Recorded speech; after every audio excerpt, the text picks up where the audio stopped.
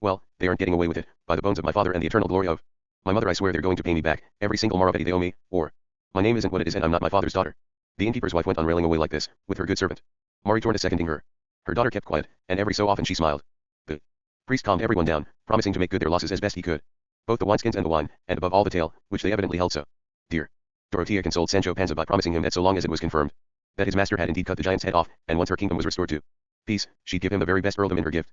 Sancho took comfort from this, and he assured the princess that she could be dead certain he really had seen the giant's head, and that if she wanted any more details he'd got a beard that went right down to his middle, and if the head didn't turn up it was because all the goings on in that place were enchanted, as he'd found the other time he'd stayed there.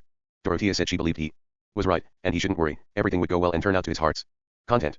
Now that peace was restored, the priest thought it would be a good idea to finish reading the tale, because he could see that not much was left. Cardenio, Dorothea, and all the others begged him to do so. He was eager to please everyone, and was enjoying the reading himself, so he continued.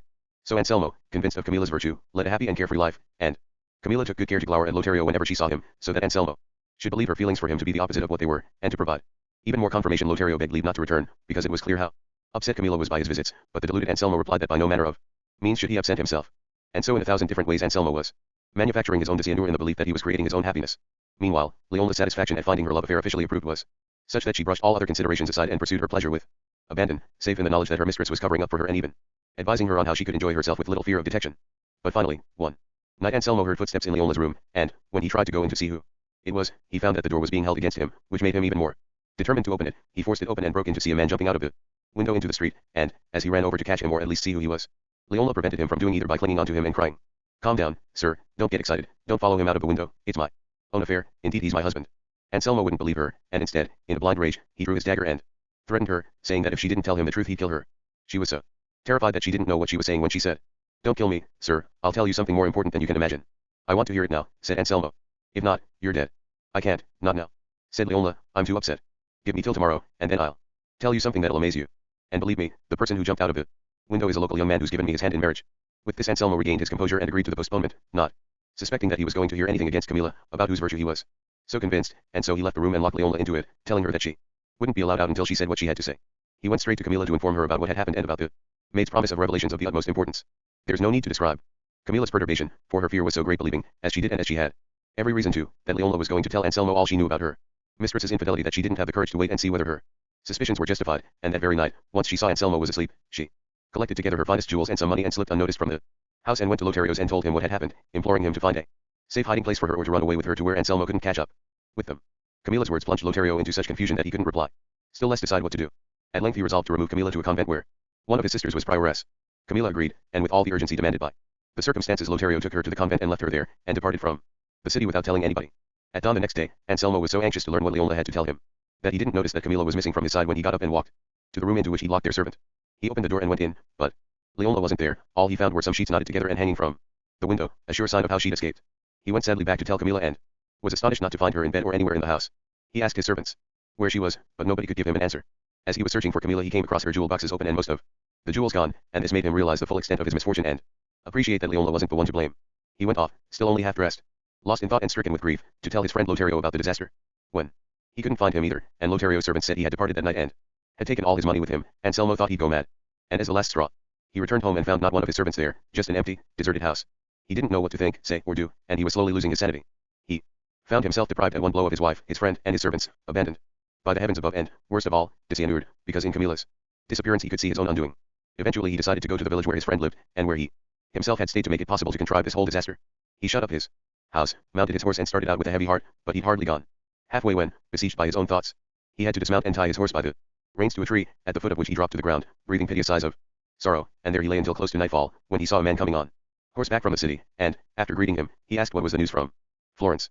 The man from the city replied, "It's the strangest news that's been heard there for many a long day, because it's reported that Lothario, the great friend of rich Anselmo, who used to live in the San Giovanni area, ran away last night with Camilla, Anselmo's wife, who's nowhere to be found." Camilla's maidservant told the whole story, after being discovered last night by the governor letting herself down by a sheet from a window in Anselmo's house. The fact is I don't know exactly what happened, all I do know is that the whole city is astonished, because this wasn't something to be expected from the close friendship between the two men, which is said to have been so remarkable that everyone called them the two friends. "Is it known, by any chance," asked Anselmo, "which way Lothario and Camilla went?" "Nobody knows that," said the man from Florence, "even though the governor has ordered the most thorough searches to be made." "God be with you, sir," said Anselmo.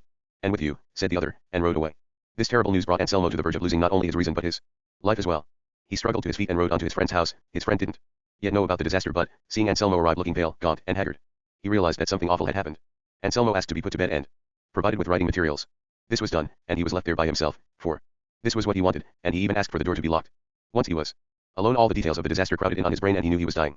So he decided to leave an account of the reasons for his strange death, and he began to write, but, before he could finish setting down all he wanted, he breathed his last and left his life in the hands of the grief that his inappropriate curiosity had brought upon him.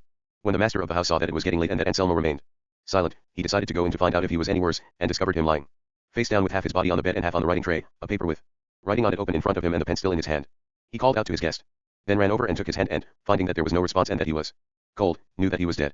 He was overcome by amazement and grief, and summoned his servants to come and see what a disaster had befallen Anselmo, and then he read the paper written, as he could see, in Anselmo's own hand. A stupid and inappropriate desire has taken my life.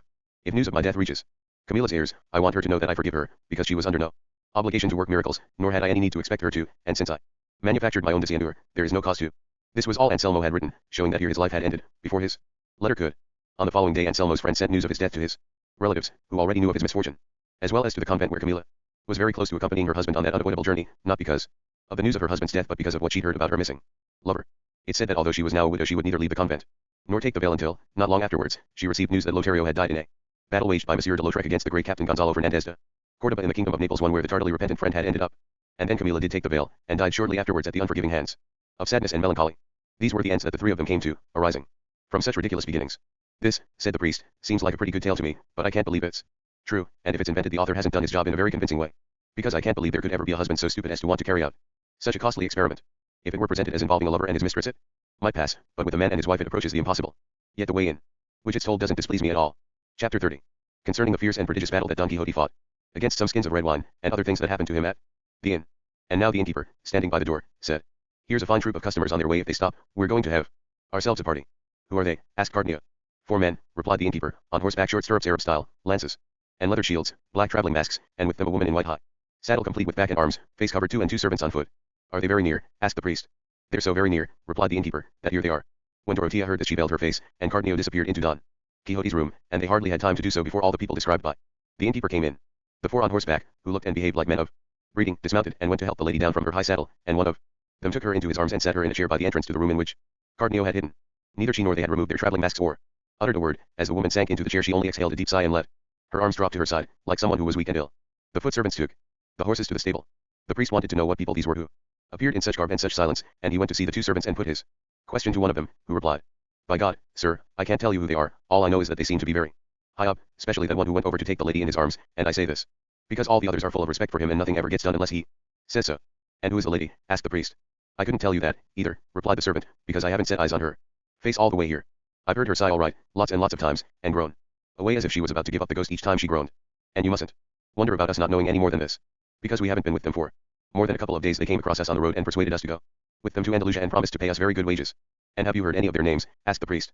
"No, never," replied the servant, "because they all ride along in such silence you wouldn't believe it, nothing to be heard except the poor lady sighing and sobbing, which makes us feel very sorry for her, and we're both convinced she's being forced to go wherever she's being taken, and as far as you can tell from her clothes she's a nun, or about to become a nun, which is more likely, and maybe it's because she isn't becoming a nun of her own free will that she's as sad as she seems to be."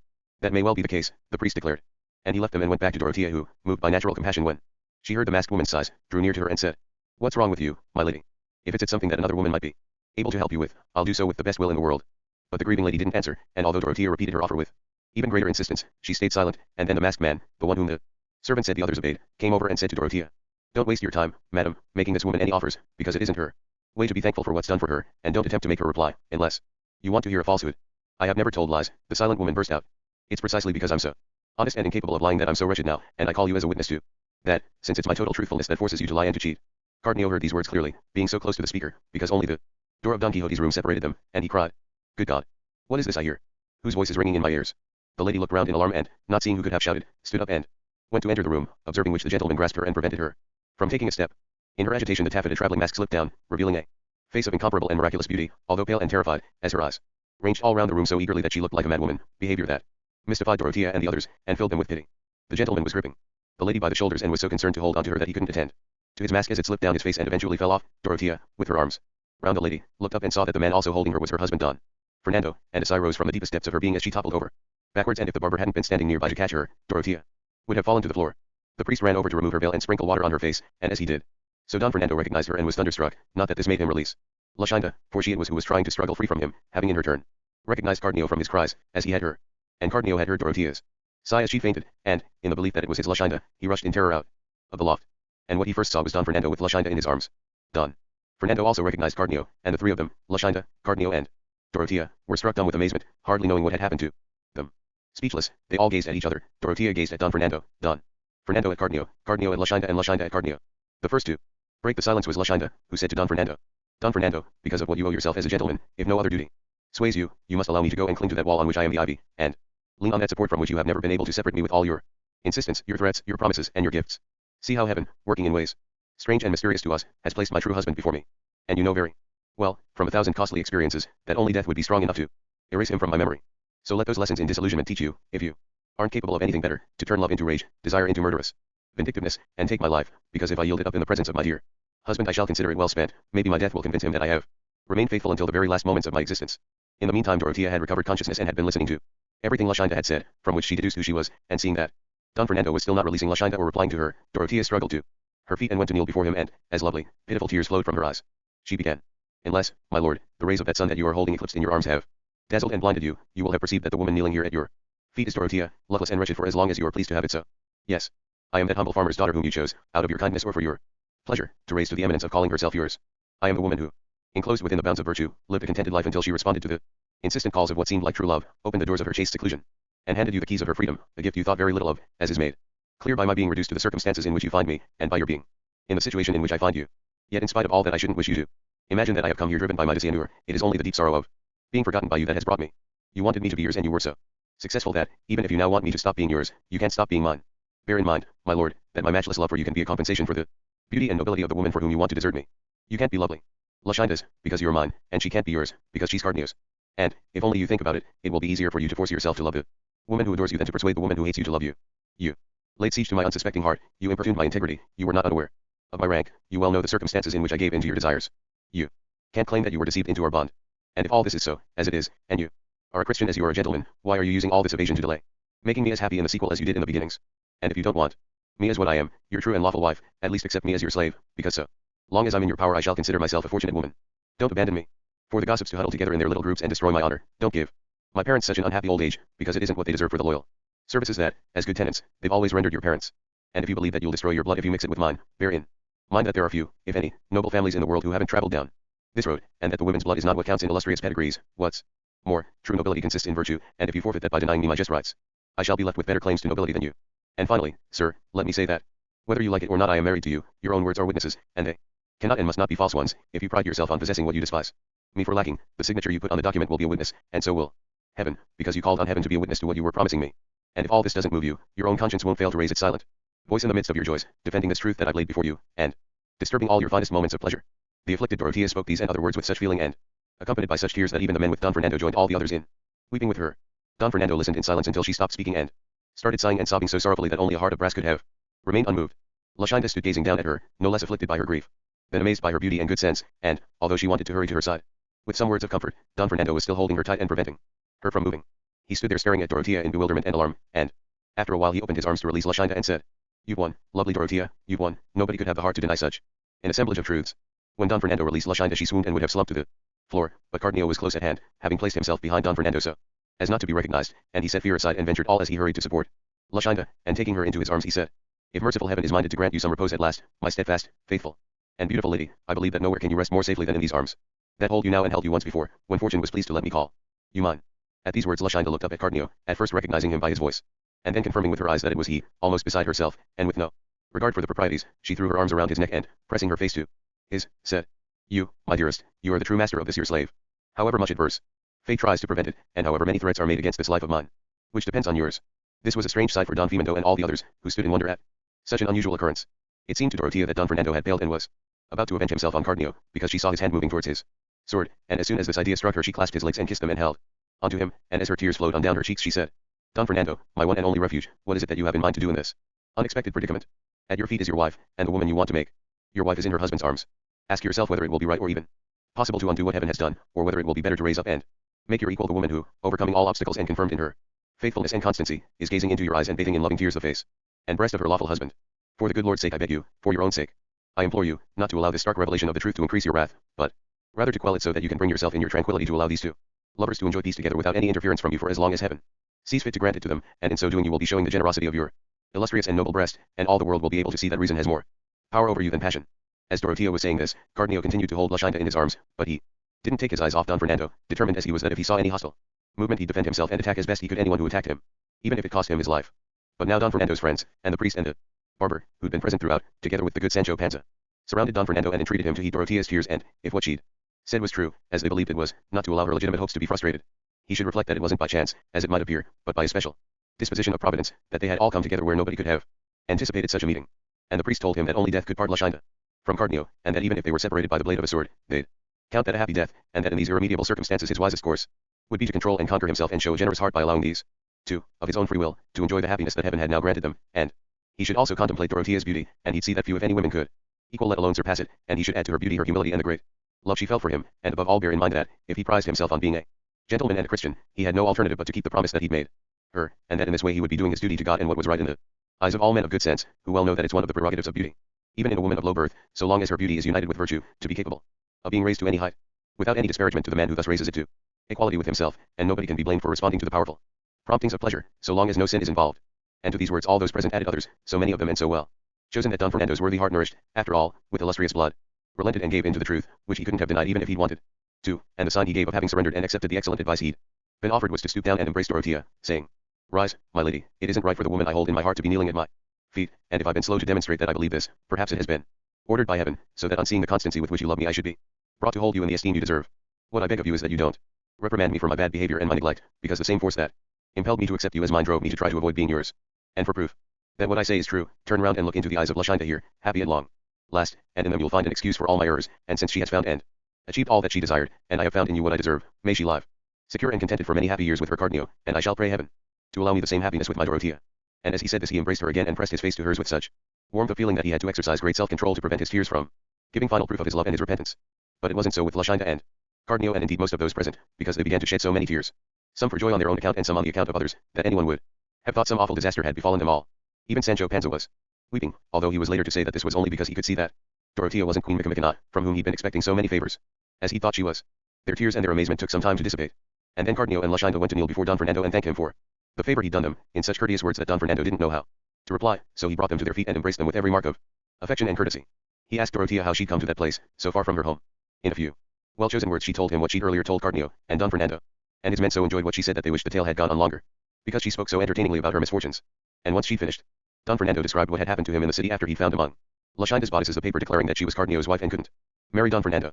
He said that he'd meant to kill her and would have done so if her parents hadn't stopped him, and that he left the house in embarrassment and fury, determined to take his revenge at a more convenient moment, and the next day he'd learned that Luscinda had gone missing from her parents' house, and no one knew where she was, and finally, some months later, he'd been told she was in a convent, with the intention of staying there for the rest of her life if she couldn't share it with Cardenio. And he'd immediately picked those 3 men and ridden with them to the convent, but hadn't tried to speak to her because of his fear that if it was known he was there the guard would be redoubled, so one day he waited until the porter's lodge was left unmanned, and posted 2 of his men at the door as he went in with the other in search of Luscinda, whom they found in the cloister talking to a nun, and they seized her, without giving her a chance to resist, and took her to a place where they provided themselves with everything they needed for their journey. It had all been simple for them, because the convent was in the middle of fields, a long way from the city. On finding herself in his hands Luscinda had fainted, and even after recovering consciousness all she'd done was weep and sigh, without speaking a word, and so, accompanied by silence and tears, they'd arrived at the inn, which for Don Fernando was the same as arriving in heaven, where all the wretchedness of this earth comes to an end. Chapter XXXVII, which continues the history of the famous Princess Micomicona, together with other amusing adventures. Sancho had been listening with a grieving heart as he saw all his hopes of an earldom going up in smoke, and the lovely Princess Micomicona turning into Dorothea before his very eyes, and the giant becoming Don Fernando, and his master still fast asleep and not in the slightest concerned about what was happening. Dorothea couldn't be certain that the happiness she'd attained wasn't all a dream. Cardenio was thinking the same thoughts, as was Luscinda. Don Fernando was thanking heaven for the benefit it had bestowed upon him in extricating him from that tortuous maze in which he'd been on the brink of forfeiting both his good name and the salvation of his soul, and everyone at the inn was rejoicing at this happy solution to such a convoluted and seemingly irremediable quandary. The priest was speaking a few timely words, as the sensible man that he was, and congratulating them on the happiness they'd attained, but the most contented and delighted of them all was the innkeeper's wife, because of the promise made by Cardenio and the priest to pay all damages, plus all interest accruing, for losses sustained at the hands of Don Quixote. Only Sancho, as has been said, was heartbroken and grief-stricken, and so, with a woebegone look on his face, he went for his master, who had just woken up, and said, "Yes, you can carry on sleeping, Sir Sorryface, as much as you like, and not bother your head about killing any giants or getting the princess's kingdom back for her. It's all over and done with." "I am certain you are right," replied Don Quixote, "because I have just been fighting against that giant in the most atrocious and dreadful battle that I ever expect to wage in All the days of my life, and with one backstroke, swish. I sent his head flying to the ground, and so much blood came gushing out that it ran all over the earth like water from rivers. Like red wine, you'd do better to say, replied Sancho, and I want you to know, if you don't know it already, that the dead giant is a wineskin all full of holes, and the blood is 20 gallons of red wine he had in his belly, and the head you chopped off is the whore that brought me into this world. And the devil take the giant and all the rest of it. What are you saying, you madman? Exclaimed Don Quixote. Can you be in your right mind? Well, you get up, said Sancho, and you'll see for yourself what a fine mess you've made and we've got to pay for, and you'll also see the queen changed into a private individual called Dorothea, and other doings that'll leave you dumbstruck, if you happen to understand what's going on. That would not surprise me in the least, replied Don Quixote, because, if you remember, that other time we were here I told you that everything that happens in this place is brought about by enchantment, and it would be no wonder if it were so now. I'd believe every word you say, replied Sancho, if my blanket tossing had been like that, but it wasn't, it was the real thing all right, and I saw the very same innkeeper, who's here today holding one corner of the blanket, and he was sending me up into the sky for all he was worth and enjoying himself too, laughing as hard as he was heaving. And when you start recognizing people it's my opinion, simpleton and sinner though I am, that it isn't an enchantment at all, but real bruises and real misery. Well, God will provide a remedy, said Don Quixote. Help me dress and I shall go out there, for I want to see these doings and transformations to which you refer.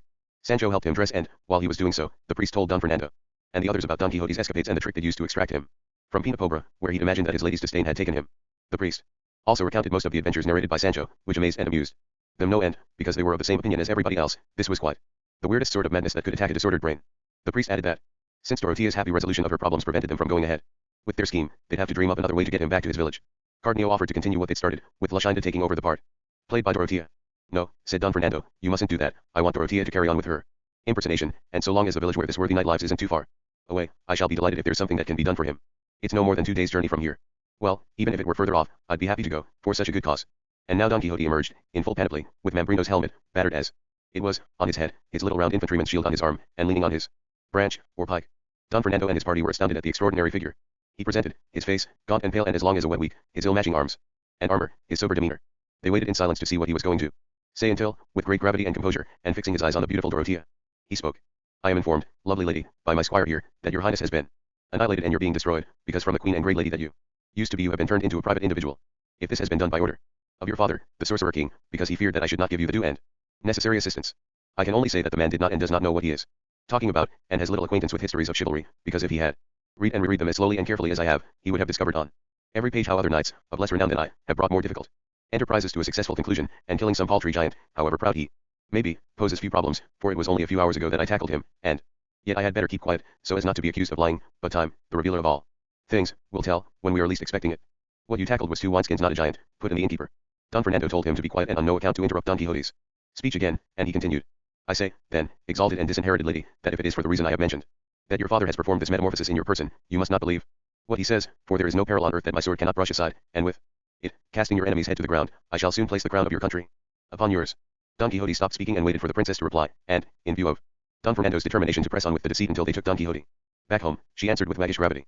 Whosoever told you, zero worthy knight of the sorry face, that I had been altered and transformed, did not tell you the truth, for I am the same woman that I was yesterday.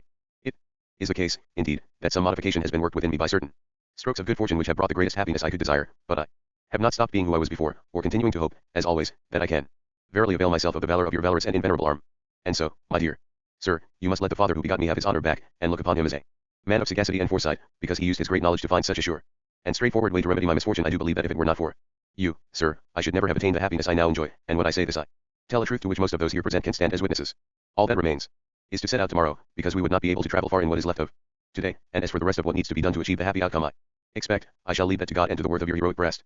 So spoke the quick-wit Dorothea, and when Don Quixote heard her words he turned in high fury to Sancho and said, Now let me tell you, Sancho you rash, that you are the greatest little villain in the whole of Spain. Have you not just been claiming, you good-for-nothing rogue, that this princess had been turned into a private individual called Dorothea, and that the head I believe I cut off a giant was the whore that brought you into this world, and other nonsenses that plunged me into the greatest bewilderment I have known in all the days of my life? By, and he raised his eyes to heaven and gritted his teeth, I have a good mind to work such havoc on you as will force some sense into the brain pans of all the lying squires of knights errant from now until the end of time. Calm down, sir, replied Sancho. I might have been mistaken about the alteration too. My lady the princess Micomicona, but as for the giant's head, or rather the cutting up of wineskins, and the blood that's really red wine, I'm not making any mistakes, as God's my witness, because the skins are there to be seen, all wounded at the head of your bed. And the red wines turned the room into a lake, and if you don't believe me, the proof of the puddings and the eating, what I mean to say is you'll soon see, when our friend the innkeeper here charges you for all the damage. And as for the rest, about my lady the queen being just as she always has been, it warms the cockles of my heart, because I've got a stake in that, as much as any other father's son. All I can say, Sancho, said Don Quixote, is that you are a fool, and forgive me, and enough said. Enough said, indeed, said Don Fernando, and now let's drop the subject. And since my lady the princess says we should set off tomorrow, because it's too late today, So be it, and we can while away the night in pleasant conversation until dawn arrives, when we shall all accompany Don Quixote, for we want to witness the splendid and unheard of deeds that he will perform in the course of this grand enterprise that he has undertaken.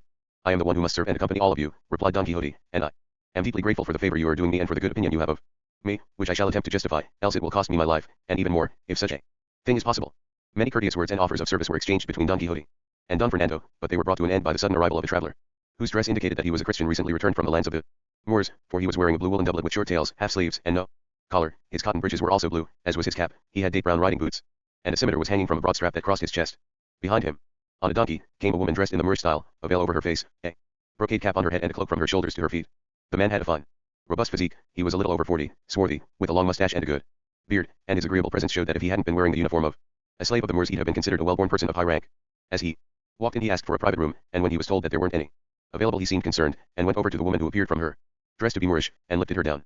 Luscinda, Dorothea, the innkeeper's wife and daughter, and Maritornes, attracted by the novelty of her clothes, the like of which they'd never seen before, surrounded her, and Dorothea, always charming, courteous and sensible, and seeing that both she and the man seemed troubled by the want of a room, said to her, "Try not to be too worried, my lady, by the lack of comfort here, because that's what you must expect at any roadside inn, but, all the same, if you'd like to accept our company," motioning towards Luscinda, "you may find that you've met with worse welcomes in the course of your journey." The veiled woman didn't reply, but only rose from her seat and, with her hands crossed over her chest and her head bowed, leaned forward to indicate her gratitude. Her silence confirmed that she must be Moorish and couldn't speak Spanish.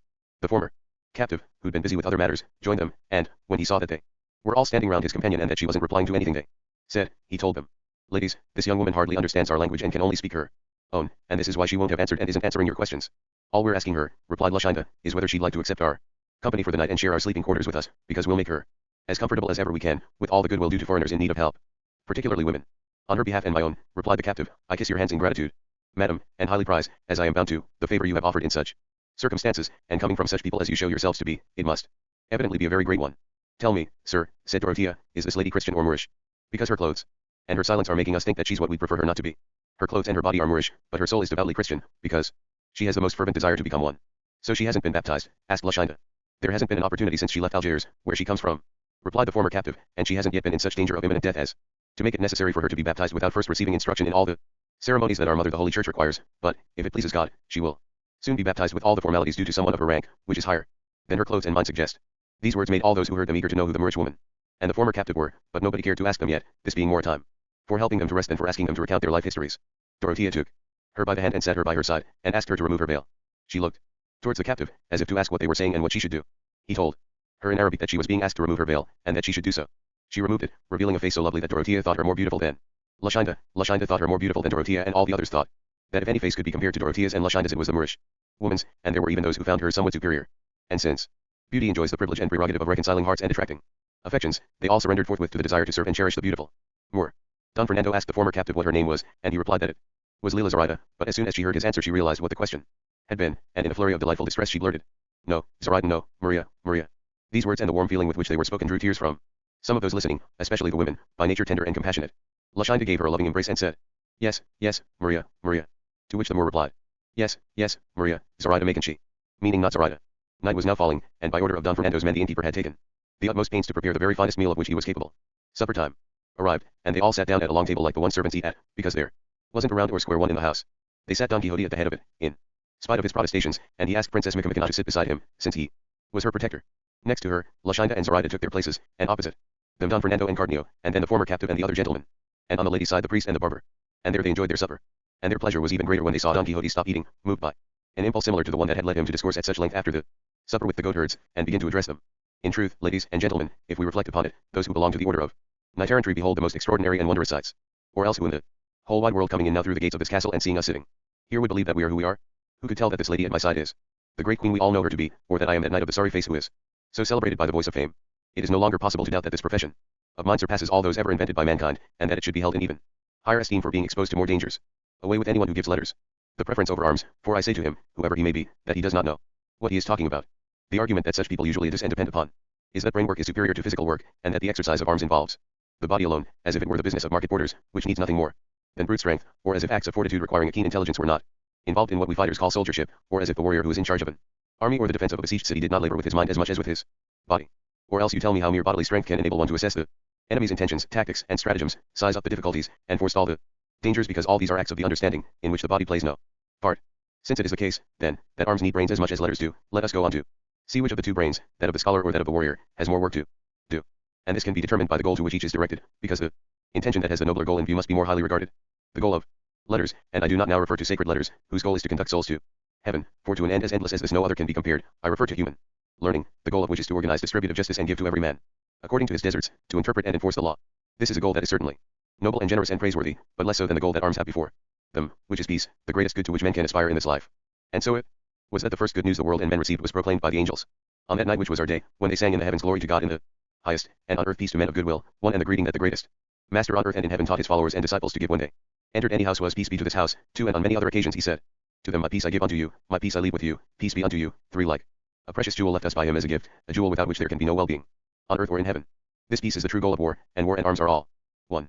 Given, then, this truth, that the goal of war is peace, and that this is nobler than the goal of letters, let us now consider the bodily hardships of the man of letters and the man of arms, and see which are greater. Don Quixote was developing his arguments in such an orderly and lucid way that for the time being none of those listening to him could believe that he was a madman. On the contrary, since most of them were gentlemen and therefore much concerned with arms, they were delighted to sit there listening as he continued. I should say that the hardships of the student are these, above all poverty, not that they are all poor, but I am putting the strongest possible case for them, and having said that the student suffers poverty, it seems to me that there is nothing more to add concerning his troubles, because he who is poor lacks everything that is good. He suffers this poverty in each of its facets, now hunger, now cold, now nakedness, now all of them together, but in spite of that, his hunger is never so great that he goes without eating, even if he does so a little later than other people, even if he eats leftovers from the tables of the rich, for it is the student's greatest suffering to beg his bread, as they themselves term it, and there is always somebody who will let them in to sit at the fireside or by the brazier, which, if it does not warm them, at least takes the edge off the cold, and they always sleep under a roof at night. I shall not descend to other details, such as their lack of shirts or shortage of shoes, their thin and threadbare clothes, or how they gorge themselves with such gusto when good fortune sets a banquet before them. Along this road that I have described, rough and difficult, stumbling here and falling there, struggling to their feet and falling again, they gain the degree to which they aspire. And once they attain this, many are those we see who, having sailed over these shoals, and between these Scillas and Charybdis for as if borne on the wings of favorable fortune, govern and rule the world from an armchair, with their hunger turned into satiety, their pinching cold into cool comfort, their nakedness into finery and regalia, their nights shivering on rush mats into repose between holland cloth and damask, the just reward for their virtue. But if their hardships are compared and contrasted with those of the militiaman or warrior, they fall very far short, as I shall now demonstrate. Chapter 38. Concerning Don Quixote's curious discourse about arms and letters. Don Quixote continued. Since, in discussing the student, we began with his poverty and its different facets, let us now see if the soldier is any richer. And we shall observe that he is the very poorest of the poor, because he depends on his paltry pay, which he receives late or not at all, or on what he can loot at grave risk to his life and his conscience. And sometimes he is so short of clothes that a slashed jerkin has to serve him as both uniform and shirt. And in midwinter he is often all too aware of the inclemency of heaven when he is out in the open field with nothing to warm him but his breath, which issues from an empty space and must therefore, I am sure, emerge cold, contrary to all the laws of nature.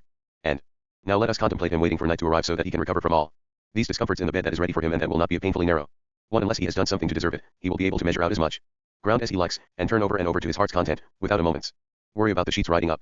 And then come the day and the time for his degree ceremony, a battle day, when he will have a doctor's cap placed on his head, made of lint to dress a bullet wound in the temple, unless he has received some other injury disabling a leg or an arm.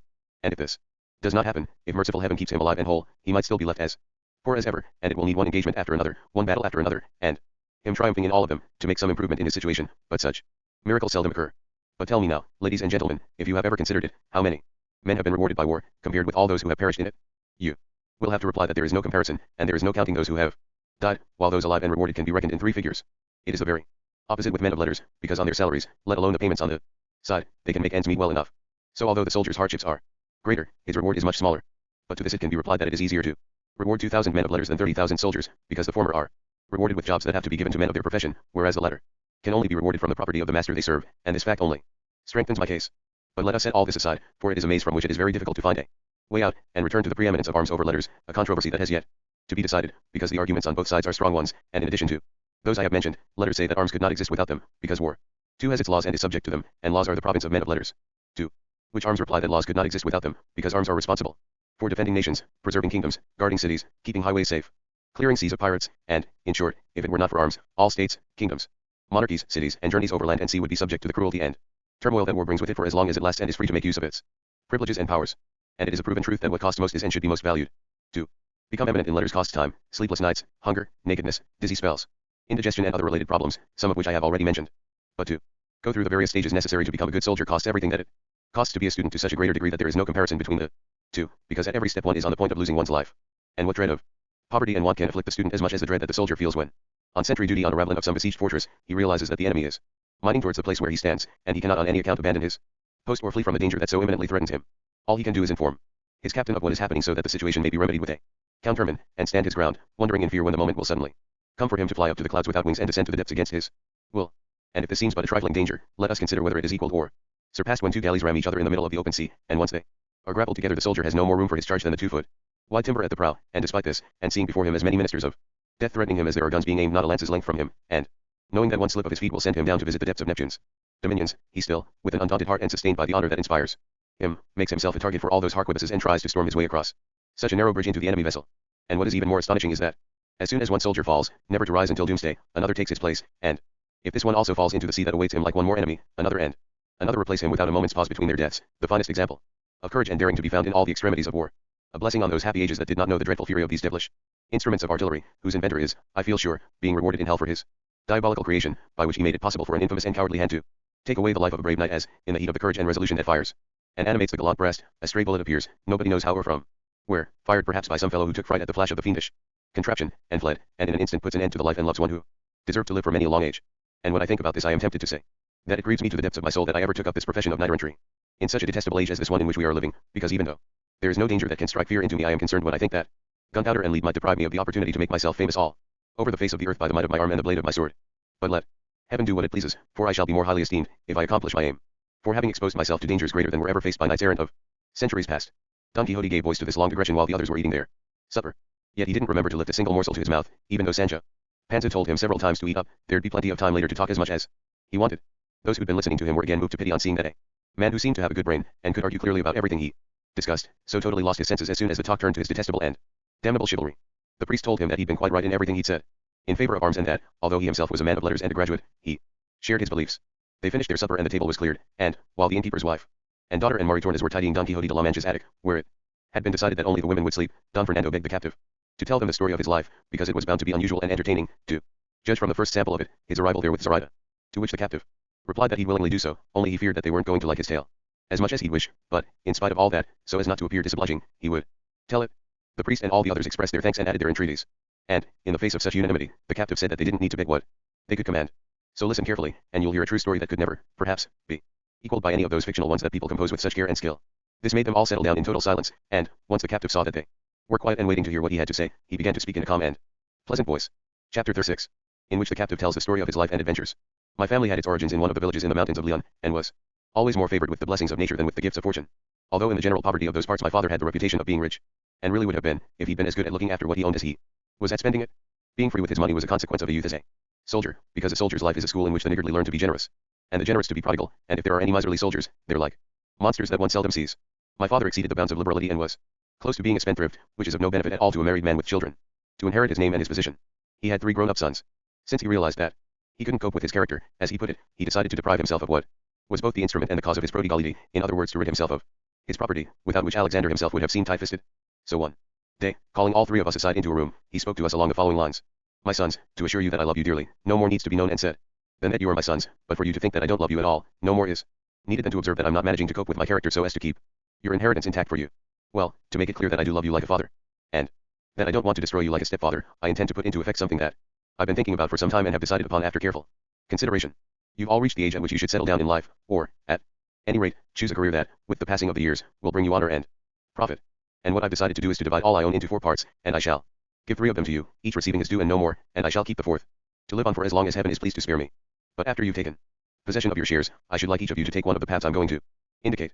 We have a proverb here in Spain, in my opinion a very true one, as they all are, being brief maxims arising from the wisdom of long experience, and this proverb says the church, the sea, or the palace of the king, or, to spell it out more clearly, whoever wants to prosper and be rich should either enter the church, or take up trading, and go to sea, or serve a king in his palace, because, as they also say, better the king's crumb than the Lord's boon. I say all this because what I want is for one of you to study, to become a man of letters, another to go into commerce, and the third to serve the king in his wars, since obtaining a position in his palace is difficult, and even though war doesn't bring much wealth, it does greatly increase one's worth and one's good name. In a week's time I shall give each of you his share in cash, not withholding a single maravedi, as you will see for yourselves. Now, tell me whether you are willing to follow the advice I'm offering you. He called on me, as the eldest, to reply first, and after I'd protested that he shouldn't part with his possessions but spend as much as he liked, because we were old enough to make our own fortunes, I concluded by saying that I'd do as he wished, and that my choice would be to follow the profession of arms, and serve God and my king in that way. My younger brother made a similar protest and chose to sail to America with merchandise that he'd buy with his share. The youngest, and, I think, the most sensible of us, said that he wanted to enter the church, or go and complete his studies at Salamanca University.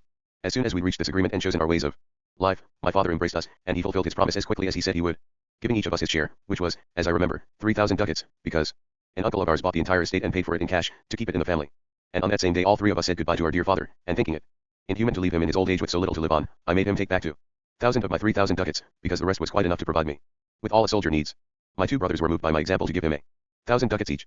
So my father was left with 4,000 ducats in cash and 3,000 more, which was, it seems, the value of the estate that fell to his share and that he didn't want to sell and had kept his land. In short, we said goodbye to him and to our uncle, with the tears of sorrow rolling down our cheeks, and they urged us to send them our news, whether good or bad, whenever we had a chance. We promised that we would. Our father hugged and blessed us, and one son set out for Salamanca, another for Seville, and I left for Alicante, having heard that a Genoese ship was in that part, loading wool for Genoa. It's 22 years now since I left my father's house, and in all this time, even though I've written letters, I haven't received any news about him or my brothers. And now I'll tell you briefly what has happened to me during these years. I embarked in Alicante. I had a good trip to Genoa. From there I went to Milan, where I equipped myself with arms and military clothing, and from there I decided to go to Piedmont to enlist. I was on my way to Alessandria when I heard that the great Duke of Alba was marching to Flanders. When I changed my plans, went to join him, served him in his campaigns, was present at the executions of Count Egmont and Count Huron, rose to be an ensign under a famous captain from Guadalajara called Diego de Urbina III, and little after I reached Flanders, news arrived of the alliance that His Holiness Pope Pius V, of happy memory, had made with Venice and Spain against the common enemy, the Turk, whose fleet had just taken the famous island of Cyprus, which had been under the rule of Venice, a lamentable, disastrous loss, for it became known that His Serene Highness Don John of Austria, our good King Don Philip's half-brother, was to be the general in command of the allied armies. News spread of the massive preparations for war that were being made, and all this inflamed my desire to fight in the great battle that lay ahead, and even though I'd been given hints and almost firm promises that I was going to be promoted to captain at the earliest opportunity, I decided to drop everything and go back to Italy. And as my good fortune would have it, Don John of Austria had just reached Genoa on his way to Naples to join the Venetian fleet, which he later did at Messina. 5 So, to be brief, I fought in that glorious battle 6, having already been made a captain in the infantry, to which honorable rank I rose more by luck than through merit. And on that day, so happy for all Christendom, because it was when all the nations in the world learned how wrong they'd been to believe the Turks invincible at sea, on that day when Ottoman pride was dashed to pieces, among all the happy men there, because the Christians who died were even happier than those who survived victorious, I alone was wretched, instead of the naval crown that I could have expected if these had been Roman times. I found myself on the night following that famous day with my feet fettered, and my hands manacled. And it happened like this: after Alec Ali, the king of Algiers, a bold and successful privateer, had rammed and overpowered the Maltese flagship, and only 3 knights of Malta were left alive on it, all badly wounded, Giovanni Andrea Doria's flagship, on which I was serving with my company, went to the rescue, and doing what was my duty. At such a juncture I leapt aboard the enemy galley, which then sheered off from the galley, ramming her, thus preventing my soldiers from following me and leaving me alone among my enemies, so many of them that I couldn't resist for long and was overpowered, covered in wounds. And as you'll have heard, gentlemen, Alec Ali escaped with his entire squadron, so I ended up a captive in his power, the only sad man on a day when so many rejoiced, the only prisoner on a day when so many were set free, for on that day 15,000 Christians rowing in the Turkish fleet gained the liberty they'd been longing for. I was taken to Constantinople, where the Grand Turk Selim promoted my captor to admiral for having done his duty in the battle and having carried off, as proof of his bravery, the standard of the Knights of Malta. In the second year of my captivity, which was 72, I was at Navarino 7, rowing in the admiral's flagship with its 3 lanterns. I was a witness to the opportunity that was lost to catch the whole Turkish fleet in harbor. All the Turkish sailors and soldiers were convinced that they were going to be attacked there, and had their clothes and their passamakis, or shoes, ready to flee overland without waiting for the assault. Such was the terror that our fleet had inspired in them. But heaven decreed otherwise, not through any fault or negligence of our general, but because of Christendom's sins, and because it is God's will that there shall always be scourges to chastise us. And Alec Ali took refuge on Modon, an island near Navarino, disembarked his troops, fortified the harbor entrance, and waited there until Don John went away. In this campaign the galley called the Prize, whose captain was a son of the famous privateer Barbarossa, was captured by the flagship of Naples, called the She-Wolf, commanded by that thunderbolt of war, that father to his soldiers, that happy end never defeated Captain Don Alvaro de Bazan, the Marquis of Santa Cruz. And I don't want to pass over the events associated with the taking of the prize. Barbarossa's son was so cruel and treated his captive so badly that as soon as the galleymen saw that the She-Wolf was closing in on them, they all dropped their oars, pulled him down from the awning bollard where he stood screaming at them to row faster, and passed him along from bench to bench, from the stern to the prow, biting him all the way so viciously that he'd gone little further than the mast before his soul had gone down to hell. Such was their hatred for him because of his ill treatment. We returned to Constantinople, and the next year, 73, news reached the city that Don John had taken Tunis and won the whole kingdom of Tunisia from the Turks and had handed it over to Muley Hamid, putting an end to the hopes that Muley Hamida, the cruelest and bravest Moor there's ever been, had cherished of regaining his throne. The Grand Turk felt this loss keenly, and, with the sagacity characteristic of all his dynasty, he made peace with the Venetians, who wanted it much more than he did. And in the following year of 74 he attacked the Goletta and the fort that Don John had left half built just outside Tunis. 9 In all these actions I was at the oar, without any hope of liberty. At least I didn't have any hopes of being ransomed, because I'd decided not to send news of my misfortune to my father. Both the Goletta and the fort eventually fell, in the face of 75,000 regular Turkish soldiers and more than 400,000 Moors and Arabs from all Africa, and this vast army was supplied with all the munitions they could ever have needed, and with so many sappers that they could have buried the Goletta and the fort using their bare hands.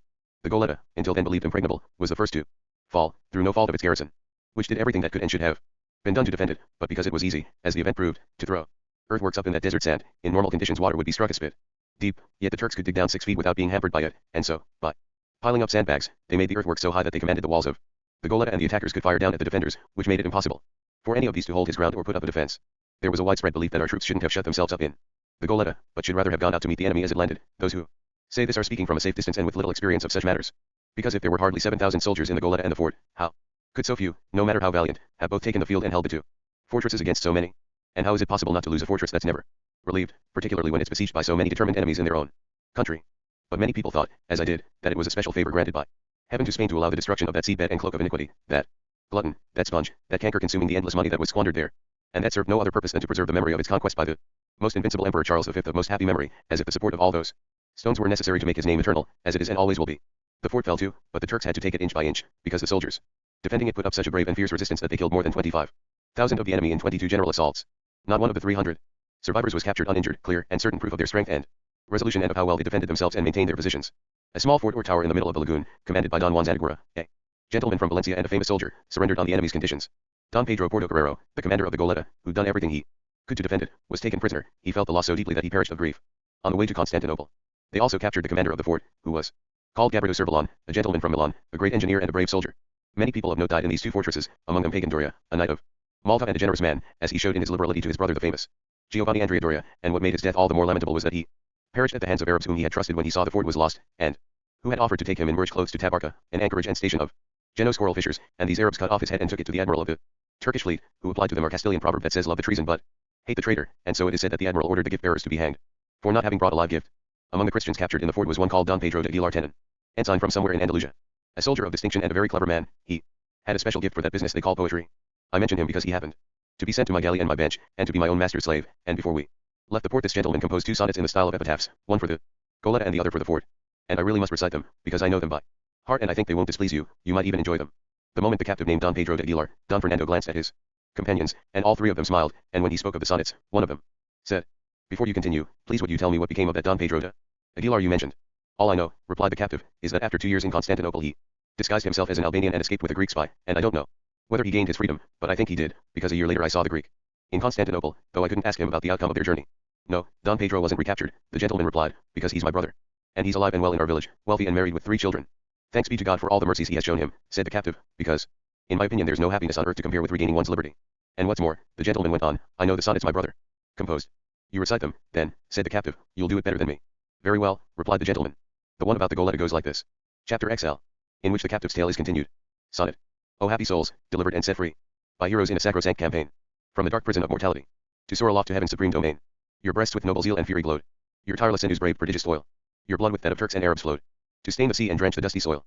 Your earthly lives but not your courage failed, in bodies from which all the strength had flown, victorious though defeated and bewailed, on perishing between cold steel and stone. Because for such a death before such foes, its fame the world, its glory heaven bestows. That's exactly the version I know, said the captive. The one about the fort, if I remember rightly, said the gentleman, goes like this. Sonnet. And from these ruins on the desert plain, these scattered clods that heap this bloody site, 3,000 soldiers' souls, alive though slain, to happier regions winged their joyous flight, yet not before they vainly had essayed the vigor of their arms with dauntless zeal, until, outnumbered and fatigued, they laid down their young lives to scimitars of steel. This is the place, and this the dismal ground, that for men's hopes has offered but a tomb, through past and present centuries renowned, for evil spawned in its unloving womb. From braver bodies never could there rise such saintly souls from earth to gain the skies. The company thought the sonnets weren't too bad, and the captive was cheered by the news of his companion. He continued his tale. Once the Goletta and the fort had fallen, the Turks set about demolishing the Goletta, because there was nothing left of the fort to knock down, and to save time and labor. They mined it in 3 places, but they couldn't blow up what seemed to be the weakest part, the old walls, although all of what was left standing of the new fortifications built by Friar Puck one came down without any trouble whatsoever. To cut a long story short, the fleet returned to Constantinople triumphant and victorious, and a few months later my master Aluk Ali died. He was known as Aluk Ali Fartag, which in Turkish means the scabby renegade, because he suffered from ringworm, and it's a custom among the Turks to name people after some defect or quality of theirs. And this is because there are only 4 families with their own surnames, all of them descended from the house of Ottoman, and everyone else, as I've just said, takes his name and surname from bodily defects or moral qualities.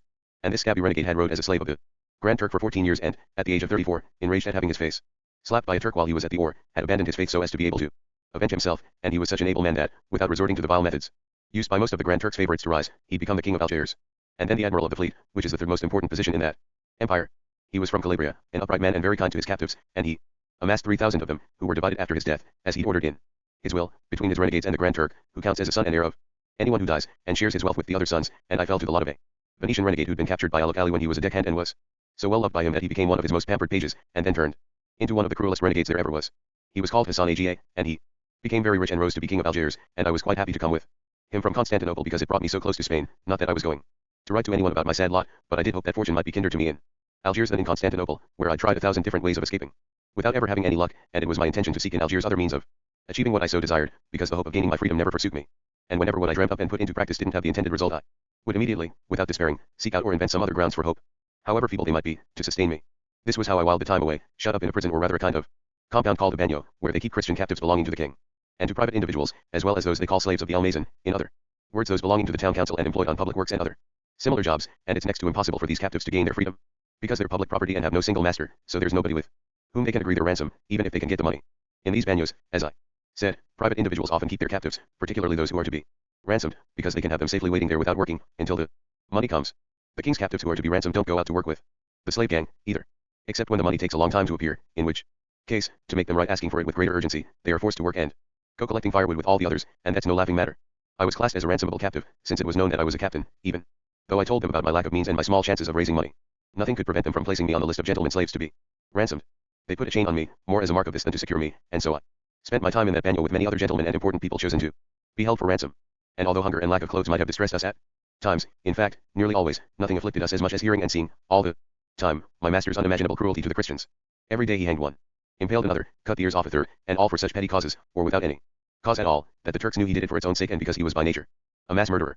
The only man who emerged unscathed from his hands was a Spanish soldier called something Saavedra too, who performed exploits that will stay in the memory of those people for many years, all for the sake of gaining his liberty. Yet Hassan Aga never beat him or ordered him to be beaten, or even spoke a harsh word to him, and for the very least of his many doings we all feared that he was going to be impaled, and so did he, more than once, and if we weren't short of time I'd tell you of this soldier's exploits, and they would entertain and amaze you much more than my own story. I should mention that our prison yard was overlooked by the windows of a house belonging to a rich and eminent Moor, as is normal in Moorish houses. They were more like little holes than windows, and even so they were covered by dense and impenetrable grills. And one day, when I was with 3 companions on a roof terrace in the prison, whiling away the time by seeing who could jump the furthest in our chains, we were alone because all the other Christians had gone out to work. I happened to look up and I saw a cane being poked out of one of those little latticed windows, and tied to the end of it there was a handkerchief, and the cane was being waved up and down as if to signal to us to go and take it. We considered the situation, and one of the men with me went to stand under the cane to see if the person holding it dropped it, or what would be done with it, but when he went the cane was raised and waved from side to side like someone shaking their head. My companion rejoined us, and the cane was lowered again with the same movements as before. Another of my companions walked over to the cane, with the same result. Finally the third one went, and was similarly dismissed. Seeing all this, I wanted to try my luck as well, and as soon as I stationed myself under the cane it was dropped into the bagnio, at my feet. The handkerchief had been tied into a knot and I made haste to undo it, and inside I found 10 zinias, Moorish coins of gold alloy each worth 10 of our reals. There's no need to tell you how happy I was with this windfall. My joy was matched only by my amazement as I wondered who could have sent that gift to us, or more precisely to me, because the fact that the cane had been dropped for me alone showed for whom the present was meant. I took the welcome cash, broke the cane into little pieces, returned to the roof terrace, looked up at the window and saw there a pure white hand being rapidly opened and closed. This gave us to understand or imagine that it must have been a woman living in that house who'd made us that gift, and to indicate our gratitude we made salams in the Moorish way, lowering our heads and bowing with our arms held over our chests. A little after that a small cross made of cane appeared for an instant at the same window. This sign made us think that a Christian woman must be a captive in that house, and that it was she who had favored us, but the whiteness of that hand and the bracelets it displayed soon dispelled this notion, though we did then imagine that she might be a Christian renegade. For these are often taken as wives by their masters, who even consider it a stroke of good fortune to be able to do so, because they hold Christian women in higher esteem than women of their own race.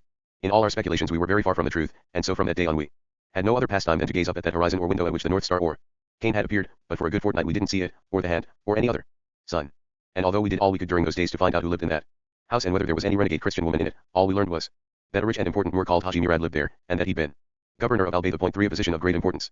But when we were least expecting it to rain more zinias, we saw the cane suddenly appear, and another handkerchief on it, tied into a bigger knot, and this happened at a time when the bagnio was, as before, empty except for us.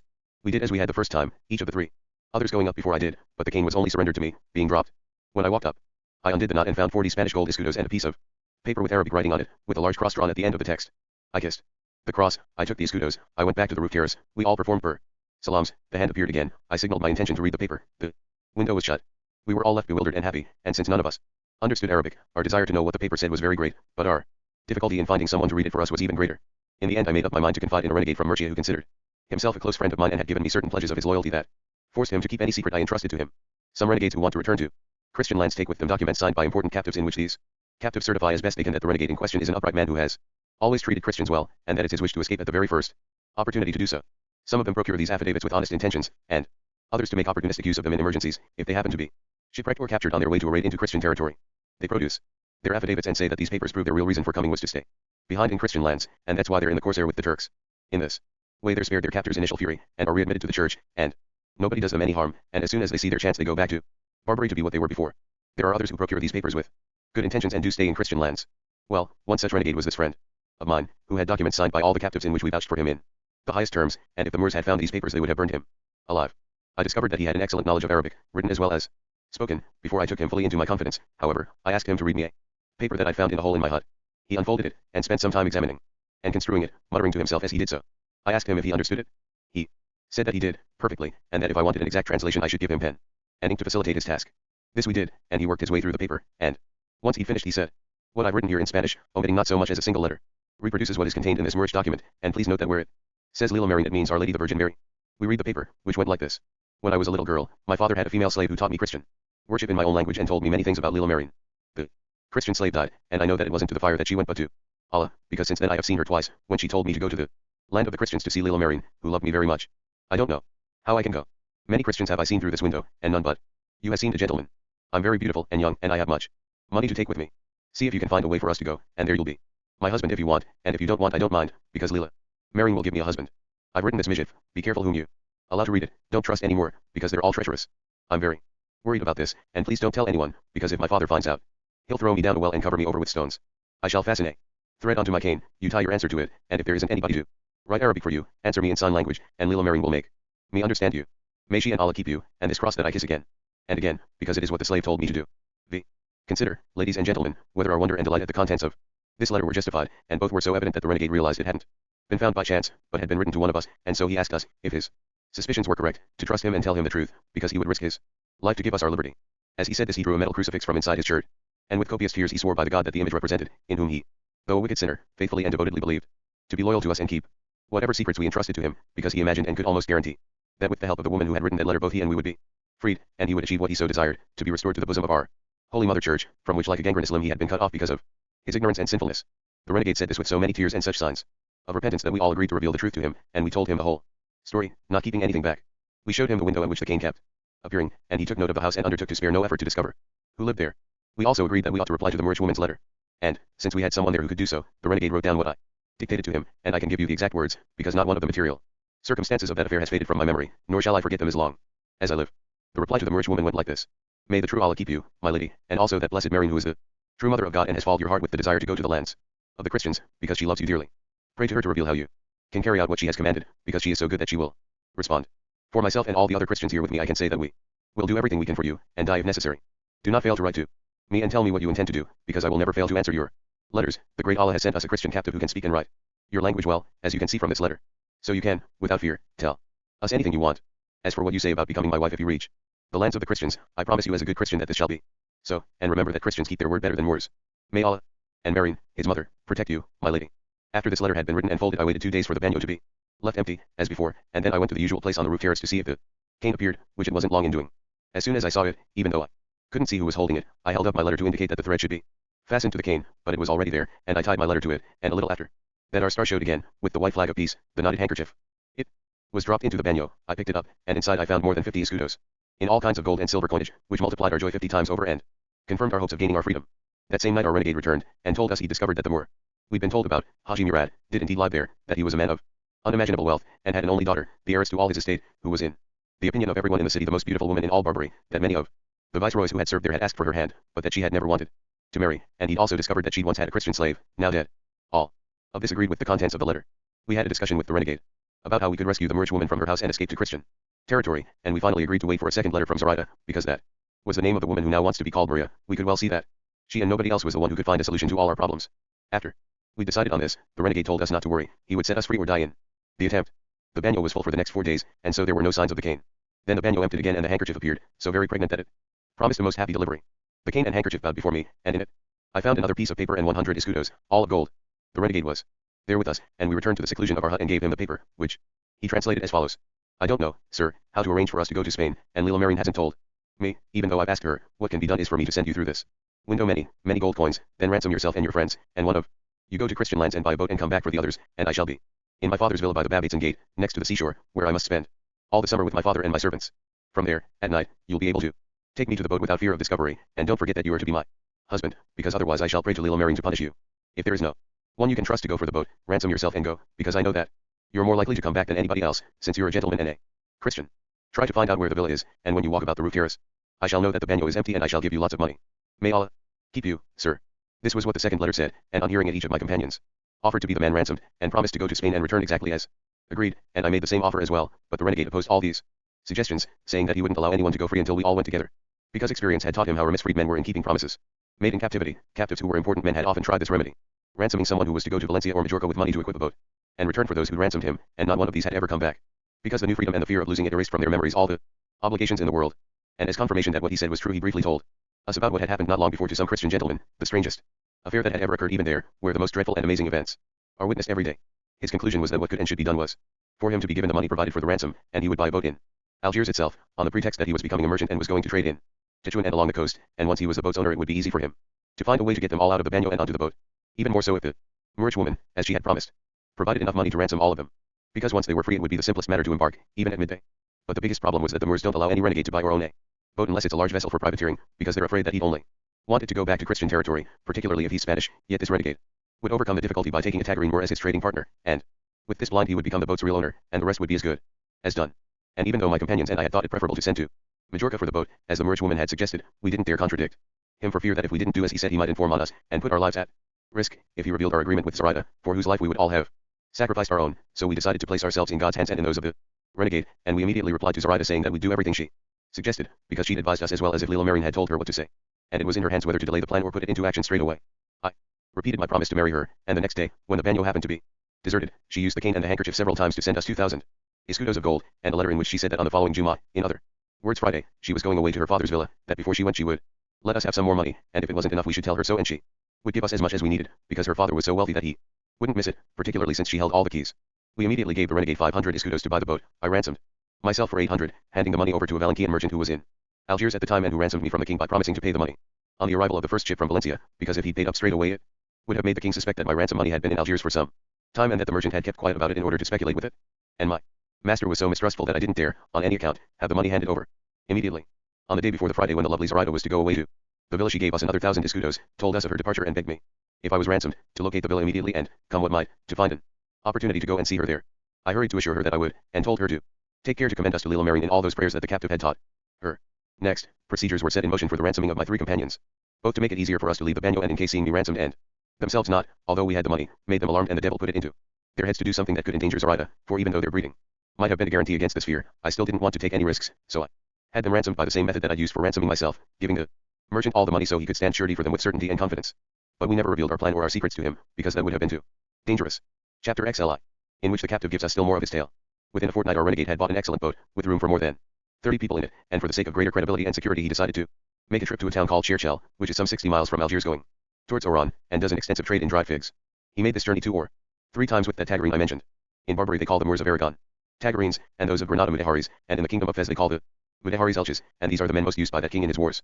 Well, each time the renegade went by in his boat he cast anchor in a cove not a couple of bows hots from the villa where Zoraida was waiting, and there he would either, with great deliberation, set about performing his daily devotions with the young Moors who were rowing for him, or try out as if in jest what he was planning to do later in earnest, by going to Zoraida's villa and asking for fruit, and her father would give him some, without knowing who he was, and although he would have liked to speak to Zoraida, as he later informed me, and tell her that he was the man who, on my orders, was going to take her away to the lands of the Christians, and that she could feel happy and safe with him, he was unable to do so, because a Moorish woman will never appear before a Moor or a Turk unless her husband or father tells her to.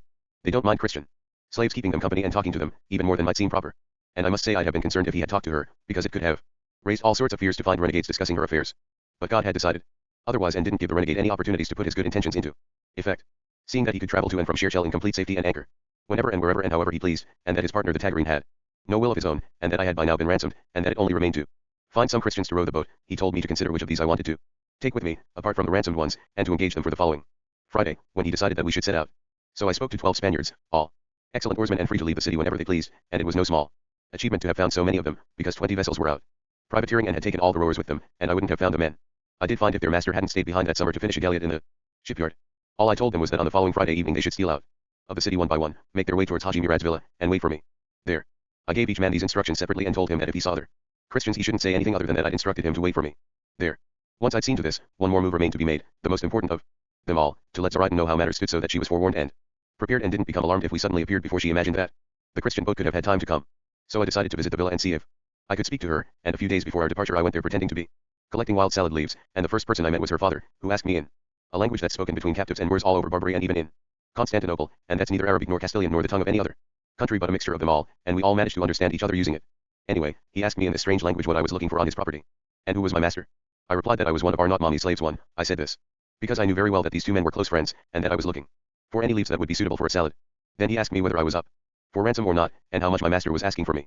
While we were busy with these questions and answers, the beautiful Zoraida, who'd been watching me for some time, wandered out of the house, and since, as I've said, Moorish women aren't particular about showing themselves to Christians and aren't at all coy with them, she didn't have any scruples about coming to where we stood. Indeed, when her father saw her hesitant approach, he called her over. I couldn't begin to describe Zoraida's beauty and grace or her rich and elegant attire. When she came before me, all I will say is that there were more pearls hanging from her lovely neck, ears, and tresses than hairs on her head. On her ankles, which, in the Moorish fashion, were bare, she was wearing two carcashes, that's what they call ankle rings in Arabic, of the purest gold and set with so many diamonds that she later told me her father put their value at 10,000 doubloons, and her bracelets were worth the same amount. She was wearing all those superb pearls because for any Moorish woman they are the most splendid finery to be had, and this is the reason why. There are more pearls and seed pearls in Moorish hands than among all the other peoples in the world put together, and Zoraida's father had the reputation of possessing great numbers of the best pearls in Algiers, as well as 200,000 Spanish escudos. And all this was hers, then and now all she has is me. You can imagine her beauty in prosperous times and when thus adorned from what remains of it now, after so much toil and trouble. Because we all know that some women's beauty has its days and its seasons, that circumstances can increase or diminish it, and that it's natural for intense emotions to alter it for better or for worse, though they more often destroy it.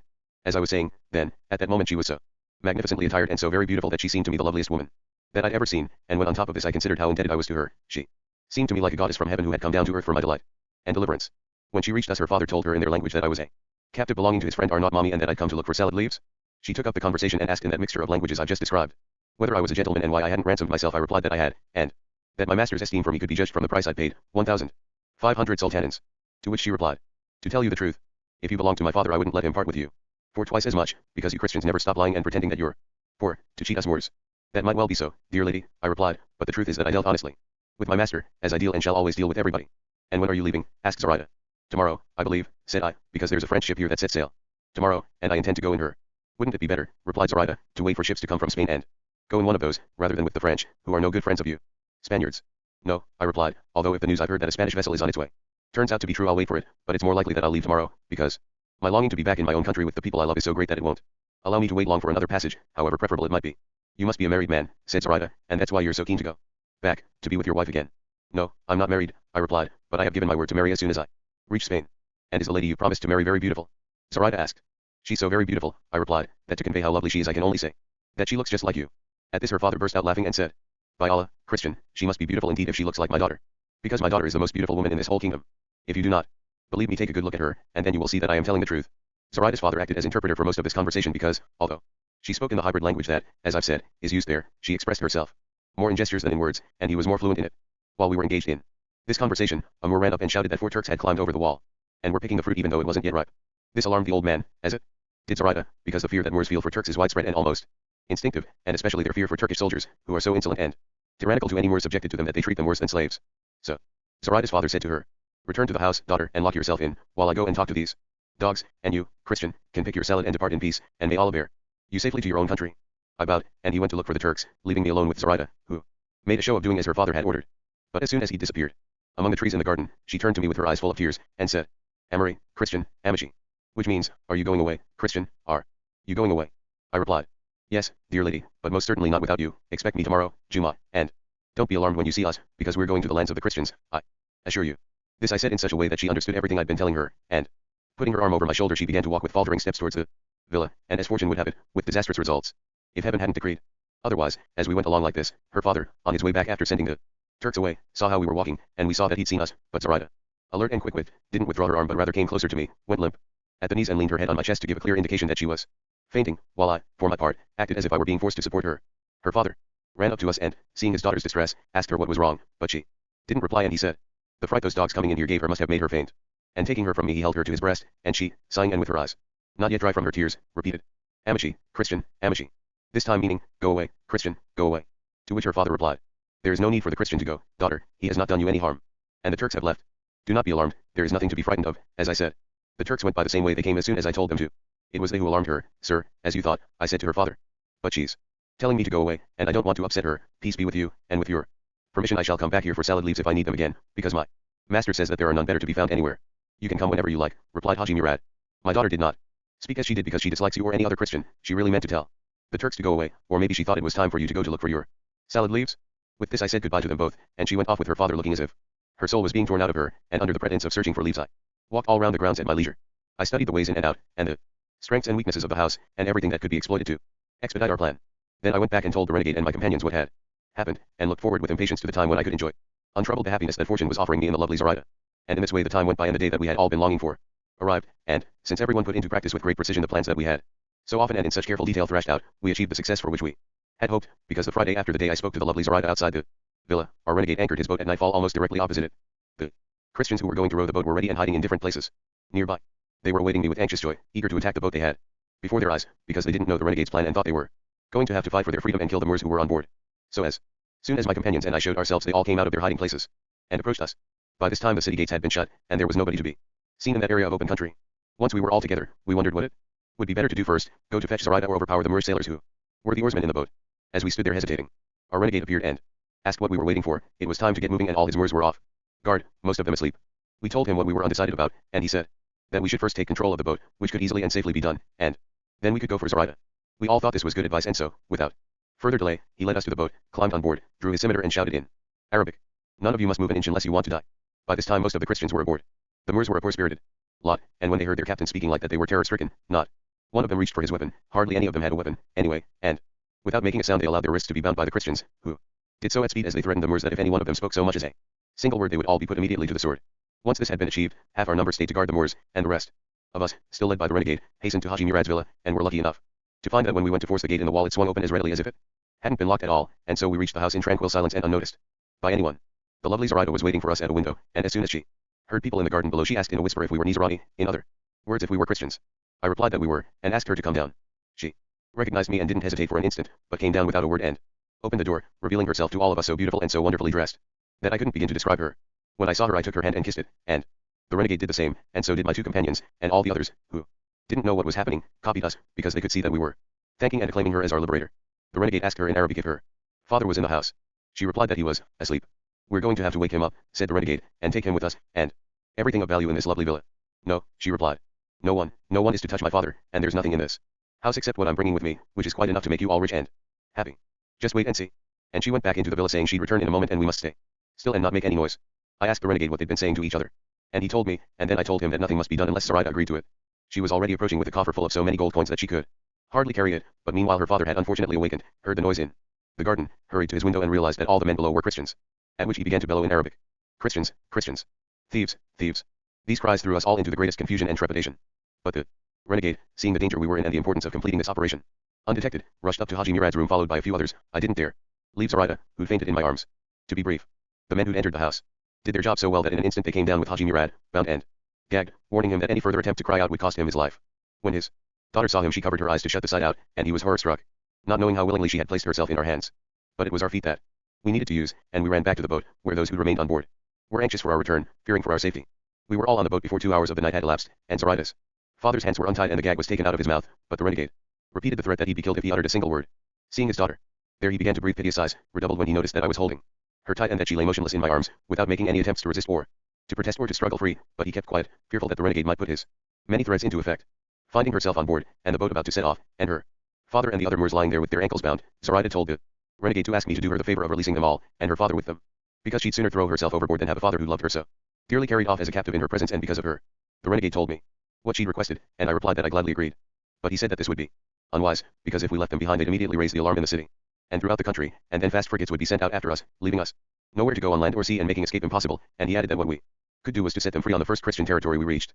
We all agreed to this, and informed Zoraida of our decision and our reasons for not doing as she wished, and she was satisfied with the arrangement, and in a joyful silence and with a happy diligence each of our lusty rowers took his oar, and, commending ourselves to God with all our hearts, we began our journey to the Balearic Islands, the nearest Christian lands.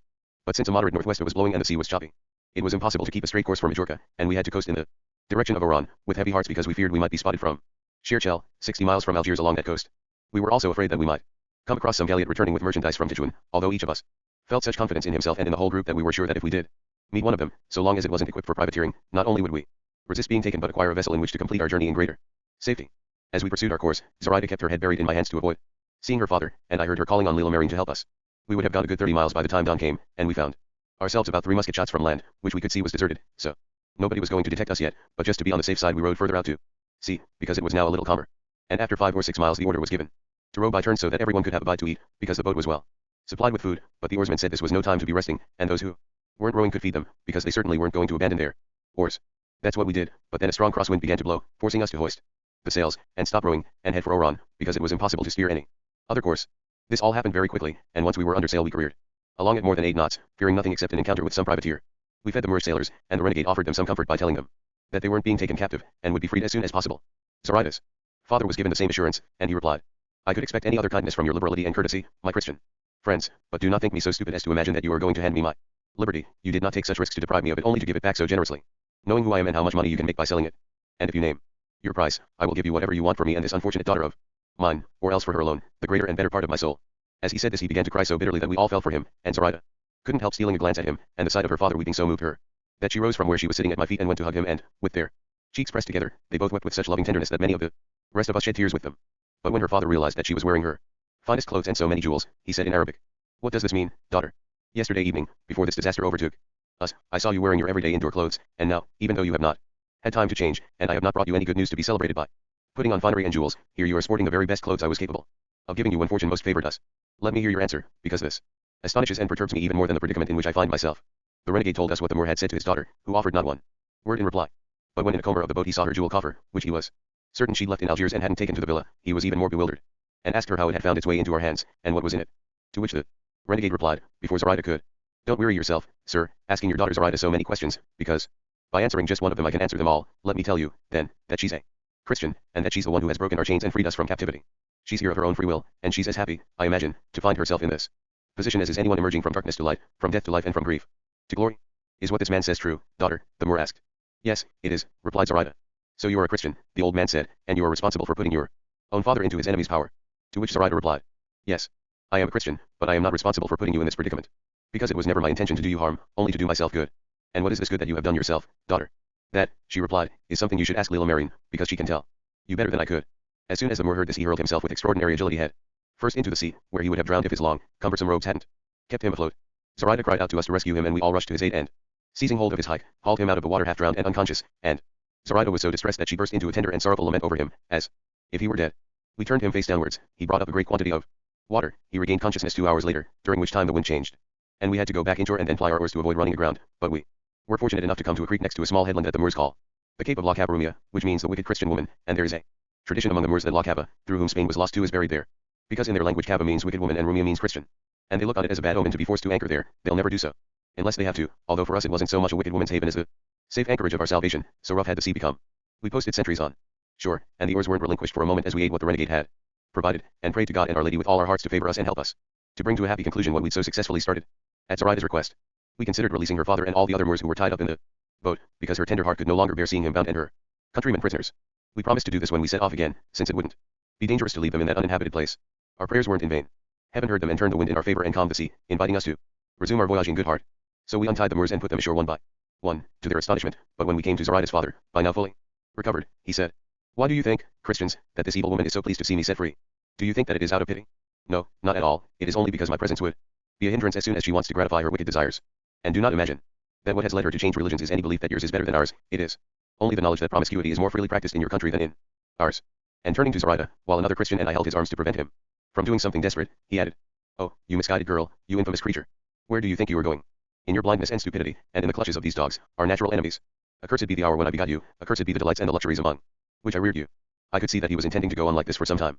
So I hustled him on to the beach, and from there he continued screaming out his curses and his lamentations, calling on Muhammad to call on Allah to confound us and destroy us and exterminate us. And even when we had set sail and could no longer hear what he was saying, we could see what he was doing as he tore at his beard and hair and writhed on the sand.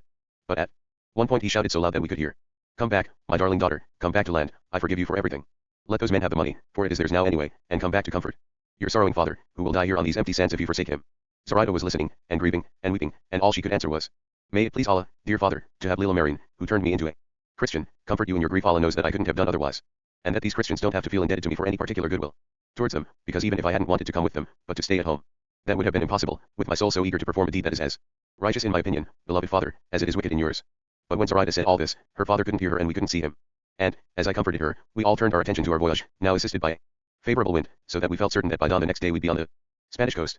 But good seldom or never comes pure and simple, unaccompanied by some evil to throw it into disarray, and as our fortune would have it, or perhaps it was the curses that the Moor had hurled at his daughter, because any father's curses are to be feared, when we were well out at sea, and almost 3 hours of the night had elapsed, and we were racing along under full sail with our oars held at the ready because the favorable wind saved us the trouble of using them. We saw by the light of the clear moon a square-rigged vessel also in full sail, steering almost directly into the wind, and across our bows, so close that we had to shorten sail to avoid a collision, while they clapped their helmates starboard to give us room to pass.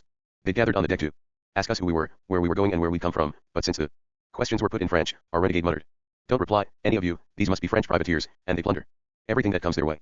Thus warned, none of us said a word, but after we drifted a little further on and left their ship leeward of us, they suddenly fired 2 cannon, both of which must have been loaded with chain shot, because one cut our mast off and dumped it and the sail in the sea, and the other, seconds later, hit our boat amidships and staved her in without doing any further damage. We could see that we were sinking and we all began to shout for help, begging the men in the ship to take us on board because we were going under. They shortened sail and launched the skiff, in other words the ship's boat, and about a dozen well-armed Frenchmen climbed into it complete with their harquebuses and glowing fuses. They drew alongside and saw how few of us there were and how our boat was sinking, and they took us in, saying that all this had happened to us for not having had the courtesy to reply to them when no one was looking. Our renegade picked up Zoraida's jewel coffer and dropped it into the sea. So we all joined the Frenchmen who, having extracted from us all the information they wanted, stripped us of everything we owned as if we were their mortal enemies, even taking Zoraida's ankle rings. But I was less concerned about Zoraida's distress than about my fear that they might proceed from taking her exquisite and priceless jewels to depriving her of the most valuable jewel of them all, the one she prized above all the others. But those people's desires don't extend beyond money, and their lust for it is never satisfied, and it was then at such a pitch that they would even have stripped us of our captives' uniforms if they had been worth anything to them. There were those among them who thought that we should all be tied up in a sail and thrown overboard, because it was their intention to trade in Spanish ports pretending to be Bretons, and if they let us live and took us with them their theft would be discovered and they'd be punished. But the captain, the man who robbed my beloved Zoraida, said that he was happy with the prize he'd taken and didn't intend to call at any Spanish port, but slip through the Straits of Gibraltar by night, or in any way he could, and make for La Rochelle, from where they had set out. So they agreed to let us have the skiff and whatever else we needed for the short voyage that remained, as they did the following day, within sight of the Spanish coast, and as soon as we saw it we forgot all about our troubles and our hardships, as if they'd never happened, such is the joy of recovering lost liberty. It must have been about midday when they put us in the skiff with 2 barrels of water and some ship's biscuit, and the captain, moved by strange compassion, gave the lovely Zoraida 40 gold escudos as she embarked, and stopped his men from taking these clothes she's wearing now. We climbed down into the skiff and thanked them for their kindness, showing that our gratitude outweighed our resentment. They sailed on towards the straits. We rowed so hard, guided only by the shore before us, that by dusk we were near enough, we thought, to be able to land before the night was far advanced. But there was no moon, and the sky was dark, and we didn't know where we were, so it didn't seem safe to run the skiff ashore as many of us wanted, arguing that we should do so even though we might hit rocks and be far from any town, because in this way we should be relieved of the fear we naturally felt of the prowling vessels of the Tichuan corsairs, who leave Barbary at dusk, reach the Spanish coast at dawn, take some prize, and go back home to bed. We resolved the difference of opinion by agreeing to approach the shore slowly and land wherever we could if the sea was calm enough to permit it. This we did, and it would have been a little before midnight when we arrived at the foot of a towering hill, which didn't fall quite so sheer into the sea but that it left us a little room to land in comfort. We ran the skiff onto the sand, climbed out, kissed the ground and with tears of infinite joy thanked the Lord God for his incomparable goodness. We took the provisions out of the skiff, hauled it up the beach and then climbed far up the hill, because even though we were where we were, we still couldn't calm the fears in our breasts, or persuade ourselves that it was Christian soil beneath us. Dawn came later, I think, than we'd have liked. We climbed to the top of the hill to see if we could make out any village or herdsmen's huts, but however hard we looked, we couldn't spot any settlement, or human being, or road, or path. But we decided to press on inland, because we were bound before very long to come across somebody who could tell us where we were. What most pained me was seeing Zoraida trudging along over that rough ground, because although I took her on my back once or twice, my weariness was more wearisome to her than her rest was restful, and she wouldn't let me carry her any more, and on she walked, patient and looking happy, holding my hand. After nearly a mile the sound of a sheep bell reached our ears, telling us that a flock wasn't far away, and as we all looked around for it we saw a shepherd boy sitting at the foot of a cork oak calmly whittling away at a stick. We called out to him and he looked up and jumped to his feet, and, as we later learned, the first people he saw were the renegade and Zoraida, and since they were in Moorish dress he thought that the whole of Barbary had come for him, and he sprinted into the wood with the loudest screams ever heard in this world. Moors, the Moors have come. Moors, Moors. To arms, to arms. Bewildered by these cries, none of us knew what to do, but realizing that the shepherd boy's shouts would alarm the whole area and that the coast guards would soon come to see what was up, we agreed that the renegade should take off his Turkish robes and put on the captive's doublet that one of my companions handed him, even though that left him in his shirt sleeves, and, commending ourselves to God, we took the path we'd seen the shepherd boy take, expecting the coast guards to appear at any moment. And our assumptions weren't mistaken, because before 2 hours had elapsed, when we'd emerged from the woodland onto an open plain, we saw about 50 coast guards galloping towards us. We stopped and waited for them, and, when they came up and, instead of the Moors they were looking for, only found a bunch of poor Christians, they were puzzled, and one of them asked us if we were by any chance the people who had caused the shepherd boy to raise the alarm. Yes, I said, and as I was starting to explain what had happened, and where we'd come from and who we were, one of the Christians with us recognized the horseman who'd asked the question and interrupted me. Praise be to God, gentlemen, for bringing us to so fine a place.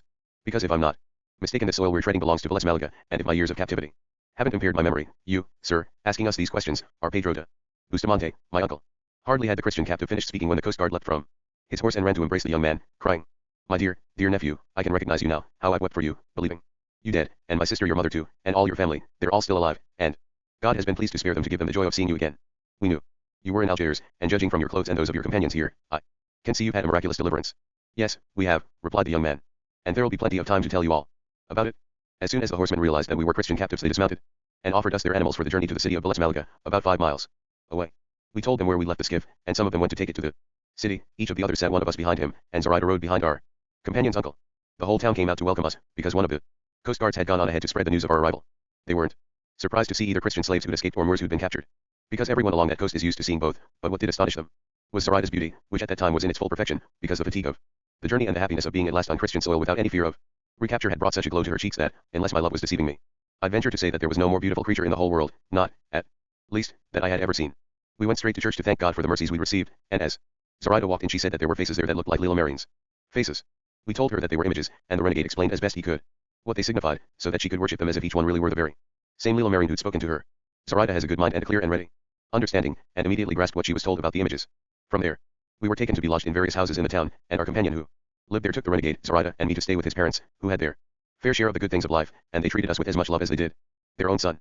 We stayed for 6 days in Blessed Malaga, at the end of which the renegade, having made his formal declaration of intentions to the authorities, went to the city of Granada, to be restored to the sacred bosom of the Church through the good offices of the Holy Inquisition. All the other free captives went their various ways, and Zoraida and I were left alone, possessing only the escudos that the courteous Frenchman had given her.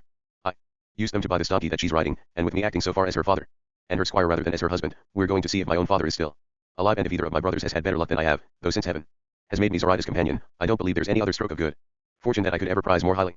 She is enduring the discomforts of poverty with such patience, and is so determined to become a Christian, that I'm filled with amazement, and resolved to serve her all the days of my life, although the happiness of knowing that I am hers and she is mine is marred by not knowing whether I shall find any corner back home where we can find shelter, or whether time and death have made such changes in the fortunes and lives of my father and brothers that, if they are no longer in this world, there will hardly be anyone left who knows me.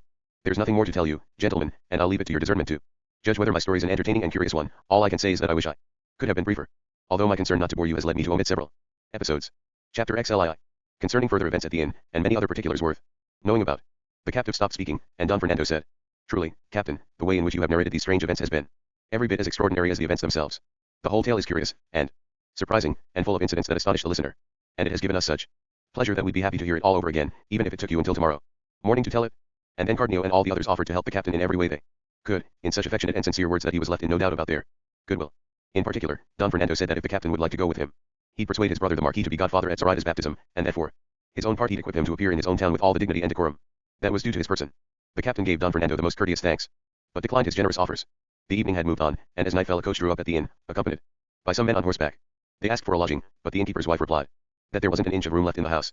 "Well, even if that is true," said one of the horsemen, who had entered the inn, "some room will have to be found for his honor the judge."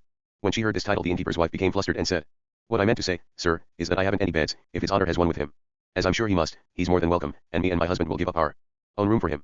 "That'll do," said the squire. By this time a man had alighted from the coach, and his clothes proclaimed the position he occupied. His long robe with loose slashed upper sleeves showed him to be a judge, as his servant had said.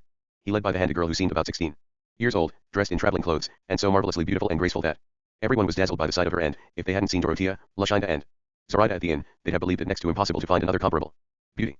Don Quixote was still sitting there when the judge and the girl walked in, and on seeing them he said, "You can safely enter this castle, sir, and take your ease in it because, although it is cramped and uncomfortable, there is nowhere in the world so lacking in space and comfort that it does not make room for arms and letters, especially if arms and letters have beauteousness as their guide and leader, as letters, represented by you, sir, do in this beauteous maiden, before whom not only should castles open their doors and humble themselves, but rocks should split asunder, and mountains should gape and bow to welcome her in. Enter, sir, I say, into this paradise, because here you will find stars and suns for the heaven you bring with you, here you will find arms at their zenith and beauty in its prime." The judge was amazed at Don Quixote's speech, and looked him up and down, and was no less amazed at his appearance than at his words, and not finding any with which to reply, he was amazed yet again when he saw before him Luscinda, Dorothea and Zoraida, who, on hearing about the new guests and being given by the innkeeper's wife an account of the girl's beauty, had come to have a look at her and welcome her. Don Fernando, Cardenio, and the priest greeted the judge with more normal and straightforward courtesies. So he entered the house in some bewilderment, both at what he saw and at what he heard, and the beauties at the inn welcomed the latest beauty to arrive. It was easy for the judge to tell that all the people at the inn were of high rank, but Don Quixote's figure, face, and bearing amused him, and after they all exchanged the usual courtesies, and questions had been asked and answered about the accommodation, what had previously been decided was decided again. All the ladies would sleep in the loft we know about, and the men would stay outside it on guard, as it were. And the judge was happy for his daughter to go with the other ladies, which she was very willing to do. And on a part of the innkeeper's narrow bed, and a half of the bed that the judge had brought with him, the ladies were more comfortable that night than they thought they'd be. As soon as the captive saw the judge his heart throbbed with the suspicion that this was his brother, and he asked one of the servants who he was and where he was from. The servant replied that the judge was called Juan Perez de Vidma, and that he'd heard he was from a village in the mountains of Leon. This news, together with what the captive had seen, confirmed that the man who had just arrived was indeed his brother, the one who, following their father's advice, had studied to be a man of letters. Overjoyed, he called Don Fernando, Cardenio, and the priest aside, saying he was certain the judge was his brother. The servant had also said that his master was on his way to take up an important position in America, in the Supreme Court of Mexico, and that the girl was the judge's daughter, that her mother had died in giving birth to her, and that the judge was a very wealthy man thanks to the fortune that his wife had settled on the child. The captive asked for their advice about how to reveal his identity, and how to find out first whether his brother, when he saw how poor he was, would feel affronted or welcome him back with open arms. Let me be allowed to discover that, said the priest.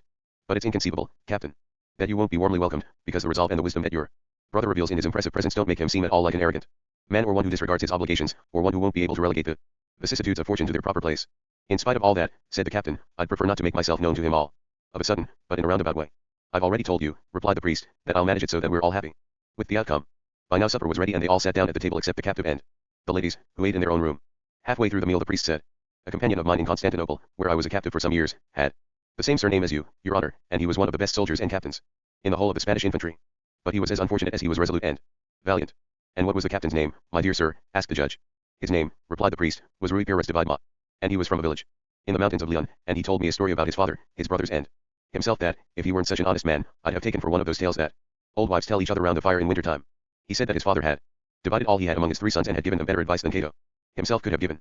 And let me tell you that the son who chose to become a soldier started out so well that in only a few years, thanks to his courage and determination, and without any patron other than his great virtue, he rose to be a captain in the infantry, and was on the very verge of being promoted to field officer. But fortune turned against him, because just when he might have expected to enjoy her favor she withdrew it from him, and he lost his liberty on that glorious day when so many others gained theirs, at the Battle of La Puente. I lost mine at the Goleta, and circumstances brought us together in Constantinople. From there he went to Algiers, where I know he had one of the strangest experiences that anyone could ever have had. The priest continued the tale, and provided the judge with a summary of his brother's adventures with Zoraida. The judge was all ears, never had he heard any case as attentively as he did this one. The priest stopped at the point where the French stripped the Christians in the skiff of all their possessions and left his companion and the beautiful Moorish woman in such dire poverty, and said that he didn't know what had happened to them after that, whether they'd made it to Spain or the French had taken them off to France. The captain was standing some distance away, listening to every word that the priest uttered and watching every movement made by his brother, who, seeing that the story had ended, sighed from the depths of his soul and said, as his eyes brimmed with tears, "Oh, sir, if only you knew how very concerned I am about this news that you've brought me. I can't help showing it in these tears I'm shedding, in spite of all my cleverness and self-restraint. This brave captain about whom you've been talking is my elder brother, who, being stronger and more high-minded than my younger brother or I, chose the honorable and meritorious profession of arms, one of the 3 ways proposed to us by our father, as your companion told you in what you thought was an old wives' tale. I chose letters, and God and my own exertions have brought me to the position in which you find me. The younger of my brothers is in Peru and is such a wealthy man that with what he has sent back to my father and me he has more than repaid the money he was given, and provided plenty more for my father to indulge his natural generosity, and for me to pursue my studies in a more respectable and dignified way, and reach my present position. My father is still alive, but dying to receive news of his eldest son, and never ceasing to pray to God that death does not close his eyes until they have gazed upon those of that son. What does surprise me in a man of his good sense is that neither in his times of toil and trouble nor in his prosperity did he ever see fit to send his father any news. If we'd known what was happening, my brother wouldn't have had to wait for the miracle of the cane to obtain his ransom. But what I'm worried about now is whether those Frenchmen have released him, or killed him to cover up their robbery. And this means that I can't continue my journey joyfully, as I began it, but in deep grief. Oh, my beloved brother, how I wish I knew where you are now. I'd go and rescue you from all your troubles, whatever it cost me. Oh, how I wish I could take our dear old father the news that you're alive, even if in the deepest dungeons of Barbary, because his wealth and my brother's and mine would soon get you out of there. Oh, lovely and generous Zoraida, how I wish I could repay you for what you've done for my brother. How I wish I could be present at the rebirth of your soul, and at your wedding, both of which would give us all such great joy. The judge spoke these and many other similar words, so moved by the news about his brother that all who heard him joined him in manifestations of their tender concern for his sorrow. So the priest, seeing that he'd achieved what he and the captain wanted, decided not to keep these people in distress any longer, and he rose to his feet and walked into the ladies' room and returned holding Zoraida by the hand, followed by Luscinda, Dorothea, and the judge's daughter. The captain was waiting to see what the priest was going to do next, and what he did was to go and take him by the hand, too, and walk with both of them to where the judge and the other men were sitting, and say, "You can stop crying now, your honor, and enjoy the culmination of all your most cherished desires, because here before you stand your beloved brother and your dear sister-in-law. This man you see here is Captain Vidma, and this woman is the lovely Moor who did him such good. Those Frenchmen left them as poor as you see them so that you could show the generosity of your noble heart." The captain sprang forward to embrace his brother, who, however, kept him at arm's length with his hands on his shoulders to take a proper look at him, but once he'd recognized him he clutched him so tight and shed such tender tears of happiness that most of those present couldn't help weeping with him. The words the 2 brothers exchanged and the emotion they showed can, I think, hardly be imagined, let alone put down in writing. They exchanged brief accounts of their adventures. They demonstrated the finest brotherly feeling. The judge embraced Zoraida. He offered her all he possessed. He told his daughter to embrace her, and then the beautiful Christian and the lovely Moor caused everybody's tears to spring forth yet again. Don Quixote sat there, watching, uttering not one word, pondering over such extraordinary events and putting them down to the chimeras of knight-errantry. It was agreed that the captain and Zoraida would go with the judge to Seville and tell their father about how he regained his freedom and been found, so that the old man could come as soon as possible to be present at the wedding and at Zoraida's baptism, since the judge had to press on with his trip, because he'd been given news that a fleet was leaving Seville in a month's time for Mexico, and it would be most inconvenient to miss it. So everyone was delighted with the happy ending to the captive's tale, and since by now almost 2/3 of the night had elapsed, they agreed to retire and rest for what was left of it. Don Quixote offered to mount guard over the castle to prevent attacks by giants and other villainous wretches, greedy for the precious treasure of beauty that it contained. Those who knew him thanked him for his kindness, and informed the judge about Don Quixote's whimsy, which he thought most amusing. Only Sancho Panza was unhappy, as he despaired of ever turning in, and only he made himself really snug afterwards, on his donkey's tackle, which was to cost him dear, as will be seen in due course. The ladies had retired to their room, the men settled down with as little discomfort as they could manage, and Don Quixote marched out of the inn to his sentry duty, as he'd promised. A little before dawn the ladies heard a voice which was so fine and tuneful that they all had to listen, particularly Dorothea, who was already awakened, by whose side Dona Clara de Vidma, the judge's daughter, was fast asleep. None of them could imagine who it was singing so well, and unaccompanied. Sometimes the voice seemed to be coming from the courtyard, at other times from the stables, and as they lay there listening, in bewilderment Cardenio came to their door and said, "If any of you are awake, do listen and you'll hear a young footman singing. It's the most gorgeous sound, enchanting chanting, one might say." "We're already trying to listen, sir," Dorothea replied. So Cardenio crept away, and Dorothea, listening as hard as she could, heard that what was being sung was the following chapter Slyin, which relates the agreeable history of the footman, together with other strange events at the inn. A mariner of love am I, who, far from any strand, sails on, although without a hope of ever reaching land. My eyes are on a distant star that serves me as a guide, more beautiful and bright than all that pale in yours once spied. I don't know where she's leading me, and so, bemused, I steer my heart intent on watching her, careless and full of care, and her unkindly bashfulness and undue modesty are clouds that hide her from my eyes, the girl I long to see. O Clara, clear and shining star, I fade beneath your light, and if you hide your beams from me, I'll die in darkest night." When the singer reached this point in his song, Dorothea thought it would be a pity if Clara missed hearing such a good voice, so she shook her awake and said, "Forgive me for waking you up, my child, but I did it so that you can enjoy the finest voice perhaps you've ever heard." Clara was still half asleep and couldn't at first make out what Dorothea was saying. So she asked her, and Dorothea repeated her words, and Clara began to listen. But hardly had she heard the next two lines of the song when she was seized with a strange trembling, as if she were having a violent attack of malaria, and clinging to Dorothea she said, "Oh, my dear, dear lady, why did you wake me up? The greatest good that fortune could have done me was to have kept my eyes and ears shut, so as not to see or hear that unhappy singer." "What are you saying, my child?" "I'm told he's a mere footman, you know." "No, on the contrary, he's the lord of many manors," replied Clara, "and he's so securely in possession of the manor of my heart that so long as he doesn't give it up, he'll never be ejected from it." Dorothea was amazed at the girl's passionate words, which seemed to indicate an intelligence far in excess of her years. She said, "You talk in such a way, Dona Clara, that I cannot understand you. Please explain yourself and tell me what you mean about your heart and manners and the singer whose song disturbs you so. But don't tell me anything yet, I'm not going to let worrying about your nervous turns deprive me of the pleasure of listening to him." "He's starting up again, I think, with different words and a different melody." "Just as you wish," replied Clara. And to avoid hearing him she pressed both hands over her ears, which also surprised Dorothea, who listened avidly as the singer continued, "O sweetest hope of mine, breaking through all the barriers of despair, to keep the firm straight line that you yourself imagine and prepare. Don't be dismayed to see that every step has death for company. No sluggard ever gained triumphs or laurels to adorn his brow, and joy won't be attained by those who, faced by fortune, tamely bow and yield their feeble arms to indolence's comfortable charms. Love's glory's dear, that's fair, and only as it should be, honest trade. For there's no gift as rare as one that has been properly assayed. What easy joy is prized, what's cheaply bought is soon to be despised. But love will persevere, and sometimes do what never can be done. And though I often fear, I'm striving for the stars and for the sun. My hope is still to rise, impossibly from earth to gain the skies." Here the song ended and Clara's sobs began afresh, all of which made Dorothea even more curious to know the cause of such sweet singing and such sad weeping. So she again asked the girl what she'd meant by what she'd said before. Clara, afraid that Luscinda might be listening, hugged Dorothea tight, brought her lips close to her new friend's ear so as to speak without fear of being overheard, and whispered, "The singer, my lady, is the son of an Aragonese gentleman, the lord of two manors, who lives across the road from my father's house in the capital. And although my father covered the windows with oilcloths in the winter and lattices in the summer, I really don't know how it happened, but this young man, who was a student, saw me, maybe in church or somewhere like that, and he fell in love with me, and told me so from the windows of his house with such signs and tears that I ended up believing him, and even loving him back, not knowing who I was in love with.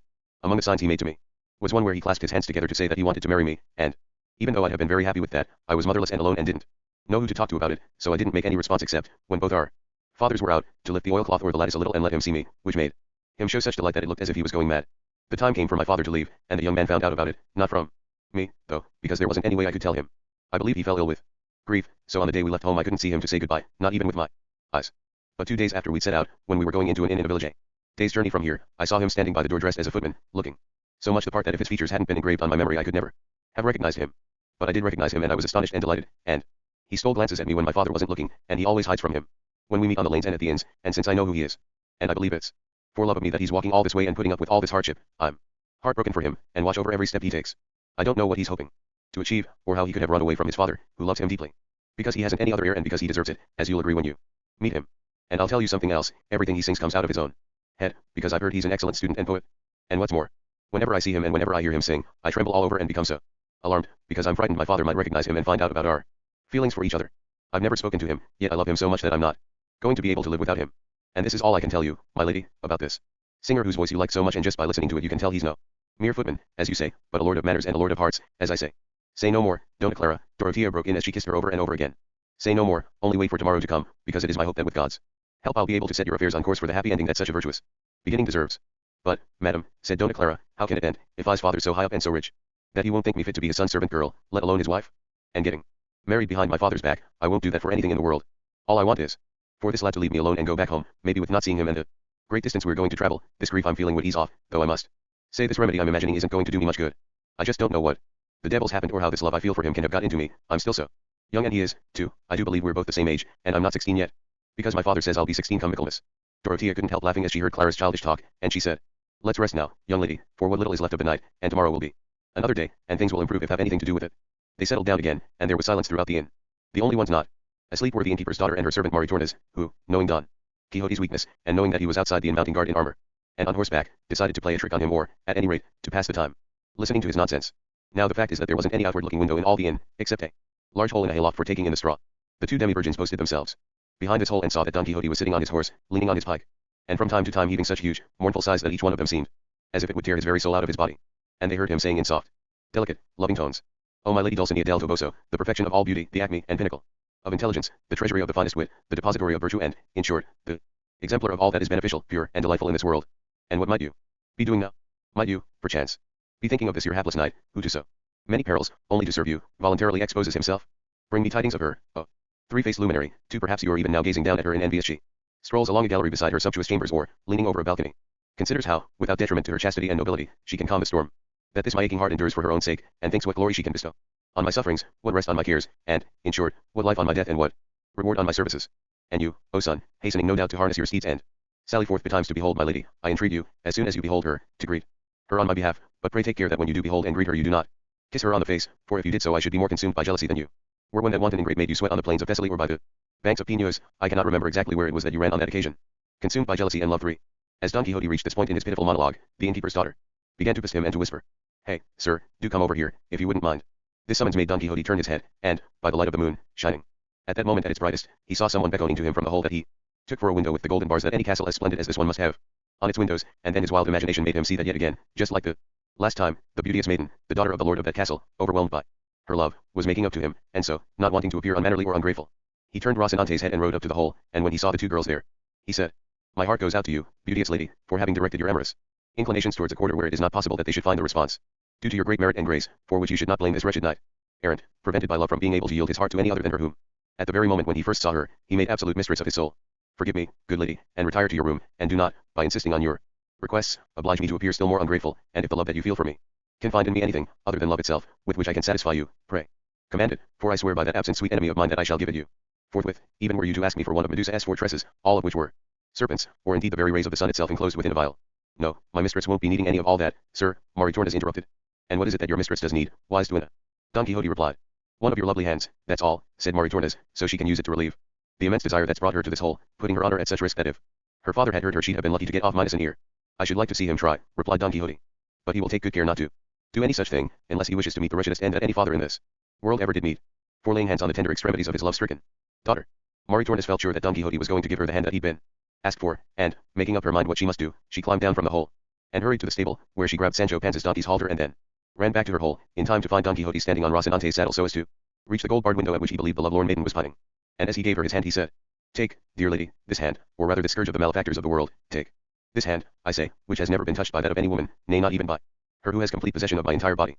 I do not present it for you to kiss, but rather for you to observe the structuring of its sinews, the conformation of its muscles, the size and prominence of its veins, from all of which you will be able to deduce the might of the arm to which such a hand belongs." "We'll soon see about that," Maritornes muttered. And she made a running knot in the halter, which she slipped round his wrist, and then she climbed down from the hole and tied the other end of the halter to the bolt on the hayloft door. When Don Quixote felt the roughness of the rope on his wrist he said, "You appear, madam, to be grating rather than greeting my hand. Do not maltreat it so, for it is not to blame for the ill that my heart does you, nor is it right that such a small part of me should bear the whole brunt of your wrath. Pray consider that true love does not wreak such cruel revenge." But nobody was listening to Don Quixote any more, because as soon as Maritornes had tied him up she and the other girl had run away, bursting with laughter and leaving him so well secured that it was impossible for him to release himself. So there he was, standing on Rocinante, with the full length of his arm thrust through the hole, tied by his wrist to the bolt on the hayloft door and terrified by the thought that if Rocinante took just one step in any direction he'd be left hanging by his arm, so he didn't dare make the slightest movement, even though Rocinante was such a patient and sedate creature that he could well have been expected to stand there for a century without budging an inch. So finding himself strung up in this way, without any sign of the ladies, Don Quixote assumed that it had all happened by magic, just like that other time when the enchanted Moor or muleteer had thrashed him in that same castle, and he cursed his own lack of sense and judgment in venturing into it again after having come off so badly the first time, because it's a precept among knights errant that if they are unsuccessful in an adventure this is a sign that it is not meant for them, but for others, and so they are not required to attempt it again. He did try a few tugs with his arm to see if he could free himself, but he was so well lashed that all his attempts were in vain. It is true that his tugs were only tentative ones, so as to keep Rocinante from moving, and however much He longed to sit in his saddle. He had to stay standing unless he tore his hand off. And then did he wish for Amadis's sword, against which no enchantment had any power, and then did he curse his ill fortune, dwell on how sorely his presence would be missed in the world for as long as he remained enchanted. As he had by now convinced himself he was, think again of his beloved Dulcinea del Toboso, call for his trusty Squire Sancho Panza, who, buried in sleep and stretched out on his donkey's pack saddle, hadn't a thought for anyone, not even the mother who'd borne him, call on the sages Lurgan Five and Alcaide to help him, invoke his good friend Urganda to rescue him, and eventually morning came and found him so desperate and bewildered that he was bellowing like a bull, because he didn't have any hope that day would relieve his plight, which he considered to be eternal, since he was enchanted. He was confirmed in this opinion by the fact that Rocinante never budged an inch, and he believed that he and his horse would remain in that position, without eating, or drinking, or sleeping, until the malign influence of the stars should have dissipated, or until another wiser enchanter should have disenchanted him. But in this he was much mistaken, because just as day was dawning 4 well-dressed and well-equipped men on horseback arrived at the inn, their muskets resting on their saddle bows. They banged on the inn door, which was still shut, whereupon Don Quixote shouted in imperious tones from where he remained on sentry duty. Knights, or squires, or whatever you are, you have no business to be knocking on the castle door, for it is evident that at such an hour those inside are either asleep or not in the habit of opening the fortifications until the sun's rays are extended over the surface of the earth. Draw back and wait outside until day comes, and then we shall see whether it is appropriate to open to you. What bloody fortification or castle is this, said one of them, to make us go through such ceremonies? If you're the innkeeper, just tell them to open up. We're on a long journey and only want to feed our horses and continue on our way, because we're in a hurry. Do you really believe, sirs, that I look like an innkeeper? Retorted Don Quixote. I don't know what you look like, replied the other, but I do know you're talking nonsense when you call this inn a castle. A castle it is, replied Don Quixote, and one of the finest in the province, too, and it houses one who has had a scepter in her hand and a crown on her head. It'd be better the other way round, said the traveler. The scepter in her head and the crown in her hand. But what's more likely is that there's some company of strolling players lodging in there. They often mess around with these crowns and scepters you're on about, because in a place as small and dead as this I can't believe that anyone with a right to a real crown and scepter can be lodging. You know little of the world, replied Don Quixote, because you are ignorant of events that are common in knight-errantry. The other travelers were growing tired of their companion's conversation with Don Quixote, and they renewed their banging on the door so furiously that the innkeeper awoke, as did everyone else, and got up to find out who it was. While this was going on, one of the travelers' horses happened to trot over to Rocinante to smell him as he stood there motionless, sorrowful, and with drooping ears, supporting his lofty master. And since Rocinante was, after all, made of flesh and blood, even if he did seem to be carved out of a solid block of wood, he couldn't help weakening and repaying the compliment to the one who'd come to caress him. And he'd hardly moved an inch when both Don Quixote's feet slipped off the saddle, and he'd have tumbled to the ground if he hadn't been left hanging by his arm, which caused him such pain that he thought that either his hand was being severed or his arm was being torn off, because he was left dangling so close to the ground that he could just touch it with the tips of his toes, which made matters even worse because, feeling how near he was to being able to put his feet down, he stretched and struggled to do so, just like those who are tortured on the pulley, and left with their toes similarly brushing the floor, and who increase their own agony in their determination to stretch, deluding themselves with the hope that by stretching just a little further they'll make it to the ground. Chapter XLIV, in which a further account is given of the singular events at the inn. And Don Quixote made such a commotion that the innkeeper flung open the doors and rushed out in alarm to go and see who it was bawling away like that, and the men outside ran over to him as well. The din had also awoken Maritornes, who, guessing what had happened, hurried across to the hayloft without anyone seeing her and untied the halter from which Don Quixote was dangling, and this sent him sprawling to the ground in front of the innkeeper and the travelers, who went up to him and asked what was the matter to make him shout so loud. He answered not one word, but removed the rope from his wrist, rose to his feet, mounted Rocinante, seized his shield, couched his pike, rode off to take up his position a good distance away, and then cantered back with the words, "If anyone claims that I was rightfully enchanted, I hereby, provided that my lady the Princess Micomicona gives me leave to do so, declare that he lies and is a traitor, and challenge him to single combat." The newcomers were astonished at these words, but the innkeeper dispelled their astonishment by telling them that this was Don Quixote, and they mustn't take any notice of him, because he was mad. They then asked the innkeeper whether a lad of about 15 had by any chance turned up there dressed as a footman, and gave a description that fitted Dona Clara's admirer. The innkeeper replied that there were so many people at the inn that he hadn't noticed the one they were asking about. But one of the 4 had spotted the coach in which the judge had arrived, and said, "Yes, he must be here, because this is the coach that he's said to be following. One of us will stay by the door and the others go in and look for him. It'll be better, though, if someone else rides round the outside of the inn to stop him from getting away over the yard wall." "That's what we'll do," replied another. 2 of them went in, one stayed at the door and the other started off round the inn. As the innkeeper watched all this, he couldn't imagine why these men were taking such measures, although he did realize that they must be looking for the lad they described. It was getting lighter by now, and, both because of this and because of the road that Don Quixote had made, everyone was awake and getting up, the first among them Dona Clara and Dorothea, neither of whom had slept much that night, one from her excitement at knowing that her admirer was so close, and the other from her eagerness to see what he looked like. Don Quixote, observing that none of these 4 travelers paid him the slightest attention or responded to his challenge, was seething with indignation and fury. And if he discovered in his chivalry statutes that a knight-errant could legitimately undertake another venture after he'd given his word not to do so until he'd completed the one to which he was already pledged, he'd have charged a lot of them and forced an answer out of them. But since he considered that it wouldn't be right or proper to start out on a fresh enterprise until he restored Micomicona to her kingdom, he felt obliged to hold his tongue, stay where he was and wait to see the result of the traveler's search. One of them found the lad for whom he was looking, asleep beside a footman, and little suspecting that anyone was searching for him, still less that they had found him. The traveler grasped the lad by the arm and said, "I must say, Don Luis, the clothes that you are wearing are most suitable for your rank, and the bed in which I find you lying accords splendidly with the luxury amidst which your mother raised you." The lad wiped his sleepy eyes, stared up at the man holding him, and soon realized that this was one of his father's servants, which gave him such a shock that he was speechless for a good while, and the servant continued, "There's nothing for it, Don Luis, but for you to be patient and come back home. Unless you want to send my master your father to his last home, because no other outcome is to be expected from the grief into which your absence has plunged him. And how, asked Don Luis, did my father find out that I was coming this way and that I was wearing these clothes? From a student whom you told of your plans, replied the servant.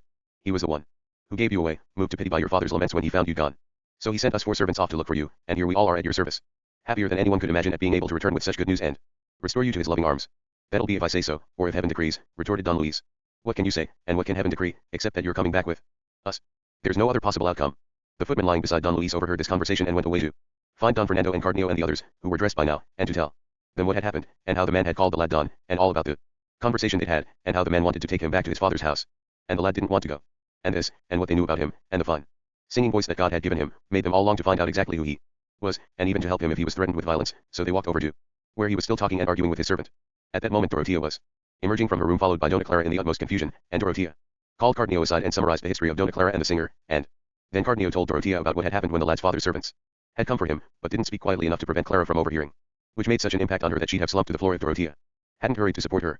Cardenio told Dorothea to take Clara back into their room, and he'd try to sort everything out. And off the ladies went. By now all the 4 men who'd come for Don Luis were inside the inn and had surrounded him to try to persuade him not to delay a moment longer but to return home to comfort his father. He replied that on no account could he do so until he'd settled a matter that involved his life, his honor, and his soul. The servants insisted that they would not return without him, they were going to take him back whether he liked it or not. You'll do no such thing, replied Don Luis, unless you carry me back dead, though. Whichever way you take me, I'll have lost my life. By now nearly everyone at the inn had come to listen to the argument, in particular Cardenio, Don Fernando, his companions, the judge, the priest, the barber, and Don Quixote, who considered that there was no further need to mount guard over the castle. Cardenio, knowing the lad's history, asked the men who wanted to take him away why they were determined to do so against his will. To save his father's life, said one of the 4. This young gentleman going missing has put him in danger of losing it. At this Don Luis said, you haven't any business to be discussing my private affairs here. I'm free to do as I please, and I'll go back if I feel like it, and if I don't feel like it none of you is going to force me. Reason will make you go back, the man replied, and if that isn't enough for you, it's quite enough for us, and we'll do what we've come to do and what it's our duty to do. Let's get to the root of all this, put in the judge.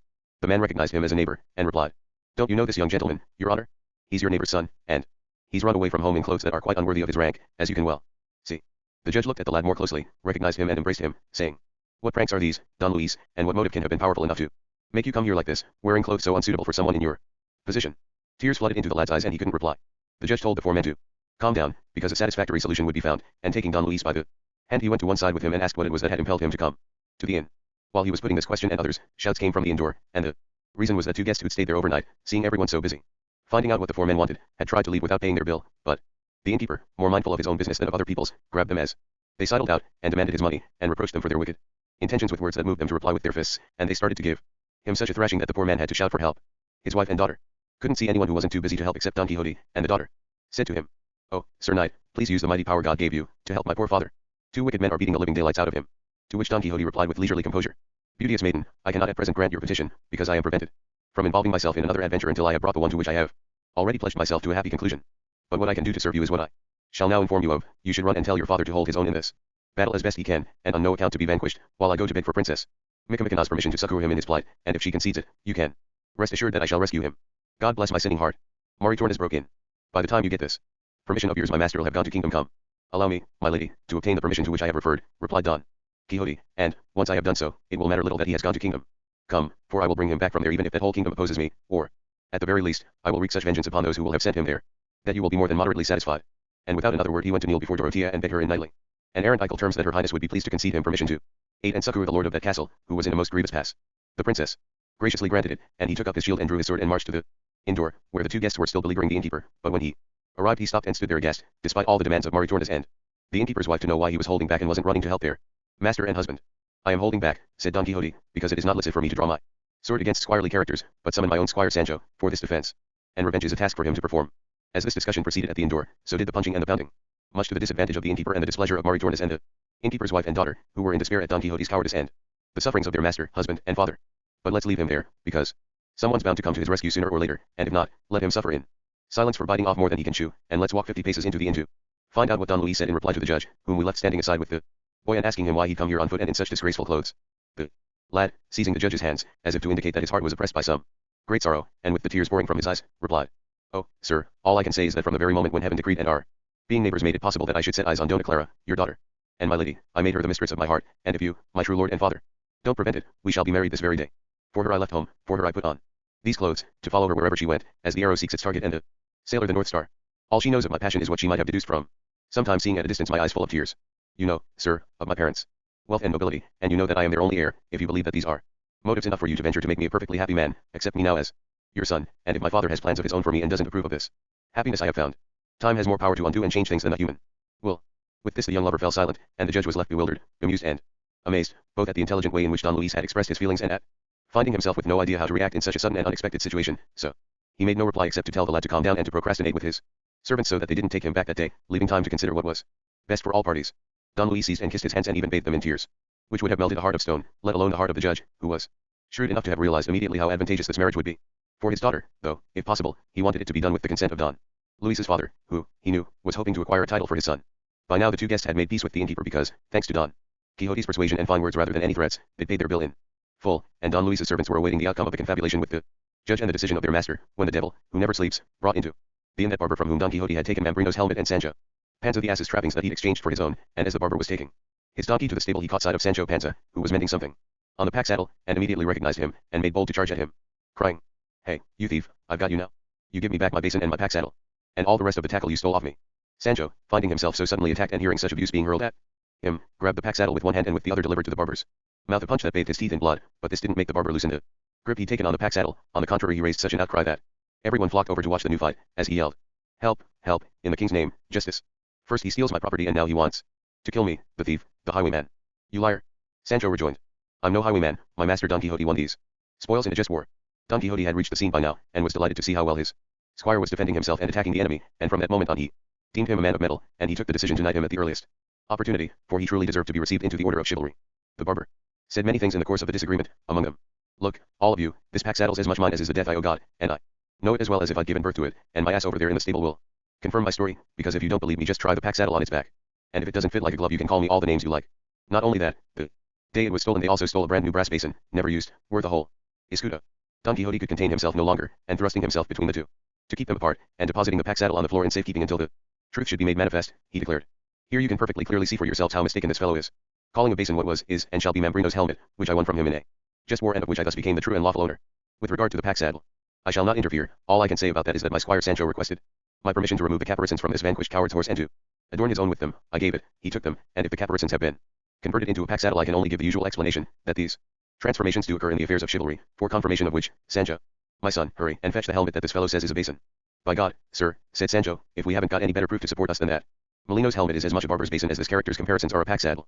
"Go and do what I told you to do," replied Don Quixote. "Not everything in this castle can be governed by enchantment." Sancho went and fetched the basin, and as soon as Don Quixote saw it he took it into his hands and said, "Consider, ladies and gentlemen, the sheer impudence of this squire in claiming that this is a basin and not the helmet I have specified, and I swear by the order of chivalry, which I profess that this helmet is the same helmet I won from him, and I have not added or removed any part." "There isn't any doubt about that," Sancho put in, "because from the time my master won it up to now he's only fought one battle wearing it, when he freed those poor wretches in chains, and if it hadn't been for this here basin helmet he'd have had a bad time of it, because there was lots of stone throwing on that occasion." Chapter XLV, in which the doubts about Mambrino's helmet, about the pack saddle, and about other adventures are finally resolved. "Now you all tell me," said the barber, "what you think about these fine gentlemen still insisting this isn't a basin but a helmet." "And I will make whoever says anything different," said Don Quixote, "admit, if he is a knight, that he is a liar, and if he is a squire, that he is a liar 1,000 times over." Our own barber, having been present throughout these exchanges and being well acquainted with Don Quixote's disposition, decided to give his folly some encouragement and spin the joke out so that everyone could have a good laugh, and so he addressed the other barber. "Mr. Barber or Mr. whoever you are, I'll have you know that I'm in the same line of business as you, and I've had my certificates these 20 years or more, and I know the tools of the trade, every one of them. On top of all that, as a young man I was a soldier, so I know what a helmet is, and I know what a morion is, and I know what a salad is, and other matters concerning the militia, in other words the arms and armor used by soldiers, and what I'm saying, with all due respect of course and do correct me if I'm wrong, is that this object here before us in the hands of this good gentleman not only is not a barber's basin but is as far from being a barber's basin as black is from being white and as truth is from being falsehood, but I do also have to say that although it is a helmet it isn't a complete one." "No, of course not," said Don Quixote, "because half of it, the beaver, is missing." "That is indeed so," said the priest, who realized what his friend the barber was up to. Cardenio and Don Fernando and his men backed him up, and, if the judge hadn't been so concerned with the Don Luis affair, he, too, would have done his bit to advance the joke, but the serious matters on his mind so preoccupied him that he was paying little or no attention to these pleasantries. "Good God," exploded the bantered barber. "How can it be possible for all these respectable people to be saying that this here isn't a basin but a helmet? It's enough to confound an entire university, however brainy it might be. All right then, if this here basin's a helmet, then this here pack saddle must be a horse's caparisons, just as the gentleman said." "To me it looks like a pack saddle," said Don Quixote, "but then I have already stated that this is an affair in which I shall not interfere. Whether it's a pack saddle or a caparison," said the priest, "is something that only Don Quixote can decide, because in matters of chivalry all these gentlemen, and I too, bow to his superior knowledge." "By God, sirs," said Don Quixote, "so very many strange things have happened to me in this castle on the 2 occasions when I have lodged here that I dare not give a clear answer to any question about anything in it, because I imagine that everything that occurs here is carried out by enchantment. The first time I was much harassed by an enchanted Moor who lives here, and Sancho did not fare too well in an encounter with some of his henchmen, and last night I hung by this arm for nearly 2 hours, without the faintest idea how I came to suffer such a misfortune. So to start giving my opinion now about such a perplexing matter would be to commit the sin of making a rash judgment. As regards some people's opinion that this is a basin and not a helmet, I have already given my answer, but as for declaring whether this is a pack saddle or a caparison, I dare not give a definitive decision. I can only leave it to your own good judgment. It is possible that, since you have not been knighted, as I have, the enchantments in this place do not affect you, and that your understanding is unclouded, and that you can form judgments about the affairs of this castle as they really and truly are, rather than as they appeared to me. There's no doubt, Don Fernando replied, that Don Quixote has just spoken most judiciously. It's up to us to reach a decision in this case, and, to ensure that our decision is a well-founded one, I shall now take a secret vote among these ladies and gentlemen, and give you all a full and clear account of the result. All this had those who knew about Don Quixote's foibles splitting their sides with laughter, but to those who didn't know about them it just seemed extremely silly, in particular to Don Luis's 4 servants and Don Luis himself, and to another 3 travelers who turned up at the inn and who looked like officers of the Holy Brotherhood, as indeed they were. But one man had been plunged into the deepest depths of despair, and that was the barber, whose basin, there before his very eyes, had turned into Mambrino's helmet, and whose pack saddle, he was sure, was about to turn into the splendid caparisons of some handsome steed. But both those who were in the know and those who weren't chortled as they saw Don Fernando going from one person to the next, collecting votes and whispering into ears to obtain secret declarations as to whether the treasure that had been the cause of such strife was a pack saddle or a caparison. And after taking the votes of those who knew Don Quixote, he declared, "The fact is, my dear fellow, that I'm tired of sounding out so many opinions, because there isn't a single person I ask who doesn't say it's the height of absurdity to claim that this is a donkey's pack saddle rather than a horse's caparison and a thoroughbred's. At that, so you'll just have to grin and bear it because, in spite of you and your ass, this is a caparison and not a pack saddle, and you have pleaded and presented your case very poorly indeed. May I never be presented in heaven," cried the extra barber, "if you aren't wrong, the whole lot of you, and as sure as I hope my soul will appear before God this looks to me like a pack saddle and not a caparison, but then it's the lords that make the laws, and I'll say no more, and I'm not drunk, honestly I'm not, because I haven't had my breakfast yet and there's nothing inside me but my sins." This nonsense spoken by the barber caused no less mirth than the absurdities voiced by Don Quixote, who remarked, "All that can be done now is for each to take what belongs to him, and may St. Peter bless what God has given." One of Don Luis's 4 servants said, "Unless this is some practical joke, I just can't fathom how men of good understanding, as these here present are or seem to be, can have the gall to keep saying that this isn't a basin and that isn't a pack saddle, but since this is exactly what they are saying, all I can suppose is that something mysterious is afoot when people insist on what's so contrary to what we can see with our own eyes to be the case, because I swear by, and the oath was a rich one, nobody in the whole wide world is going to tell me that this isn't a barber's basin and that isn't a jackass's pack saddle. It could be a she-ass's," said the priest. "That doesn't matter," said the servant. "That isn't the point at issue. The point at issue is whether this is a pack saddle or, as you all say, it isn't."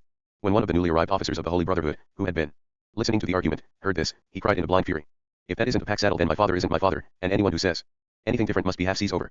"You lie like a base villain," Don Quixote replied, and raising his pike, which was never out of his hands, he aimed such a blow at the officer's head that, if he hadn't ducked, it would have stretched him out at full length.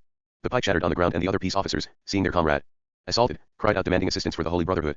The innkeeper, who was also a peace officer, hurried to fetch his staff of office and his sword, and stationed himself by his comrade's side. Don Luis's servants surrounded the lad to prevent him from escaping in the confusion. The barber took advantage of the turmoil to grab his pack saddle, and so did Sancho. Don Quixote drew his sword and attacked the officers. Don Luis was shouting at his servants to leave him be and go to help Don Quixote, and also Cardenio and Don Fernando, both of whom had gone to Don Quixote's assistance. The priest was shouting, the innkeeper's wife was screaming, her daughter was moaning, Maritornes was weeping, Dorotea was bewildered, Luscinda was astonished, and Dona Clara was fainting.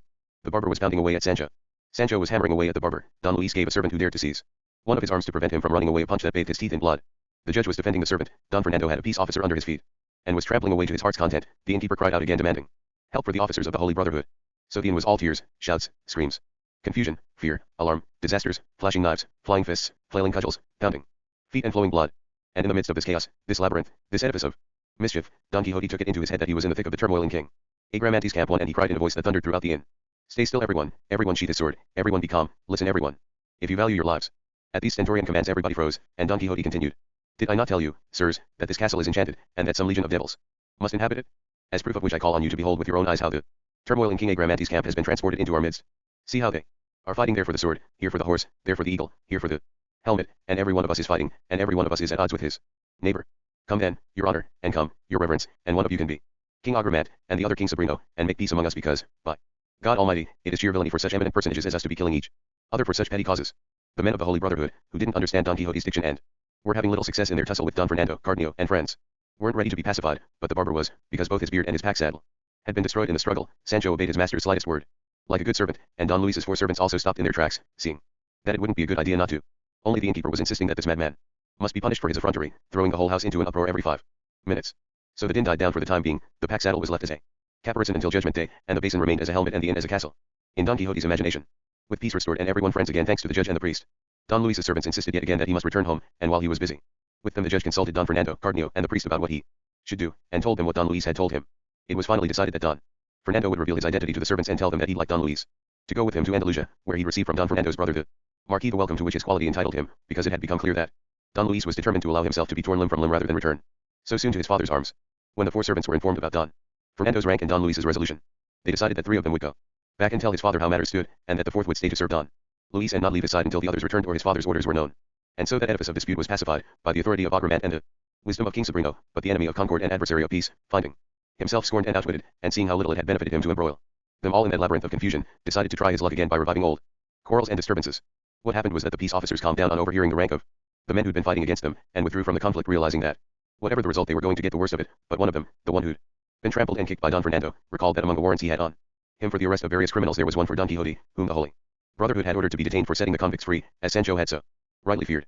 With this in mind, the peace officer decided to check whether the description of Don Quixote fitted the man before him, and he pulled a parchment folder out of his shirt and found the warrant he was looking for, and began to peruse it with the utmost deliberation, not being very good at reading, and looked up at Don Quixote at every word to compare his face with the description in the warrant, and found that this was most certainly his man. Once he reached this conclusion he put his folder away, took the warrant in his left hand, with his right hand seized Don Quixote so tight by the collar that he couldn't breathe, and cried, "Help, help the Holy Brotherhood! And to see that I really mean it, just read this warrant, where it says that this highwayman must be arrested." The priest took the warrant and saw that the peace officer was telling the truth and that the description did match Don Quixote, who, finding himself so roughly handled by that base caitiff, and at the highest pitch of fury, and with every bone in his body creaking, grabbed the officer by the throat with both hands and with all the strength he could muster, and if the officer's companions hadn't gone to his aid he'd have given up the ghost before Don Quixote had given up his prey. The innkeeper, obliged to assist a fellow officer, also ran to help him. The innkeeper's wife, seeing her husband involved in yet another fight, raised her voice again, and their daughter and Maritornes provided accompaniment as the three of them begged heaven and all those present for help. In view of what was going on, Sancho remarked, "Good God, it's true what my master says about this castle being enchanted. You don't get a moment's peace and quiet in here." Don Fernando prized the peace officer and Don Quixote apart and, much to the relief of both of them, unhooked their hands, one from a tabard collar and the other from a throat, but this didn't make the officers stop claiming their prisoner and demanding the assistance of the company, who were to tie him up and deliver him to their charge, as required in the service of the king and of the Holy Brotherhood, in whose name they repeated their demand for aid in detaining that thief and highway robber. But Don Quixote only laughed at these words, and declared with supreme composure, "Look you here, you wretched and low-born rabble, is highway robbery your name? For the liberation of those who are in chains, the release of prisoners, the succor of the unfortunate, the raising of the fallen, the relief of the needy. You infamous crew, your vile and paltry minds make you unworthy that heaven should reveal to you the worth that is in knight-errantry, or make you understand your sinfulness and ignorance in not revering the shadow, let alone the presence, of any knight-errant.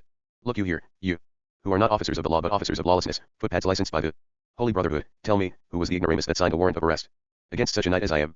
Who was it that did not know that knights-errant are independent of all judicial authority, and that their law is their sword, their decrees are their prowess and their edicts are their will? Who was the numbskull, I repeat, who was unaware that there is no patent of nobility with as many privileges and prerogatives as the one that a knight-errant acquires the very day he is dubbed and gives himself over to the rigorous exercise of chivalry? What knight-errant ever paid tallage, excise, royal subsidies, septennial levies, tolls or fairy taxes? What tailor ever presented him with a bill for his labors? What lord of a castle ever made him pay for his sojourn? What king ever failed to sit him at his own table? What maiden ever failed to fall in love with him, and give herself up to his will and pleasure? And, in short, what knight-errant of the past, the present or the future would not have the spirit to deal 400 cudgellings to any 400 peace officers confronting him? Chapter XLVI. About the notable adventure of the peace officers, and the ferocity of our good knight Don Quixote. While Don Quixote was saying all this, the priest was explaining to the peace officers that the knight was out of his senses, as they could see from his deeds and his words, and that it was futile to press the matter any further, since even if they did arrest him and take him away, he'd be released immediately as a madman, to which the one with the warrant retorted that it wasn't his job to judge whether Don Quixote was mad or not, but to carry out his superior's orders, and once he'd arrested him they could let him go 300 times over for all he cared. All the same, said the priest, I'm sure you'll let him off just this once, and anyway, I don't think he'd allow anyone to arrest him, so far as I can tell. And the priest spoke so many fine words and Don Quixote performed so many mad deeds that the officers would have been even madder than he was if they hadn't acknowledged his weakness, and so they thought it best to calm down and even act as peacemakers between the barber and Sancho Panza, who were still wrangling away for all they were worth. As officers of justice, therefore, they mediated in the case and arbitrated to such effect that both parties were left if not completely content then at least reasonably satisfied, because pack saddles were exchanged but not girths or headstalls. And as regards Mambrino's helmet, the priest, surreptitiously and behind Don Quixote's back, let the barber have 8 reals for the basin, and the barber made out a receipt and a written promise not to claim that he'd been unfairly treated, now and forever and ever, amen. Now that these two disputes, the most serious ones, had been settled, it only remained for Don Luis's servants to agree that 3 of them would return home and the other one would accompany him to where Don Fernando wanted to take him, and since good luck and even better fortune had begun to smile on the lovers and the brave men at the inn, and to smooth away obstacles for them, it decided to finish the job and produce a happy outcome for everyone, because the servants agreed to everything Don Luis wanted, which made Dona Clara so happy that nobody could see her face and not know of the joy in her soul. Although Zoraida didn't fully understand what was going on, she was vaguely sad or glad according to the looks she saw on people's faces, and in particular, on the face of her Spanish man, on whom her eyes were fixed, and her heart and soul as well. The innkeeper, who hadn't failed to spot the priest making the barber his compensatory gift, demanded payment for Don Quixote's stay, together with the damage to his wineskins and the loss of his wine, swearing that neither Rocinante nor Sancho's donkey would leave the inn until he'd been paid to the last maravedi. The priest appeased the innkeeper and Don Fernando paid him, even though the judge had also hastened to offer the money, and they were all left in tranquility and harmony, so that the inn no longer bore any resemblance to the turmoil in King Agramantes' camp, as Don Quixote had claimed, but rather recalled the peace and calm of Octavian's time. 1. And it was the general opinion that they owed thanks for all this to the priest's goodwill and eloquence and to Don Fernando's incomparable generosity. Now that Don Quixote was rid of all those disputes, both his squire's and his own, he thought it would be a good idea to continue the journey that he had begun, and conclude that great adventure for which he had been chosen and called, and so he advanced with firm and resolute tread to kneel before Dorothea, who wouldn't let him utter a word until he'd come to his feet, and, obeying her, he rose and said, "It is a well-known proverb, beauteous lady, that diligence is the mother of good fortune, and in many grave matters experience has shown that the assiduity of the negotiator can bring a difficult dispute to a happy conclusion, but nowhere is this truth more evident than in war, in which speed and alacrity forestall the enemy's plans, and bring victory before he can defend himself. I say all this, eminent and lovely lady, because I believe that our stay in this castle is no longer beneficial, and indeed could cause us very great harm, as one day we might discover, for who knows whether your enemy the giant has, from diligent and hidden spies, discovered that I am on my way to destroy him and, in his own good time, is fortifying his position in some impregnable castle or fortress against which all my efforts and the might of my indefatigable arm would be of little avail. And so, my lady, let us forestall his plans, as I have suggested, by our diligence, and depart immediately in search of good fortune. Your highnesses, finding it as you desire, will take no longer than it takes me to confront your adversary." Don Quixote fell silent and waited in serene silence for the beauteous princess's reply. With a royal bearing, to match Don Quixote's style, she replied as follows: "I am obliged to you, Sir Knight, for the desire that you express to succor me in my great necessity, like the true knight you are, whose care and concern it is to assist orphans and the distressed, and may heaven grant that your desire and mine may be fulfilled, so that you may see that there are women on this earth who are capable of gratitude. And as regards my departure, let it be immediate, for I have no other will than yours. Pray dispose of me according to your will and pleasure, for she who has once entrusted to you the defense of her person, and has placed in your hands the restoration of her domains, will not contradict whatever your wisdom may decree." "God's will be done," said Don Quixote. "And since a lady humbles herself thus before me, I will not let slip the opportunity of raising her up and placing her upon the throne that she inherited. Let us leave forthwith, for that expression about there being danger and delay is putting spurs to my desire to be on the road. And since heaven has never created nor has hell ever seen any danger that can strike fear into me, go, Sancho, and saddle Rocinante and make your donkey and the queen's palfrey ready. Let us take our leave of the lord of the castle and these other gentlemen, and be on our way." Sancho, who had been present all the time, shook his head and said, "Oh, sir, there's more going on in the village than folks know about. With all due respect to your hard feelings, ma'am. What can be going on in any village or in all the cities in the world that can be known about to my discredit, you peasant?"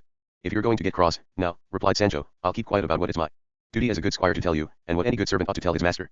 "You may say whatever you please," replied Don Quixote, "so long as it is not the intention of your words to strike fear into me, for if you are frightened, you are acting like the man you are, and if I am not frightened, I am acting like the man I am."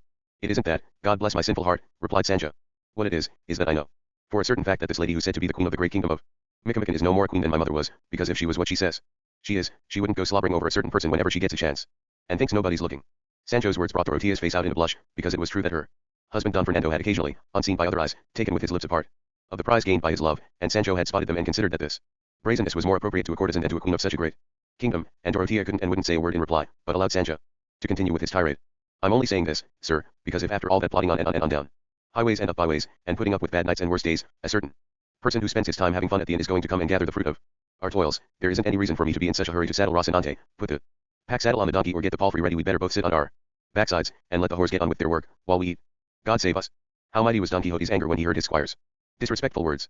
It was so great, I say, that his voice shook and his tongue faltered, and fire darted from his eyes as he cried, "Oh, you villainous peasant, lout, jackanapes, ignoramus, gibber, foul-mouth, malop-herd, backbiter, scandalmonger. How dare you speak such words in my presence, and in that of these illustrious ladies, or allow such insolent incendies into your disordered imagination? Begone from my presence, you monster of nature, depository of lies, storehouse of deceit, silo of knavery, inventor of evil, proclaimer of nonsense, enemy of the respect that is due to royal persons. Begone, get out of my sight, under pain of incurring my wrath." And as he said this he arched his eyebrows, blew out his cheeks, glared around in all directions and gave a great stamp on the ground with his right foot, all of which showed how mighty was the wrath in his bowels.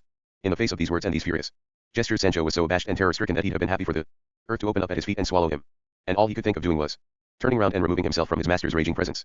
But to temper his fury, the quick-wit Dorothea, who by now knew Don Quixote's character so well, said, "Be not wrathful, Sir Knight of the sorry face, at the absurdities uttered by your worthy squire, for perhaps he does not speak them without some cause, and a man with his good understanding and Christian conscience cannot be suspected of bearing false witness, so we must assume, indeed there can be no doubt about it, that since everything in this castle, as you yourself, sir, have said, proceeds by means of enchantment, it could be the case, I believe, that Sancho did see, by these diabolical means, what he says he saw, so much to the detriment of my virtue. I swear by Almighty God," Don Quixote exclaimed, "that your highness has hit the mark, and that some evil vision was placed before the sinner Sancho, which made him see what he could never possibly have seen by any means other than enchantment, for I know all about the goodness and innocence of this poor unfortunate, who is quite incapable of bearing false witness." "You're absolutely right there," said Don Fernando, "and so, Don Quixote, you must forgive him now and restore him to the bosom of your favor, sicut erat in principio too." Before those visions turned his brain, Don Quixote replied that he did indeed forgive him, and the priest went to fetch Sancho, who returned in abject humility and, falling to his knees, asked his master for his hand, and his master acceded, allowed it to be kissed, blessed him and said, "Now you must finally realize, Sancho my son, that what I have so often told you is True, and that everything that happens in this castle takes place by way of enchantment. I believe you, said Sancho, except for the blanket business that definitely happened in the ordinary way. You must not think that, replied Don Quixote, for if it were the case, I should have avenged you then, and would even avenge you now, but neither then nor now has it been possible for me to do so, nor have I ever identified anybody on whom I could take vengeance for the injury done you. They asked what this blanket business had been all about, and the innkeeper gave them a meticulous account of Sancho's aerial acrobatics, which provided them with a hearty laugh and would have provided Sancho with as much embarrassment if his master hadn't assured him yet again that it had been a magic spell. Though Sancho was never simple-minded enough to believe that it wasn't the absolute and verified truth, unadulterated by any trickery whatsoever, that he'd been blanket-tossed by men of flesh and blood and not by ghosts that he dreamed up and imagined, as his master believed, and asserted. That illustrious company had now been at the inn for 2 days, and, since they thought it was time they were leaving, they conceived a scheme that obviated the need for Dorothea and Don Fernando to go with Don Quixote to his village under the pretence of the restoration of Queen Micomicona, and made it possible for the priest and the barber to take him back, as they wanted, to try to cure his madness at home.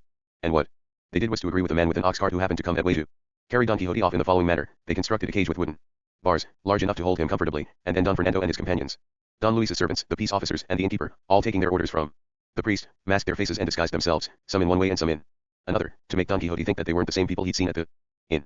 Then they all tiptoed into where he lay recovering his strength after the recent skirmishes. They crept up to him, fast asleep and oblivious to what was going on, seized him and bound him hand and foot, so that when he awoke with a start he couldn't move, or do anything other than gaze in bewilderment at all those deformed faces before him. And he believed what his tireless and delirious imagination was telling him, that all those figures were the ghosts of that enchanted castle and that he himself was obviously enchanted again, since he couldn't move or defend himself, exactly as the priest, the designer of the scheme, had thought would happen. Only Sancho, of all those present, was both in his right mind and in his right clothes, and, although he wasn't far from suffering from his master's disease, this didn't prevent him from recognizing the men through their disguises, but he didn't dare to part his lips until he saw what came of the attack and arrest of his master, and the victim didn't utter a word, either, as he, too, waited to see the upshot of this latest misfortune, and the upshot was that the masked figures brought in the cage and shut him up in it and nailed it down so firmly that it wasn't going to be broken open in a hurry. They hoisted it onto their shoulders, and as they marched out of the room a fearful voice was heard, or at least one as fearful as the barber, not the saddlebag barber, the other one could make it, and it was saying, O knight of the sorry face, be not abashed by the captivity to which you have been reduced, which is needful for the more speedy accomplishment of the adventure in which your valor has engaged you. And it will be accomplished when the livid lion of La Mancha shall lie with the white dove of El Toboso, once their lofty necks have been humbled by the gentle yoke of matrimony, from which unique coupling shall come into the light of the world brave cubs that will emulate the rampant claws of their valiant sire. And this will come to pass before the bright pursuer of the fugitive nymph shall have twice performed his round of visits to the luminous signs in his natural and rapid course. Point 3. And you, the most noble and obedient squire that ever had a sword in his belt, a beard on his face and a smell in his nose, be not dismayed or grieved to see the flower of knight errantry thus borne away before your eyes, for ere long, if it so please the fabricator of this world, you will find yourself so ennobled and exalted that you will not recognize yourself, and you will not be defrauded of the rewards promised you by your noble lord. And I assure you, on behalf of the sage Mantironiana, for that your wages will be paid, as you will duly see, so follow in the footsteps of the valiant and enchanted knight, for it is necessary that you travel together to the end of your journey. And because I am not permitted to say any more, God be with you. I am returning now. Do I know where? And as he reached the end of the prophecy he raised his voice and then lowered it again in such tender tones that even those who knew that it was all a joke were close to believing what they heard.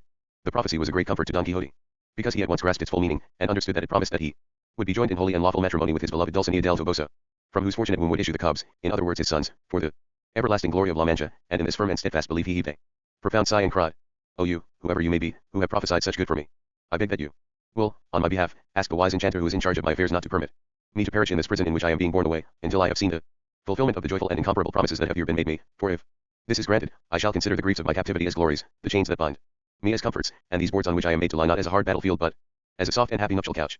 And as regards your consolation of my squire Sancho Panza, I trust that his goodness and integrity will not allow him to leave me in prosperity or adversity.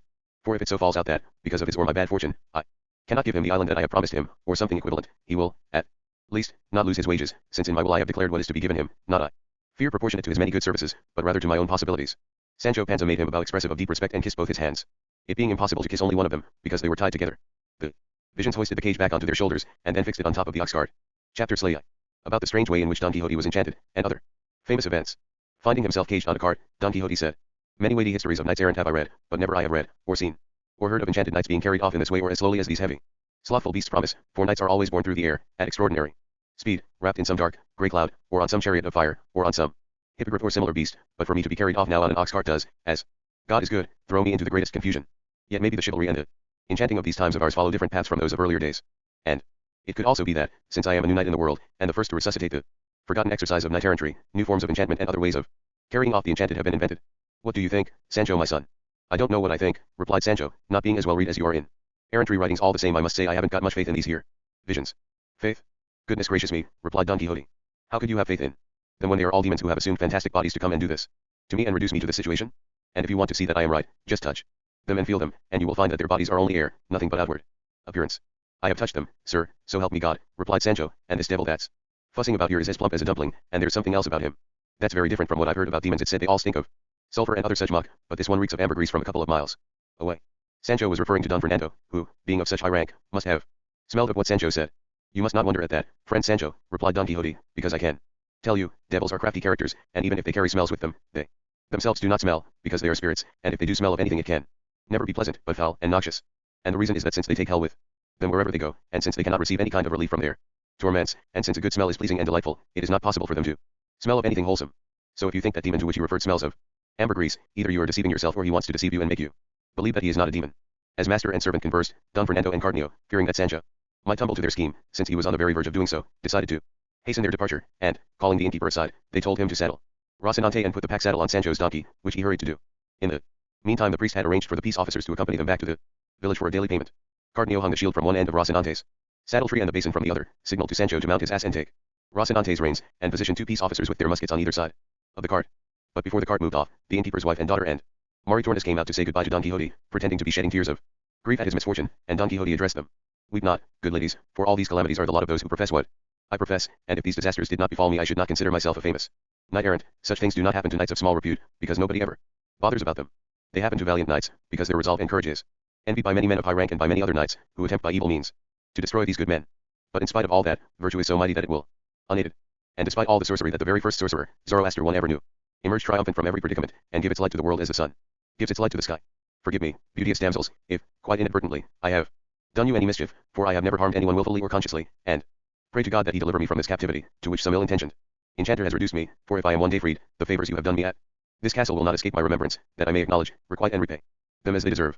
While the damsels of the castle were busy with Don Quixote, the priest, and the barber said goodbye to Don Fernando and his companions, to the captain and his brother and to all the contented ladies, particularly Dorotea and Luscinda.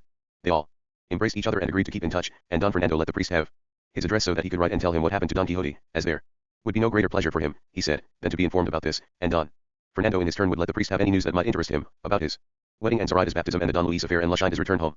The priest promised to do exactly as he was asked. They embraced again, and made each other some more promises. The innkeeper approached the priest and gave him a bundle of papers, saying that he found it in a pocket in the case where the tale of inappropriate curiosity had been discovered, and that since its owner hadn't come back the priest could have it, because not being able to read he didn't have any use for it himself. The priest thanked him, opened the bundle and saw written at the top of the first page, the tale of Rincon and Cortadillo, too, from which he gathered that this was another work of fiction and that, since the tale of inappropriate curiosity had been a good one, perhaps this was too, because they might both be by the same author, so he put it in a safe place, intending to read it when he had an opportunity. He mounted, and so did his friend the barber, both wearing their masks to prevent Don Quixote from recognizing them, and they started out behind the cart. And the procession set off as follows: first went the cart, led by its owner, on either side of it went the peace officers, as we have said, with their muskets, then Sancho Panza on his ass, leading Rocinante by the reins. Bringing up the rear came the priest and the barber, on their powerful mules, with their faces covered in the way described, and their bearing grave and sedate, since they couldn't ride any faster than the oxen would permit. Don Quixote was sitting in the cage with his hands tied and his legs stretched out in front of him, leaning against the bars, and his silence and his patience were such that he seemed more like a stone statue than a man of flesh and blood. They rode on in this ponderous silence for half a dozen miles until they reached a valley that seemed to the carter like a good place to let his oxen rest and graze, but when he said so to the priest, the barber thought it would be better to ride on a little further, because he knew that behind a hill they could see not far away there was a valley with more and better grass than there was where they were thinking of stopping. The barber's advice was followed, and so they plodded on. As they did so, the priest looked back and saw approaching them some 6 or 7 men, well dressed and equipped, who soon caught up with them because they weren't riding at the sedate and imperturbable pace of oxen but on cannons' mules, and were anxious to reach the next inn, which could be seen only a couple of miles ahead, before the sun was intolerably hot.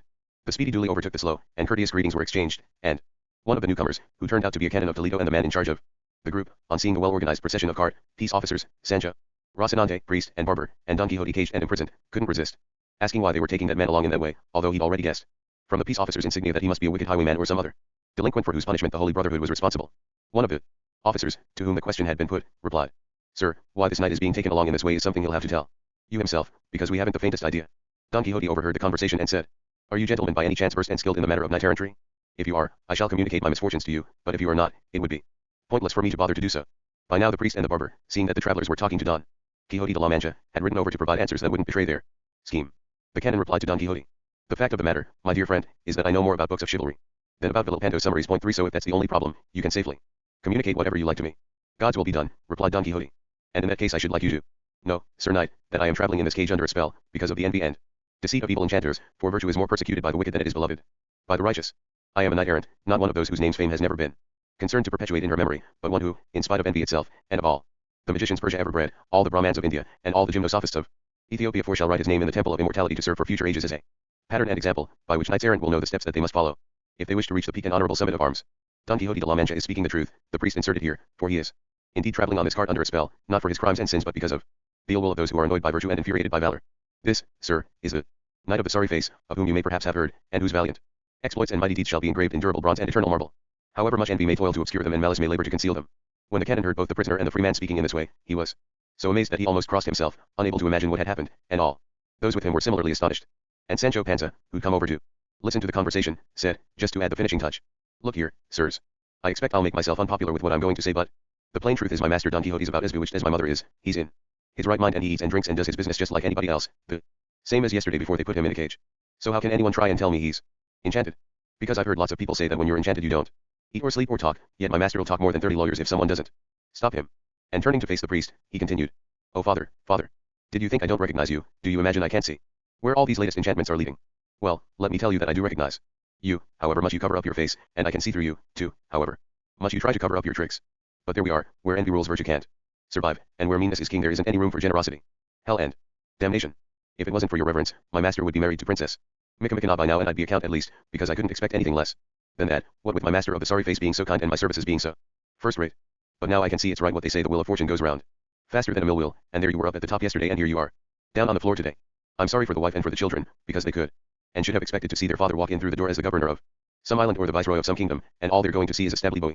I've only said this, father, to urge your reverence to have second thoughts about this bad treatment of my master, and you'd better watch out in case God takes you to task in the next life for locking my master up like this, and makes you answer for all the rescues and other good deeds he's being prevented from carrying out all this time he's being held prisoner. Strike a light, the barber interrupted. Do you belong to your master's fraternity as well, Sancho? As God is good, I can see you're going to be keeping him company in his cage, and be as enchanted as he is, because of what you've caught of his character and his chivalry. An evil hour it was when you allowed yourself to be seduced by his promises, and an evil hour it was when the idea of that island you're so set on found its way into your brain box. I haven't been seduced by anyone, retorted Sancho, and I'm not the sort of man to let himself be seduced, not even by the king himself, and I might be poor but I'm of old Christian stock, and I don't owe anybody anything, and if I'm set on islands others are set on worse, and deeds make the man, and being as I am a man I can get to be Pope let alone governor of an island, and even more so with a master who's going to conquer so many of them that he'll run out of people to hand them out to. You be careful what you say, Mr. Barber, there are other things in life than shaving beards, and each man's a little bit different from the next. I'm only saying this because we all know one another, and nobody's going to play against me with loaded dice. And as for this enchanting of my master, God knows the truth, and let's leave it at that, because the more you stir it the worse it gets. The barber didn't reply to Sancho, concerned as he was that any more absurdities might reveal what he and the priest were striving so hard to conceal, and this same fear had made the priest suggest to the canon that the two of them might ride a little ahead so that he could explain the mystery of the caged man and other matters that the canon would enjoy. The canon agreed and, after going on in front with his servants and with the priest, listened to everything the priest told him about Don Quixote's standing, life, madness and habits, as he provided a brief account of the beginnings and the cause of his folly, and of everything that had happened to him until they put him in the cage, and of their plan to take him back home to see if they could find some cure for his madness.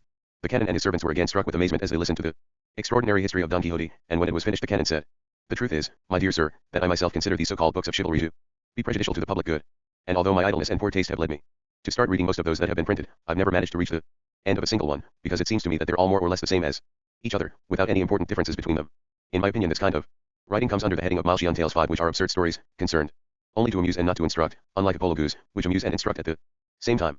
And even though the main aim of such books is to amuse, I don't know how they can succeed when they're full of so many monstrous absurdities, because the soul can only take delight in the beauty and harmony that it sees or contemplates in what the eyes or the imagination places before it, and nothing that contains ugliness or disorder can give us any pleasure.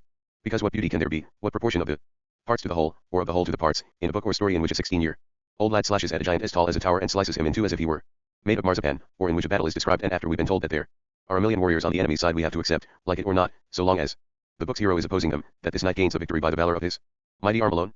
And what can one say about the readiness with which a queen or empress to be falls into the arms of some unknown errant knight? What mind that isn't totally barbarous or uneducated can derive any pleasure from reading that an enormous tower full of knights sails on through the sea, like a ship with a favorable wind, and that tonight it's in Lombardy and tomorrow morning it's in Prestigian's land in the Indies, or somewhere else never described by Ptolemy or seen by Marco Polo? 6. And if someone replies that the authors of such books write them as fictions and are therefore under no obligation to bother with subtleties or truths, I'd answer by saying that the more a lie looks like the truth the better a lie it is, and the more feasible it is the more it pleases us. Fictional stories should suit their readers' understanding and be written in such a way that, by making impossibilities seem easy and marvels seem straightforward, and by enthralling the mind, they amaze and astonish, gladden and entertain, so that wonder and pleasure go hand in hand, and none of this can be achieved by the writer who forsakes verisimilitude and imitation, because the perfection of all writing consists in these two qualities. I've never seen a book of chivalry that could be regarded as a whole body complete, with all its members, and in which the middle corresponds with the beginning and the end with the beginning and the middle. On the contrary, their authors give them so many members that their intention seems more to produce a chimera or a monster than a well-proportioned figure. Apart from this, their style is harsh, their adventures are incredible, their loves are licentious, their civilities are uncouth, their battles are endless, their speeches are absurd, their journeys are preposterous, and, in short, there's no ingenious artifice about them, so they deserve to be thrown out of a Christian society as useless wastrels. The priest had been listening to the canon with rapt attention, and thought him a man of sound understanding who was making very good sense, so he told him that, being of the same opinion and sharing his dislike for books of chivalry, he had burned the whole of Don Quixote's large collection of them.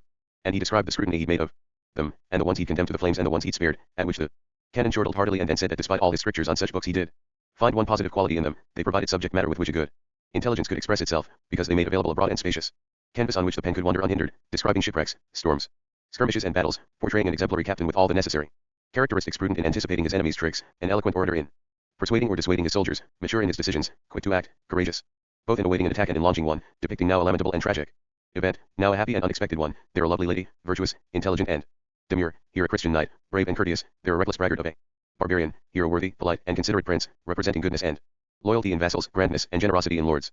The author can show himself to be an astrologer, a skilled cosmographer, a musician, knowledgeable about affairs of state, and perhaps he will even have an opportunity to show himself to be a magician, if he so wishes. He can portray the wiles of a Ulysses, the piety of an Aeneas, the courage of an Achilles, the misfortunes of a Hector, the treachery of a Sinon, the friendship of a Euryalus, the generosity of an Alexander, the resolve of a Caesar, the clemency and honesty of a Trajan, the fidelity of a Zopyrus VII, the wisdom of a Cato, and, in short, all the faculties that contribute to the perfection of an illustrious man, whether he unites them all in one hero or distributes them among several.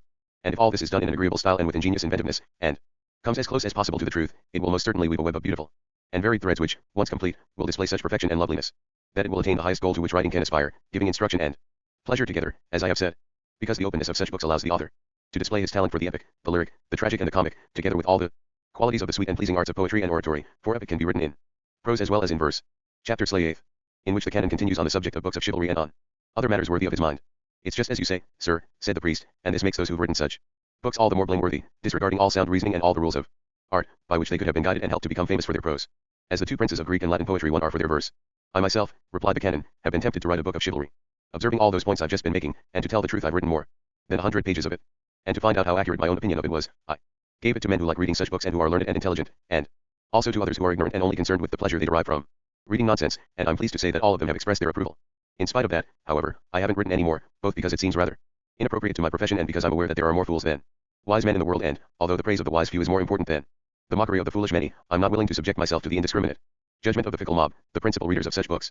But what most made me put it aside and indeed put the idea of finishing it out of my head was an argument that I derived from those plays that are always being performed nowadays, and I said to myself, if it's no secret that all or at least most of these fashionable plays, both the purely fictional ones and those based on historical fact, are so much stuff and nonsense, higgledy-piggledy hodgepodges, and yet the masses love them, and think they're splendid creations when they're the very opposite, and the authors who write them and the actors who perform them say that it can't be otherwise because that's how people want them and they wouldn't have them any other way, and that plays which are properly structured and plotted as art demands are only good for the half a dozen intelligent people who understand them, and all the rest are left in the dark about their subtleties, and that it's better to earn a living from the many than approval from the few.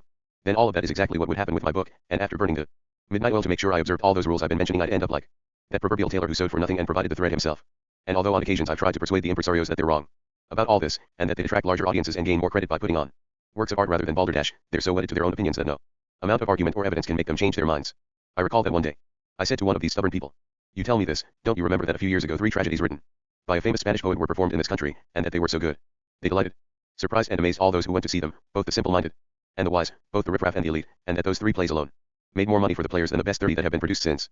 I'm sure you must be referring, said the impresario, to Isabella, Phyllis and Alexandra. To yes, they're the ones I mean, I replied, and you just tell me whether they observed the rules of art, and whether this prevented them from showing themselves to be the excellent works they are, or from pleasing everyone. So it isn't the masses who are to blame for demanding rubbish, but rather those who aren't capable of providing them with anything else. Yes, indeed, ingratitude revenge wasn't rubbish, nor was there any in Numancia, nor did anybody find any in The Merchant Lover, still less in The Friendly Enemy 3 or a few others written by a handful of skilled poets who in this way added both to their own renown and to the profits of the players. I added some further considerations in my attempt to make him see how wrong he was, and I thought they left him somewhat bemused, though not convinced. The subject you broached, sir, the priest interrupted, has awoken my old loathing for these fashionable plays, which is as great as my loathing for books of chivalry, because whereas drama should, as Cicero puts it, for be a mirror of human life, an exemplar of customs and an image of truth, these modern plays are just mirrors of absurdity, exemplars of folly and images of lewdness. Because what greater absurdity can there be in the theater than having a baby in nappies appear in the first scene of the first act, who by the second scene has become a grown man with a beard? Or then presenting us with an old man who's courageous and a young one who's a coward, a lackey who's a great orator, a page who's a counselor, a king who's a porter and a princess who's a cleaning woman? And what can I say about their notion of how the actions they represent can or could be distributed into acts, except that I've seen a play in which the first act began in Europe, the second in Asia, the third ended up in Africa. And if there had been 4 acts, the last would have finished in America, and so it would have been set in all 4 quarters of the globe. And if imitation is the principal feature expected of a play, how can anyone with the slightest intelligence be content with this other one I'm going to describe? The action is set in the times of King Pepin and Charlemagne, yet the protagonist is the Emperor Heraclius, who carries the cross into Jerusalem and recovers the Holy Sepulchre, like Godfrey of Bouillon 5 when in reality, a whole age separated one event from the other, and although the play is based on fictitious actions, historical veracity is claimed for it, and bits and pieces of other histories involving different people and periods are mixed in, and without any attempt at verisimilitude, either, but with obvious mistakes that are quite inexcusable. And what's worst of all is that there are people ignorant enough to say that this is sheer perfection, and that to expect anything better is to ask for the moon and the stars. And what about plays on religious subjects? How many false miracles they invent? How many apocryphal and misunderstood events, with the miracles of one saint, attributed to another? And even in the plays that aren't religious they make bold to insert miracles, without any respect or consideration. Their only thought is that such a miracle or special effect, as they call them, would do very nicely there, to fill the ignorant rabble with amazement and persuade more of them to come and see the play. And all this works to the detriment of truth and to the prejudice of history, and even to the discredit of Spanish writers, because foreigners, who are most meticulous in obeying the rules of drama, consider us to be barbarous and ignorant when they see the absurdities and nonsenses in our plays. And it isn't a sufficient excuse to say that the main reason why well-ordered societies allow the public performance of plays is to entertain the community with some harmless recreation, and to keep at bay the bad temper that idleness sometimes produces, and that, since this end is achieved with any play, good or bad, there's no need to make laws or oblige those who write and perform plays to do so in the proper way because, as I said before, any old play will do the job. To this I'd reply that this end would be far better achieved with good plays than with bad ones, because the audience that has gone to see an ingenious and well-crafted play comes out at the end cheered by its jests, instructed by its truths, amazed at its action, wiser thanks to its speeches, warned by its roguery, shrewder for its examples, incensed against vice and enamored of virtue, for a good play will provoke all these reactions in anyone who watches it, including the most slow-witted of yokels, and it's absolutely impossible for a play possessing these qualities not to cheer and entertain, satisfy, and please far more than one that lacks them, as do nearly all of those performed nowadays. And the blame for this doesn't lie with their authors, because some of them know very well where they're going wrong and what they should be doing, but, since plays have been turned into goods for sale, playwrights say, and they speak the truth, that the players wouldn't buy them if they weren't of the kind I've described, so the writer tries to meet the demands of the impresario who's going to pay him for his work. The truth of what I'm saying can be seen in many, indeed countless plays written by a brilliant Spanish genius with such panache and wit, in such elegant verses, containing such excellent speeches and weighty maxims, and, in short, so rich in eloquence and loftiness of style, that he has filled the world with his fame, yet his urge to comply with the actor's taste has meant that not all his plays have reached the required pitch of perfection, although some certainly have. Others write their plays so thoughtlessly that the actors have to run away and hide after performances for fear of being punished, as they often have been, for scenes that insult kings or dishonor families. Now all these problems, and many others that I haven't mentioned, would be solved if there were some intelligent and sensible person in the capital to scrutinize all plays before they're performed, not only there but anywhere in Spain, and if no local authorities could permit the production of any play without his approval, seal and signature, and then the actors would make sure to send their plays off to the capital so as to be able to perform them safely. And the playwrights would devote much more care to their work because of their fear of this rigorous examination by someone who knew what he was doing, and in this way good plays would be written and their goals splendidly attained, not only the amusement of the people but also the good reputation of Spanish writers, the livelihood and security of the actors and the avoidance of the trouble of punishing them. And if another person, or even the same one, were given the job of scrutinizing any new books of chivalry that were written, some of these might well show the perfection that you've specified, enriching our language with the delightful, precious treasure of eloquence, eclipsing old books in the light of the new ones published for the innocent amusement not only of the idle but also of the busy, because the bow can't always be bent, nor can our frail human nature subsist without some honest recreation.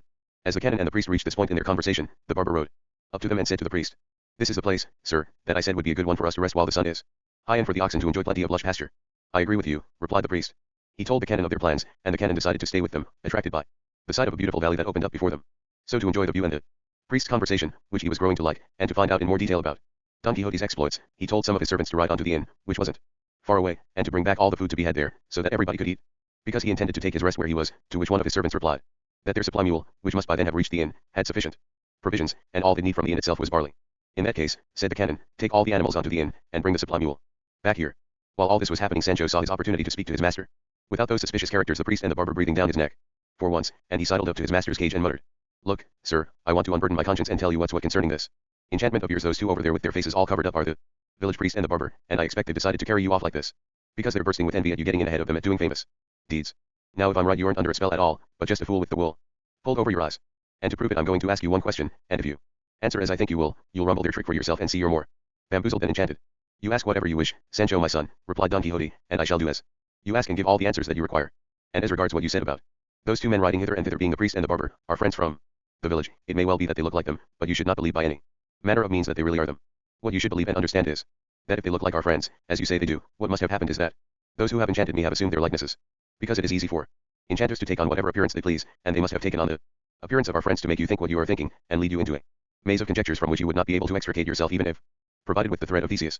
And they must also have done it to befuddle my understanding, so that I cannot fathom from where this harm has come, because if on the one hand you tell me that the village priest and barber are accompanying me, and, on the other, I find myself in a cage and I know full well that no mere human powers, only supernatural ones, would be sufficient to put me here, what can you expect me to say or think except that the manner of my enchantment is more extraordinary than all those about which I have ever read in all the histories dealing with knights errant who have been enchanted?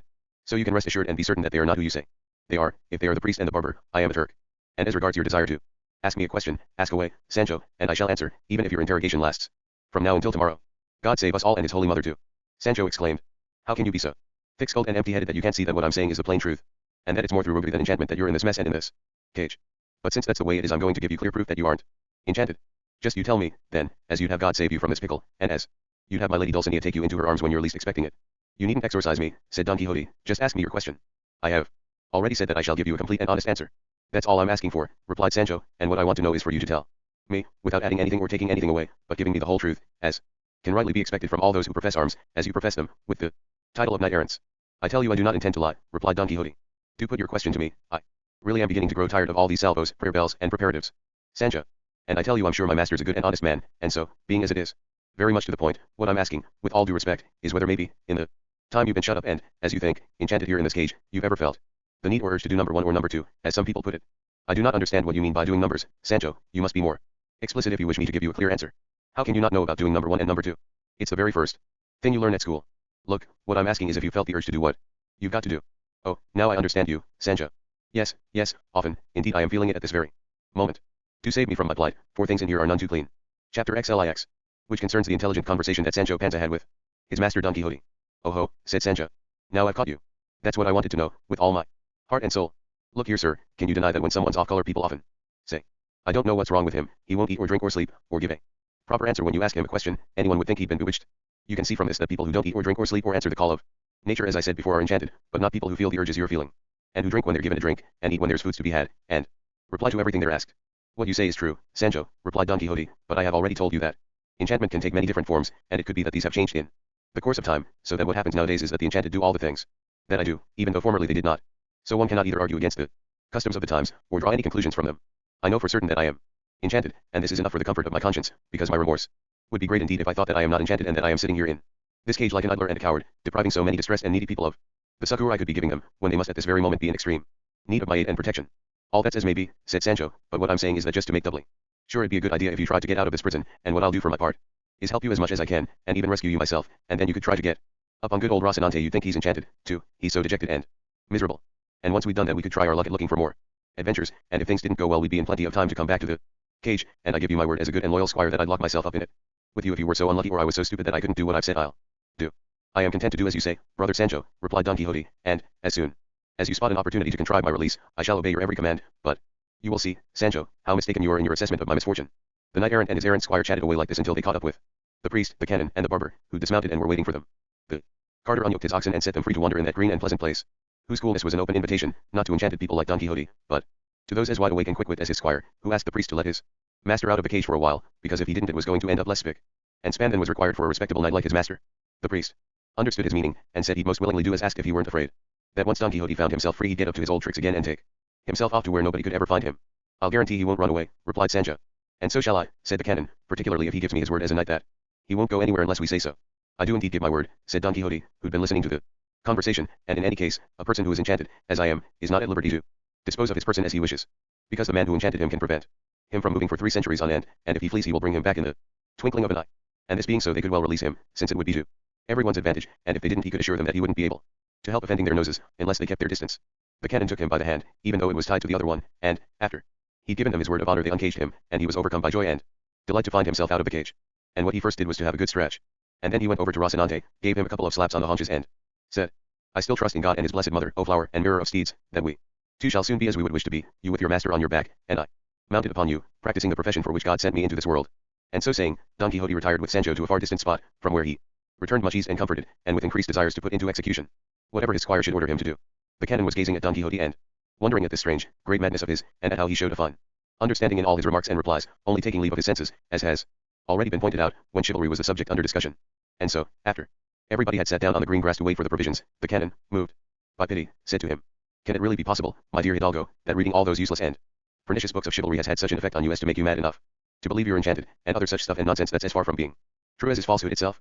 And how can any human understanding persuade itself that the world has ever contained such an infinity of different Amatuses, and such a mob of so many famous knights, so many emperors of Trebizond, all those Felix Martes of Harkania, all those palfreys, and maidens errant, and serpents, and monsters, and giants, and unique adventures, and enchantments of every kind, and battles, and terrible combats, and splendid costumes, and lovelorn princesses, and squires who become counts, and funny dwarfs, and love letters, and amorous compliments, and valiant women and, in short, all those absurdities to be found in books of chivalry.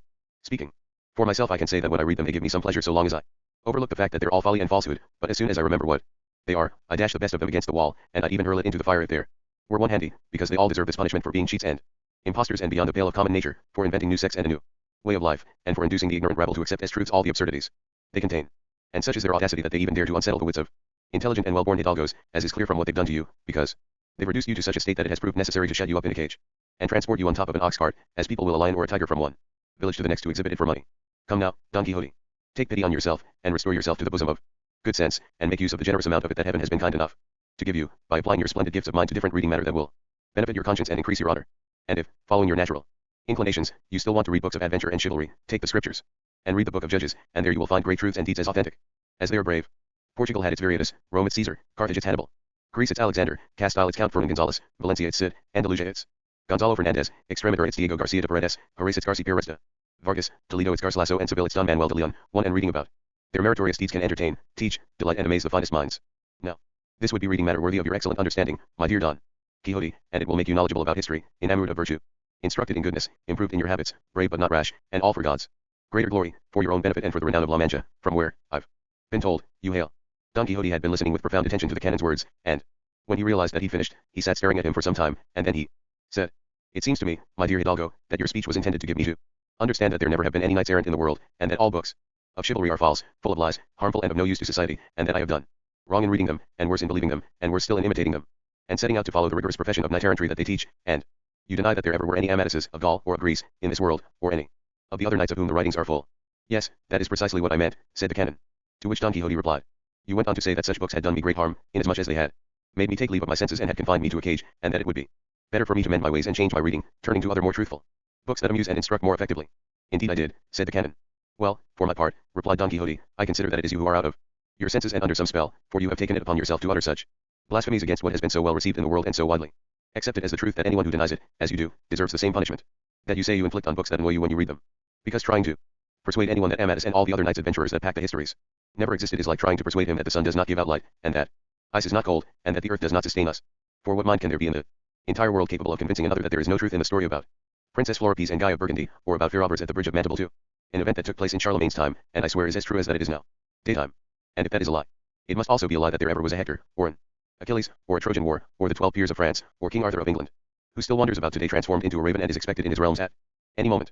And no doubt they will also attempt to persuade us that the history of Purino il Meschino is false, and so is the quest for the Holy Grail, and that the loves of Sir Tristan and Queen Isolde and of Guinevere and Lancelot are apocryphal, even though there are people alive who almost remember seeing the Duenna Quintanona, the best server of wine there ever was in the whole of Great Britain. Point 3. And the truth of this is shown by the fact that I remember my grandmother on my father's side saying, whenever she saw some aged duenna go by in her weeds, that one over there, my boy, she could be old Duenna Quintanona herself. From which I conclude that my grandmother must have known her, or at least have contrived to see some portrait of her. And who could deny that the history of Pierres and the fair Magalona is a true one? For to this very day one can see in the royal armory the peg with which the brave Pierres guided the wooden horse as he rode through the air, and it is a little bigger than a cart pole. For and next to the peg is baby Cos saddle, and Roland's horn is at Roncesvalles, the size of a large beam, from all of which we can deduce that the 12 Peers did exist, that Pierres did exist, that the Cid and other such knights did exist, and went, as people say, adventuring their way. Or else let them try to tell me that it is not true that the brave Portuguese Wanda Merlo was a knight errant who went to Burgundy and did battle in the city of Arras with the famous lord of Charny called Monseigneur Pierres, and later, in the city of Basile, with Monseigneur Henry de Rimstan, emerging victorious and crowned with honor and glory from both exploits, and let them try to deny the adventures and challenges. Also in Burgundy, of those courageous Spaniards Pedro Barba and Goodyear Quixote, from whose stock I am descended in the direct male line, who defeated Count St. Pol's sons. They might as well also deny that Don Fernando de Guevara ever went to Germany in search of adventures, and fought against Messire George, a knight of the Duke of Austria's household, and let them claim that the jest of Suero de Quinese by the honorable pass never happened, and nor did the exploits of Monseigneur Luis de Fix against the Castilian knight Don Gonzalo de Guzman, and many other deeds performed by Christian knights of these and foreign realms, all of which are so true and authentic that I repeat that anyone who denied them would be devoid of all reason and good sense. 5. The canon was amazed to hear the mixture that Don Quixote had concocted of real events and fictional ones, and to discover how well informed he was about everything connected with the exploits of his precious knight errantry, and he replied, "I can't deny, Don Quixote sir, that some of what you've said is true, particularly concerning Spanish knights errant, and I'll also concede that the 12 Peers of France did exist, but I can't believe they did everything that Archbishop Turpin says they did. Because the truth of the matter is that they were knights chosen by the kings of France, and were called peers because they were all equals in worth, rank and courage, or at least if they weren't they should have been, and it was like a religious order after the style of the present day orders of Santiago and Calatrava, the members of which we presume are, or should be, worthy, courageous and high-born knights, and just as nowadays people refer to a knight of St. John, or of Alcantara, in those times they used to talk about a knight of the 12 Peers, because there were always 12 equals who'd been chosen for this military order. As regards the existence of the Cid, there can't be any doubt about that, or about Bemerto del Carpio, but there are very great doubts about whether they performed the exploits ascribed to them. And as for that other Matter of Count Pierre's peg, which you say is next to baby Ka's saddle in the royal armory. I must confess my sin, I'm so ignorant, or so short-sighted, that although I've seen the saddle I've never spotted the peg, even though you say it's so big. Yet it is most definitely there, replied Don Quixote, and furthermore it is said to be kept in a calfskin cover to prevent it from becoming moldy. That's as may be, replied the canon, but I'm as sure that I've never seen it as I am that I'm a priest. And even if I did concede that it is there, this wouldn't oblige me to believe the histories of so many Amatuses or of that great mob of knights in the stories people tell, nor is it right for a man like you, honorable and talented and intelligent, to give any credit to the extravagant nonsense that's written in those ridiculous books of chivalry. Chapter L. About the intelligent dispute between Don Quixote and the canon, and other matters. Now that is a good one. Don Quixote retorted. Books printed with licenses from kings and with the approval of those to whom they have been submitted, read with universal delight and praised by great and small, poor and rich, the educated and the ignorant, plebeians and gentlemen, in short by all kinds of people of all ranks and circumstances are they likely to be lies, above all when they bear such an appearance of truth, telling us about the father, mother, country, kindred, time, place and deeds, detail by detail and day by day, performed by the knight or knights in question. Hold your tongue, sir, and do not voice such blasphemies, and believe me, I am advising you now to act as a man of good sense should, only read them, and you will find out for yourself how much pleasure they afford you.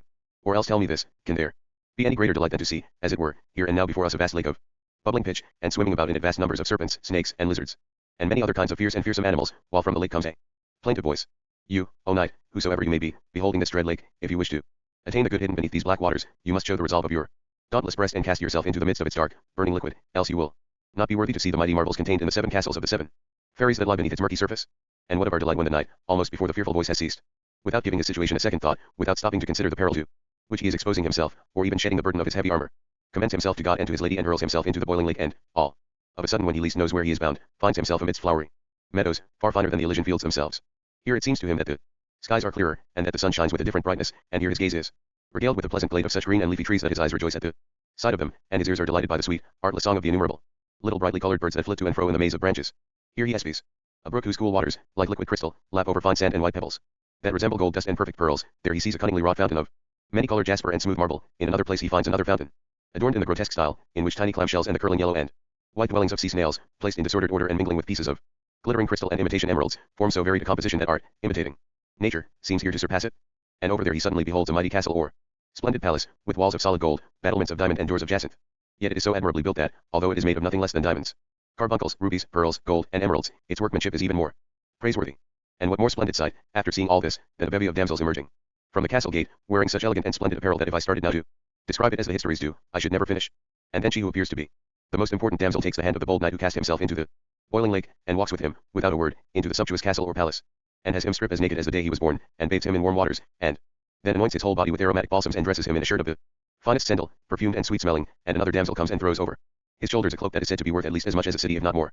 And is it not a marvelous sight when we are told that after all this he is taken to another hall, where he finds tables laid with such orderly elegance that he is dazzled and amazed, and seeing him sprinkle his hands with the essence of ambergris and perfumed flowers, and then to see him seated on a chair of ivory, seeing him being served by all the damsels in a wonderful silence, being brought such a variety of foods, so exquisitely cooked, that the appetite is at a loss which to choose, hearing the song that sounds as he eats, not knowing whence it comes or who is singing it. And then when, once the meal is over and the tables have been cleared, as the knight lolls in his chair picking his teeth, as is the custom, through the door suddenly comes another damsel much more beautiful than any of the others, who sits by his side and begins to tell him what castle this is, and how she lives there under a spell, and other matters that amaze the knight and astonish the readers of his history. I shall not enlarge any further on this subject, because from what I have said it is clear that any passage from any history of a knight errant is bound to delight and amaze anyone who reads it. Only believe me and, as I said before, read these books, and you will soon see how they banish any melancholy you might be feeling, and improve your disposition, if it is a bad one. Speaking for myself, I can say that ever since I became a knight errant I have been courageous, polite, generous, well-bred, magnanimous, courteous, bold, gentle, patient, and long-suffering in the face of toil, imprisonment and enchantment, and although so short a time ago I found myself locked into a cage like some madman, it is my intention, by the might of my arm, if heaven favors me and fortune does not oppose me, to become within a few days the king of some kingdom, where I shall be able to demonstrate the gratitude and liberality contained in my breast. Because on my faith, sir, the poor man is prevented from showing the virtue of liberality towards anyone, even if he possesses it to a degree, and gratitude that is restricted to good intentions is as dead as faith without works. For this reason I do wish that fortune would soon offer me some opportunity to become an emperor, so that I can show my true nature by doing good to my friends, especially poor Sancho Panza here, my squire, who is the salt of the earth, and I should love to give him an earldom that I promised him a long time ago, except that I fear he will not have what it takes to govern his estate. Sancho overheard these last few words, and he said to his master, "You set to work, Don Quixote, sir, and get that earldom you've been promising me. And I've been waiting for all this time, and what I can promise you is that I won't be found wanting in what it takes to govern it. And if I am found wanting, I've heard there are men that rent lords' estates from them, and give these lords money every year and govern the estates themselves, and the lord sits about with his feet up all day long, having a good time on the rent he's paid and not worrying about anything at all, and that's what I'll do, and I won't bother to bargain, I'll just hand the whole lot over and enjoy my rent like a duke, and everyone else can go and get stuffed." "That, brother Sancho," said the canon, "might apply to enjoying the revenues, but the lord of the estate must concern himself with the administration of justice, and this is where his ability and good judgment come into play, and above all his honest determination to do what is right, because if this isn't present from the very beginning, things will go wrong in the middle and at the end, and that is why God favors the good intentions of the simpleton as much as he obstructs the evil intentions of the clever man. I don't know about all that philosophizing, replied Sancho Panza, all I do know is that I wish I was as sure that I'm going to lay my hands on that earldom as I am that I've got what it takes to govern it. I have as much of a soul as the next man, and as much of a body as the best of them, and I'd be as good a king of my estate as anyone else, and that being so I'd be doing as I liked, and doing as I liked I'd be doing what I wanted to do, and doing what I wanted to do I'd be happy, and if you're happy you can't ask for more than that, and if I couldn't ask for more there's nothing more to say, and let's have my estate. And goodbye, and I hope we'll be seeing each other soon, as one blind man said to the other. That isn't bad philosophizing, as you put it, Sancho, all the same, there's a great deal more that could be said on the subject of earldoms. To which Don Quixote replied, I am not so sure that there is any more to be said, I am simply guided by the example given me by the great Amadis of Gaul, who made his squire the Count of the Firm Isle. And so I can make Sancho Panza count without any qualms of conscience, because he is one of the best squires that any knight-errant ever had. The canon was astounded at the concerted nonsense spoken by Don Quixote, at his evocation of the adventure of the Knight of the Lake, at the effect on him of the premeditated lies in the books he'd read, and also at Sancho's simplicity and his longing to possess the earldom that his master had promised him. The canon's servants were by now approaching with the supply mule that they'd fetched from the inn, and turning a carpet they had with them and the green grass of the meadow into a table in the shade of some trees, they all sat and ate there so that the carter's oxen could continue to enjoy the advantages of the spot. As they were eating, they suddenly heard a loud rustling and the clanking of a tin bell in a thicket of brambles near them, and at the same instant a handsome black, brown and white goat broke out of the thicket, followed by a goatherd who was calling to her in goatherd's language to stop or go back to the herd. The runaway, panic-stricken goat trotted over to the picnickers as if to implore their protection, and then halted. The goatherd followed her, seized her by the horns and addressed her as if she could understand his words. Oh Dapple, Dapple, you wild gadabout, how footless you have become. What wolves are you running away from, my dear? Won't you tell me what's up, my beauty? But what can it be except that you're a female and can't settle down and the devil take those ways of yours and the people you've copied them from? Come back with me, my sweet, you'll be safer, even if you aren't as happy, in your fold or in the herd with your friends, and if you who are meant to be keeping order among them are so out of order yourself, what are they going to end up by doing? The goatherd's words delighted all those who heard them, especially the canon, who said, do please calm down a little, my friend, and don't be in such a hurry to return the goat to her herd, since she's a female, as you put it, she's going to follow her natural instincts whatever you do to try to stop her. Have a bite to eat and a drop to drink, and that will make you simmer down, and in the meantime the goat can have a rest. And as he said this he speared a quarter of a cold rabbit on his knife and offered it to him. The goatherd took it and thanked him, he drank wine and calmed down, and said, I wouldn't like any of you to think me simpleton because I spoke to this animal so seriously. The truth is that my words were a little strange. I may be a rustic, but not so much of or that I don't know the difference between talking to a human being and talking to a beast. I don't doubt that, said the priest, because I have found out for myself that mountains breed scholars and herdsmen's huts house philosophers. Or at least, sir, replied the goatherd, they give shelter to men who've learned from bitter experience, and so that you can see for yourselves how true this is, even though I might seem to be forcing myself on you, I shall so long as it isn't tiresome. Gentlemen, and you're willing to lend me your ears for a while, tell you a true story that will confirm what this gentleman pointing to the priest and I have just said. To this Don Quixote replied, seeing that this seems to have some suspicion of a chivalry adventure about it, I for my part am most willing to listen to you, my friend, and so are all these gentlemen, for they are intelligent people and are keen to hear anything new and curious that amazes, delights and captivates the mind, as I am sure your story will. You may begin, my friend, for we shall all listen. You can count me out, said Sancho, I'm off to that stream over there with this pie I've got here, and I'm going to stuff myself enough to last me for 3 days, because I've heard my master Don Quixote say that a knight-errant squire must eat whenever he gets a chance to, until he can't eat any more, since what often happens is that they wander into such a thick forest that it takes them more than 6 days to find their way out, and if the squire wasn't full at the beginning, and his saddlebags weren't full either, he might not get out at all, as often does happen, and be left there to turn into a mummy. You are quite right, Sancho, said Don Quixote. You go wherever you like, and eat as much as you can. I am fully satisfied already, and only need refection for my spirit, which I shall obtain by listening to this good fellow's story. And that's what we'll all do, said the canon. And he asked the goatherd to do as he'd promised. He gave the goat, which he was still holding by the horns, a couple of slaps on the back with the words, you lie down here next to me, Dapple, there's plenty of time to go back to the herd. The goat seemed to understand him, because as her master sat down she quietly stretched herself out by his side, and looking up into his face she indicated that she was paying attention to what he was saying, and he began his story like this. Chapter Lee. Concerning what the goatherd told Don Quixote's kidnappers. 10 miles from this valley there's a village which, though small, is one of the richest hereabouts, and in it there lived a farmer of great renown who, although honor always goes with money, was even more highly regarded for his goodness than for his wealth. But what made him happiest of all, he said, was having a daughter of such exquisite beauty, rare intelligence, elegance, and virtue that anyone who knew her and beheld her was amazed to see the extraordinary qualities with which heaven and nature had endowed her. As a child she was pretty, and she continued to grow in beauty, so that by the age of 16 she was lovely. The fame of her loveliness began to spread throughout the nearby villages, but why do I leave it at the nearby ones, when it spread to distant cities and even reached the halls of royal palaces and the ears of all kinds of people, who came from every part to see her, as if she were some strange curiosity or miracle-working image. Her father stood guard over her virtue, and she stood guard over it herself, too. Because there are no keys, locks or bolts that can protect a maiden better than her own modest reserve. The father's wealth and the daughter's beauty moved many men, both from the village and from elsewhere, to ask for her hand in marriage, but given the task of disposing of such a precious jewel, he was perplexed and couldn't decide which of the countless men who pestered him he should entrust her to.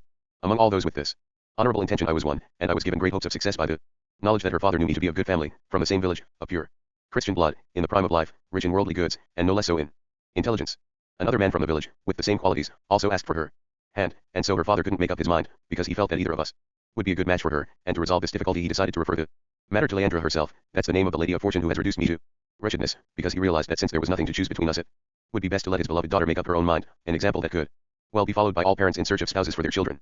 I'm not saying that they should allow their children to choose among evil or base suitors, but that they should propose several good ones and give them a free choice among these. I don't know which was Leandra's choice, all I do know is that her father put us off with talk about how young she was and with generalities that neither put him under any obligation, nor released us from ours. My rival is called Anselmo and I'm Eugenio, so now you know the names of the people involved in this tragedy, which hasn't ended yet, although it's plain enough that the ending is going to be calamitous. At about this time one Vicente de la Rosa, the son of a poor farmer from the village, returned from Italy and various other parts of the world where he'd been serving as a soldier. He'd gone off at the age of about 12 with a company that happened to come our way, and he returned 12 years after that, dressed as all soldiers like to dress, in 1,000 different colors, covered in glass trinkets and little steel chains. One day, he'd be wearing one piece of finery and the next another, all of them flimsy, artificial, tawdry, worthless.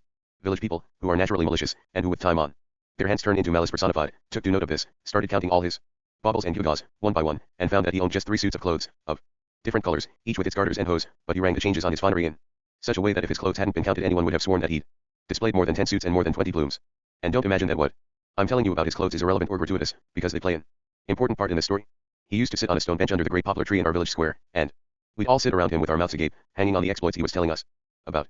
There wasn't a land in the world he hadn't been to, not a battle he hadn't fought in. He'd slaughtered more Moors than there are in Morocco and Tunis, had taken part in more single combats, according to him, than Gantiwa Luna Juan Diego Garcia y Paredes and thousands of others he named, and had been victorious in every one of them, without ever having been made to shed a single drop of blood.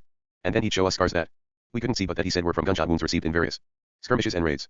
And he had the unparalleled effrontery to address equals, and even those who knew what he was, as if they were inferiors, and declare that his arm was his father, that his deeds were his pedigree and that, being a soldier, he was second to nobody, not even the king himself. In addition to all this bravado, he had a smattering of music and could strum a guitar, and there were those who said that he could make it talk, and his talents didn't end here, because he could also write poems, and produced 5-mile-long ballads about every single trifling incident in the life of the village. Now this soldier I've described, this Vicente de la Rosa, this hero, this man of fashion, this musician, this poet, was often seen and indeed gazed upon by Leandra from a window in her house that overlooked the square. She fell in love with his gaudy clothes, she was captivated by his ballads, he distributed 20 copies of every one. She heard all about the feats he claimed to have performed, and in the end it must have been the devil's own work. She fell in love with the man himself, before he had the presumption to try his luck with her. And since in no affair of the heart do events proceed more smoothly than when the initiative comes from the woman, it was easy for Leandra and Vicente to reach an understanding, and before any of her suitors had the slightest inkling of her infatuation she had satisfied it by leaving the house of the father she loved so much, she has no mother, and running away with the soldier, who carried this venture to a more triumphant conclusion than any of the others to which he had laid claim. This event astonished the whole village and indeed all who heard about it. It left me dumbfounded, Anselmo thunderstruck, her father wretched, her relatives humiliated, the authorities alerted, the officers of the Holy Brotherhood astir, the roads were patrolled, the woods were searched, the whole countryside was scoured, and after 3 days they found the flighty Leandra in a mountain cave, wearing only a chemise, and all the money and the valuable jewels that she'd taken from the house had disappeared. They returned her to her forlorn father. They asked her what had brought about this disaster. She confessed without any coercion that Vicente de la Rosa had deceived her, promising to marry her and persuading her to run away from home. He was going to take her to the richest and most luxurious city in the whole world, Naples, and she'd been ill-advised and beguiled enough to believe him. After robbing her father she'd placed herself in the soldier's hands that same night when she'd gone missing, and then he'd taken her to a rocky mountain and shut her up in the cave where she'd been found. She also told them that the soldier had plundered her of everything she possessed except her honor, had left her in the cave and had gone away, and this detail was a cause of fresh amazement for everyone. It was hard to believe that the young man had been so restrained, yet she insisted on this earnestly enough to console her disconsolate father, who wasn't concerned about the riches that had been stolen, since his daughter had been allowed to keep that jewel which once lost can never be retrieved. The very same day that Leandra reappeared her father made her disappear again, taking her away to shut her up in a convent in a town not far from here, in the hope that time might efface a part of the bad reputation that she'd earned for herself. Leandra's tender years were some excuse for her lapse, at least in the eyes of those who had no personal interest in whether she was a good girl or not, yet those who knew just how clever and intelligent she was didn't put her sin down to ignorance but to her pertness, and to the natural propensity of her sex for reckless impetuosity. Once Leandra had been locked away, Anselmo lost his sight, or at least was left with nothing to look at that could give him any joy, and I was plunged into darkness, for there was no light to guide me towards any pleasant goal. Leandra's absence increased our sorrow, wore away at our patience, made us curse the finery of the soldier and abominate the negligence of Leandra's father. In the end Anselmo and I agreed to leave the village and come to this valley, where he grazes a large flock of his sheep and I pasture a great herd of my goats, and we spend our time among these trees, relieving our passions by together singing the praises or dis praises of the lovely Leandra, and separately sighing and confiding our complaints to heaven. Many of Leandra's other suitors have copied us and have come to these rugged mountains with their animals, and there are so many of them that anyone would think the place has been converted into the pastoral Arcadia too teeming with shepherds and goatherds and their folds, and there's no part of it where the name of the lovely Leandra can't be heard. This man fulminates against her and calls her flighty, fickle, and wanton. That man condemns her forwardness and levity. A third absolves and pardons her. A fourth judges and condemns her. Another praises her beauty. Another rails at her wicked ways, and in short they all vilify her, and they all adore her, and the madness that affects them all is so great that there are those who bewail her disdain without ever having spoken to her, and others who complain of being afflicted by the raging disease of jealousy, when she can never have made anyone jealous because, as I said, her sin was discovered before anyone knew where her fancies lay. There's not a hollow in a rock, or the bank of a stream, or a shade under a tree that isn't taken up by some shepherd telling the air all about his misfortunes. Wherever an echo can sound it repeats Leandra's name.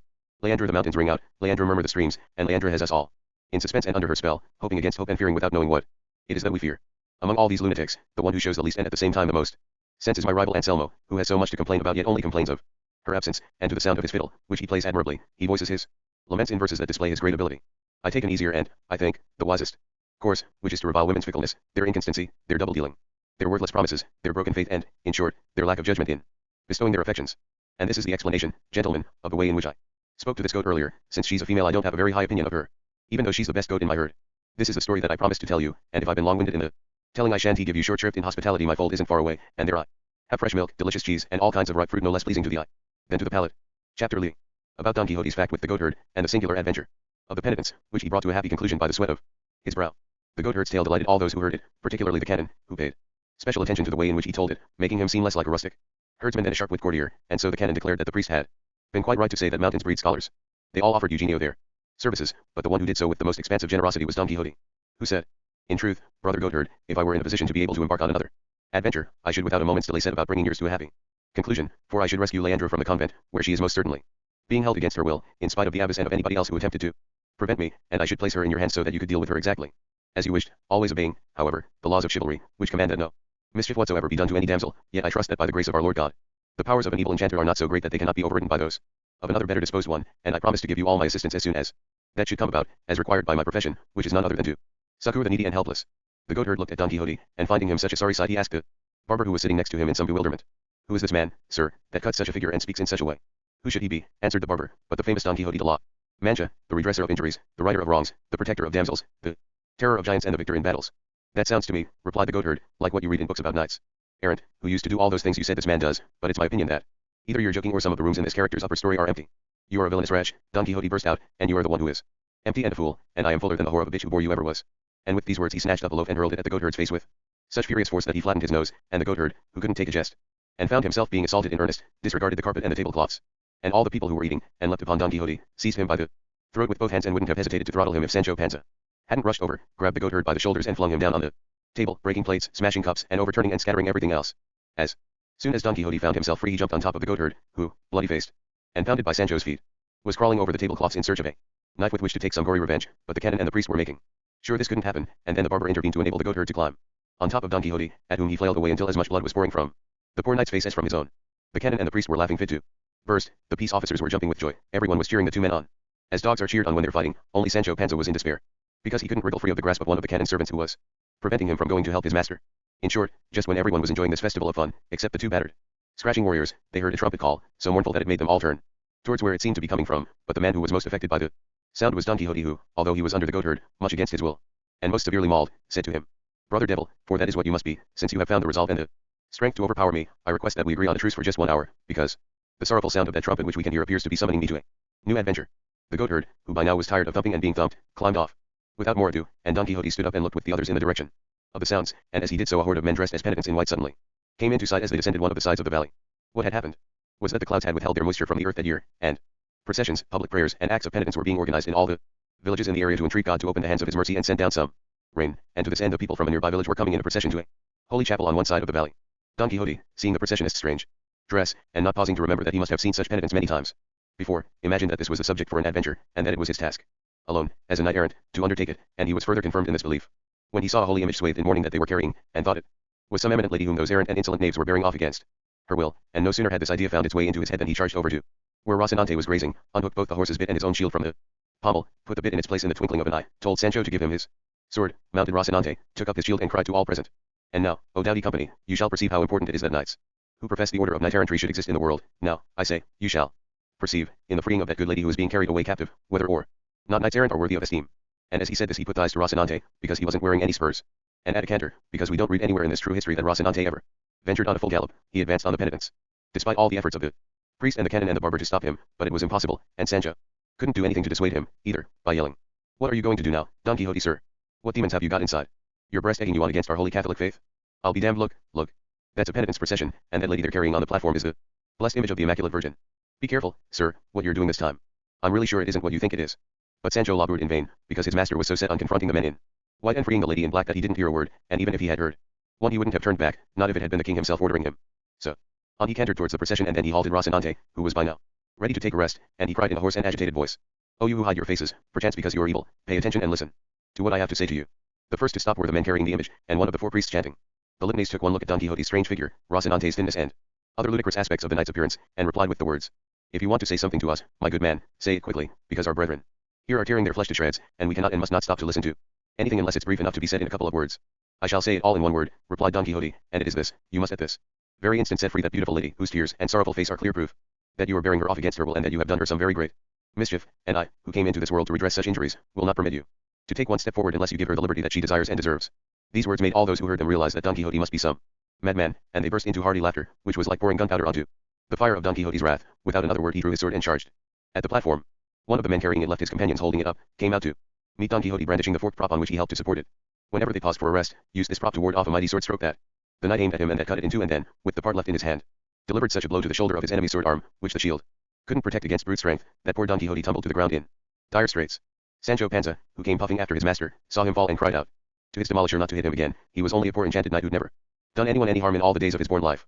But what stopped the peasant wasn't Sancho's shouts, but seeing that Don Quixote wasn't stirring, not so much as a hand or a foot, and so, in the belief that he'd killed him, he hoisted his tunic up to his waist and ran away across the fields like a deer. And now Don Quixote's companions arrived on the scene, as did the other Processiatists, who saw their opponents come running up with the peace officers, clutching their crossbows, feared the worst, and swarmed around the holy image with their hoods raised from their faces, brandishing their scourges, while the priests wielded their great processional candlesticks, awaiting the assault in the determination to defend themselves and even attack their assailants if they could. But fortune treated them better than they thought it would, because all Sancho did was to throw himself upon his master's body and pour over him the most piteous and laughable lament ever heard, in the belief that he was dead. Our priest was recognized by one of the priests in the procession, and this calmed the fears that had developed in both squadrons. The first priest gave the second one a brief account of Don Quixote, and then he went with the throng of penitents to see whether the poor knight was dead, and they all heard Sancho Panza saying, with tears in his eyes, "O flower of chivalry, whose well-spent life just one thump with a cudgel has done for. O pride of your family, honor and glory of all La Mancha and all the world. Now that you've gone from it, it'll fill up with evildoers who won't be frightened of being punished for their wicked ways. O you who were more open-handed than all the Alexanders, because for only 8 months' service you said you'd give me the best island that ever had the sea all round it. O you who were humble to the haughty and haughty to the humble, tackler of dangers, taker of insults, in love without a cause, imitator of the good, scourge of the wicked, enemy of villains, in a word, knight errant, and that says it all." Sancho's cries and groans revived Don Quixote, and what he first said was, "He who lives absent from you, sweetest Dulcinea, is subject to even greater calamities than this. Help me, dear Sancho, to climb onto the enchanted cart. I am no longer in any fit state to burden Rocinante's saddle, for this shoulder of mine has been smashed to smithereens." "I'll do that with a will, sir," replied Sancho, "and let's go back to our village with these gentlemen, who only want what's best for you, and there will work out a way to make another sally that'll bring us more profit and renown." "You are speaking sound sense," replied Don Quixote, "and it will be wise indeed to wait for the presently prevailing malign influence of the stars to dissipate." The canon and the priest and the barber told him that he would be quite right to do as he'd said, and so, having been most wonderfully entertained by Sancho Panza's absurdities, they put Don Quixote back on the cart. The religious procession formed up again, and went on its way. The goatherd said goodbye to everyone. The peace officers refused to go any further, and the priest paid them what he owed them. The canon asked the priest to let him know what happened to Don Quixote, whether he recovered from his madness or continued in the same state, and then begged their leave to continue his journey. And so the party split up and each followed his own road, leaving the priest and the barber, Don Quixote, and Panza and the good Rocinante, as patient as his master in the face of everything he'd undergone. The carter yoked his oxen, put Don Quixote on top of a truss of hay, followed with his usual sedateness the route indicated by the priest, and 6 days later they reached their village, which they entered at noon, and as it happened to be a Sunday, everybody was in the square, through the middle of which the cart trundled on its way. Everyone went over to see what was in the cart, and when they recognized their neighbor they were astonished, and a lad ran to tell the housekeeper and the niece that their master and uncle had come back, thin and pale, and lying on top of a pile of hay in an ox cart. It was pitiful to hear the cries these two good ladies let loose, the slaps they gave themselves, the curses they again directed at those damned books of chivalry, all of which they renewed when they saw Don Quixote coming in through the door. At the news of Don Quixote's arrival, Sancho Panza's wife hurried to his house, because she had discovered that her husband had gone away with him as his squire, and when she saw Sancho the first thing she asked was whether the ass was well. Sancho replied that the ass was better than its master was. "Thanks be to God for his great goodness to me," she replied. "And now tell me, husband, what have you got out of all this squiring of yours? How many fine skirts have you brought back for me? How many pairs of shoes for your children?" "I haven't brought any of all that, wife," said Sancho. "But I've got other stuff that's much more special and important." "I'm very pleased to hear it, too," his wife replied. "Now show me the stuff that's so much more important and special, husband. I'd love to see it to cheer up this heart of mine that's been so sad and out of sorts all these ages that you've been away." "I'll let you see it when we get home," said Panza, "and meantime you can count yourself lucky, because if it's God's will for us to go off again in search of adventures, you'll soon see me made an earl or the governor of an island, and not any old island either, but the very best island there is. May heaven grant it, husband, we need it badly enough. But tell me, what's all this about islands? I don't understand you." "Honey wasn't made for the mouths of asses," Sancho retorted. "You'll see in due course, wife, and you'll get a surprise, I can tell you, when you hear all your vassals calling you your ladyship." "What's this you're saying, Sancho, about ladyships, islands and vassals?" replied Juana Panza, for this was the name of Sancho's wife, not that they were blood relations, but because it's the custom in La Mancha for women to take their husband's surnames. "Don't you be in such a hurry, Juana, to know about all these things. I'm telling you the truth, and that's enough for you, so shut up. All I will say, since I'm on the subject, is that there's nothing better in life than being an honest man who's the squire of a knight. errand who goes in search of adventures. It is true that most of the adventures you find don't turn out as well as what you'd like them to, because out of 100 you come across 99 usually go skew with. I know that from experience, because I've ended up blanket tossed in some and beaten black and blue in others. But in spite of all that, it's great to be waiting to see what's going to happen next as you ride across mountains, explore forests, climb crags, visit castles, and put up at inns as and when you like, and not the devil a farthing to pay. While Sancho Panza and his wife Juana Panza chatted away like this, Don Quixote's housekeeper and niece welcomed their master, undressed him and laid him on his ancient bed. He was peering at them through unfocused eyes, and couldn't fathom where on earth he was. The priest told the niece to make sure to pamper her uncle and have him watched so that he didn't escape again, and described what they'd had to do to bring him back home. And then the two women again raised the roof with their outcry. Again they renewed their cursing of the books of chivalry. Again they implored heaven to cast the authors of all those lies and absurdities into the depths of the bottomless pit. All this left them bewildered and fearful that as soon as their master and uncle felt a little better they'd lose him again, and that was indeed what happened. But although the author of this history has searched with the most meticulous care for an account of the deeds performed by Don Quixote during his third sally, he hasn't been able to find any information about them, not at least in writings by reputable authors. Tradition alone has preserved, in the memory of La Mancha, the belief that the third time Don Quixote left home he went to Saragossa, where he took part in some famous jests, and underwent experiences worthy of his courage and intelligence. But the author could not discover any information about how Don Quixote met his end, nor would he ever have even known about it if good fortune had not sent him an aged doctor who had in his possession a lead casket which, he said, had been found among the foundations of an old, ruined chapel that was being rebuilt. In this casket there were some parchments, with texts written in Roman letters but in Castilian verse, describing many of his exploits and giving accounts of Dulcinea del Toboso's beauty, Rocinante's looks, Sancho Panza's loyalty and Don Quixote grave, in various epitaphs and eulogies about his life and works. And those that could be read and understood have been set down here by the trustworthy author of this original and matchless history, who only asks from his readers, in recompense for the immense trouble that he has taken to scrutinize and explore all the archives in La Mancha so as to be able to bring it to the light of day, that they give it the same credit that people of good sense give to books of chivalry, so highly prized by all, and this will make him feel well rewarded and satisfied, and encourage him to search out other histories, perhaps less authentic than this one but no less ingenious or entertaining. The first words written on the parchment found in the lead casket were these: The Academicians of Argamasilla, a village in La Mancha, during the life and death of the brave Don Quixote. To La Mancha 1. Hoc scripts room 2. Sambo, a member of the Academy of Argamasilla. To the grave of Don Quixote. Epitaph. This thunder paid who decked La Mancha's plain with trophies more than Jason gave to Crete. 3. This solid judgment of a weather vane and spindly. 2. Where potency was meet. This arm so lengthened by its own vast might, extending to Gaeta from Cathay. 4. This ugliest and wisest muse to write a verse on sheet of bronze or slab of clay. This man who left Amadis in his wake, and thought but little of proud Gallo, who even made brave Belianis quake, and, faced by love and valor, stand in awe. He who on Rocinante erring went, lies here, beneath this cold stone monument. Flunky, a member of the Academy of Argamasilla. In laudum Dulcinea del Toboso. Sonnet. She whom you gaze on here, this moon-faced dame, big-breasted and of energetic mien, was once Don Quixote de la Mancha's flame, fair Dulcinea, El Toboso's queen. For her alone he wandered far and wide, across Sierra Morena, that brown hill, to Montiel plain, and grassy fields beside, errant ways, all on foot, and tired, and ill. The fault was Rocinante's. O black doom of this Mancagan dame and errant knight, unconquered, in his prime, her tender bloom, for death destroyed her beauty at its height, and, though hard bronze records its every deed, he never from love's wrath and wiles was freed. Flighty, a wise member of the Academy of Argamasilla, in praise of Rocinante, Don Quixote de La Mancha's horse. Sonnet. Upon his proud and diamond-studded throne, where mighty Mars once pressed his bloody heel, the hero from La Mancha sits alone, and brandishes his flag with frenzied zeal. He hangs up all his armor, hangs his swords, with which he used to ravage, hack, and hew unprecedented deeds. But art accords to champions that are new a style that's new. And if Amadis is the pride of Gaul, and his brave sons have heightened Greece's fame, Bellona now crowns Quixote in her hall. And, more than either, Mancha loves his name. Forgotten, never, even Rocinante makes Berlauders and Bayards verve 5 seem scanty. Deceiver. An Argamasillan academician. To Sancho Panza. Sonnet. Here Sancho Panza lies, in body small, in courage great, a miracle most rare, the simplest and most guileless squire of all that ever trod this earth, I vow and swear. A count or earl he surely would have been, had not this wicked world conspired, alas, to wound him with its insolence and mean contempt. It will not even spare an ass, on which he rode, forgive this lowly word, a meek, mild squire who plodded on behind the mild steed Rocinante and his lord. How vain are all the hopes of humankind, how sweet our promises of comfort seem, and yet they end in shadow, smoke, and dream. Hobgoblin, a member of the Argamasilla Academy. On the grave of Don Quixote. Epitaph. Here lies a knight, a man of pluck, rich in thumpings, poor in luck, who, perched on Rocinante's back, rode up this path and down that track. And Sancho Panza is the dolt, who lies beside him in this vault, the loyalest man in our empire, who ever earned the name of squire. Ding dong, a member of the Argamasilla Academy. On the grave of Dulcinea del Toboso. Epitaph. Fair Dulcinea here is laid, and though she was a meaty maid, death turned her into dust and clay. In his horrendous, dreadful way, of a true breed she surely came.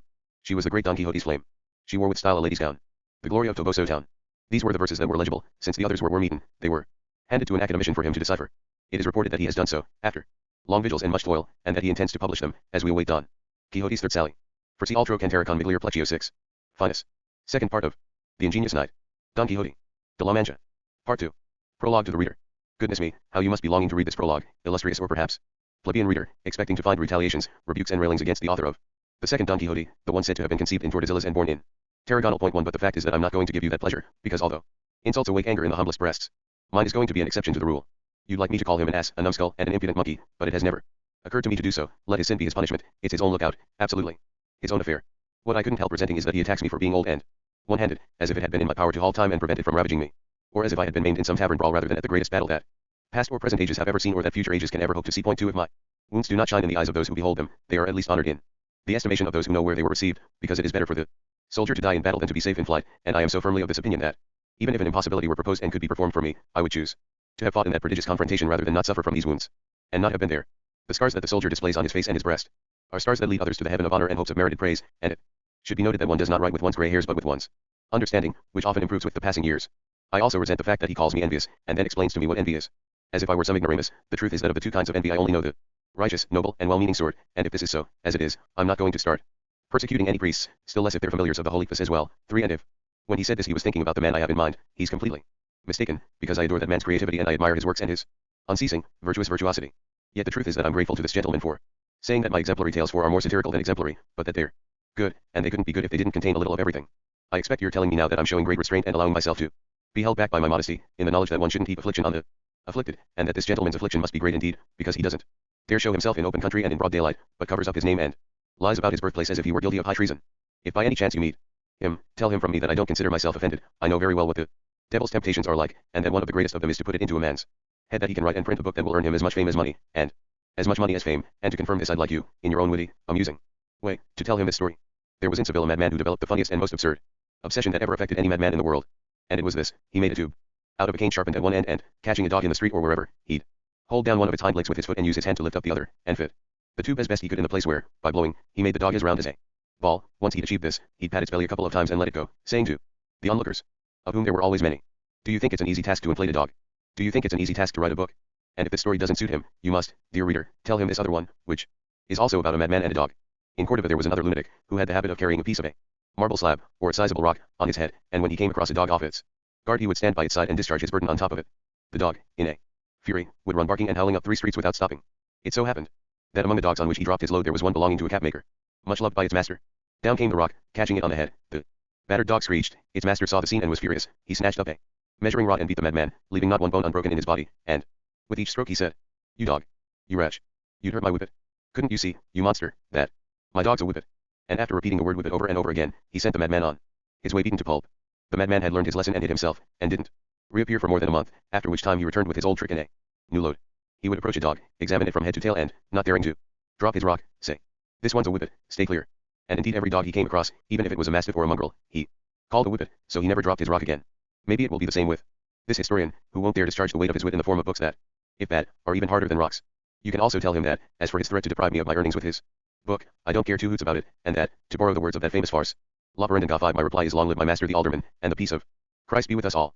Long live the great Count of Lemos, whose well-known Christian virtue and generosity sustains me in the face of all the blows of my scant fortune, and long live the splendid charity of the Archbishop of Toledo, Don Bernardo de Sandoval. Why Rojas 6. Even if printing presses cease to exist, and even if more books are published attacking me than there are letters in the ballads of Mingo Revolgo. Point 7. These 2 great men, unsolicited by any praise or flattery on my part, out of sheer kindness, have taken it upon themselves to protect and favor me, which makes me consider myself luckier and wealthier than if fortune had placed me on its highest pinnacle by more usual means. Honor is something that a poor man can have, but not a dissolute one. Poverty can cast a cloud over nobility, but cannot hide it altogether. But if virtue gives out a glimmer of light, even if only through the chinks and straits of penury, it will be valued and therefore favored by lofty and noble spirits. And don't you say anything else to him, and I don't intend to say anything else to you either, except to ask you to remember that the second part of Don Quixote that I'm offering you is cut by the same craftsman and from the same cloth as the first one, and that in it I give you Don Quixote prolonged and finally dead and buried, so that nobody can presume to produce any more evidence against him, because what has already been produced is quite enough. And it is also enough that an honorable man has provided information about these clever follies and doesn't want to go into them ever again. Too much of something, even of a good thing, causes it to be valued less, and a scarcity, even of bad things, confers a certain value of its own. I almost forgot to tell you to look out for Persiles 8, which I am now finishing, and for the second part of Galatea. Chapter I. About the discussion that the priest and the barber had with Don Quixote concerning his illness. Side Hammett Benengeli recounts in the second part of this history, which concerns Don Quixote's third sally, that the priest and the barber went almost a month without seeing him, so as not to revive past events and bring them back into his memory. But this didn't prevent them from visiting his niece and his housekeeper, and telling them to make sure to pamper him and give him nutritious food to strengthen his heart and his brain, from where it was reasonable to assume that all his misfortunes sprang.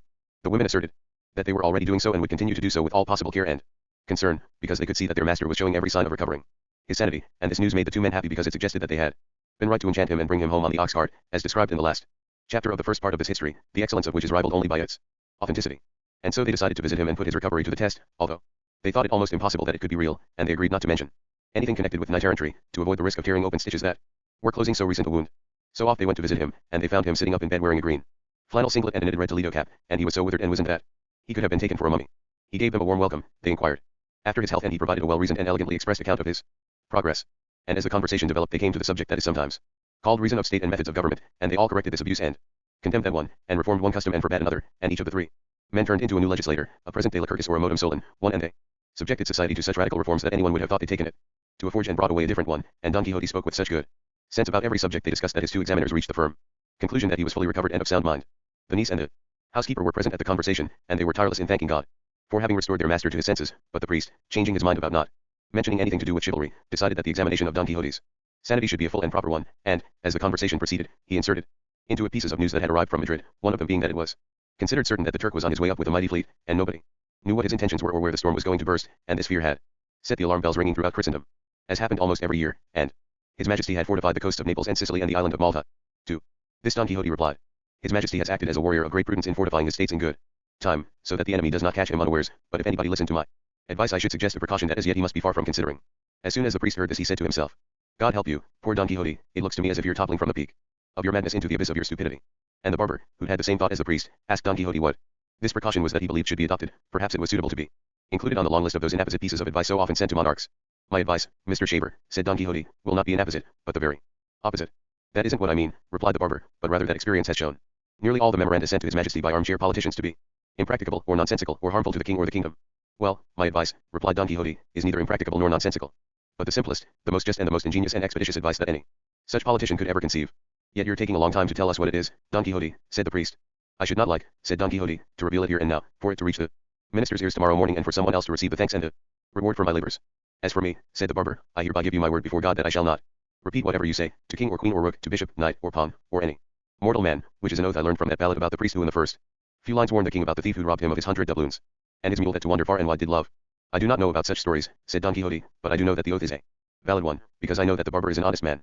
And even if he wasn't, said the priest, I'll be surety for him and guarantee that he'll keep as silent as a mute about the matter, under pain of paying the penalty as judged and sentenced.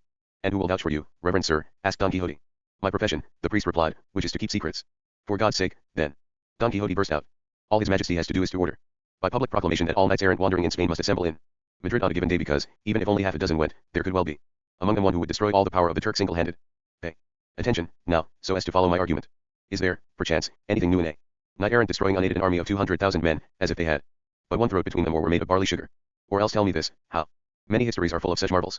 The famous Don Belianis should be alive today, which would be unfortunate for me and maybe for others as well, or some of the innumerable descendants of Amadis of Gaul, for if any of these were indeed alive today, and confronted the Turk, I swear I should not wish to be in the Turk's shoes.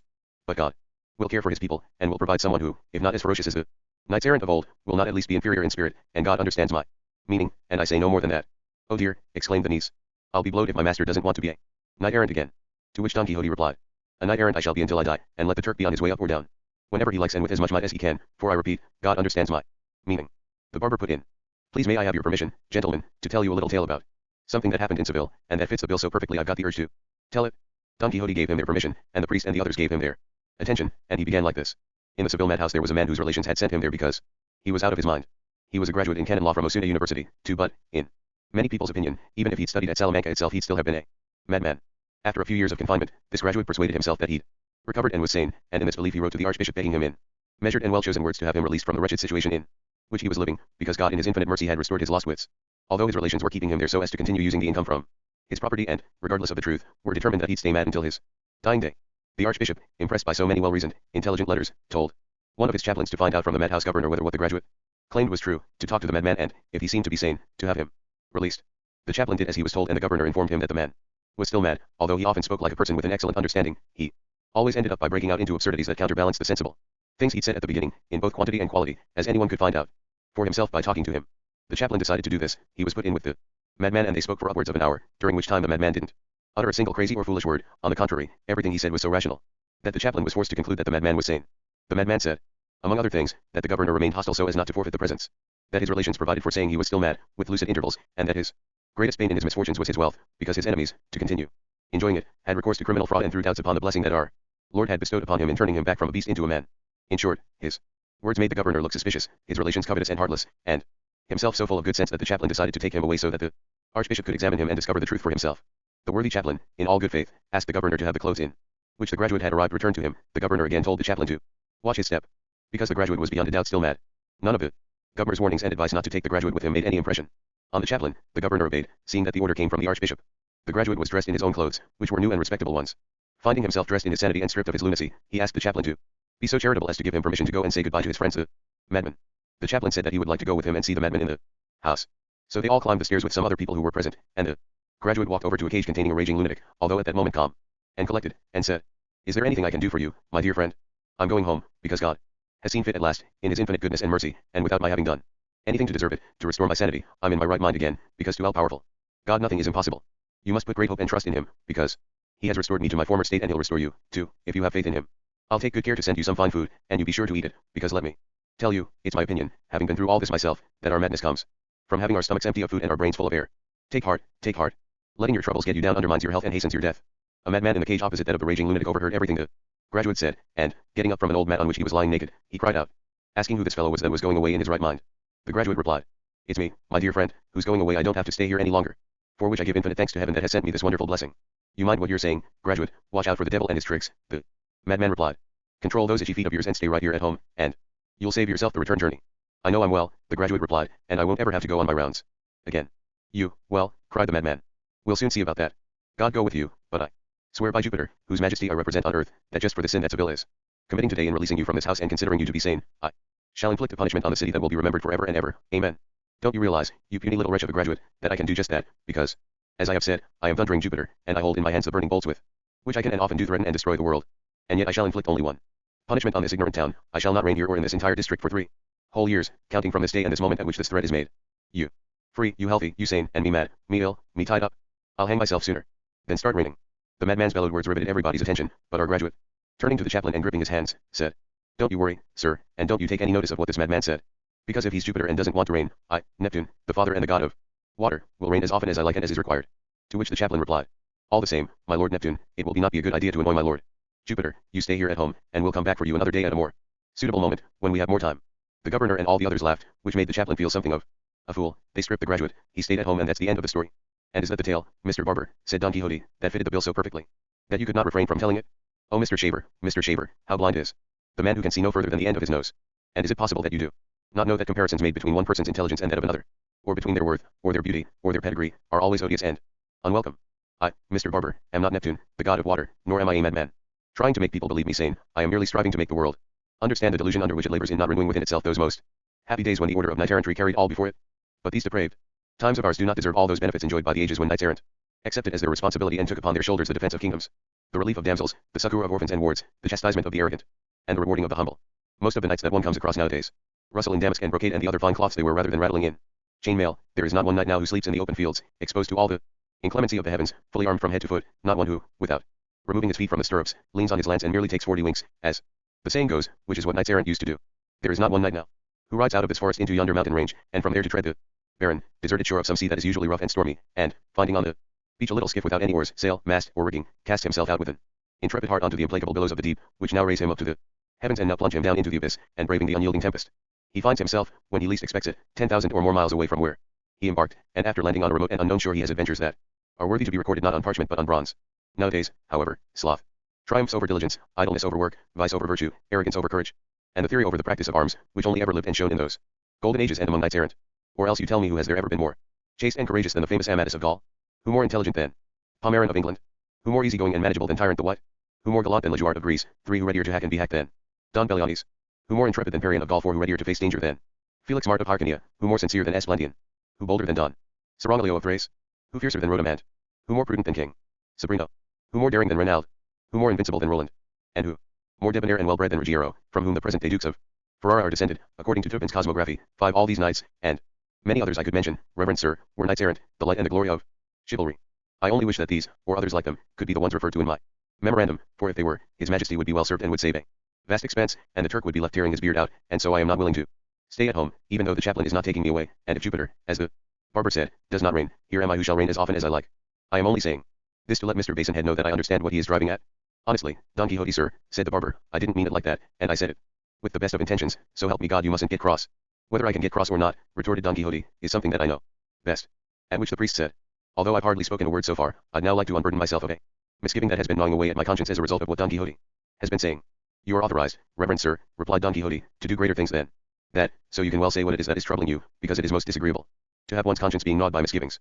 Well, now that you've given your consent, replied the priest, I can say that my misgiving is that I simply can't persuade myself, Don Quixote sir, that this crowd of knights errant you've been enumerating really and truly were people of flesh and blood, who lived in this world. It seems to me, quite on the contrary, that it's all fiction, fables, and lies, dreams recounted by men after they've woken up, or to be more accurate, half woken up. This is another error, said Don Quixote, into which many people have fallen, refusing to believe that knights have ever existed, and I have often, on different occasions and with different people, attempted to expose this almost universal misconception to the light of truth, and although there have been times when I have not succeeded in my purpose, at other times I have done so, by supporting it upon the shoulders of truth, truth so palpable that I can almost say I have seen Amadis of Gaul. With my own eyes he was a tall man with a pale face, a splendid beard even if it was a black one, a look that hovered between gentleness and severity, and sparing of words, slow to lose his temper and quick to recover it, and just as I have described Amadis I believe I could describe every single knight errant in every single history in the world, because my realization that they were as their histories say they were, together with my knowledge of the deeds they did and the qualities they possessed, enables me to use logic to deduce their features, complexion, and stature. How tall, Don Quixote sir, asked the barber, do you reckon the giant Morgant would have been? With regard to giants, replied Don Quixote, there are different opinions as to whether they ever existed or not, yet the scriptures, which cannot be anything less than the absolute truth, show us that they did exist, by recounting the history of that immense Philistin, Goliath, who was 7.5 cubits tall, 6 of vast height. Besides, on the island of Sicily, shoulder bones, arm bones, and leg bones have been found, the size of which shows that they belong to giants as tall as towers. Geometry puts this truth beyond all doubt.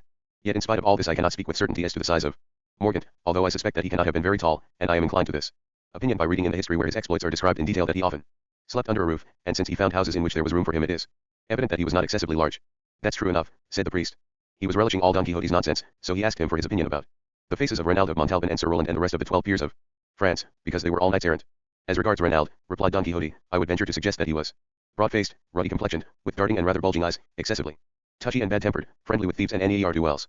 As for Roland, or Rodolando, or Orlando, for he is given all these names in the histories, it is my considered opinion that he was of medium size, broad-shouldered, a little bandy-legged, dark face and red beard, hairy body, a menacing look in his eye, sparing of words, but very courteous and well-bred.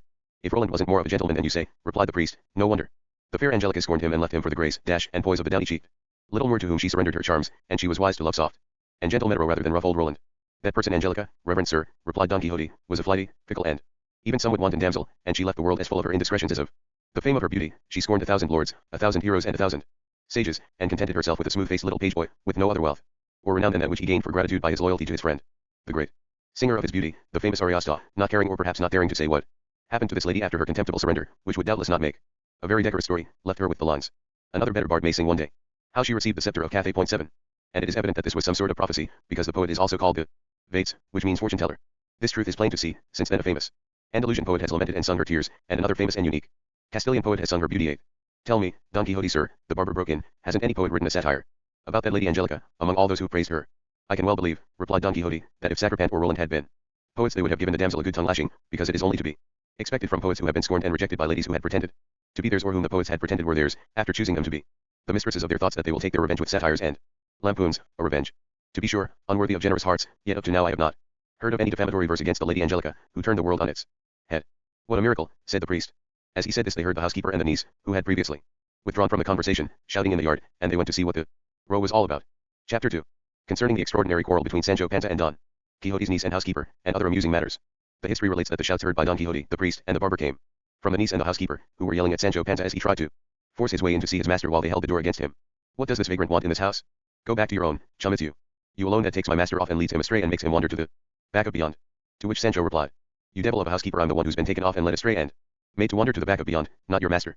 He's the one who took me traipsing about all over the place, and you two women haven't got the faintest idea what's been happening. He tricked me away from home by promising me an island that I'm still waiting for. Let's hope you choke on your bloody islands, Sancho, replied the niece. And what are islands, anyway? Something to eat, you great glutton, you greedy guts. They aren't something to eat, replied Sancho, but to govern better than any half-dozen high court judges could ever govern any half-dozen cities. That's as may be, said the housekeeper, but you aren't coming in here, you sackful of mischief, you bundle of malice. Go and govern your own household and get some work done in your garden, and stop dreaming about islands or highlands or whatever it is you call them. The priest and the barber were enjoying this conversation, but Don Quixote, afraid that Sancho might unbutton his lips and blurt out a pack of malicious nonsenses and mention matters that were not at all to his credit, called out to him and told the two women to be quiet and let him in. Sancho entered the house, and the priest and the barber said goodbye to Don Quixote, despairing of his sanity because they could see how intent he was on his absurd ideas, how steeped he was in the idiotic errors of his errantry, and so the priest said to the barber, you'll see, my friend, when we're least expecting it our hidalgo's going to take wing again. I don't doubt it for a minute, replied the barber, but what astonishes me isn't so much the knight's madness as the squire's stupidity. He's got such faith in his island that however many times that bubble's pricked he won't put the idea out of his head. God help him, said the priest, and we must stay alert, we shall soon see where This great fabric of absurdities leaves this knight and this squire anyone would think they'd been made in the same mold, and that the madness of the master wouldn't be worth a farthing without the foolishness of the man. That's right, said the barber, and I'd love to know what they're talking about at this very moment. I can assure you, replied the priest, that the niece or the housekeeper will tell us later, because they aren't the sort of women not to listen in. Meanwhile, Don Quixote shut himself up alone in his room with Sancho, and said, It grieves me deeply, Sancho, that you have said and still say that I turned your life upside down, when you know full well that my own life has hardly been on a normal footing. Together we left home, together we sallied forth, together we went on our pilgrimage, we shared the same fortune and the same fate, and, if you were blanket tossed once, I was rib-basted 100 times, and I have the advantage over you there. Quite right too, replied Sancho, because, from what you say, disasters are meant more for knight-errants than for squires. You are mistaken, Sancho, said Don Quixote. According to the saying, quanta caput dolet, etc. 1. The only language I understand is my own one, Sancho retorted. What I mean to say, said Don Quixote, is that when one's head aches all one's limbs hurt, and I, being your lord and master, am your head, and you, being my servant, are a part of me, and for this reason any ill that affects me will hurt you, and vice versa. That's just how it should be, said Sancho, but when this limb here was being blanket tossed, my head was sitting on the other side of the yard wall, watching me fly through the air and not feeling any pain at all, and if the limbs are supposed to suffer when the head's hurting, the head ought to suffer for them, too. Are you now saying, Sancho, replied Don Quixote, that I was not suffering for you when you were being tossed in the blanket? And if this is indeed what you are saying, please do not say it or even think it, for during those moments I was feeling more pain in my spirit than you were in your body. But let us leave this affair aside for the time being, because there will be opportunities to consider and resolve it later, and tell me, Sancho my friend, what are people saying about me out there in the village? What is my reputation amongst the common people, the hidalgos, the nobility? What are they saying about my valor, my exploits, and my courtesy? What talk is there about the decision I have taken to revive and return to the world the forgotten order of chivalry? In short, Sancho, I want you to tell me everything that has reached your ears, without adding anything to the good news or subtracting anything from the bad, for it is the duty of the loyal vassal to tell his master the truth, the whole truth and nothing but the truth, not allowing flattery to puff it up or misplaced respect to tone it down, and I would have you know, Sancho, that if the naked truth were to reach the ears of the top people, uncloaked in flattery, we should see happier days, and other times would be considered iron ages, not ours, which I hold to be the gilded age of recent history. Let this warning assist you, Sancho, to convey to my ears, intelligently and faithfully, the truth, as you understand it, about what I have asked you. I'll be happy enough to do that, sir, replied Sancho, so long as you don't get cross about what I'm going to say, since you want it naked, or at least with no more clothes on than what I was told it. I shall most certainly not be cross, replied Don Quixote. You can speak freely, Sancho, without beating about the bush. Well, the first thing I'll say, he said, is that the common people think you're a raging lunatic and I'm no better. The hidalgos are saying you're going beyond the proper limits. For hidalgos, calling yourself Don and staking a claim to be a nobleman when all you own is a tiny vineyard, a couple of yokes of land and hardly a rag to your back. And the nobles are saying they'd rather you hidalgos didn't try to rival them, especially not the ones who are more like squires and who go over the cracks in their boots with soot and oil, and darn their black hose with green silk. None of all that, said Don Quixote, can possibly refer to me, because I am always well dressed, never darned worn, maybe, and that more from the chafing of armor than from the ravages of time. And, continued Sancho, as for your valor, courtesy, exploits, and decision, opinions do differ, some say mad, but funny, others brave, but unlucky, still others polite, but a meddler, and on they go till not a bone is left unbroken in your body or in mine. Look here, Sancho, said Don Quixote, wherever virtue is found to a high degree it is persecuted. Few if any of the famous heroes of history have escaped the slander of malicious tongues. Julius Caesar, a most spirited, wise, and courageous leader, was criticized for being over-ambitious and not as clean as he might have been, either in his dress or in his personal habits. Point to Alexander, whose exploits won him the name of the Great, is said to have been something of a drunkard. Of Hercules, the hero of so many labors, it is rumored that he was overfond of his pleasures and creature comforts. Gossips say of Don Galater, Amadis of Gaul's brother, that he was more lecherous than he had any need to be, and of his brother they say that he was a crybaby. So you can see, Sancho, that among all these calumnies directed at heroes, those directed at me can well be tolerated, if they are no worse than those which you have mentioned. And that's just the problem, by the bones of my father. Sancho replied. Is your story still incomplete, then? Asked Don Quixote. I've still got the tail left to skin, said Sancho. What I've said so far is chicken feed. And if you want to know all the faults they're finding in you, I'll bring someone who'll give you the whole story here and now, not leaving out the tiniest scrap.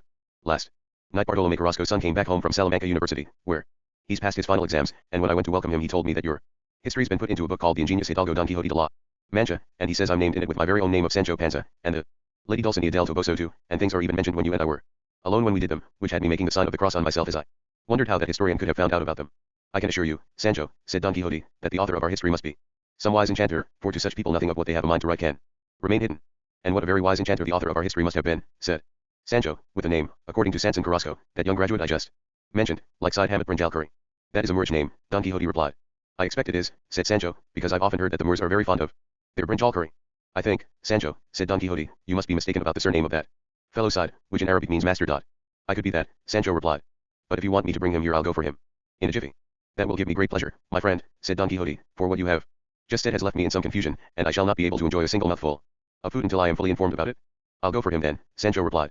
And he left his master and went to look for the young graduate, with whom he soon returned, and the three of them had a most amusing conversation.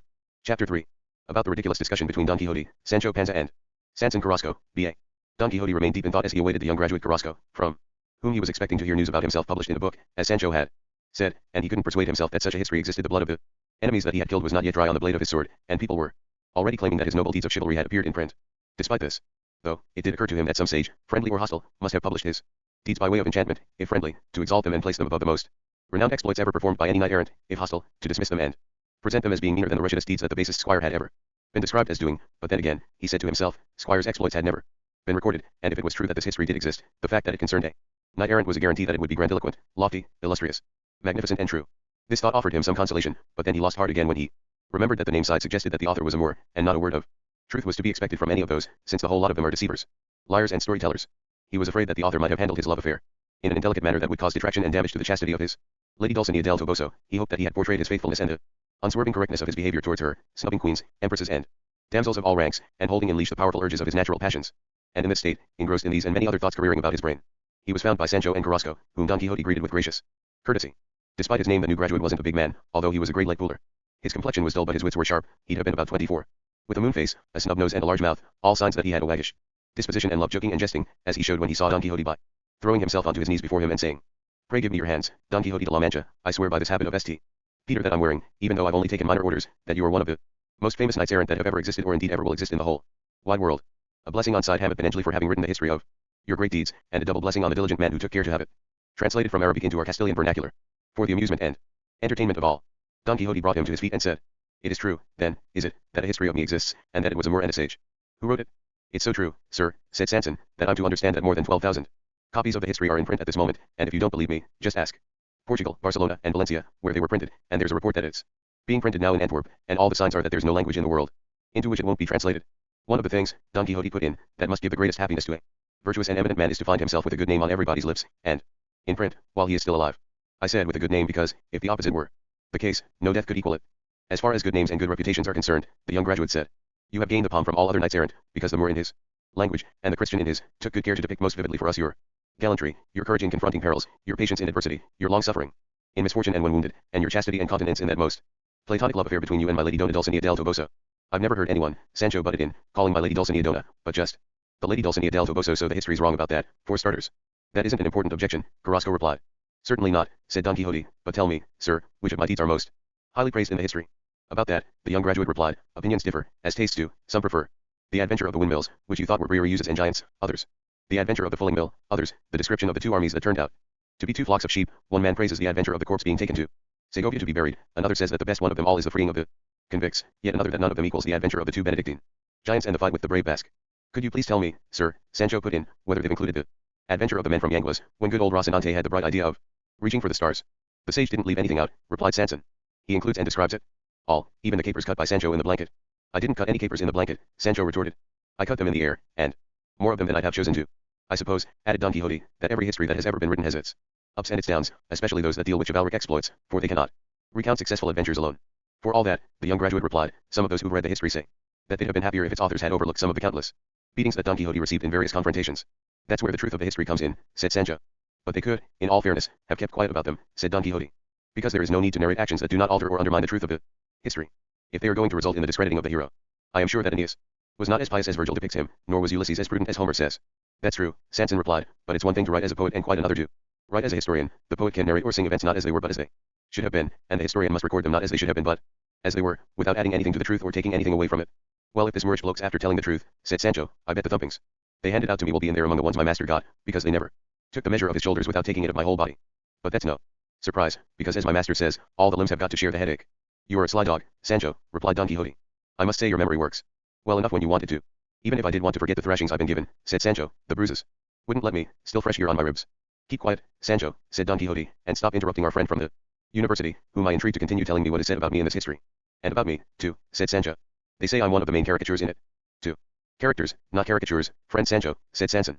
"Oh no, not another blunders expert," said Sancho. "If you two start up on that again, we'll all be here till the ends of our lives." "May God give me a bad life, Sancho," replied the young graduate, "if you aren't the second most important character in the history, and there are those who'd rather hear you talk than the finest of the others, even though there are also people who say you were too gullible in believing you could ever become governor of that island offered you by Don Quixote here." "All is not yet lost," said Don Quixote, "and as Sancho matures he will, with the experience that only the passing years can bring, become more suited and better qualified for the post of governor than he is at present." "For God's sake, sir," said Sancho, "the island I can't govern at my age. I shan't be able to govern when I'm as old as Moses.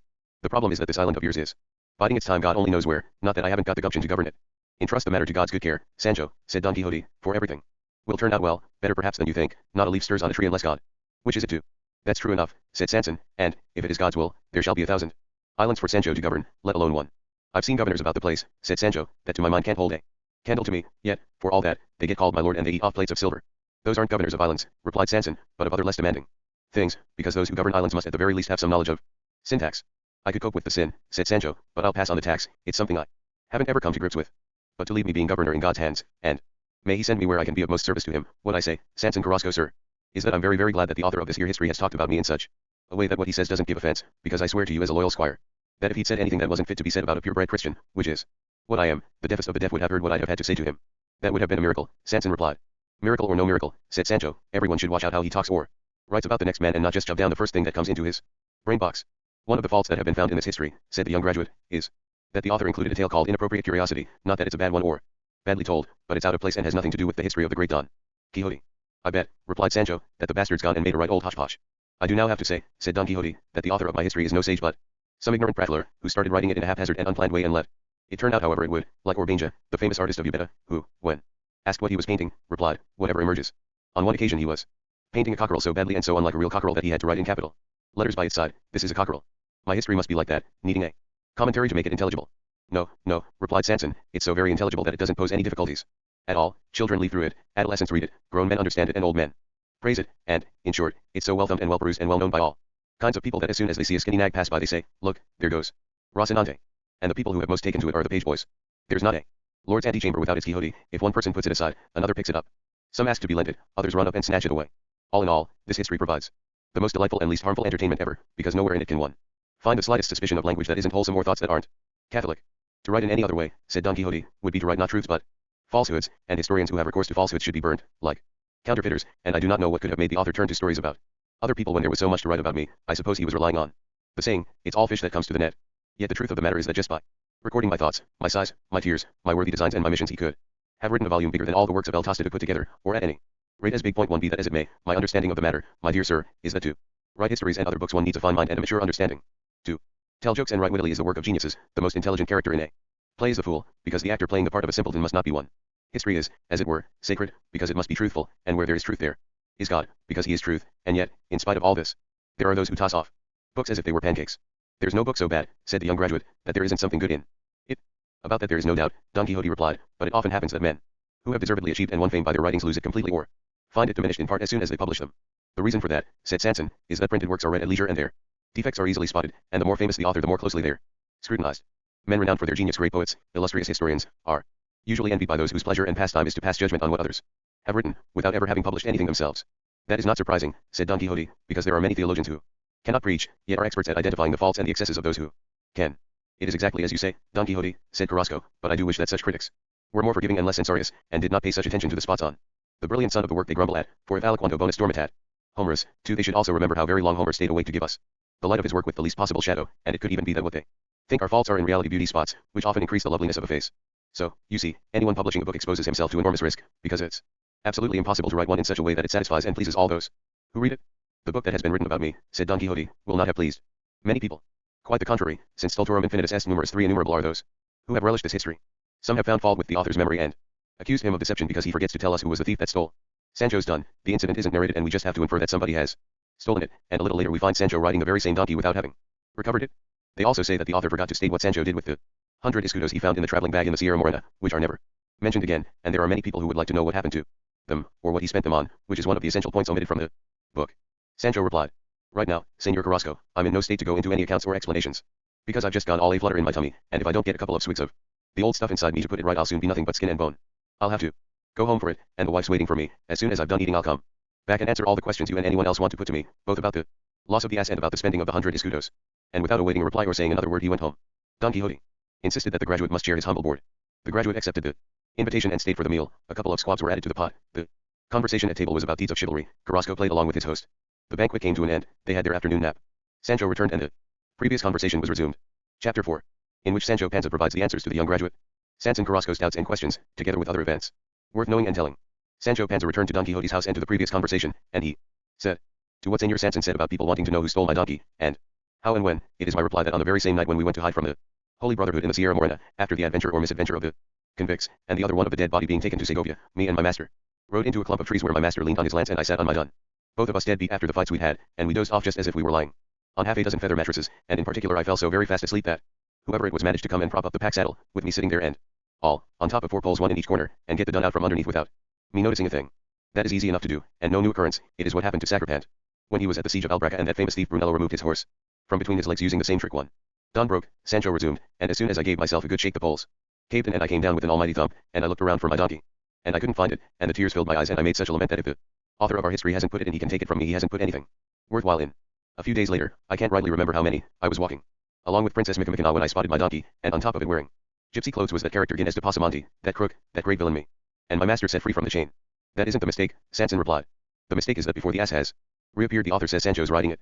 I don't know what to say to that, said Sancho, but maybe the historian got it wrong. Or it might have been a slip of the printers. I'm sure you're right, said Sanson, but what happened to the 100 escudos? Did they disappear into thin air? Sancho replied.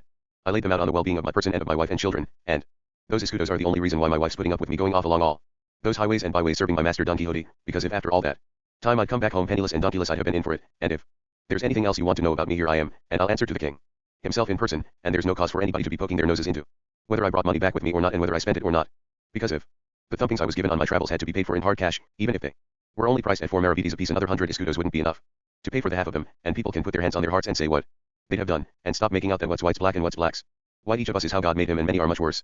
I'll take care, said Carrasco, to warn the author of the history that if he prints it again he mustn't forget what the worthy Sancho has just said, for this will carry it to even greater heights. Are there any other features of this book that need correcting, my dear young graduate?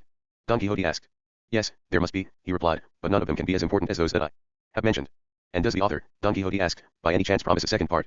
Yes, he does, Sanson replied, but he says he hasn't found it and doesn't know who's got it, so we can't tell whether it'll come out or not, and both because of this and because some people are saying second parts are never any good, and others are saying what's already been written about Don Quixote is quite enough. There are doubts about the appearance of the second part, although other people who are jovial rather than saturnine say, let's have more Quixote, let Don Quixote charge and Sancho Panza talk, and that'll keep us happy, whatever he writes. And what is the author's position? He says, Sanson replied, that as soon as he does find the history, for which he's searching with the utmost diligence, he's going to have it printed immediately, more for the profit he can make out of it than to win anybody's praise. At which Sancho remarked, so the author's hoping to make some money out of it, is he? That'd be a miracle. Because it'll be hurry, hurry, hurry, like a tailor on the day before a fiesta, and rushed. Jobs are never as well done as they ought to be. That Moorish bloke, or whatever he is, had better take care to be on his mettle. Me and my master are going to hand him such a supply of raw materials in the shape of adventures and all kinds of other doings that he'll be able to write not just one second part but 100 of them. I suppose that character thinks we're resting on our laurels here. Well, if he holds up our feet to be shot he'll soon see if there's anything wrong with our hooves. All I can say is that if my master took my advice we'd be out in the fields by now, redressing grievances and righting wrongs as all the best knight-errants do. Sancho had hardly finished speaking when they heard Rocinante neighing, which Don Quixote took as a most happy omen, so he decided to make another sally in 3 or 4 days' time.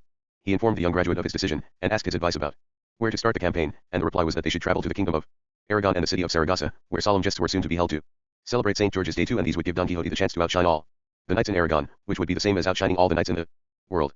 Sanson commended Don Quixote's decision as a most honorable and courageous one, and warned him to be more cautious when he confronted dangers, because his life was not his own, it belonged to all those who needed his aid and protection in their misfortunes. That's where I've got a bone to pick, Señor Carrasco, Sancho put in. Because my master attacks 100 armed men like a greedy boy attacking half a dozen water melons. For God's sake, Señor Carrasco, there's a time to attack and a time to retreat.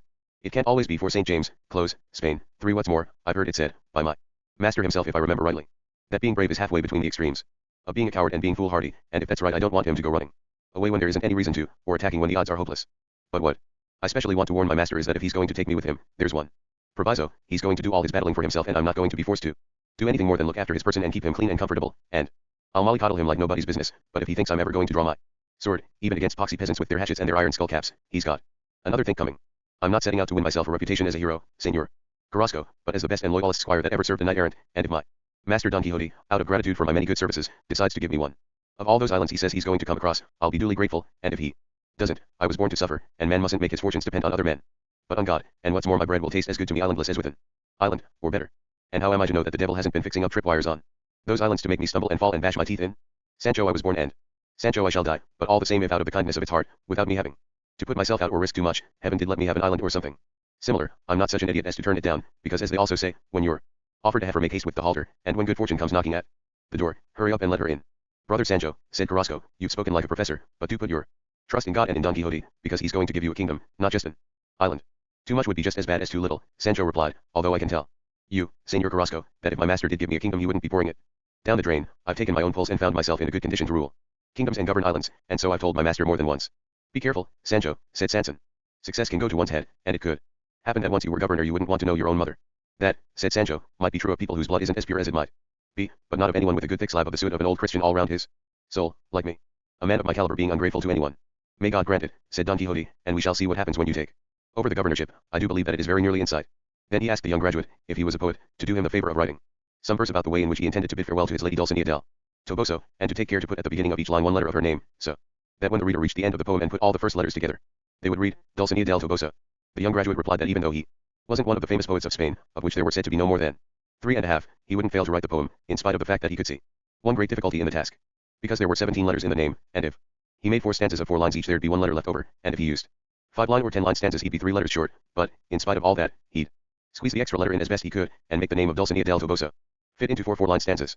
That is how it must be written, come what may, said Don Quixote, for if the name is not there, clear for all to see, there is no woman on earth who will believe that the poem was composed for her. This was settled, and they agreed that they depart 1 week later. Don Quixote instructed the young graduate to keep his intention secret, particularly from the priest and Master Nicholas, and also from his niece and the housekeeper, so that they wouldn't prevent him from putting his honorable and courageous intentions into practice. Carrasco promised to do so.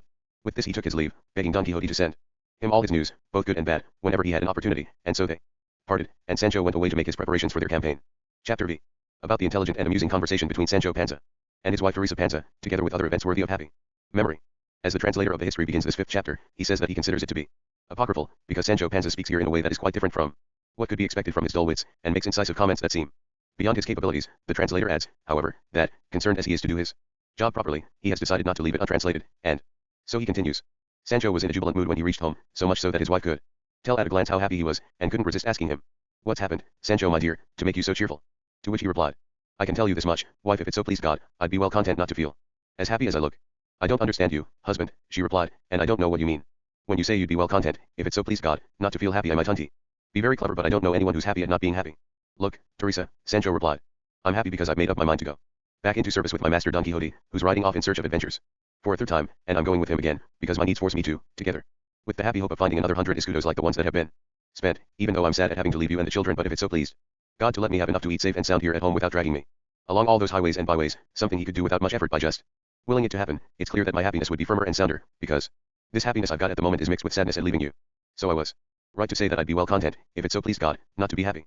Look, Sancho, Teresa replied, ever since you've been a knight-errant slim you talk in such a roundabout way that nobody can understand you. It's enough if God understands me, wife, Sancho replied, because he's the understander of all things, and you just let it rest there, and take good note, woman, that you must cosset the dun these next 3 days, so it's ready to take up arms, give it double rations, and give the pack saddle and the rest of the tackle a good overhaul. Because we aren't going off to some wedding but to ride round the world and swap blows with giants, monsters, and dragons, and hear hissings and roarings and bellowings and howlings, and all this would be chicken feed if we didn't also have to deal with men from Yanquas and enchanted moors. I can well believe, husband, replied Teresa, that squire errants don't get their bread for nothing, so I'll be praying to our Lord to deliver you soon from all that hardship. I can tell you this much, wife, Sancho replied, if I wasn't expecting to be in control of an island before very long, I'd drop down dead on the spot. No, don't do that, husband, Teresa said, let the hen live on though she has got the pip, and you live on too, and the devil take all the controls in the world. You were out of control when you came out of your mother's belly, you've survived so far out of control, and when it's God's will you'll go to your grave, or rather you'll be carried to your grave, out of control. There are plenty of people who get by without control, and that doesn't stop them from living on and being counted as human beings like anyone else. Hunger's the best sauce there is, and since that's one thing the poor are never without, we always enjoy our food. But mind you, Sancho, if you do by any chance find yourself in control of an island, don't go and forget me and the children. Remember that. Sanchico's 15 now, and it'd be a good idea if he went to school, if his uncle the priest is going to make a churchman out of him. Remember too that your daughter Mari Sancho won't exactly die of grief if we find a husband for her. She's showing signs of being as keen to get married as you are to be in control, and, when all's said and done, better a poor husband than a rich lover. Upon my word, Sancho replied, if God does put me in control of something worthwhile, wife, I'll marry off Mari Sanchez so high up that nobody will be able to get within sniffing distance of her without calling her your ladyship. No, don't do that, Sancho, Teresa replied. Marry her to someone who's her equal. That'd be wiser. If you take her out of her clogs and put her into fine lady's shoes, and out of her skirt of grey-brown homespun and into a farthingale and bright silk petticoats, and turn her from America and plain you into Dona and your ladyship, the poor girl won't know where she is, and she'll put her foot in it with every step she takes, and keep showing her true colors which are humble grey and brown. Enough of that, you silly woman, said Sancho, all she needs is 2 or 3 years practice, and then grand and grave manners will fit her like a glove, and if they don't, who cares? She'll be her ladyship, and nothing will alter that. Stick to your own station, Sancho, Teresa replied. Don't be looking to get above yourself, and remember the proverb that says, wipe the nose of the boy next door, and take him into your own house. A fine thing it would be to marry our Maria to a high and mighty earl or some other fine gentleman who when the fancy took him would drag her through the mud and call her peasant wench and clodhoppers and toe spinners. Brat. Over my dead body, husband.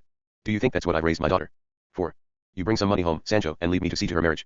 There's Lope Taco now, Juan Taco's son, a strapping healthy lad, and one we know, and I'm sure he fancies the girl, and he's our equal and will make a good husband for her, and we'll always have her under our eye, and we'll all be as one, parents and children, grandchildren and sons-in-law, and peace and God's blessing will be with us, so don't you go marrying her at those courts and grand palaces of yours where nobody will understand her and she won't know what she's doing. You look here, you dunce, you devil of a woman, Sancho replied. Why on earth have you gone and taken it into your head, without rhyme or reason, to try and stop me from marrying my daughter to someone who'll give me grandchildren who'll be called your lordship? Look, Teresa, I've always heard my elders and better say that if you don't make the most of good fortune when it comes your way you can't complain if it passes you by.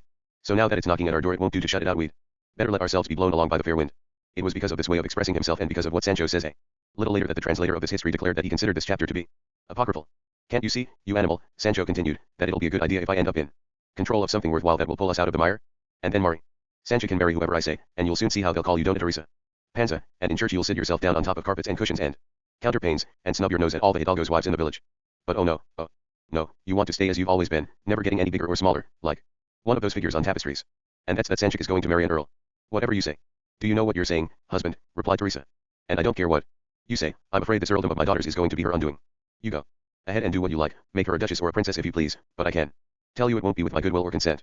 I've always been in favor of equality, and I can't stand people getting above themselves for no good reason. Teresa, I was christened, pure and simple, without any frills or flounces or titles stuck on the front. And Cascajo was my father's name, and just because I'm your wife I'm called Teresa Panza, even though by rights I ought to be called Teresa Cascajo. But then it's the laws that make the lords, and I'm well content with my own name, without any donas piled on top of it to make it too heavy for me to carry, and I don't want to give people seeing me dressed up as a countess or a governor's wife the excuse to say, as they very soon would, look what airs the slut's giving herself now. Only yesterday she was busy spinning her toe from morning to night and she had to pull her skirt over her head when she went to mass for want of a veil, and there she goes today in her farthingale and her brooches and her fine airs as if we didn't know who she is. If God keeps me in my 7 senses or my 5 senses or however many of them I've got, I don't intend to expose myself to all that. You go off, my friend, to be a government or an island, and give yourself all the airs you like, but I swear by the eternal glory of my dear mother that me and my daughter aren't going to budge 1 inch from this village. A woman's place is in the home, and a modest maid's finest fiesta is a job well done. So off you go with your precious Don Quixote on your adventures, and leave the 2 of us here with our disasters. If we're good, God will provide a remedy. And I must say I don't know who gave that man the right to call himself Don. It's a title that neither his parents nor his grandparents ever had. All I can say, said Sancho, is that you must have some little devil in that body of yours. For God's sake, woman, stringing all that nonsense together, one piece of it after another, without any rhyme or reason. What can old Cascajo, brooches, proverbs, and people giving themselves airs and graces have to do with what I'm talking about? Look you here, you dimwit, you ignoramus, and I've got every right to call you that, because you refuse to understand me and you're turning your back on good fortune. If I was telling my daughter to throw herself off some tower or take to the streets like Dona Uraca, one, you'd be right not to go along with me, but when I'm saying that in a brace of shakes and in the twinkling of an eye I'll stick a Dona and a ladyship on top of her and fetch her out of the stubble fields and put her under an awning on a platform with more plush pillows on it than all the pillows that all the Moors of Morocco ever had for dinner. Why on earth won't you agree and fall in with my wishes? You don't know why, husband. Teresa replied. It's because of the proverb that says, what covers you discovers you. People hardly even glance at a poor man, but they have a good look at anyone who's rich, and if he was once poor that sets off the gossiping and the nitpicking, and what's worst of all is that it goes on and on and on. Because there are gossips everywhere in the streets like swarms of bees. Look, Teresa, Sancho replied, and listen to what I'm going to say to you. It's maybe something you haven't heard in all the days of your life, and I'm not just speaking for myself, because everything I'm going to say is taken from the Holy Father that came to the village to preach last Lent, and if I remember correctly he said that what we can see in front of us with our own 2 eyes comes into our mind, is present there and stays there much better and more clearly than what's in our past. These observations being made here by Sancho are the second reason why the translator says that he considers this chapter to be apocryphal, because they are beyond Sancho's capabilities. He continued. From which it follows that when we see someone who's smartly turned out and wearing fine clothes and with a train of servants, we seem to feel obliged to be respectful towards him, even though our memory may at that same moment recall to us some lowly condition in which we once saw him, a blot on his character that, whether it was a matter of money or of family, is a thing of the past and doesn't exist any more, because nothing exists except what we see in front of us. And if this person that fortune has pulled out of the snow of his pond, these were the self-same words used by the Holy Father, to the height of prosperity is well-mannered, generous, and polite to everyone, and doesn't go trying to be with those who've been noble for ages. Then you can be sure, Teresa, that nobody's going to remember what he used to be, but instead they'll stand in awe of what he is, all except envious people, and nobody's good fortune is safe from them. I just don't understand you, husband, Teresa replied. You do whatever you like, and stop making my head spin with all your highfalutin palaver. And if you're revolved to do as you say, resolved is the word, wife, said Sancho, not revolved. Don't you go picking quarrels with me, husband, Teresa replied. I speak as gods pleased I should, and I don't believe in making things more complicated than they already are. And what I say is that if you're so set on being in control of an island, you should take your son Sancho with you, to start teaching him to be in control too, because it's a good idea for a son to learn and inherit his father's trade. Just as soon as I'm put in control, said Sancho, I'll send for him post-haste, and I'll send you money too, because I won't be short of that, since there's never any lack of people to lend it to controllers who are out of funds, and then you dress him to hide what he is and make him look like what he's going to be. You just send me the money, said Teresa, and I'll dress him up as pretty as a picture. So we agree, said Sancho, that our daughter's going to marry an earl. The day I see her married to an earl, Teresa replied, is the day I'll start digging her grave, but I'll say it yet again, you do as you please, because that's the burden we women were born with, obeying our husbands even if they are damn fools. And she began to cry as hard as if young Sancho were already dead and buried. Sancho comforted her by saying that even though he was going to marry the girl to an Earl, he'd put it off as long as he could. This ended their conversation, and Sancho went to see Don Quixote and to make arrangements for their departure. Chapter 6. About the conversation between Don Quixote and his niece and his housekeeper, one of the important chapters in this history. While Sancho Panza and his wife Teresa Cascajo were having this inappropriate conversation, Don Quixote's niece and housekeeper weren't sitting on their hands either, because countless signs were leading them to the conclusion that their uncle and master was intending to slip away a third time and return to the exercise of what was in their opinion his errant chivalry, and they were trying in every way they could to deflect him from this absurd plan, but it was like preaching in the wilderness, or hammering away at cold iron. All the same, among many other points they put to him, the housekeeper said this: "The honest truth is, sir, that if you don't get a grip on yourself and stay calmly here at home instead of gadding about uphill and down dale like a lost soul looking for what people say are called adventures but I call disasters, I'm going to take my complaints to God and the king and demand they do something about it." To which Don Quixote replied: "My dear housekeeper, I do not know what God will reply to your complaints, nor can I tell what his majesty's response will be. All I do know is that if I were the king I should refrain from replying to the countless irrelevant memoranda handed him every day, for one of the most tedious of the many chores of a monarch is having to listen to everybody and reply to everybody. So I should not like him to be bothered by my affairs." To which the housekeeper replied: "Do tell us, sir, aren't there any knights at his majesty's court?" "Yes," replied Don Quixote, "very many of them, and so there should be, as embellishments of monarch's magnificence and displays of royal majesty." "Well then," she replied, "couldn't you be one of those that take it easy serving their king and master at court?"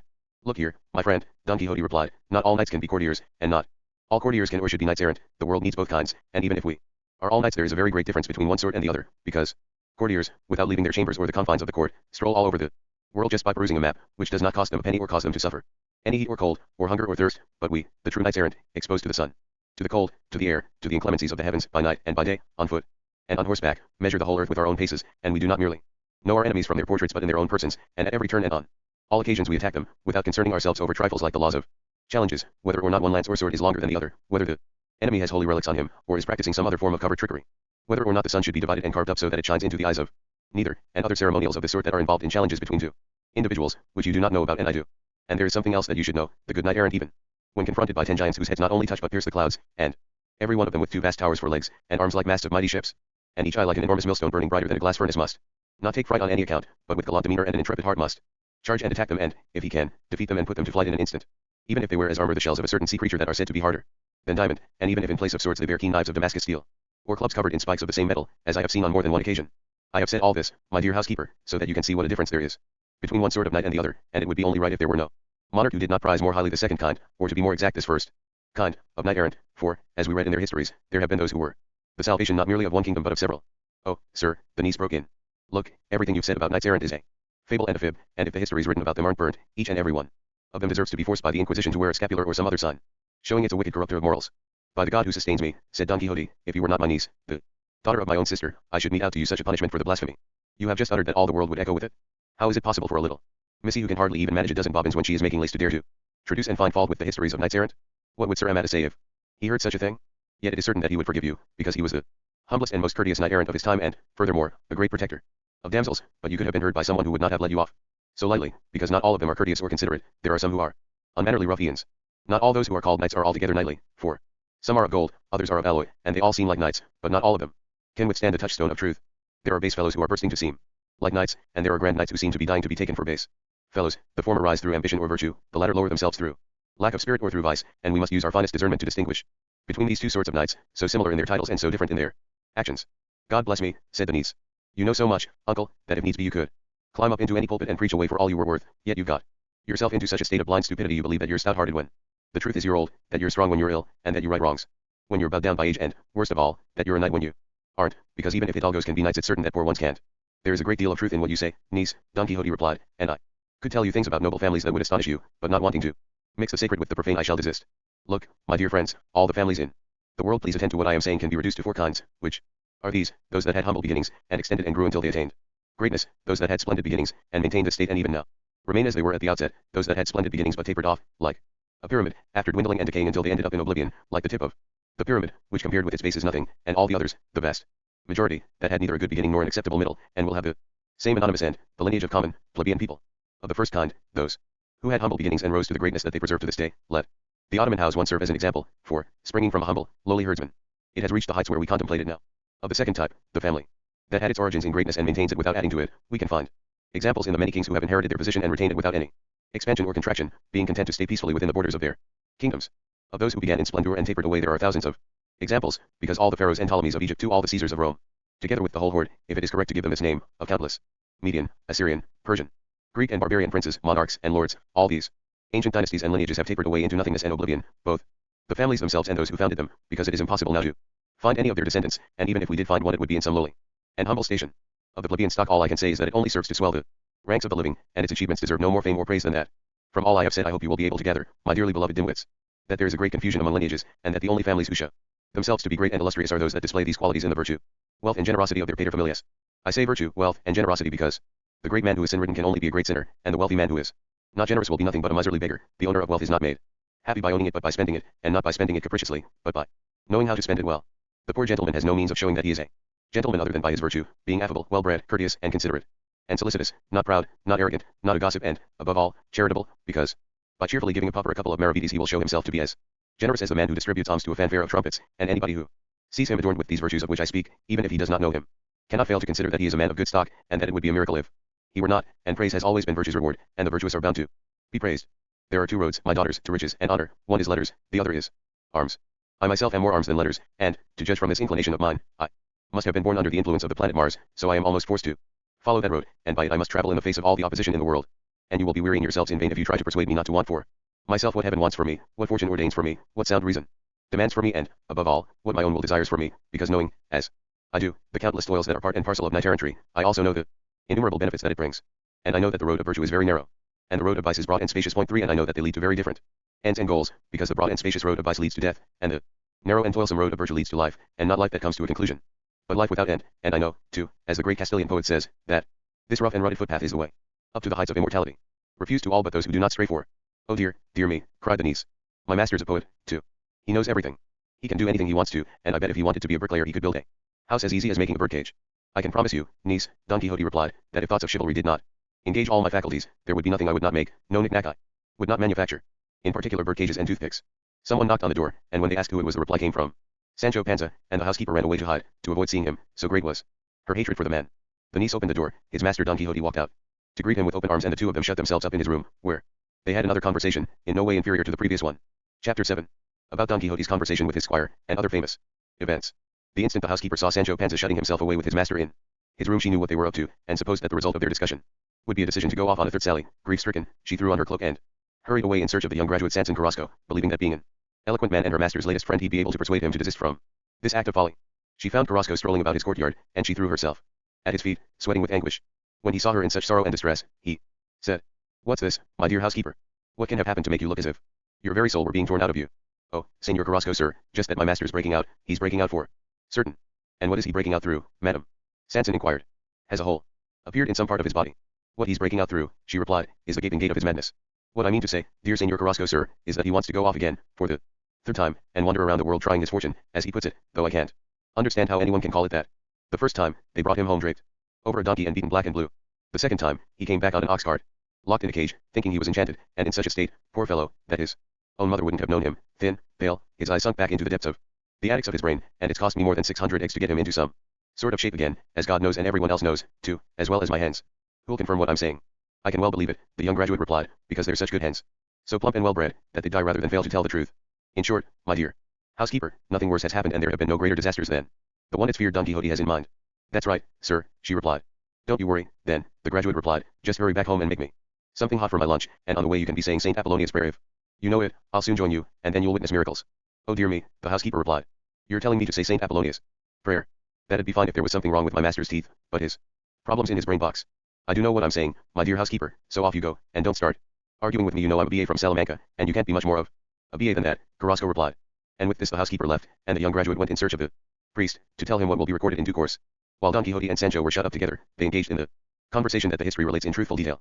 Sancho said to his master, "I've had a word with the wife, sir, and she's designed to letting me go wherever you want to take me." "Resigned is what you should say, Sancho," said Don Quixote, "not designed." "If I remember rightly," Sancho replied, "I've already asked you once or twice not to correct my words, if you understand what I mean by them, and if you don't understand, you can always say, 'Sancho, you devil, I don't understand you,' and if I still don't make my meaning clear you can correct me, because I'm so practical." "I don't understand you, Sancho," Don Quixote interrupted. "I don't know what I'm so practical means."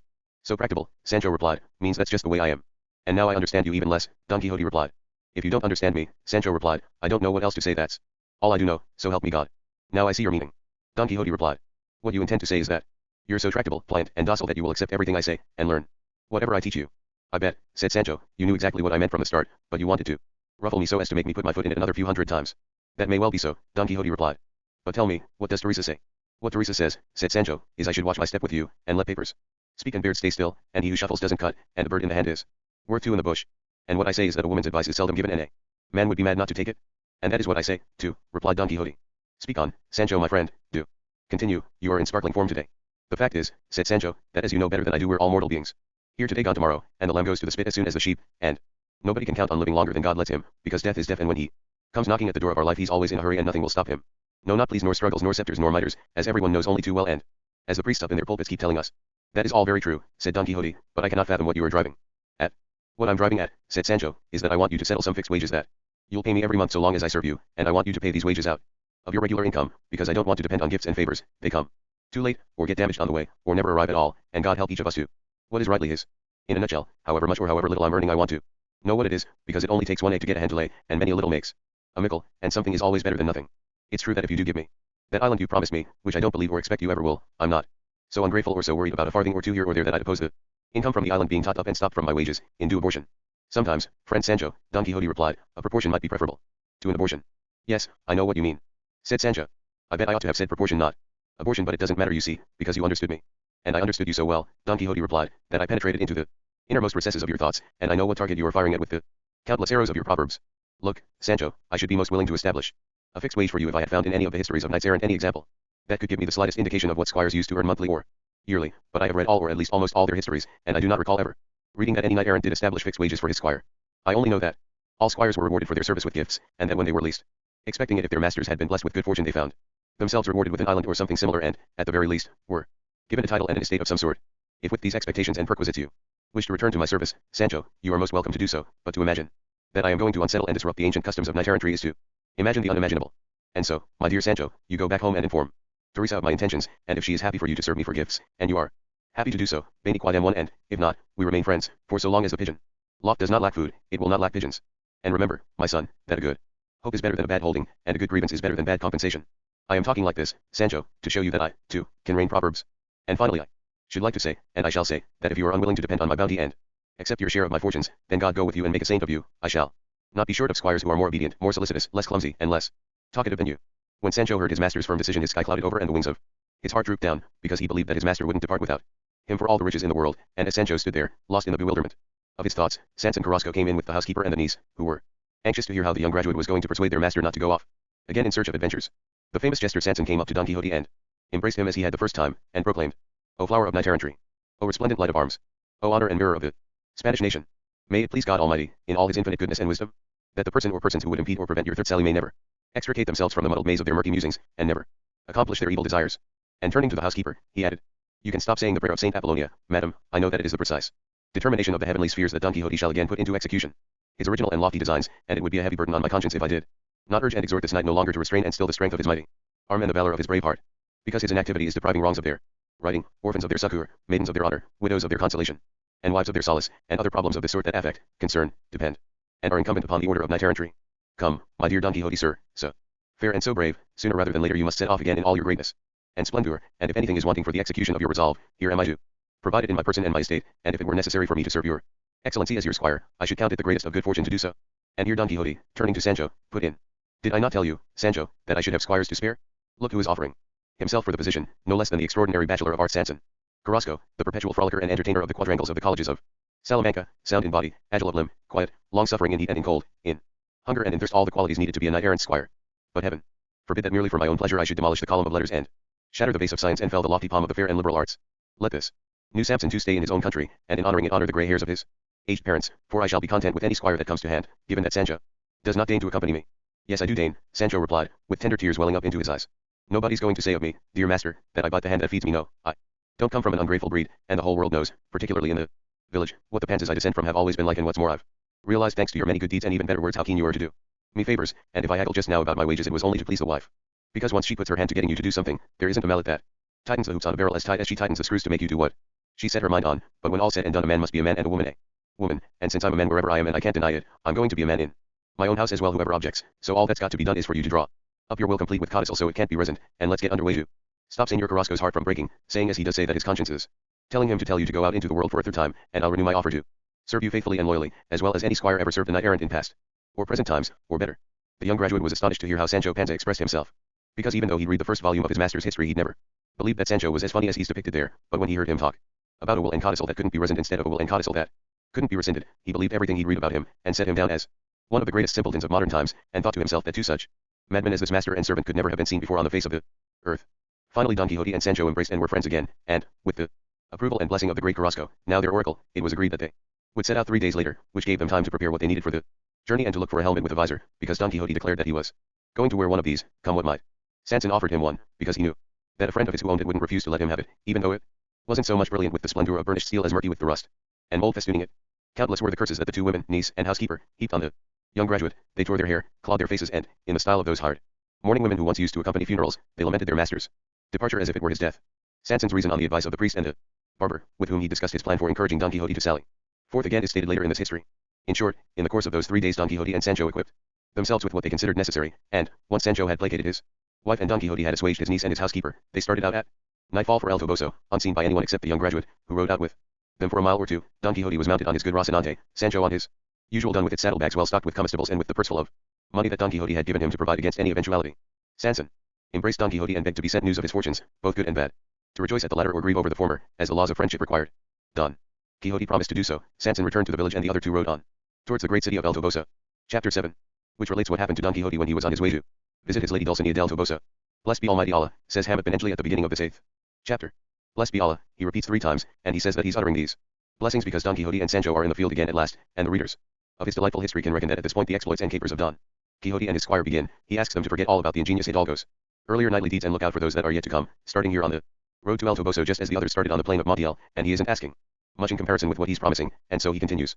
Don Quixote and Sancho were left alone, and no sooner had Sanson left them than Rocinante began to neigh and the dun to let loose an size, something that both men, knight, and squire, considered to be a good sign and a most happy omen, although, if the truth is to be told, the dun sighing and braying exceeded the nag's neighing, from which Sancho deduced that his own good fortune was going to surpass his master's, perhaps basing his opinion on some system of judicial astrology known to him, although the history doesn't say anything about this. He'd only been heard to comment that when he stumbled or fell he wished he'd never left home, because from stumbling or falling, all he ever gained was a torn shoe or broken ribs, and in this, fool though he wasn't far wrong.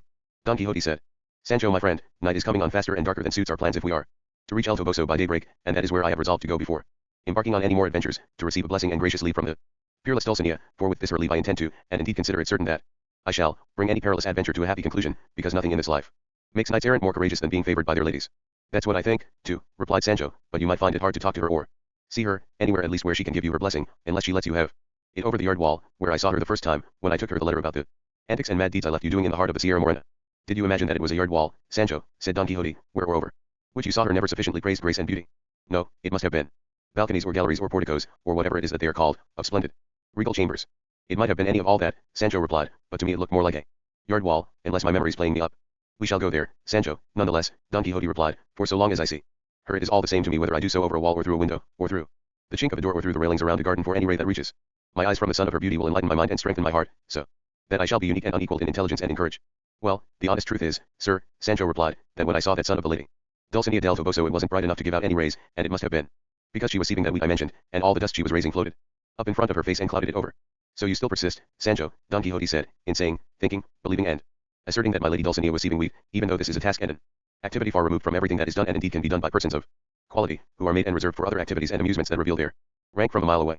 You seem to have forgotten, O Sancho, those verses by our Spanish poet in which he depicts the tasks performed in their crystal dwellings by those four nymphs whose heads emerged from their beloved river Tagus and who then sat in the verdant meadow to work those rich cloths that the imaginative poet describes, all woven and adorned with gold and silk and pearls. One and my lady's labors when you saw her must have been of this sort, but the envy that some evil enchanter must feel for all my affairs transforms all things that can give me pleasure into shapes quite unlike their real ones, and so I fear that if perchance the author of the history of my exploits that is said to be in print is some hostile sage, he has no doubt altered everything, mingling 1,000 lies with one truth, and straying from his subject to recount actions foreign to what is required by the narration of a true history. O envy, the root of countless evils, and the tapeworm of virtue. Every other vice, Sancho, offers some sort of pleasure, but envy brings only grief, hatred, and rage. That's just what I say, too, Sancho replied, and it's my belief that in that reading book, or history about us that young Sanson Carrasco told us he'd seen, my honor must be dragged through the dirt and kicked from one end of town to the other, as they say. Well, I can swear as an honest man that I've never said a bad word about any enchanter, and I'm not rich enough for anybody to envy me. It's true I'm a bit of a sly old fox and I can be something of a villain at times, but it's all covered over by the broad cloak of my simple-mindedness, which is always natural, never affected. And even if my only good point was that I believe, as I do, firmly and faithfully in God and in everything the Holy Roman Catholic Church believes, and that I'm a mortal enemy, as I am, of all Jews, that should be enough to make the historians take pity on me and treat me well in their writings. But they can say what they like, because naked was I born and naked I Remain so, neither lose nor gain, though so long as I'm in books and being handed round the world from one person to another I don't care a fig about whatever they want to say about me.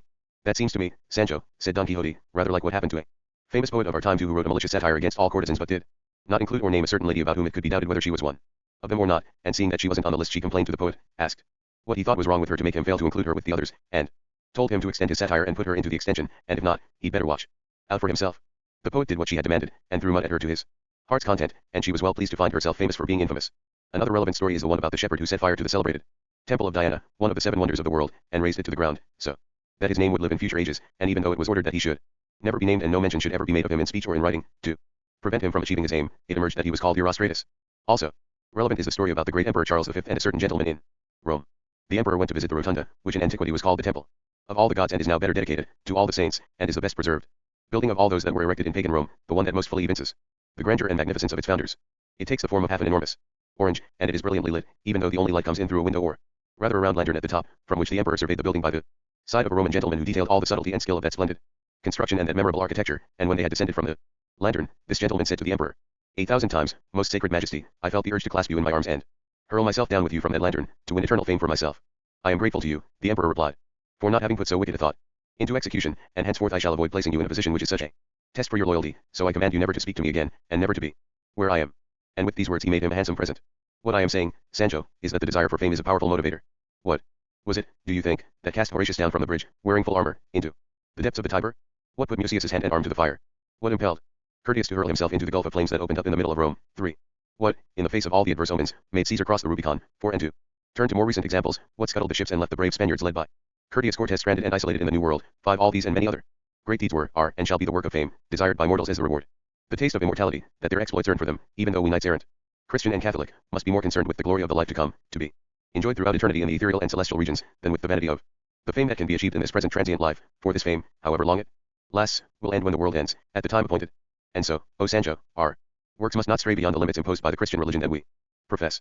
In slaying giants, we must slay pride; in our generosity and magnanimity, we must slay envy; in our tranquil demeanor and serene disposition, we must slay anger; in eating as little as we do and keeping vigil as much as we do, we must slay gluttony and somnolence; in our faithfulness to those whom we have made the mistresses of our thoughts, we must slay lewdness and lust; in wandering all over the world in search of opportunities to become famous knights as well as good Christians, we must slay sloth. 6. Here, Sancho, you have the means by which the high praise brought by fame can be achieved. Everything you've said so far, said Sancho, I've understood very well, but all the same I'd like you to dissolve one doubt that's just found its way into my head. Resolve is what you mean to say, Sancho, said Don Quixote. You are most welcome to ask, and I shall reply as best I can. If you could please tell me, sir, Sancho continued, all those Julys or Augusts, and all those deed-doing knights you said, all of them dead, where are they now? The pagan ones, Don Quixote replied, are obviously in hell, and the Christian ones, if they were good Christians, are either in purgatory or in heaven. Very well, said Sancho, but now you tell me this, those tombs where the bodies of all those bigwigs lie, have they got silver lamps in front of them, and are the walls of their chapels festooned with crutches, shrouds, wigs, and lakes and eyes of wax? And if not, what are they festooned with? To which Don Quixote replied, the tombs of the pagan ones were for the most part sumptuous temples. Julius Caesar's ashes were placed on top of a vast stone obelisk now known in Rome as St. Peter's Needle. The Emperor Hadrian had as his tomb a castle as large as a sizable village that was named Moles Hadriani and is now the castle of St. Angelo, in Rome. Queen Artemisia buried her husband Mausolus in a tomb that was considered to be one of the 7 wonders of the world, but none of these tombs or any of the many others constructed for pagans were decorated with shrouds or other offerings or signs, indicating that those buried in them were saints. That's what I'm driving at, Sancho replied. So now you tell me this, what's better, bringing a corpse back to life, or killing a giant? The answer is as plain as day, replied Don Quixote. It is better to bring the dead back to life. And now I've got you, said Sancho. From that it follows that the fame of the man who brings the dead back to life, gives sight to the blind, gets the lame walking and makes the sick healthy, and who has lamps burning in front of his tomb and his chapel, full of devout folk on their knees adoring his relics, must be a better sort of fame, for this world and for the next, than all the fame of all the pagan emperors and knight-errants there ever were and ever will be on the face of the earth. I confess that there, again, you are right, Don Quixote replied. Since the bodies and the relics of saints, Sancho replied, have got this fame, this grace, this prerogative as it's called, and with the approval and permission of our holy Mother Church they have lamps, candles, shrouds, crutches, paintings, wigs, eyes and lakes that strengthen people's devotion and spread their own Christian fame, and kings carry the bodies of saints or their relics on their shoulders, kiss bits of their bones, bedeck their oratories and spruce up their favorite altars with them. What do you want me to infer, Sancho, from all this you have just said, said Don Quixote.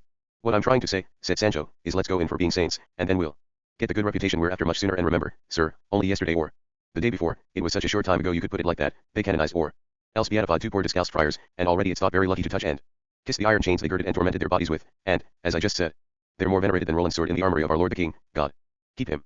So you see, sir, it's better to be a humble little friar of any order than a brave knight-errant, and as far as God's concerned, a couple of dozen strokes of the lash are worth more than a couple of thousand thrusts of the lance, whether given to giants, monsters or dragons. That is all true, Don Quixote replied, but we cannot all be friars, and many are the Roads along which God leads his people to heaven. Chivalry is a religion, and there are knights who are saints in glory. Yes, said Sancho, but I've heard there are more friars than knight-errants in heaven. That, replied Don Quixote, is because the number of the religious is greater than the number of knights. There are plenty of errants, said Sancho. Yes, replied Don Quixote, but few who deserve to be called knights. They spent that night and the following day in these and other similar conversations, and nothing worth mentioning happened to them, which caused Don Quixote no little distress. Finally, at nightfall, they espied the great city of El Toboso, a sight that made Don Quixote's spirits rise and Sancho's sink, because he didn't know which was Dulcinea's house, and had never seen her in his life, any more than his master had, so they were both anxious, one to see her and the other at not having seen her, and Sancho had not the faintest idea what he was going to do when his master sent him into El Toboso.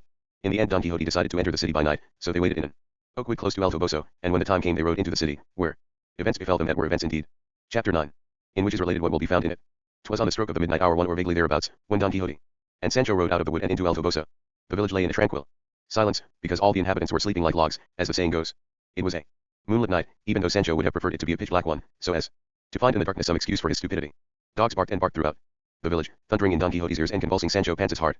Every so often a donkey would bray, pigs would grunt, cats would mew, and this multiplicity of noises was intensified by the silence of the night, all of which was taken by the enamored hidalgo as a bad omen, yet in spite of that he said, Sancho my son, lead me to Dulcinea's palace, it is possible that we might find her awake.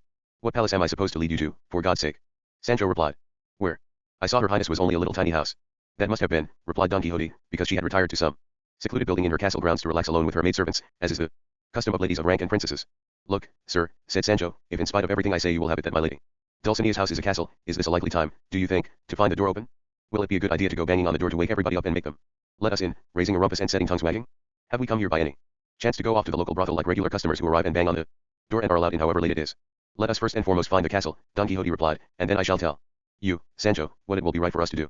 And look, Sancho, either my eyes are deceiving me or that great mass of shadow you can see over there must be Dulcinea's palace. Well, you lead me there then, Sancho retorted. Maybe you're right, but even if I see it with my own two eyes and touch it with my own two hands I'll believe it as much as I believe it's midday at this moment. Don Quixote led the way, and after they'd advanced a couple of hundred paces he reached the great mass of shadow and saw that it was a tall tower, and immediately realized that the building was no castle but the parish church. And he said, we have chanced upon the church, Sancho. So I see, Sancho replied. And God grant we don't chance upon our graves as well. Because it isn't a good omen to be traipsing about churchyards at this time of night, and besides I've already told you, if I remember rightly, that this lady's house must be down some blind alley. God damn you, you fool, said Don Quixote. Wherever did you get the idea that royal castles and palaces are built down blind alleys? Well, sir, Sancho replied, every land has its own ways. And maybe here in El Toboso they're in the habit of sticking palaces and other big buildings down blind alleys, so I'd ask you to let me have a look down these streets or alleys here. Who knows, I might find that bloody castle tucked away in some corner, and a plague on it for harassing us and making us traipse up and down like this. Speak with respect, Sancho, when speaking of matters concerning my lady, said Don Quixote, and do not spoil our party, or throw the help after the hatchet. Yes, I'll control myself, Sancho replied, but how am I supposed to put up with you expecting me to recognize our mistress's house straight away and find it at midnight, when I've only seen it once and you yourself can't find it after the thousands of times you must have seen it? You will drive me to despair, Sancho, said Don Quixote. Look here, you heretic. Have I not told you over and over again that in all the days of my life I have never seen the peerless Dulcinea, and have never crossed the threshold of her palace, and am enamored only by hearsay of her fame as a beautiful and intelligent lady? I heard you this time, Sancho replied, and I'd just like to say that since you've never seen her, nor have I not. That cannot be, replied Don Quixote. There is, at least, the time you said you saw her sieving wheat, when you brought back the reply to that letter you took to her from me. Don't you take any notice of that, sir, Sancho replied. I'd like you to know that seeing her and bringing back her answer was all done by hearsay, too I've got as much idea of who the lady Dulcinea is as of how to punch the sky. Sancho, Don Quixote replied, there is a time for joking and a time when joking is inappropriate and out of place. My saying that I have neither seen nor spoken to the lady of my life is no reason for you also to say that you have neither spoken to her nor seen her, when, as you know, the truth is the very opposite. As they chatted away like this they saw approaching them a man with two mules who, from the racket made by the plough as it dragged along over the ground, they assumed was a farmhand who must have got up before dawn to go to his work in the fields, and they were right. The farmhand was singing that doleful ballad that goes, an evil day it was, you French. The day of Roncesvalles point to. I'll be damned, Sancho, Don Quixote said as soon as he heard him, if any good fortune is coming our way tonight. Can't you hear what that peasant is singing? Yes, I can hear him, Sancho replied, but what's the Roncesvalles route got to do with what we're up to? He might as well be singing the ballad of Calianos 3 for all the difference it make to whether we manage to do what we want to do or not. The farmhand came up to them, and Don Quixote said, God bless you and bring you good fortune, my friend. Can you tell me whether the palace of the peerless princess Dulcinea del Toboso is to be found hereabouts? Look, sir, the young man replied, I'm a stranger in these parts, and I've only been in the village a few days working in the fields for a rich farmer. But the village priest and sexton live in this house right here in front of us, and either of them will be able to inform you about that princess lady, because they've got the list of all the inhabitants of El Toboso, though it's my belief that there isn't any princess living anywhere here. Lots of ladies there are. Very fine ones too, and each one of them can be a princess in her own house. Well, among them, my friend, said Don Quixote, must be the lady about whom I am inquiring. Could be, the young man replied, and goodbye, dawn's on its way. And slapping his mules forward, he didn't wait for any further questions.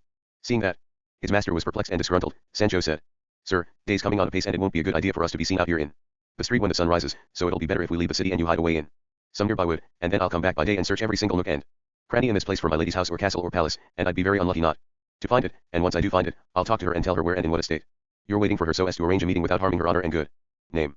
You have spoken, Sancho, said Don Quixote, 1,000 wise maxims within the space of a few words. I welcome the advice that you have given me, and I accept it most willingly. Come, my son, let us look for somewhere for me to hide, and you shall return, as you have just said, to search for my lady and find her and talk to her, and from her good sense and courtesy I hope to receive miraculous, nay more than miraculous, favors. Sancho was dying to get his master out of the village so that he couldn't discover the lie about Dulcinea's reply, taken back by him to the Sierra Morena, and so Sancho ensured that their departure was a hasty one, and 2 miles from the village they found a grove or wood, where Don Quixote hid while Sancho went back to the city to talk to Dulcinea, and during this mission he met with adventures that demand fresh attention and fresh credit. Chapter X, which describes Sancho's cunning enchantment of the lady Dulcinea, and other events as ridiculous as they are true. As the author of this great history reaches the events that he narrates in this chapter, he says that he'd have preferred to pass over them in silence, fearing he wouldn't be believed, because here Don Quixote's mad deeds approached the limits of the imaginable, and indeed went a couple of bows hots beyond them. But in the end, and in spite of these fears and misgivings, he described those deeds exactly as they happened, without adding or subtracting one atom of truth or concerning himself with any accusations that might be made that he was lying, and he was right to do so, because the truth might be stretched thin but it never breaks, and it always surfaces above lies, as oil floats on water. And so, continuing his history, he says that as soon as Don Quixote had hidden in the glade, wood, or oak grove close to El Toboso, he ordered Sancho to return to the city, and not to appear in his presence again without having spoken on his behalf to his lady, and besought her to be so gracious as to grant her hapless knight an audience and deign to bestow her blessing on him, so that he could hope for the greatest success in all his undertakings and difficult enterprises, thanks to her. Sancho agreed to do exactly as he was told, and to bring back as good a reply as he had brought back the first time. On your way, then, my friend, replied Don Quixote, and do not be plunged into confusion when you find yourself in the presence of the light of the sun of beauty that you are now going to seek. Happy are you above all the squires in the world. Stay alert, and make sure that you do not fail to observe the way in which she receives you. Whether her color changes as you deliver my message, whether she seems disturbed or disquieted on hearing my name, whether her cushion seems not to be able to hold her, if perchance you find her seated upon the rich dais proper to her dignity, and if she is standing, watch her to see whether she shifts her weight from one foot to the other, whether she repeats her answer maybe 2 or 3 times, whether she changes it from a kind one to a harsh one, or from a cruel one to a loving one, whether she raises her hand to her hair to pat it into place, even though it is not untidy, and in short, my son, watch her every action, her every movement, because if you tell me about them I shall deduce how she feels in the most secret places of her heart about my love for her, for I would have you know, Sancho, if you do not know it already, that the external actions and movements made by lovers while the conversation concerns their love are messengers between them, giving totally reliable accounts of what is happening in their souls. So off you go, my friend, and may better fortune than mine guide you and send you a happier outcome than that which I, here in this my bleak solitude, fear and expect. Yes, I'm going, and I'll soon be back, said Sancho.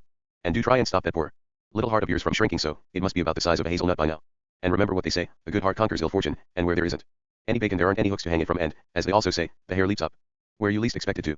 I'm only mentioning all this because if we didn't find my lady's palace or castle last night, now it's daytime I do intend to find it, when I'm least expecting to, and once I found it, you just leave her to me. This I will say, Sancho, said Don Quixote. I do hope that God gives me even better fortune in my aspirations than you have in choosing proverbs appropriate to our discussions. After this, Sancho turned away and gave his dun a stick, and Don Quixote was left sitting on his nag, resting in his stirrups and leaning on his lance, overwhelmed by sorrowful and confused musings, where we shall leave him and go off with Sancho Panza, who was no less pensive and bewildered than his master, so much so, that he was hardly out of the wood when, looking back and seeing that Don Quixote was no longer in sight, he climbed off his donkey, sat down at the foot of a tree, and began to talk to himself and to say, pray be so good as to tell us, brother Sancho, where it is that you're going to look for some donkey that you've lost? No, most certainly not. So what are you looking for? Oh, I'm just going to look for some princess, that's all, the sun of beauty and the whole of heaven in one person. And where do you expect to find all that, Sancho? Where? In the great city of El Toboso. Very well, and on whose behalf are you going to look for her? On behalf of the famous knight Don Quixote de la Mancha, who rights wrongs and gives food to the thirsty and drink to the hungry. That is all most commendable. And do you know where she lives, Sancho?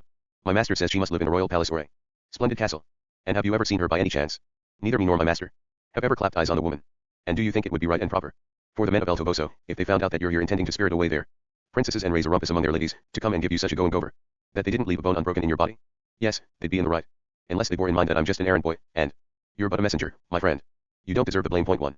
No, you can't rely on that, Sancho, because the people of La Mancha are as hot-tempered as they're honorable, and they won't let anyone play around with them. God Almighty, if they suspect what you're up to, I can promise you a bad time of it. No, you can get lost, old Nick, you're not catching me in a hurry. Oh yes, I'm going to go stirring up a hornet's nest for the sake of somebody else's pleasure, I am. What's more, looking for Dulcinea in El Toboso would be like looking for a student in Salamanca or a girl called Maria in Madrid. Yes, it was the devil, and nobody else that got me into this mess. The result of Sancho's soliloquy was that he talked to himself again, and said, on the other hand, there's a remedy for all things but death, under whose yoke we must all pass, like it or not, at the end of our lives. I've seen 1,000 signs that this master of mine is a raving lunatic, and I'm not much better myself, because I'm even stupider than he is, following him and serving him as I do, if there's any truth in the proverb that says a man is known by the company he keeps, and that other one about birds of a feather flocking together. So him being as he is mad, and with a madness that usually makes him take one thing for another and think that white is black and black is white, as anyone could see when he said that those windmills were giants, and those Friar's mules were dromedaries, and those flocks of sheep were enemy armies, and all sorts of other stuff like that. It won't be all that difficult to make him believe that some peasant girl, the very first one I come across, is Lady Dulcinea, and if he doesn't believe it, I'll swear she is, and if he swears she isn't, I'll swear she is again, and if he insists, I'll insist even more, and so I'll make sure I always have the last word, come what may. Maybe by insisting like this I'll make him stop sending me off on all these errands, seeing what a mess I make of them, or on the other hand maybe he'll think, as I expect he will, that one of those evil enchanters that he says hate him so much has changed her looks to spite him and do him harm. These thoughts calmed Sancho's breast, and he counted the business as good as settled, and he waited where he was until the afternoon, to leave enough time for Don Quixote to believe that he'd gone to El Toboso and come back, and events fell out so well for him that when he got up to climb on his dun he saw 3 peasant girls coming towards him from El Toboso on 3 jackasses, or she-asses, because the author isn't explicit on this point, though it's more likely that they were she-asses, this being what peasant girls usually ride on, but since it doesn't matter much one way or the other, there's no need to stop to elucidate the matter. So, to cut a long story short, as soon as Sancho saw the peasant girls he rode back to his master Don Quixote as fast as he could go, and found him sighing and breathing 1,000 amorous laments. When Don Quixote saw Sancho he said, "What news, Sancho my friend? Can I mark this day with a white stone or with a black stone?" "Two. It'll be best," Sancho replied, "for you to mark it in bright red paint, like new professors' names on college walls, so that everyone who sees it clearly." "That means," said Don Quixote, "that you bring good news." "Such good news," Sancho replied, "that all you've got to do to find the Lady Dulcinea del Toboso is to clap spurs to Rocinante and ride out of the wood. She's on her way, with 2 of her maids to see you." "Good God! What are you saying, friend Sancho?" said Don Quixote. "You had better not be deceiving me, or attempting to beguile my real grief with false joy." "What would I gain from deceiving you?" Sancho replied, "especially now I'm so close to showing you the truth of what I'm saying.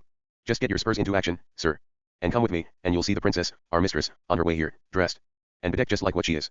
She and her maids are all one blaze of flaming gold, all spindlefuls of pearls, they're all diamonds, all rubies, all brocade more than 10 levels deep, with their hair flowing over their shoulders like sunbeams playing with the wind, and what's more each of them's riding her piebald poultry, aside for sore eyes." "I think you mean palfrey, Sancho." "There isn't that much of a difference," Sancho replied, "between poultry and palfrey. But whatever they're riding they're looking as spruce and ladylike as you could ever wish, especially my lady princess Dulcinea. She fair takes your breath away, she does."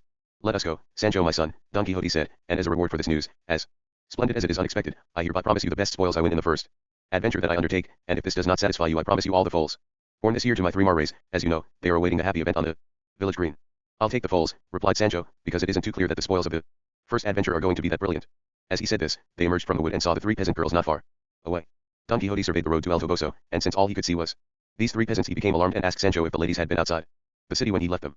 "What do you mean, outside the city?" Sancho replied. "Do you keep your eyes in the back of your head or something, to stop you from seeing that there are these ladies here, shining like the very sun at noon?" "All I can see, Sancho," said Don Quixote, "is 3 peasant girls on 3 donkeys." "God save my soul from damnation," Sancho replied.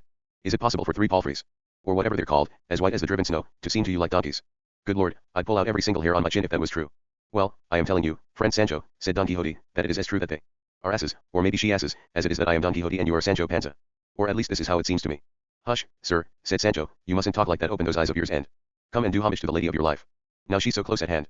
And as he said this he rode forward to greet the 3 peasant girls, and, dismounting from his dun, he seized one of their asses by the halter, fell to his knees and said, "O Queen and Princess and Duchess of Beauty, may your highness and your mightiness be pleased to receive into your grace and goodwill this your hapless knight, standing over there like a marble statue, all flustered and flummoxed at finding himself in your magnificent presence. I am his squire Sancho Panza, and he is the harassed knight Don Quixote de la Mancha, also known as the Knight of the Sorry Face." Don Quixote had by now knelt at Sancho's side and was staring with clouded vision and bulging eyes at the woman whom Sancho called Queen and Lady, and since all he could see there was a peasant girl, and not a very pretty one at that, because she was moon-faced and flat-nosed, he was dumbstruck and didn't dare open his mouth. The peasant girls were equally astonished at the sight of such an ill-assorted pair kneeling in front of one of them and impeding her progress. But she broke the silence and spoke with neither goodwill nor grace. "Get out of the bloody way and let us through, we're in a hurry." To which Sancho replied, "O Princess and Universal Lady of El Toboso, how is it that your magnanimous heart is not melted by the sight of the column and foundation of knight errantry kneeling here in your sublimated presence?" When one of the other girls heard this, she said, "Come to cast pearls before swine, have we? Look at these fine gents trying to make fun of us village girls, as if we didn't know how to take the piss as well. You two go on your way, and let us go on ours, if you want to stay in one piece." "Arise, Sancho," Don Quixote put in. "I can see that fortune, not content with my sufferings, has blocked all the roads along which some happiness might have come to this wretched soul contained within my flesh. And you, O perfection of all the excellence that the heart can desire, acme of human courtesy, the sole remedy of this afflicted heart that adores you, even though the malicious enchanter is hounding me, and has placed clouds and cataracts over my eyes, and for them alone and not for other eyes, has altered and transformed your face of peerless beauty into that of some poor peasant wench, I beg you, so long as he has not also changed my face into that of some monster, to make me abominable in your sight, not to refuse to look on me with gentleness and love, seeing in my position of submission and prostration before your disguised beauty the self-humiliation of my soul's adoration." "Hark at old granddad," the village girl replied. "Don't I just love oily eyewash like that? Come on, shift over and let us through, thank you very much." Sancho shifted over and let her through, delighted to have extricated himself from that particular muddle. As soon as the peasant girl who'd played the part of Dulcinea found herself free she prodded her poultry with a nail on a stick that she was carrying, and it broke into a canter across the field. And feeling the nail, which annoyed it more than usual, it started to prance and buck, and dump Lady Dulcinea among the daisies. Don Quixote rushed to pick her up and Sancho hurried to put the pack saddle, which had slipped round under the ass's belly, back into place.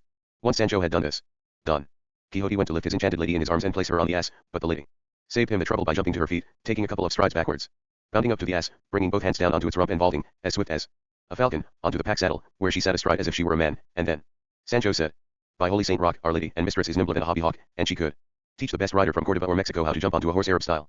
Over the crupper she went in one leap, and without any spurs she's making her palfrey gallop like a zebra. And her maids aren't being outdone, they're going like the wind, too. And Sancho was right, because once Dulcinea was mounted the other two girls spurred after her, not turning their heads back for more than a mile. Don Quixote pursued them with his gaze, and when they were out of sight he turned to Sancho and said, "Sancho, what is your opinion about this grudge that the enchanters bear me? You can see how far their malice and hatred extend, for they have deprived me of the joy that I could have experienced on beholding my lady in her true being. I was indeed born to be a mirror of misfortune, the eternal target for the arrows of adversity. And you should also note, Sancho, that those traitors were not content just to transform my Dulcinea, but had to transform her into a figure as wretched and ugly as that peasant wench, and at the same time they took away from her what is so characteristic of fine ladies, the sweet smell that they derive from living among ambergris and flowers. Because I would have, you know, Sancho, that when I went to replace Dulcinea on her palfrey, as you call it, although I thought it was a donkey, I was half suffocated by a blast of raw garlic that poisoned my very soul. Oh, you miserable wretches!" Sancho burst out. "Oh, you faithful and spiteful enchanters, I'd like to see you all hanging by your heels like pilchards on a string.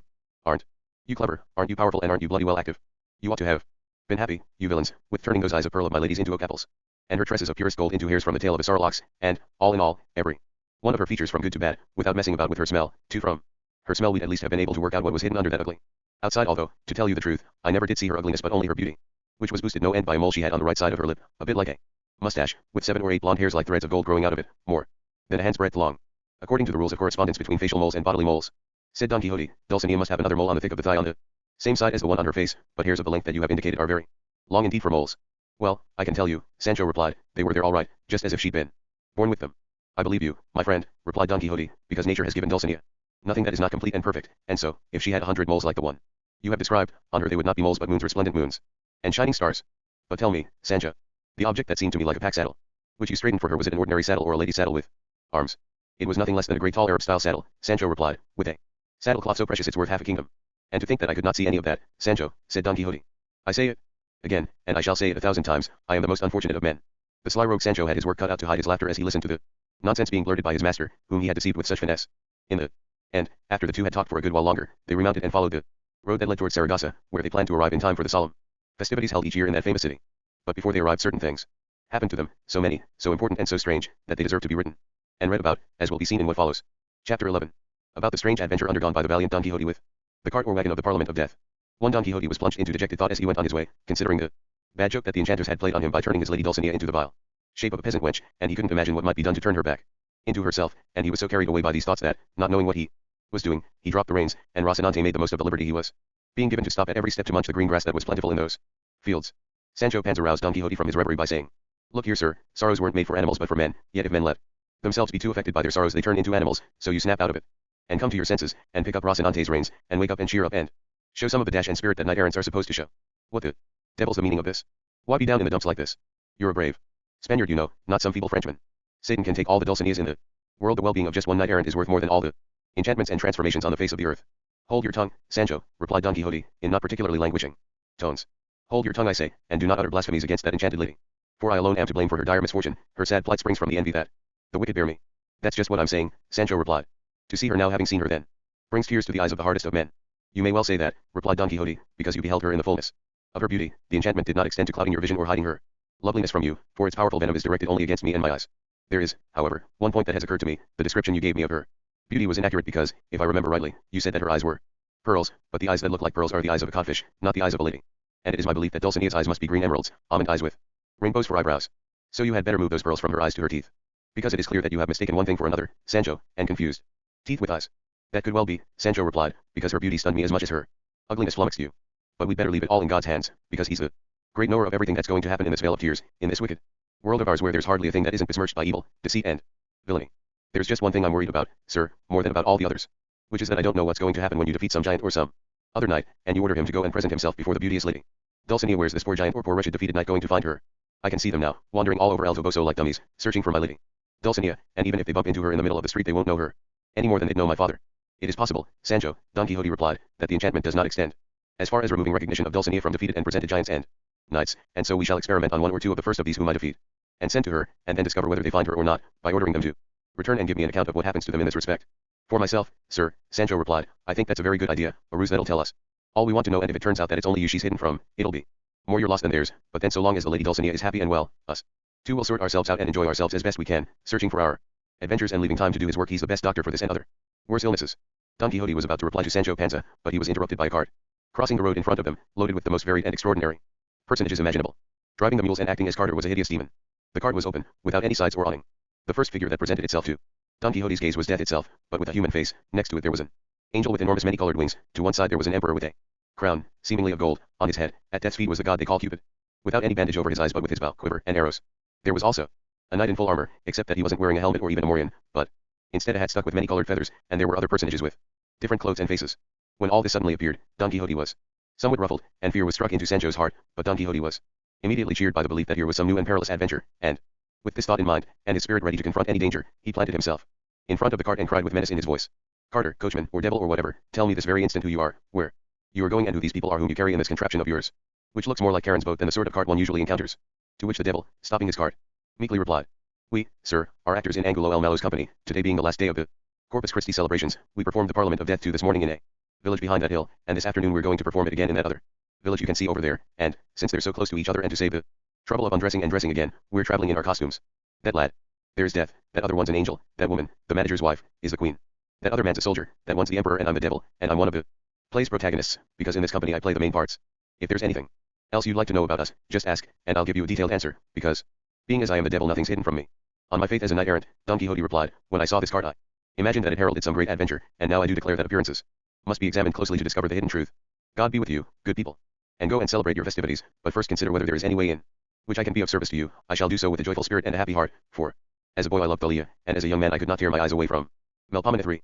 While they were talking, fate ordained that another member of the company should catch up with them dressed as a clown, with bells all over him, and a stick with 3 inflated cow bladders tied to one end, and the clown, coming up to Don Quixote, began to brandish his stick and beat the ground with his bladders and leap into the air with a great jangling of his bells, and this horrendous sight so frightened Rocinante that Don Quixote was powerless to prevent him from taking the bit between his teeth and racing across the fields at a greater speed than would have been expected from his rickety skeleton. Seeing that his master was in imminent danger of being thrown, Sancho jumped off his dun and rushed to his aid, but by the time he arrived his master was already on the ground with Rocinante lying by his side, the two of them having fallen together, the usual conclusion to Rocinante's deeds of daring do. But no sooner had Sancho leapt from his mount to help Don Quixote than the dancing devil with the bladders jumped onto it and began bell-boring it with them, and the combination of fear and noise, more than the pain from the bladder blows, made it race across the fields towards the village where the festivities were going to be held. Sancho gazed after his racing done and then at his fallen master, and he didn't know which of the two necessities to attend to first. But he was a good squire and a good servant, and his love for his master prevailed over his affection for his donkey, even though every time he saw the bladders rise in the air and fall upon its haunches he felt the anguish and terrors of death, and he'd sooner have had those blows fall on his own open eyes than on one hair of his donkey's tail. Caught in this tribulation of perplexity he came up to where Don Quixote lay, more battered than he would have liked, and as he helped him back on to Rocinante he said, Sir, the devil's taken the dun. What devil? Don Quixote asked. The one with the bladders, Sancho replied. Well, I shall recover it, Don Quixote said, even if he locks himself up with it in the deepest and darkest dungeons of hell. Follow me, Sancho, the cart is slow, and with those mules I will make good the loss of the dun. There isn't any need to go to those lengths, sir, Sancho replied. Calm down, from what I can see, the devil's let the dun go now and it's coming back to its old quarters. And Sancho was right, because the devil and the dun had taken a tumble in imitation of Don Quixote and Rocinante, and the devil walked back to the village and the donkey returned to its master. All the same, Don Quixote said, it will be as well to punish somebody on the cart for the devil's audacity, even maybe the emperor himself. You put that idea right out of your head, Sancho retorted, and take my advice, which is never to fight play actors. They're a protected species. I've known of actors arrested for a couple of murders and let off without even paying costs. They're a cheerful crowd and they amuse people, you see, so everybody looks after them. Everybody protects them and helps them and likes them, even more so if they belong to one of the official companies. From the way most of them dress and behave, anyone would think they were all princes. Despite all you say, Don Quixote replied, that devil of an actor shall not walk away from here bragging, even if the whole human race protects him. And so saying he rode back towards the cart, which was by now close to the village. He was crying, Stop, wait, you merry and joyful mob, I intend to teach you how to treat donkeys and other such creatures that serve the squires of knights errant as mounts. Don Quixote shouted so loud that the people in the cart heard and understood him. And, conjecturing his intentions from his words, out jumped Death followed by the emperor, the devil with the reins, and the angel, with the queen and Cupid not far behind, and they all armed themselves with stones and formed up in a line waiting to give Don Quixote a sharp-edged welcome. When Don Quixote saw this gallant squadron, arms raised in readiness to hurl the stones at him, he drew rein and paused to consider how to attack with least danger to his person. As he did so Sancho trotted up, and, seeing him about to attack the well-organized squadron, said, It'd be really mad to try that.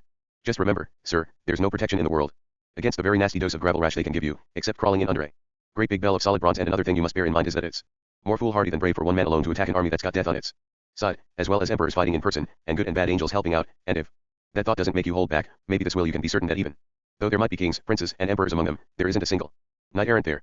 Yes indeed, Sancho, said Don Quixote, there you have hit upon the consideration that can and must sway me from the course of action which I had decided to take. I cannot and must not draw my sword, as I have so often informed you, against anyone who has not been knighted. This is your responsibility, Sancho, if you wish to take revenge for the affront suffered by your dun, and I shall remain here and assist you by cheering you on and offering you helpful advice. There won't be any need, sir, replied Sancho, to take revenge on anybody, because good Christians shouldn't go avenging themselves for affronts, and what's more I'll get my ass to leave its revenge to my discretion, and all I want is to live in peace and quiet for as long as heaven spares me. Since that is your decision, Don Quixote replied, good Sancho, wise Sancho, Christian Sancho, honest Sancho, let us leave these phantoms and return to our quest for better and worthier adventures, because by the look of it this country cannot fail to provide us with many most marvelous ones. He turned Rocinante. Sancho went to fetch his dun, Death, and his flying squad returned to their cart and went on their way, and this was the happy ending to the dreadful adventure of the cart of death, thanks to the sound advice that Sancho Panza gave his master, who on the following day had another adventure, with an enamored knight-errant, which was no less amazing than this one. Chapter 12. About the valiant Don Quixote's strange adventure with the brave knight of the Spangles. Don Quixote and his squire spent the night following the skirmish with Death in a clump of tall, shady trees, but first, Sancho persuaded Don Quixote to eat some food from the supply on the dun's back, and during the supper Sancho said, Sir, how stupid it had been of me to choose as my reward the spoils from your first adventure instead of the foals from your 3 more race. Yes, it's true what they say, a bird in the hand is worth 2 in the bush. All the same, replied Don Quixote, if you had allowed me to attack, Sancho, as I wished, you would have received as spoils at least the Empress's gold crown and Cupid's many-colored wings, for I should have torn them off his back and placed them in your hands. Scepters and crowns of playhouse emperors, Sancho retorted, are never made of pure gold, but of tin or tinsel. You are right there, Don Quixote replied, and indeed it would not be appropriate for stage finery to be precious and real, it must be counterfeit and illusory, like drama itself, with which I should like you, Sancho, to be on the best of terms, as you must also, in consequence, be with actors and dramatists, because they are all instruments with which great benefits are conferred on society, holding up to us at every step a mirror in which we can see the actions of human life most vividly portrayed, for there is no more realistic representation of what we are and what we are going to be than plays and players. Or else tell me this, have you never seen a play that includes kings, emperors, and popes, gentlemen, ladies, and other different characters? One actor plays the pimp, another plays the liar, this one the merchant, that one the soldier, another the fool who is wise, another the lover who is a fool, but once the play is over and they remove their costumes, all the players are equals. Yes, I've seen a play like that, Sancho replied. Well, the same happens, said Don Quixote, in the play of this life, in which some act as emperors, others as popes and, in short, all the characters that there can be in a play, but when it is over, in other words when life ends, death strips them all of the costumes that had distinguished between them, and they are all equals in the grave. That's a fine comparison, said Sancho, only not so very original that I haven't heard it about 100 times before. The same as that other one about the game of chess. So long as the game lasts, each piece has its own special job to do, but once the game is over they all get jumbled up together and put into a bag, which is the same as life, ending in the grave. With every day that passes by, dear Sancho, said Don Quixote, you lose some foolishness and gain some sense. Yes, some of your good sense is bound to stick onto me, Sancho replied. Soil that, left to itself would be poor and sterile, gives good yields when you manure it and you till it. What I'm trying to say is that being with you is the manure that's been spread over the barren soil of my poor wits, and the tilling is all this time I've been with you, serving you, so I'm hoping to give wonderful yields that won't be unworthy to be piled up beside the paths of good breeding that you've trodden over this feeble understanding of mine. Don Quixote laughed at Sancho's affected talk, and thought that what he'd said about his own improvement was true, because he occasionally spoke in a way that amazed his master, even though usually when Sancho held forth in a scholarly and courtly manner, his argument ended up by plummeting from the heights of his simplicity into the depths of his ignorance, but where he showed his elegance and his memory to the greatest advantage was in deducing proverbs, whether or not they had anything to do with the subject in hand, as will have been noticed in the course of this history. They spent much of the night talking away like this, and then Sancho felt the urge to drop the sluice gates of his eyes, as he said when he wanted to go to sleep, and, undressing his dun he turned it loose to graze on the lush pasture. He didn't unsaddle Rocinante, because he'd received express orders from his master that when they were in the field and sleeping without any roof over their heads he must not do any such thing. It was an ancient usage established and observed by knights errant to remove the bridle and hang it from the pommel of the saddle, but remove the saddle itself? Never. And so Sancho obeyed, and gave Rocinante the same liberty that he'd given the dun, whose friendship with the nag was so very close that there is a traditional belief, handed down from father to son, that the author of this true history wrote chapters on this very subject. But, to preserve the propriety and decorum due to such a heroic history, suppressed them, even though on occasions he forgets himself and says that as soon as the two animals were together they'd start scratching each other, and that when they were tired and had had their fill of this Rocinante would lean his neck over the dun's, it stuck out more than half a yard on the other side, and the two would stay in this position, staring at the ground, for 3 days, or at least for as long as they were allowed, or for as long as hunger didn't force them to go in search of food. I was about to say that it said that the author had written that he compared their friendship to that of Nisus and Euryalus, and to that of Pylades and Orestes, and if this is so it must have been evident, for universal admiration, how firm was the friendship between these two peaceful animals, to the shame of men, who are so bad at preserving friendship. This is why somebody once said, there's no love lost between dear friends. The game of canes becomes a mortal battle. And then there's the other song. From friend to friend the bug is passed, etc. too. And nobody must think that the author was rather mistaken to compare the friendship of these animals to that of men, because men have received many lessons from animals and learned from them much that is important, for example, from storks, the enema, from dogs, emetics, and gratitude, from cranes, watchfulness, from ants, providence, from elephants, chastity, and loyalty from the horse. Point 3. Sancho finally fell asleep at the foot of a cork oak, and Don Quixote dozed at the foot of a stout evergreen oak, but before very long he was awakened by a noise that he heard behind him, and he started up and looked and listened in the direction of the noise, and he saw that it came from 2 men on horseback, and that one of them, sliding down from his saddle, said to the other, dismount, my friend, and unbridle the horses. It seems to me that this place provides all the grass that they can want, and all the silence and solitude that I can need for my thoughts of love. As he said this he stretched himself out on the ground to the creaking of the armor he was wearing, a clear sign to Don Quixote that this must be a knight-errant, and tiptoeing over to the sleeping Sancho he seized him by the arm and, with some difficulty, brought him to his senses, and whispered, "Brother Sancho, an adventure looms. God make it a good one," Sancho replied. "And where might this precious adventure of yours be found, dear sir?" "Where might it be found, Sancho?" Don Quixote replied. "Just look over there, and you will see a knight-errant lying on the ground, not, as far as I can tell, a particularly happy one, because I saw him throw himself from his horse and stretch himself out with all the appearance of despair, and as he dropped his armor creaked." "And how can you tell," asked Sancho, "that this here is an adventure?" "I am not saying," Don Quixote said, "that this is a full adventure, but rather the beginnings of one, for that is how adventures start. But listen, it seems he is tuning a lute, or a viol, and, to judge from his way of spitting and clearing his throat, he must be making himself ready to sing." "You're right, he is," Sancho replied, "so he must be a knight in love." "There is no knight-errant who is not in love," said Don Quixote. "Let us listen to him. Because if he does sing we shall be able to judge the skein of his thoughts from the thread of his song, for the tongue speaks out of the fullness of the heart." For Sancho was about to reply to his master, but the voice of the knight of the forest, which was neither a very good voice nor a very bad one, prevented him, and the pair of them listened in amazement as they heard that what he sang was the sonnet. "Tell me, my lady, which must be the way for me to live my life as you decree, and then my steadfast steps shall never stray from where your sovereign will dispatches me. If you want me to silence all my woe and die, your slightest word shall seal my fate. If you want me to find new ways to show my grief, love shall himself the tale relate. Withstanding contradictions is my role, a man of softest clay and hardest stone. The laws of love administer my soul, both soft and hard, my breast is all your own. You stamp or carve whatever you like there. There it will stay eternally, I swear." With a sigh torn, as it seemed, from the very bottom of his heart, the knight of the forest ended his song. And after a pause he added in tones of the profoundest grief, "O most beauteous and great on the face of the earth!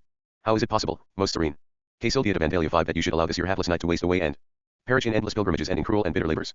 Is it not enough that I have had you acknowledged as the most beautiful woman in the world by all the knights of Navarre, of Leon, of Andalusia, of Castile, and finally by all the knights of La Mancha?" "That is untrue," Don Quixote whispered at this point, "because I am of La Mancha, and I have never acknowledged any such thing, nor could I or should I acknowledge anything so injurious to my lady's beauty, so you can see, Sancho, that this knight is delirious. But let us continue to listen, perhaps he will reveal some more of his thoughts." "He'll do that all right," Sancho replied. "It looks as if he's going to moan away for a month non-stop." But this didn't happen, because the knight of the forest had heard people talking and, cutting his lamentation short, he stood up and said in booming and courteous tones, "Who goes there? Who is it? Are you perchance numbered among the happy, or among the afflicted?" "6. Among the afflicted," Don Quixote replied.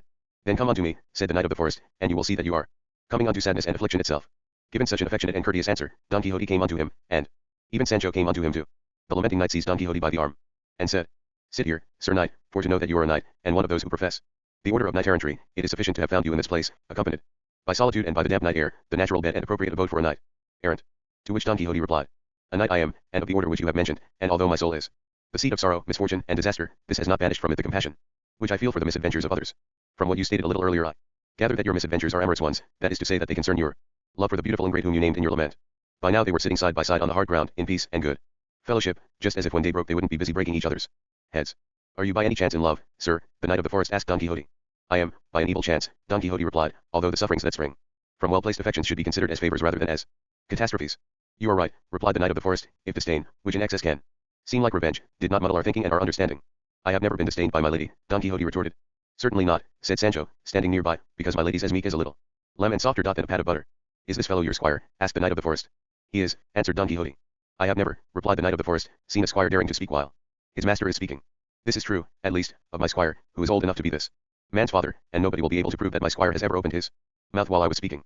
"Well, just let me tell you this," said Sancho, "I've spoken before now and I can speak any time in front of any old, but I'd better leave it at that, because the more you stir it, the worse it gets." The squire of the forest seized Sancho by the arm and said, "Let's clear off, just the two of us, to somewhere we can have a nice squirely chat about whatever takes our fancy, and leave these masters of ours to their storytelling. Contests about the histories of their loves depend upon it, day will dawn and they still won't have done."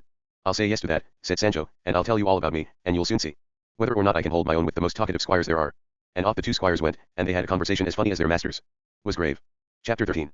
Which continues the adventure of the knight of the forest, with the intelligent, novel, and genial conversation that took place between the two squires. Knights and squires had split up, the squires telling each other of their lives and the knights of their loves, but the history relates first the squires' conversation and then comes that of their masters, and so it says that after they moved a little way off, the squire of the forest said to Sancho, "This is a wearisome life that we lead, sir, us squires of knight-errants, we really do eat our bread in the sweat of our faces, which is one of the curses that God laid on our first parents. One. You could also say," Sancho added, "that we eat it in the ice of our bodies, because who puts up with more heat and more cold than us poor squires of knight-errantry? It wouldn't be so bad if we got a bite to eat, because in all kinds of grief bread brings us relief, but there are times when we go for a day or for 2 days without ever breaking our fast with anything more than the wind that blows in our faces. But you can stand all that," said the squire of the forest, "when you've got hopes of a prize, because if the knight-errant you're serving isn't too unlucky, at least you'll be rewarded after a few adventures with a handsome governorship of some island, or a good-looking earldom." "As for me," Sancho replied, "I've told my master that I'll be happy with being the governor of an island, and he's so noble and generous that I don't know how many times he's promised me one. As for me," said the squire of the forest, "I'll be well satisfied with a canonry for my services, and my master has already promised me one, and what a canonry it is. 2. Your master, said Sancho, must be a churchly knight who can do favors of that sort to his deserving squires, but mine's just a lay one, though I do remember a time when certain clever but to my mind spiteful people were advising him to try and become an archbishop, even though he decided to be an emperor, and I was in fear and trembling that he might take it into his head to go into the church, because I don't think I'm up to holding down a benefice. Let me tell you, I might look like a man, but I'd be an ass in the church. Well, you're really making a mistake there, said the squire of the forest, because not all island governorships are in good shape. Some of them are deformed, others are poor, others are depressed, and even the most straight-backed and best disposed of them brings a heavy burden of worry and discomfort to the shoulders of the unfortunate man to whose lot it falls. It would be much better for those of us who are in this accursed service to go back home and amuse ourselves there with gentler activities, like, for example, hunting or fishing, for what squire is there in the world so poor that he hasn't got a hack, a couple of greyhounds and a fishing rod to amuse himself with in the village? I'm not short of any of that, Sancho replied. It's true I haven't got a hack, but then I've got a donkey that's worth twice as much as my master's horse. God send me miserable fiestas, the very next ones there are, if I'd do a swap with him, even if I got 4 bushels of barley thrown in on top. You must think I'm joking about what my dun's worth. That's my donkey's color, done. And greyhounds wouldn't be a problem. There's plenty of them in the village, and hunting's much more fun when it's at somebody else's expense. To tell you the honest truth, squire, the squire of the forest replied, I've made up my mind to turn my back on all these capers of these here knights, and to go back to my village, and to bring up my children. I've got 3 of them, like 3 pearls of Orient. I've got 2, said Sancho, fit to be presented to the Pope in person, specially a daughter I'm bringing up to be a countess, God willing, though her mother isn't. And how old is this young lady who's being brought up to be a countess? Asked the squire of the forest. She's 15, give or take a couple of years, Sancho replied, but she's as tall as a lance, and as fresh as an April morning, and as strong as a market porter. With those assets, replied the squire of the forest, she could be not just a countess, but a very nymph of the greenwood. Oh, the little whore, what muscles the little bastard must have on her. To which Sancho replied, somewhat peeved. She isn't a whore, and nor is her mother, and, God willing, neither of them ever will be while I'm still alive. And you'd better watch your language, considering you were brought up among knight-errants, who are courtesy itself. I don't think those words of yours were in very good taste. How little you know, replied the squire of the forest, about the language of compliments, squire. Are you really not aware that when one of the horsemen in the bull ring deals the bull a good lance thrust, or when anyone else does something with great skill, people say, he's a clever bastard, look how well the bugger did that, and what might seem like insults are, in this setting, high praise. And you should disown, my dear sir, any sons and daughters who don't do deeds that earn praise like that for their parents. Yes, I do disown them, Sancho replied, and at that rate you can pour the contents of a whole whorehouse on top of me and my wife and children, because everything they do and say is second to none and well worthy of such praises, and to be able to see them again I pray God to deliver me from mortal sin, in other words from this dangerous job of squire that I've fallen into for the second time, tempted and tricked by a purse with 100 ducats in it that I found one day in the heart of the Sierra Morena, and now the devil keeps dangling a bag full of doubloons in front of my eyes here and there, and everywhere, and with every step I take I seem to be touching it and clutching it to my breast and taking it home and buying property to lease and rent out and living like a king. And when I'm thinking about this it's easy to put up with all my toils and sufferings with this fool of a master of mine who I well know is more of a madman than a knight. That, the squire of the forest replied, is why they say that greed breaks the sack. And, talking about madmen, there isn't a worse one in the whole world than my master. Because he's one of those that make people say it's other folks' burdens that break the ass's back. He's pretending to be mad for the sake of helping another knight who's lost his reason to regain it, and he's looking everywhere for what I'm not sure he's going to like the taste of once he finds it. And is he in love by any chance? Yes, said the squire of the forest, he's in love with a certain Quixote de Vandalia, the chastest and most chaste lady on the face of this earth, but at the moment it isn't the chastity that's on his mind, he's got other even worse nonsense rumbling away inside him, as we shall all see before very long. There's no road so smooth, Sancho replied, that there aren't a few potholes in it. And life is all toil and trouble, and for me double, and madness keeps a greater retinue than good sense. But if it's true what they say, that it helps to share your problems, I'll find comfort in you, because you're serving a master who's just as stupid as mine. Stupid, but valiant, replied the squire of the forest, and even more villainous than either. Mine isn't like that, Sancho replied. I mean to say he isn't at all villainous, he's as innocent as a babe unborn, he couldn't hurt a fly, he only wants to do good to everyone, and there isn't an ounce of malice in him a child could make him believe. It's midnight at noon, and it's because he's so simple that I love him from the bottom of my heart, and can't bring myself to leave him, however many silly things he does. That's all very well, brother, said the squire of the forest, but if the blind lead the blind too, they're both in danger of falling into the ditch. It'll be better for us to clear off at a good lively trot, and return to where we belong, because those that go in search of adventures don't always find them to their liking. Every so often Sancho spat out some sort of dry and sticky saliva, of which the charitable forestal squire took due note, and he said, it seems to me we've been talking so much that our tongues are sticking to the roofs of our mouths, but I've got something hanging from my saddlebow that will be very good at unsticking them. He rose to his feet and returned a moment later with a great leather bottle full of wine, and a pie half a yard square, which is no exaggeration because it had been made with a white rabbit so successfully fattened that as Sancho felt it he took it for not just a kid but a full-grown goat, and then Sancho said, this is the sort of food you always carry, sir. So what did you take me for, then? The other replied. Do you think I'm any old run-off? The mill squire? No, I carry better provisions on the back of my horse than any general takes when he goes off on his campaigns. Sancho didn't need to be asked twice to tuck in, and down went mouthfuls of food the size of hobble knots, in the dark of the night. And he said, now you really are a faithful and loyal squire, always ready and willing, generous and bountiful, as this here banquet shows. Because if it hasn't been brought to us by a magic spell it certainly looks as if it has. You aren't like me, a miserable wretch who hasn't got anything in his saddlebags except a lump of cheese that's so hard you could split a giant's skull with it, with a few dozen carob beans for company, and about the same number of hazelnuts and walnuts, thanks to my master's slender means and the idea he's got and the rule he follows that knight-errants mustn't eat anything apart from nuts and herbs.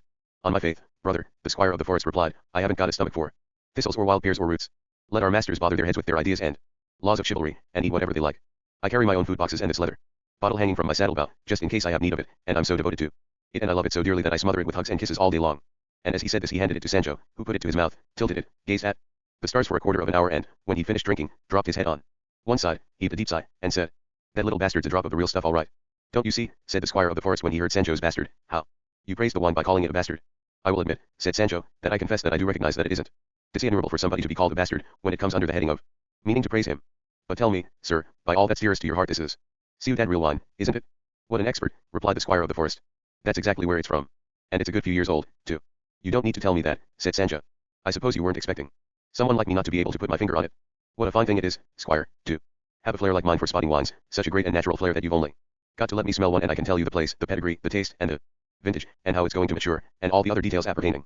But that's no wonder, because two of my forebears on my father's side were the finest judges of wine that La Mancha has known for many a long year, and as a proof of that I'm going to tell you about what happened to them once. The two of them were given some wine from a barrel to taste, and asked for their opinion about its condition and quality, whether it was good wine or bad. One of them tasted it with the tip of his tongue, and all the other did was lift it to his nose. The first one said the wine tasted of iron, and the second one said it tasted more of cordovan leather. The winemaker said that the barrel was clean, and that nothing had been added to the wine to make it taste of either iron or leather. But the two famous wine judges stuck to their guns. Time passed, the wine was sold, and when they cleaned out the barrel they found a tiny little key on the thong of cordovan leather. So now you can see whether someone who comes from that sort of stock has a right to give his opinion on a subject like this. That's why I'm saying, said the squire of the forest, that we should stop searching for adventures, and since we've got bread not go looking for biscuits, and return to our own cottages. And there God will find us when he wants to. I'm going to serve my master until he reaches Saragossa, and then we'll have to see." And the two good squires talked so much and drank so much that sleep had to come and tie their tongues and abate their thirst, because to quench it would have been impossible, and so, both clutching the almost empty wine bottle, with their food half chewed in their mouths, they fell asleep, where we shall leave them for the time being, to recount the conversation between the knight of the forest and the knight of the sorry face. Chapter 14. Which continues the adventure of the knight of the forest. Among many remarks exchanged between the two knights, the history says that the knight of the forest said to Don Quixote, "In short, Sir Knight, I wish you to know that my destiny, or rather my free choice, led me to fall in love with the matchless Quixote de Vandalia. I call her matchless because she has no equal in bodily stature or in supremacy of rank and of beauty. This Quixote I'm telling you about repaid my honest affection and pure love by imposing on me, as Hercules' stepmother did on him, many different perilous labors, one promising me at the end of each of them that at the end of the next one I should attain the goal of my hopes. But the chain of my toils has grown link by link until there's no counting them, and I still don't know when I'll reach the last one, which will be the beginning of the fulfillment of my chaste desires." Once she ordered me to go and challenge that famous giantess in Seville called La Giralda, who's brave and strong and made of brass and, although she never moves from where she stands, is the most changeable and inconstant woman in the world. I came, I saw her and I conquered her too, and I made her remain settled and steadfast, because for over a week only the north wind blew. On another occasion, Quixote sent me to go and lift those 4 ancient stones, the great bulls of Guisando 3, an exploit more suited to market porters than to knights errant. Once she told me to hurl myself into the chasm of Cabra, a fearful and unprecedented peril, and take back to her a detailed account of what lies concealed in those dark depths. 4 I stayed the movement of La Giralda, I lifted the bulls of Guisando, I threw myself into the chasm and revealed what is hidden down there, and my hopes are as dead as ever, and her commands and her scorn are as alive as ever. To cut a long story short, her latest command is for me to travel throughout the provinces of Spain and to make all the knights errant roaming through them confess that she surpasses in beauty all women alive today, and that I am the bravest and most happily enamored knight in the world, and on this quest I have already traveled through most of the country, and I have defeated many knights who have dared to contradict me. But what makes me proudest of all is having defeated in single combat that famous knight Don Quixote de la Mancha, and forced him to confess that my Quixote is more beautiful than his Dulcinea, and with this one victory I reckon that I've defeated all the knights in the world, because this Don Quixote I'm talking about has defeated them all, and, since I've defeated him, his glory, fame and honor have devolved upon my person. The victor's good repute can only grow according to the glory of his foe. 5. So the innumerable exploits of the said Don Quixote have been transferred to my account and have become mine. Don Quixote was astonished to hear what the knight of the forest was saying, and he was 1,000 times on the point of saying that he was lying, and even now had that dreadful word on the very tip of his tongue, but he controlled himself as best he could to make the man's own tongue convict him of falsehood, and so he calmly said, "As regards your having defeated most of the knights errant in Spain and even in the world, Sir Knight, I have nothing to say, but as for having defeated Don Quixote de la Mancha, I do have my doubts. It could have been another man, who looked like him, even though there are few who do." "What are you saying?" replied the knight of the forest. "I swear by the heavens above that I did fight Don Quixote and most certainly did defeat him, and he's a tall man, with a wrinkled face, long skinny arms and legs, graying, an aquiline nose somewhat hooked, a big black droopy mustache. He campaigns under the name of the Knight of the Sorry Face, and his squire is a farmer called Sancho Panza. He burdens the back end, rules the reins of a famous steed called Rocinante, and, finally, his lady love is a certain Dulcinea del Toboso, formerly known as Aldanza Lorenzo, just as I call mine Quixote de Vandalia because her name is Quixote and she comes from Andalusia. If this description is not sufficient to confirm the truth of my words, here is my sword, which will make incredulity itself accept them. Pray compose yourself, Sir Knight, said Don Quixote, and listen to what I have to say. I would like you to know that this Don Quixote to whom you refer is the best friend I have in the world, so much so that I can affirm that I feel the same regard for him as for myself, and from the description that you have given me, so precise and exact, I am forced to believe that it is he whom you have defeated.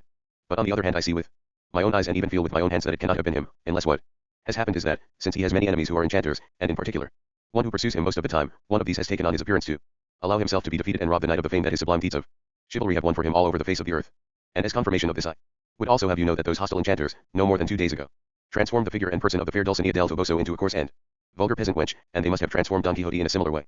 And if all of this is not sufficient to convince you of this truth that I am telling you, here, before you stands Don Quixote himself, who will maintain it by force of arms on foot, on horseback, or however you prefer. And so saying he rose to his feet and gripped his sword, awaiting the reaction of the knight of the forest, who replied in a similarly calm voice. A good payer is a good pleasure, he who could once defeat you when you were transformed, Don Quixote sir, can well hope to overcome you again in your true being. But since it is unseemly for knights to do their deeds in the dark like highwaymen and pimps, let us await day, so that the sun can witness our exploits. And it must be a condition of our battle that the vanquished shall be at the disposal of the victor, to deal with him as he pleases, so long as he commands him to do nothing unbefitting a knight. I am more than happy with this condition and agreement, replied Don Quixote. And so saying they went to see their squires, and found them snoring in the positions in which sleep had pounced upon them. They woke them up and instructed them to make the horses ready, because at sunrise these two knights were to engage in bloody and unprecedented single combat, at which new Sancho was overcome by astonishment, and fearful for his master's well-being, because of what he'd heard from the squire of the forest about his own master's deeds of bravery, but without uttering a word the two squires went for the animals. By now all three horses and the dun had had a good smell of each other and were standing together. On the way the squire of the forest said to Sancho, you must know, brother, that it's the custom of the fighting men of Andalusia, when they're seconds in some scrap, not to sit there twiddling their thumbs while the principals are swapping blows. I'm only saying this to give you due warning that while our masters are fighting we'll have to take up the cudgels as well, and smash each other to smithereens. That custom, squire, Sancho replied, might well hold good among those fighting men and riffraff you're talking about, but you can forget it as far as knight-errants squires are concerned. At any rate I've never heard my master talking about any custom of that sort, and he's got all the rules and regulations of knight-errantry off by heart. But even if I do grant it's true that there's a clear rule that squires must fight while their masters are fighting, I'm not going to obey it, and instead I'll pay the fine dealt out to peaceable squires. It can't be more than a couple of pounds of wax, and I'm happy to pay that much, because I know it'll cost me less than the lint I'd need to bandage my head, all split in two down the middle as I'm sure it would be. And there's something else that stops me from fighting. I haven't got a sword, I've never put one on in my life. I know a way round that, said the squire of the forest. I've got 2 cotton bags. Here, both the same size. You take one, I'll take the other, and we'll have a bag fight. On equal terms. That I can agree to, Sancho replied, because a fight like that is more likely to dust down our jackets than break our bones. No, it won't be quite like that, the other replied, because into the bags, to stop the wind from catching them, we'll put half a dozen nice smooth pebbles, one lot weighing the same as the other, so we'll be able to wallop away without doing any harm. By the body of my father, Sancho replied. Look what saber furs and what fluffy cotton balls he's going to put in the bags to save us from bashing our brain boxes in and smashing all our bones to smithereens. Even if you filled them with silk cocoons I can tell you this much, squire, I'm not going to fight.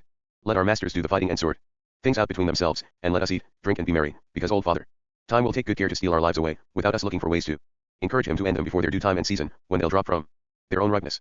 All the same, the squire of the forest replied, we must fight, even if only for half an hour. Certainly not, Sancho replied.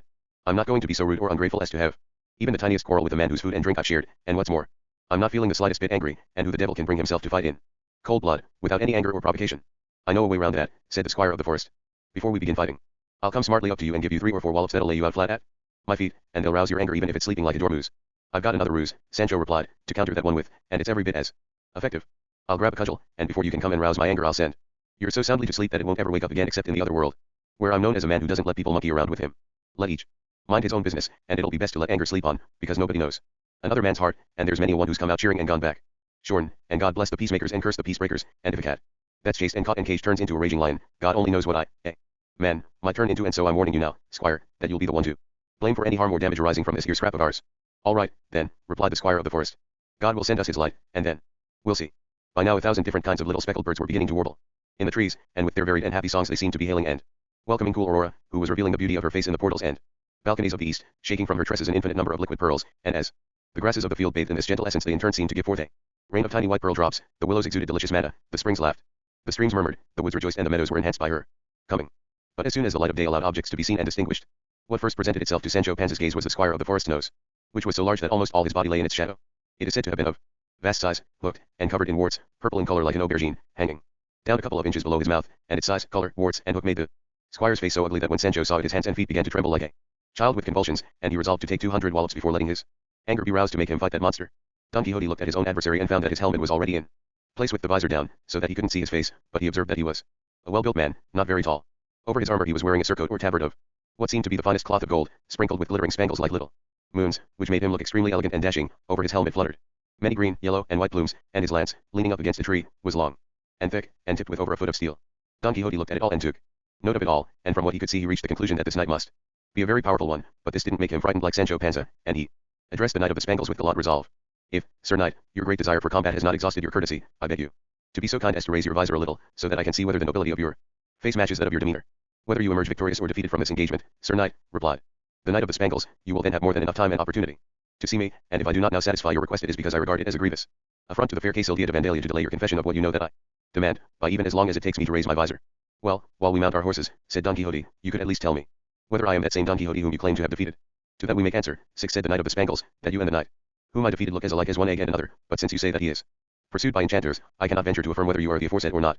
That is quite enough, Don Quixote replied, to convince me that you were indeed deceived. To undeceive you totally, however, let our horses be brought, for in less time than it would take you to raise your visor, and with the help of God, my lady, and my right arm, I shall see your face, and you will see that I am not the defeated Don Quixote you believe me to be. With this they broke off their conversation and mounted, and Don Quixote turned Rocinante to take as much ground as he needed to charge back at his adversary, and the Knight of the Spangles did likewise. But Don Quixote hadn't ridden 20 paces when he heard the Knight of the Spangles calling him, Arid, each returning halfway. The Knight of the Spangles said, remember, Sir Knight, that the condition of our combat is, as I said earlier, that the vanquished shall be at the victor's disposal. Yes, I know, Don Quixote replied, so long as what the vanquished is commanded to do is not something that goes beyond the bounds of chivalry. Just so, the Knight of the Spangles replied. At that moment Don Quixote caught sight of the squire's extraordinary nose, and he was no less amazed to see it than Sancho had been, so much so that he thought he must be some monster or some new species of man never seen on earth. When Sancho saw his master riding off to make his charge, he didn't like the idea of being left alone with the squire of the nose, fearing that just one flick of it delivered to his own nose would put an end to his fight and leave him stretched out on the ground from the force of the blow or of his fear, so he ran after his master, clutched one of Rocinante's stirrup leathers, and, when he thought it was time for him to turn, he said, please, master, before you turn round and charge could you kindly help me up into that cork oak over there, so I can get a good view, a better one than from ground level, of this brave encounter you're going to have with this knight. I do believe, Sancho, said Don Quixote, that what you really want is to scramble up onto the terraces so as to be out of harm's way as you watch the bullfight. To tell you the honest truth, Sancho replied, I'm scared out of my wits by that squire's enormous nose, and I daren't stay with him all by myself. It is indeed such, said Don Quixote, that were I not who I am it would frighten me too, so come along and I shall help you up. While Don Quixote stopped to install Sancho in the cork oak, the Knight of the Spangles took as much ground as he thought necessary and, in the belief that Don Quixote had done the same, without awaiting any trumpet blast or similar signal, he turned his horse, which was no swifter or better looking than Rocinante, and at its top speed, which was a modest trot, he went to meet his enemy, but when he saw him busy with Sancho's ascent he drew rein in mid-course, for which his horse was deeply grateful, being incapable of budging another step. Don Quixote, who imagined that his enemy was flying full tilt at him, dug his spurs into Rocinante's lanky flanks to such effect that the history relates that this was the only time this horse was known to have advanced at something approaching a gallop, because on no other occasion could it manage more than a manifest trot, and with this unprecedented fury he bore down on the Knight of the Spangles, who was burying his spurs up to their buttons in his horse, without being able to move it 1 inch from where its charge had come to a halt. It was in this pretty predicament that Don Quixote found his adversary, harassed by his horse, and busy with his lance, which he hadn't lowered into its rest, either because he hadn't had time to, or because he didn't know how to. Don Quixote, who wasn't concerned about such problems, charged at the Knight of the Spangles, without the slightest danger to his own skin and with such force that he tossed him, much against his will, over his horse's crupper to fall so heavily that as he lay there stirring not a hand or a foot it looked as if he had given up the ghost. As soon as Sancho saw him fall he shinned down from the cork oak and ran to his master, who dismounted from Rocinante, strode over to the Knight of the Spangles, unlaced his helmet to see if he was dead and to give him air if he happened to be alive, and saw, who could say what he saw, without awaking amazement, wonder and terror in those listening? He saw, the history says, the very face, the very visage, the very countenance, the very physiognomy, the very image, the very effigy of the young graduate Sanson Carrasco, and as soon as he did see him he cried, come here, Sancho, and look at what you won't believe when you see it. Hurry, my son, to witness the powers of magic, the powers of wizards and enchanters. Sancho came, and when he saw the face of the young graduate Carrasco, he began to cross himself over and over and over again. All this while the fallen knight showed no signs of life, and Sancho said to Don Quixote, to my mind, sir, you ought to shove your sword right down the mouth of this character that looks like Sanson Carrasco, just in case, maybe you'll be killing one of your enemies the enchanters. That is not bad advice, said Don Quixote. The fewer the enemies the better. But as he drew his sword to put Sancho's advice into effect, the Knight of the Spangles squire came running up, minus the nose that had made him so ugly, screaming, you look what you're doing, Don Quixote sir, that man at your feet is your friend Sanson Carrasco, and I'm his squire. When Sancho saw him shorn of his original ugliness, he said, where's your nose? To which the other replied, here in my pocket. And putting his hand into his right pocket he pulled out a lacquered papier-mâché nose, as described above. Sancho stared and stared at him, and exclaimed in bewilderment, Holy Saint Mary in heaven preserve us, if it isn't Tom Cecil, my neighbor and old mate. Of course it's me, said the unnosed squire. I'm Tom Cecil, Sancho my old friend, and I'll soon tell you all about the ruses and tricks and ploys that brought me here, but meanwhile you beg your master not to touch or harm or wound or kill the Knight of the Spangles at his feet. There he really is the self-same Sanson Carrasco from our village, the mindless madcap.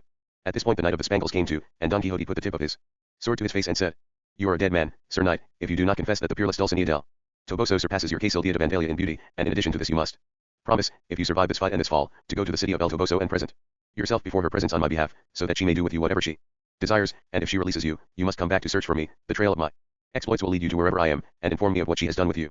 Conditions which, as we agreed before our combat, do not go beyond the bounds of knight-errantry. I confess, said the fallen knight, that the dirty tattered shoe of the lady Dulcinea del Toboso is superior to all the hairs on Quixote's ill-combed but clean beard, and I promise to go into her presence and then return unto yours, and to give you a full and detailed account of everything you demand. You must also both confess and believe, Don Quixote added, that the knight you defeated was not and could not have been Don Quixote de la Mancha, but another who looked like him, just as I confess and believe that even though you look like the young graduate Sanson Carrasco you are not he, but another who looks like him and who has been put here in this shape and form by my enemies, to make me restrain and mitigate the surge of my wrath, and use moderation in the glory of my victory. I confess, think, and feel as you believe, think and feel, replied the shattered knight. But do let me get up, please, if the tumble I took will let me, it's left me in a terrible state. He was helped to his feet by Don Quixote and by his squire Tom Cecil, at whom Sancho couldn't stop staring as he asked him questions, the replies to which gave manifest proof that he really was the Tom Cecil that he said he was, but the effect on Sancho of his master's story about the enchantress changing the figure of the knight of the Spangles into that of the young graduate Carrasco prevented him from believing what he could see with his own two eyes. In the end both master and servant were left with their delusions, and the knight of the Spangles and his squire, wretched and disgruntled, limped away to look for some place where his ribs could be poulticed and strapped. Don Quixote and Sancho continued on the road to Saragossa, where the history leaves them, to provide information about the knight of the Spangles and his protuberant squire. Chapter 15. Which provides an account of the knight of the Spangles and his squire. Don Quixote rode along, happy, proud and full of himself at having won his victory over such a brave adversary as was, in his opinion, the knight of the Spangles, who had given his knightly word to inform his vanquisher whether his lady's enchantment continued. The vanquished man had to return, on pain of ceasing to be a knight, to give an account of what took place between him and her. But one thing thought Don Quixote, and another the knight of the Spangles, because all he had on his mind at that moment was finding a place to be poulticed, as mentioned above. The history states, then, that when the young graduate Sanson Carrasco advised Don Quixote to resume his interrupted chivalric exploits, he did this because he first sat in council with the priest and the barber to decide what steps could be taken to prevail on Don Quixote to stay quietly at home, undisturbed by this wretched quest for adventures. And the result of this confabulation was the unanimous acceptance of Carrasco's proposal that Don Quixote be allowed to sally forth, because it seemed impossible to stop him, and that Sanson waylay him disguised as a knight-errant, and do battle with him, for there would be no lack of pretexts, and defeat him, which would be easy, and that the two should first solemnly agree that the vanquished would be at the mercy of the victor, and so, once Don Quixote had been defeated, the graduate knight would order him to return to his village and his home and not leave them for 2 years or until further notice, and it was obvious that Don Quixote, once defeated, would comply so as not to contravene the laws of chivalry, and it might be that during the period of his reclusion he'd forget about his vain nonsense, or an opportunity might arise to seek some suitable remedy for his madness. Carrasco accepted the mission, and Tome Cecil, an old friend and neighbor of Sancho Panza's and a cheerful, harebrained fellow, offered to be his squire. Sanson put on the armor described above, and Tome Cecil donned his false nose over his real one to serve as a mask so that his old friend wouldn't recognize him when they met, and they rode off after Don Quixote, and were very nearly present at the adventure of the cart of death. And they eventually caught up with their quarry in the wood, where all the events that the discreet reader knows about happened, and if it hadn't been for the strange thinking of Don Quixote, who persuaded himself that the young graduate was not the young graduate, this gentleman would never have taken his master's degree, through not even finding nests where he'd gone looking for birds. Tome Cecil, seeing how far short the young graduate had fallen of his goal and what an unfortunate end his journey had come to, said, "We've certainly got what we deserved, Señor Carrasco. It's easy enough to plan and set about a scheme, but it's usually much harder to pull it off. Don Quixote mad, us sane, away he goes hale and hearty and laughing, you're left black and blue and miserable. Just you tell me, then, who's madder, the man who's mad because he can't help it, or the man who chooses to be mad?" To which Sanson replied, "The difference between these two madmen is that the one who can't help it will be mad forever, whereas the one who's mad by choice can stop whenever he likes. That being so," said Tome Cecil, "I was mad by choice when I decided to become your squire, and by choice I now intend to stop being mad and go home." "That's the best course for you," Sanson replied, "because if you think I'm going home until I've given Don Quixote a good hiding, you've got another think coming, and what's going to make me search him out now isn't any desire for him to recover his senses but a desire for vengeance. This terrible pain in my ribs doesn't allow me to form any more charitable plans than that." And so they continued talking until they came to a village where they were lucky enough to find a bone setter, who attended to the unfortunate Sanson. Tome Cecil turned back and went away, and Sanson was left brooding on his revenge, and the history will return to him at the proper time, so as not to miss making merry now with Don Quixote. Chapter 16. About what happened to Don Quixote with an intelligent gentleman of La Mancha. Joyful, satisfied and proud, as related above, Don Quixote rode along, imagining from his recent victory that he was the bravest knight-errant alive in the world. He counted every adventure that could ever come his way as already brought to a happy conclusion. He disdained all enchantments and enchanters. He didn't remember the innumerable beatings he'd received in the course of his chivalric exploits, or the stone that had knocked half his teeth out of his head, or the ingratitude of the convicts, or the insolence and the pounding staffs of the men from Yanguas. In short, he told himself, if only he could find some ways and means of disenchanting his lady Dulcinea, he wouldn't envy the greatest bliss ever enjoyed by the happiest knight-errant of centuries past. He was lost in these musings when Sancho said, "Isn't it odd, sir, that I can still see my old maid Tome Cecil's extra-large, enormous nose? And do you really believe, Sancho, that the knight of the Spangles was the young graduate Carrasco, and that his squire was your good friend Tome Cecil?" "I don't know what to say to that," Sancho replied. "All I do know is that what he told me about my house, wife, and children is something that only he could have told me, and that his face once his nose was off was Tome Cecil's very own face, just as I've seen it time and time again in the village and over the garden wall, and that the tone of his voice was the same, too." "Let's have a little chat about that, Sancho," Don Quixote replied. "Look here, how is it to be conceived that young Sanson Carrasco should come as a knight-errant, furnished with arms defensive and offensive, to fight me? Have I ever been his enemy? Have I ever given him cause to bear me a grudge? Am I his rival, or has he taken up the profession of arms, to make him envious of the fame that I have won with them? But how can we explain, sir," Sancho replied, "the way that knight, whoever he is, looks just like young Carrasco, and his squire looks just like my old maid Tome Cecil? And if it's all a spell, as you say, aren't there any other two men in the world they could have been made to look like?" "It is all a ploy and a stratagem," Don Quixote replied, "of the malicious sorcerers persecuting me, who, predicting that I was going to emerge victorious from the combat, took the precaution of making the defeated knight display my friend the graduate's face, so that the affection which I feel for him should come between the blade of my sword and the rigor of my arm, and temper the just wrath in my heart, and the life be spared of the man who with tricks and ruses tried to deprive me of mine. As proof of this, Sancho, you know from your own experience, which will confirm for you what I am saying, how easy it is for enchanters to change one face into another, turning fair into foul and foul into fair, because not 2 days ago you saw the loveliness and grace of the peerless Dulcinea in all its fullness and natural conformation, and I saw it in the ugliness and Wretchedness of an uncouth peasant girl, with cataracts in my eyes and with foul breath in her mouth, and so it would not be surprising if the perverse enchanter who had the audacity to carry out such a wicked transformation also transformed other men into Sanson Carrasco and your good friend, to snatch the glory of victory from my hands. But I am nevertheless comforted by the thought that, when all is said and done, I have vanquished my enemy, in whatever shape or form. God knows the truth about everything, Sancho replied. And since Sancho knew that Dulcinea's transformation had been all his own work, he wasn't at all convinced by his master's imaginative theories, but he didn't reply, so as not to say something that might let the cat out of the bag. They were discussing these matters when they were approached from behind by a man riding along the same road on a handsome dapple grey mare. He was wearing a topcoat of fine green flannel slashed with tawny velvet, and a cap of the same material. His mare was in country trappings, with Arab-style short stirrups and high saddle, all of it also brown and green. A scimitar hung from the broad green and gold strap crossing the rider's chest, and his riding boots matched his sword strap. His spurs weren't gilded, but lacquered green, and they shone so brightly that, matching as they did the rest of his dress, they looked better than if they'd been coated in the purest gold. When the traveler reached them he gave courteous greetings and spurred his mule forward, but Don Quixote hailed him. If, fine sir, you are going our way and are not in too much of a hurry, I should consider it a great favor if you would ride with us. To tell you the truth, said the man on the mare, I would not have overtaken you as I did, had I not been afraid that your horse might become excited in the company of my mount. Oh no, sir, Sancho butted in, you can rein your mare in all right, because our horse is the most virtuous and well-behaved horse in the world.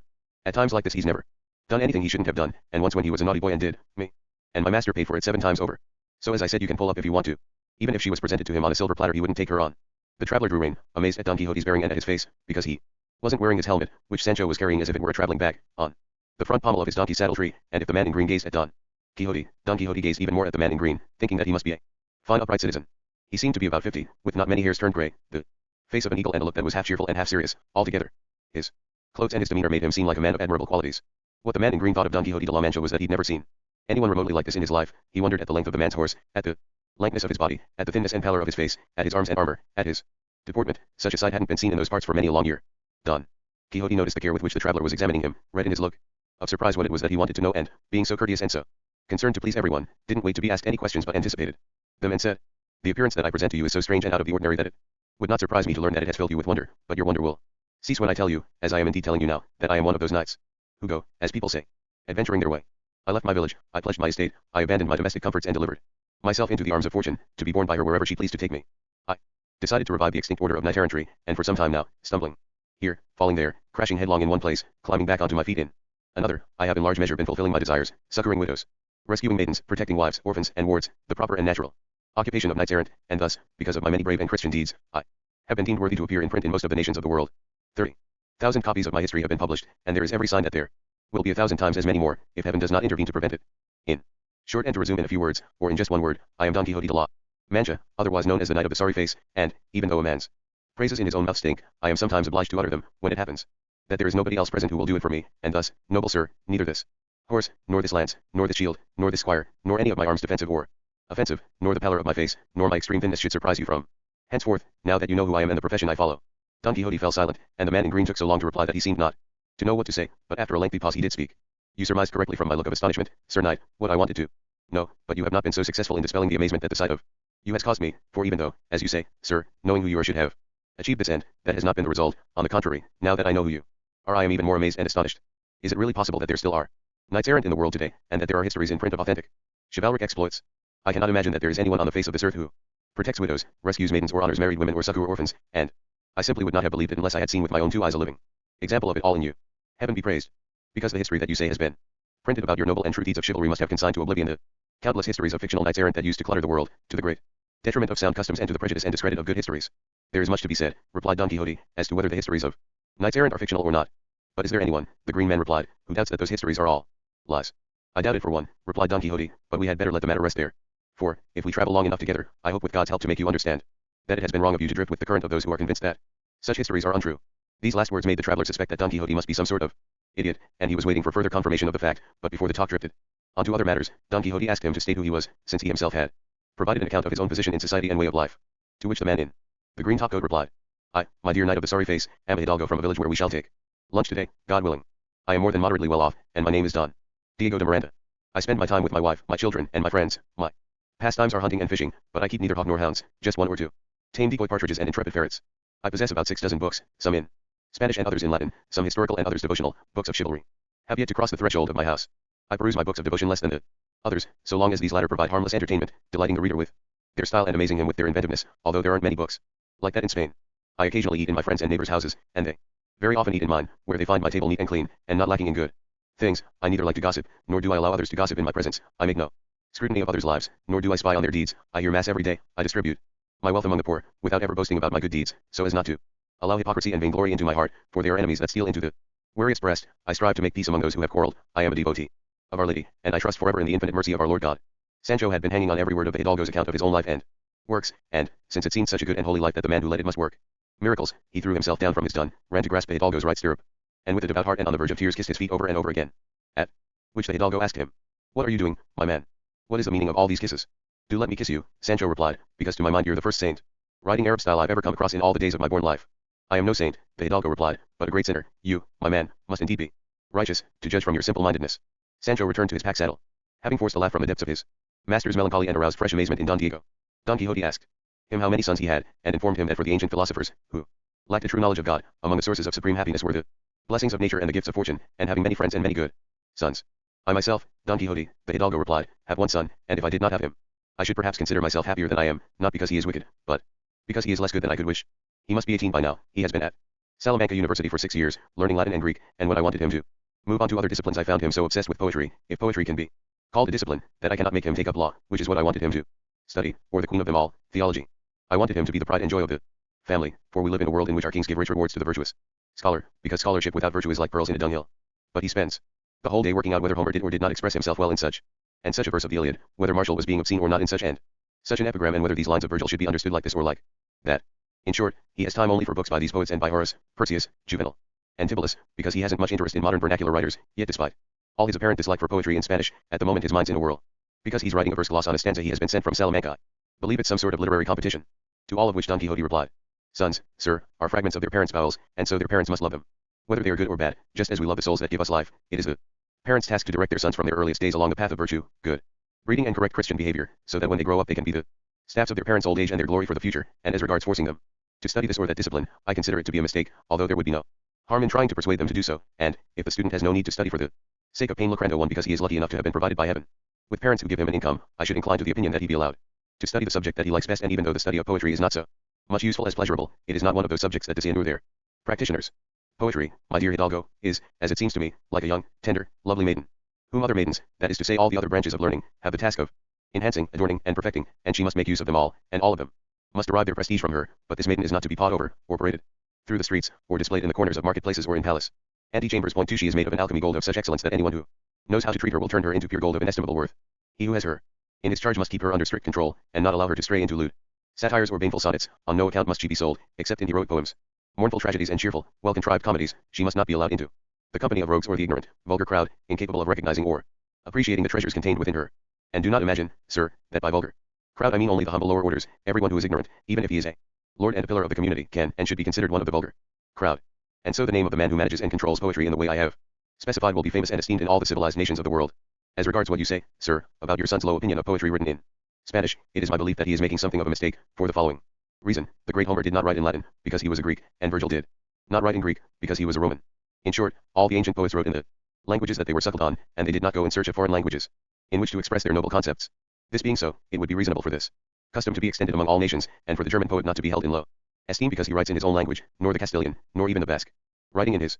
But I imagine that your son, sir, does not dislike vernacular poetry as such, but rather poets who only know their own vernacular, and have no access to other languages or branches of learning with which to adorn and stimulate and assist their natural inspiration. And even here he could be wrong, because, as people rightly say, poets are born not made. In other words, the natural poet emerges a poet from his mother's womb, and, provided by heaven with this gift, and without any study of the art, he composes his works, thus showing the truth of the saying, est deus in nobis. 3. But I also say that the natural poet who calls in art to his aid will be the better for it, and will have the advantage over the man who tries to be a poet by relying upon his knowledge of the art alone, and the reason is that art does not surpass nature but merely perfects it.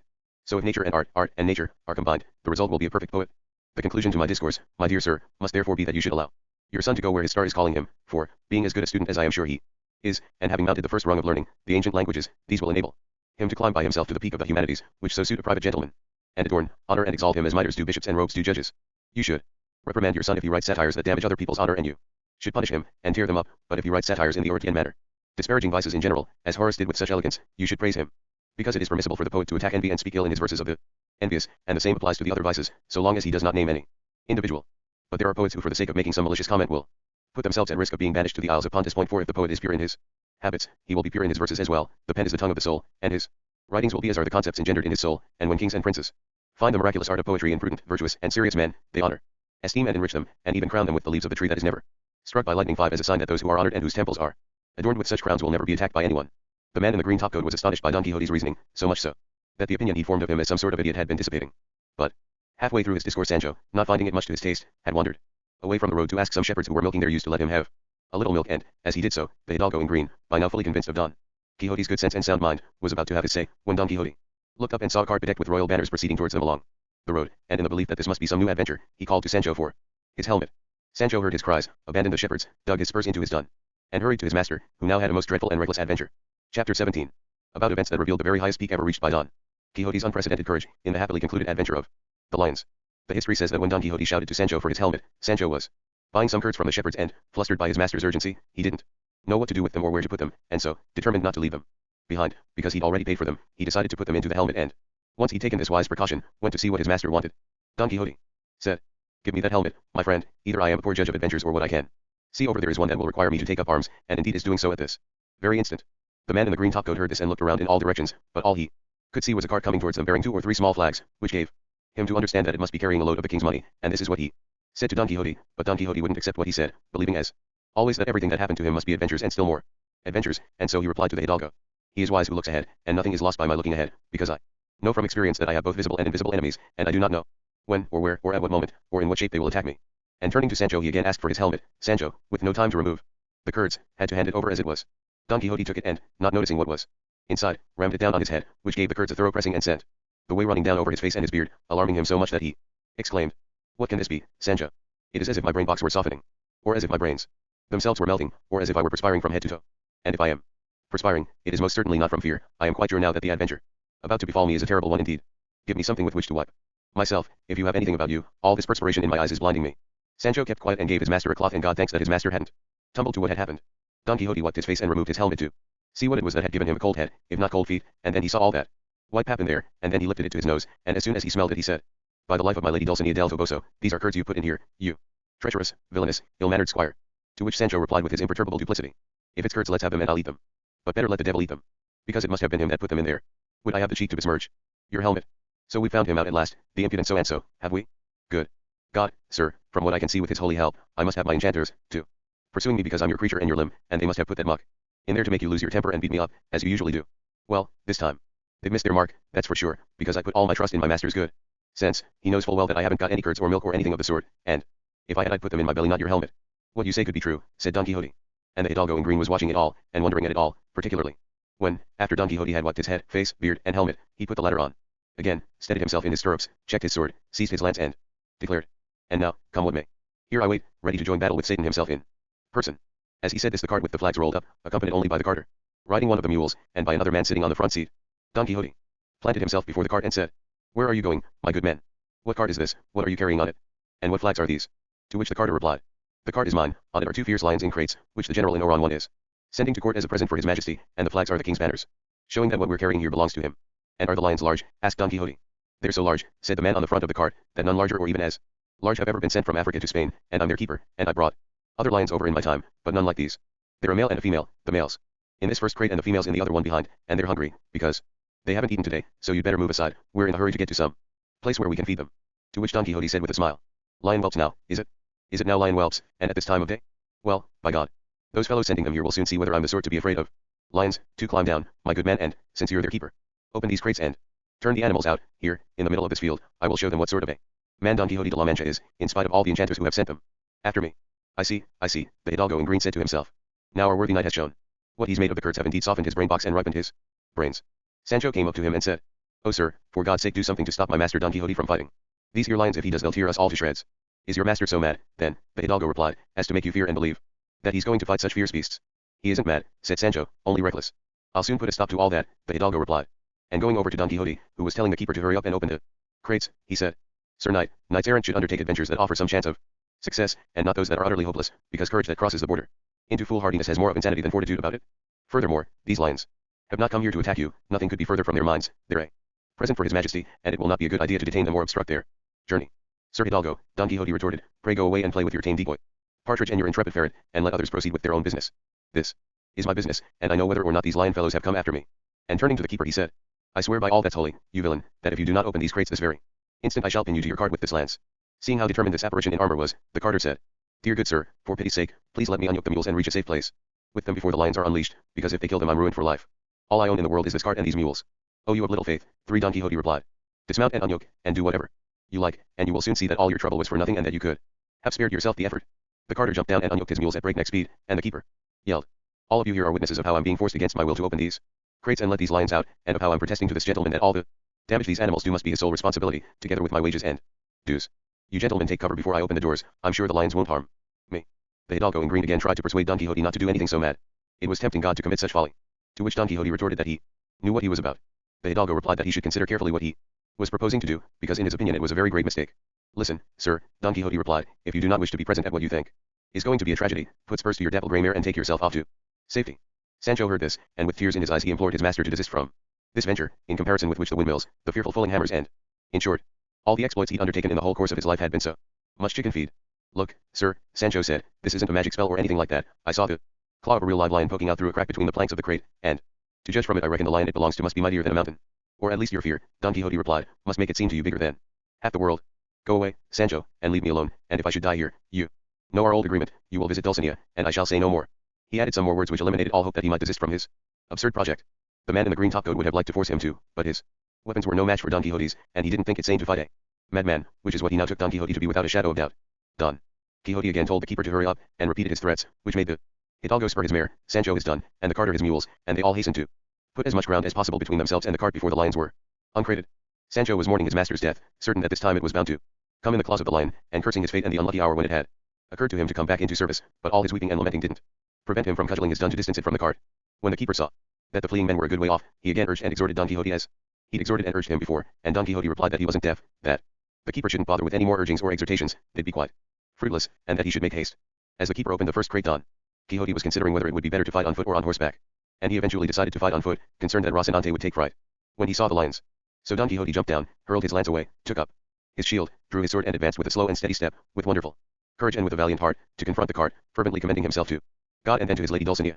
It is noteworthy that when the author of this true history reaches this point he exclaims, O doughty and inexpressibly courageous Don Quixote de la Mancha, mirror for all brave men in the world, second Don Manuel de Leon, that honor and glory of Spanish knights, for what words shall I find to relate this dreadful deed, what expressions are there to make it credible to future ages, what praises can there be that you do not deserve, even the greatest hyperboles ever uttered? On foot, alone, intrepid, magnanimous, bearing only a sword, and that not of the sharpest Toledo steel, and a shield which is not particularly bright or shining, you stand there awaiting the two fiercest lions ever bred in the jungles of Africa. Let your deeds themselves be your praise, O valorous man of La Mancha, I can only leave here a simple account of them, lacking words with which to extol them. Here the author's exclamation comes to an end, and he continues, picking up the thread of his history and saying that when the keeper saw that Don Quixote had taken up his position and that it was impossible to avoid releasing the lion, on pain of incurring the wrath of that bold and angry knight, he threw open the doors of the first crate, revealing a lion of extraordinary size and fearful and hideous aspect. What the lion first did was to turn round in its crate, in which it had been lying down, reach out a paw, and have a good stretch, then it opened its mouth and gave a long, long yawn, and unrolled a vast expanse of tongue to lick the dust out of its eyes and wash its face, after which it extended its head from the crate and looked all around with eyes like burning coals, the sight of which would have struck terror into temerity itself. And there stood Don Quixote alone, watching it, longing for it to spring down from the cart and close with him so that he could tear it to pieces. His unparalleled madness reached even this far. But the noble-hearted lion, more inclined to civility than to despotism, wouldn't take any notice of posturing or bravado, and, having looked this way and that, as described, it turned round, showed Don Quixote its backside and, with the utmost composure and deliberation, lay itself down again in its crate. This prompted Don Quixote to order the keeper to beat the animal and provoke it into coming out. No, that I won't do, the keeper replied, because if I make it angry the first person it'll tear to pieces is me. You be content, Sir Knight, with what you've done, it's all anybody can ask for under the heading of bravery, and don't go tempting fortune a second time. The door of the crate is open, it's up to the lion to come out or not, but since it hasn't come out by now it won't come out all day. You've shown what a great-hearted man you are, no brave champion, as far as I can see, is obliged to do any more than challenge his enemy and await him in the field, and if his enemy doesn't present himself he's the one that's disgraced, and the one waiting for him wins the crown of victory. You speak the truth, Don Quixote replied. Close the door, my friend, and make me a sworn declaration, as best you can, of what you have seen me do here, namely, that you opened the lion's crate, I awaited it did not come out, I waited still, it still did not come out, and then it lay down again. I have done my duty, and the spell has been overcome, and may God protect right reason and truth and honest chivalry, and you shut the door as I said, while I signal to those people riding away, so that they can learn of this exploit from your own mouth. The keeper did as he was told, and Don Quixote fastened to the tip of his lance the cloth with which he wiped his face after the deluge of curds, and began to call out to the men who were still riding away and glancing back with every step, all in a troop, and with the man in green bringing up the rear, but Sancho spotted the waving white cloth and said, I'll be blowed if my master hasn't beaten those wild beasts he's calling out to us. They all stopped, and saw that it was indeed Don Quixote who was signaling, so, losing some of their fear, they edged back until his cries were clearly audible. Eventually they returned to the cart, and as they arrived Don Quixote said to the carter, You can yoke your mules again, brother, and go on your way. Give him 2 gold escudos, Sancho, for himself and the keeper, to make amends for the delay. I'll be very happy to do that, said Sancho, but what's happened to the lions? Are they dead or alive? And then the keeper gave his account, in great detail and with weighty pauses, of how the conflict had ended, extolling Don Quixote's courage to the utmost of his power and ability. The sight of him had so intimidated the lion that it hadn't dared to venture out of its crate, even though the door had been open for a good while, and since he told the knight that it would be tempting God to provoke the lion into coming out, which is what the knight had wanted him to do, the knight had, very much against his will, allowed the door to be shut. What do you say to that, Sancho? Said Don Quixote. Are there any enchantments that can contend with true valor? Those enchanters can take my happiness away from me if they like, but they can never deprive me of my resolve and courage. Sancho handed the escudos over, the carter yoked his mules, the lion keeper kissed Don Quixote's hands for the favor received, and promised that when he reached the court he'd tell the king himself all about that brave deed. Should his majesty by any chance inquire who performed it, you must tell him that it was the Knight of the Lions, for henceforth I wish the title I have hitherto borne, the Knight of the Sorry Face, to be transformed, transfigured, and transmuted into this, and in so doing I am following the ancient usage of knights errant, who changed their names when they pleased, or when it suited their purpose. The cart continued on its way, and Don Quixote, Sancho, and the man in the green topcoat continued on theirs. All this time Don Diego de Miranda hadn't spoken a word, so concerned was he to observe what Don Quixote did and to listen to what he said, because he regarded him as a sane man with madness in him, and as a madman with sane tendencies. Don Diego didn't know about the first part of Don Quixote's history. If he had read it he would have known what sort of madness he suffered from, which would have prevented him from being amazed by his words and deeds, but not knowing about it, he sometimes thought him sane and sometimes mad, because what he said was coherent, elegant and well expressed, and what he did was absurd, foolhardy, and stupid. And Don Diego said to himself, what greater madness could there be than putting a helmet full of curds on your head, and thinking that enchanters are softening your brain box? And what could be more foolhardy and absurd than trying to force lions to fight you? Don Quixote brought him out of his musings and his soliloquy by saying, who can doubt, Don Diego de Miranda, sir, that your opinion of me is that I am a man who is both foolish and mad? And it would be no wonder if you did, because it is the only conclusion to be drawn from my deeds. Well, in spite of all that, I should like you to observe that I am not as mad or as foolish as I must have seemed. It is a fine sight to see a gallant knight, in the presence of his king, in the middle of a great square, thrusting his lance with perfect aim at a brave bull. It is a fine sight to see a knight in shining armor entering the lists for merry jests before the ladies, and it is a fine sight to see all those knights who in military exercises, or rather in exercises that seem military, entertain, cheer and, if it is legitimate to say so, honor monarchs' courts. But it is a far finer sight than all of these to see a knight errant who in deserts, in wildernesses, at crossroads, in woods and in forests goes in search of perilous adventures, bent on bringing them to a happy and successful conclusion, all to win glorious and lasting fame. It is, I repeat, a finer sight to see a knight errant succoring a widow in some lonely waste than a knight courtier dallying with a damsel in some great city. Every knight has his part to play. Let the knight courtier serve the ladies, add luster to his king's court with his retinue, maintain poor knights at his sumptuous table, organize justs, celebrate tourneys, and show himself to be important, generous, magnificent, and, above all, a good Christian, and if he does all this he will be fulfilling his own particular obligations. But the knight errant must search out the remotest corners of the world, make his way into the most complex labyrinths, at every step attempt the impossible, withstand on desolate plains the burning rays of the midsummer sun, and in the winter the harsh inclemency of winds and ice. He must not be alarmed by lions, or dismayed by monsters, or daunted by dragons, because seeking these, attacking those, and defeating them all is his principal and proper occupation. Now since it fell to me to be one of the number of knights errant, I cannot fail to tackle anything that seems to me to come within the sphere of my duties, and attacking those lions a moment ago was therefore something that I had to do, even though I was well aware that it was foolhardy beyond measure, for I know what courage is, a virtue situated between two extremes, the vices of cowardice and foolhardiness, but it is less reprehensible for the man who is courageous to rise up as far as the extreme of foolhardiness than to sink down to the extreme of cowardice, for just as it is easier for the spendthrift than for the miser to be generous, so it is easier for the foolhardy man than for the coward to become a truly courageous man, and in this matter of undertaking adventures, Don Diego, believe you me, it is better to lose the game through scoring too many points than through scoring too few, because such and such a knight is rash and foolhardy sounds better in the hearer's ears than such and such a knight is timid and cowardly. All I can say, Don Quixote, sir, replied Don Diego, is that everything you have said and done has been weighed on the balance of right reason itself, and it's my belief that if the rules and regulations of knight errantry were ever lost they could be recovered from your breast as from their own repository and archive. And now it's getting late, so let's make haste to reach my village and my house, where you'll be able to rest from your recent labors, if not labors of the body, then of the spirit, which often also make the body weary. I consider your offer to be a great favor and kindness, Don Diego, replied Don Quixote. And, spurring forward at a better pace than before, by about 2 o'clock in the afternoon they reached the village and the house of Don Diego, whom Don Quixote called the Knight of the Green Topcoat. Chapter 18. About what happened to Don Quixote at the castle or house of the Knight of the Green Topcoat, and other unusual events. Don Quixote found that Don Diego de Miranda's house was a spacious one in village style, but with his arms, although carved in coarse stone, over the street door, the wine cellar under the courtyard, and the buttery under the porch. All around there were enormous earthenware jars that, having been made in alto voce, revived Don Quixote's memories of his enchanted and transformed Dulcinea, and, not thinking what he was saying or what company he was in, he sighed and said, O lovely tokens, for my woe discovered. So lovely and so happy, when God willed, 1. O jars of alto voce, how you have brought back to my memory the lovely token of my greatest bitterness. The student poet, Don Diego's son, who had come out with his mother to greet their guest, heard these words, and both mother and son were astonished at Don Quixote's strange appearance as he dismounted from Rocinante and approached her with the utmost courtesy to beg to be allowed to kiss her hands, while Don Diego said, Pray receive with your customary affability, my lady, Don Quixote de la Mancha. Standing here before you, a knight errant, the bravest and the wisest one in all the world. The lady, whose name was Dona Cristina, greeted Don Quixote with every sign of affection and courtesy, and Don Quixote offered her his services in an abundance of polite and well-chosen words. Then he exchanged almost the same civilities with the student, whom by his speech Don Quixote judged to be sharp-witted and sensible. At this point the author describes every detail of Don Diego's house, all the Contents of any rich gentleman farmer's dwelling, but the translator of this history thought it better to pass in silence over these and other similar minutiae, because they aren't relevant to the principal purpose of the history, which derives its strength from its truthfulness rather than from dull digressions. They ushered Don Quixote into a room where Sancho removed his armor and he was left in his baggy knee breeches and his chamois leather doublet, all filthy from the grime on his armor. His collar was a broad one that flopped down over his shoulders. Like a student's, unstarched and lacking any lace trimmings, his leggings were date brown, and his shoes were waxed. He put on his trusty sword, hanging from a sealskin strap that crossed his chest diagonally from one shoulder to because it's believed that he'd been suffering from kidney trouble for many years. He donned a short cloak of good light brown flannel, but before he did any of these things he took 5 bucketfuls of water, or 6, because there's some difference of opinion as regards the number of bucketfuls, and washed his hair and his face, and the water still went the color of whey, thanks to Sancho's greed and his purchase of those foul curds that had turned his master so fair. Thus arrayed, and with graceful and gallant demeanor, Don Quixote strolled into another room, where the student was waiting to keep him amused while the tables were being laid. On the arrival of so noble a visitor, Dona Cristina was determined to show that she possessed both the savoir-faire and the means to regale those who visited her house.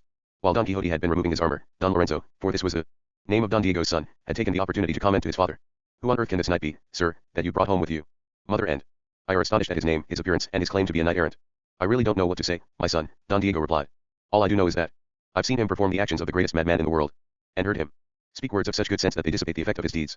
But you talk to him, and test him to see how much he knows, and being a sensible lad you'll be able to form your own judgment about which of the two, good sense or stupidity, is uppermost, though, to tell you the truth, I do believe he's more mad than sane. And Don Lorenzo went off to amuse Don Quixote, as explained above, and in the course of their conversation Don Quixote said, your father Don Diego de Miranda has informed me of your rare abilities and fine mind, and in particular he said that you are a great poet. A poet I might well be, Don Lorenzo replied, but a great one, never. It is true that I'm quite fond of poetry and of reading good poets, but that doesn't give me the right to be called great, as I apparently am by my father. I find your humility not unattractive, Don Quixote commented, because there is no poet who is not arrogant and does not consider himself the greatest poet in the world. There's no rule without an exception, Don Lorenzo replied, and there must be somewhere a poet who is great but doesn't think he is. There are very few of them, Don Quixote replied, but do tell me this, what are these verses that you have in hand and that your good father tells me are making you somewhat pensive and restless? For if they take the form of a verse gloss, I do have some slight understanding of that art, and I should be happy to hear them, and if they are intended for a literary competition, you should try to win the second prize, because the first prize is always given as a personal favor or in recognition of the poet's social status. The second prize is won on pure merit, and the third prize is really the second prize, and the first prize, by this reckoning, is the third prize, just as happens with university degrees. But in spite of all that, the name first does cut a fine figure. So far, Don Lorenzo said to himself, I can't consider you a madman, let's move on. And he said, I have the impression that you're a university man. What subjects did you study? I studied knight-errantry, Don Quixote replied, which is as good a subject as poetry, and even perhaps a fraction better. I don't know what subject that is, Don Lorenzo said. Until now I'd never even heard of it.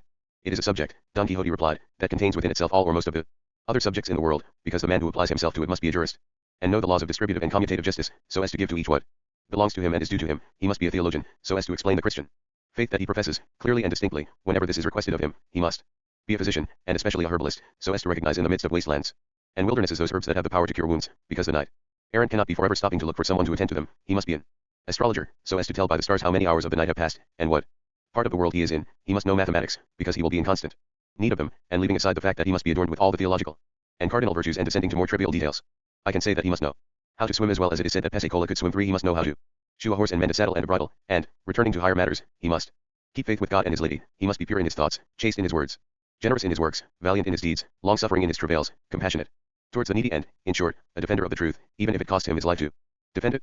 Of all these qualities, both great and small, a good knight-errant is composed. So now you can see, Don Lorenzo, whether this is some sort of child's play that the knight who studies and practices it has to learn, or whether it can rub shoulders with the most highfalutin subjects taught in your colleges and your universities. If all this is true, Don Lorenzo replied, I do declare that this subject is superior to all the others. What do you mean, if this is true? Retorted Don Quixote. What I mean to say, said Don Lorenzo, is that I doubt whether there are now, or have ever been, knights-errant adorned with so many virtues. Many times have I said what I shall now say once again, Don Quixote replied. Most people in this world are of the opinion that there never were any knights-errant in it, and since it seems that if heaven does not miraculously reveal to them the truth that such knights did and do exist, any effort that one makes oneself will be in vain, as experience has often shown me, and I do not intend now to stop to disabuse you of the error that you share with so many others. What I shall do is to pray to heaven to do the disabusing and make you realize how beneficial and necessary knights-errant were in past centuries, and how useful they would be in the present one, were they but in fashion. But people are so sinful that what triumphs now is sloth and easy living and gluttony and luxury. Now he's flipped his lid, our guest, Don Lorenzo said to himself. But he's a splendid madman all the same, and I'd be a feeble fool not to think so. Here they ended their conversation, because they were called to lunch.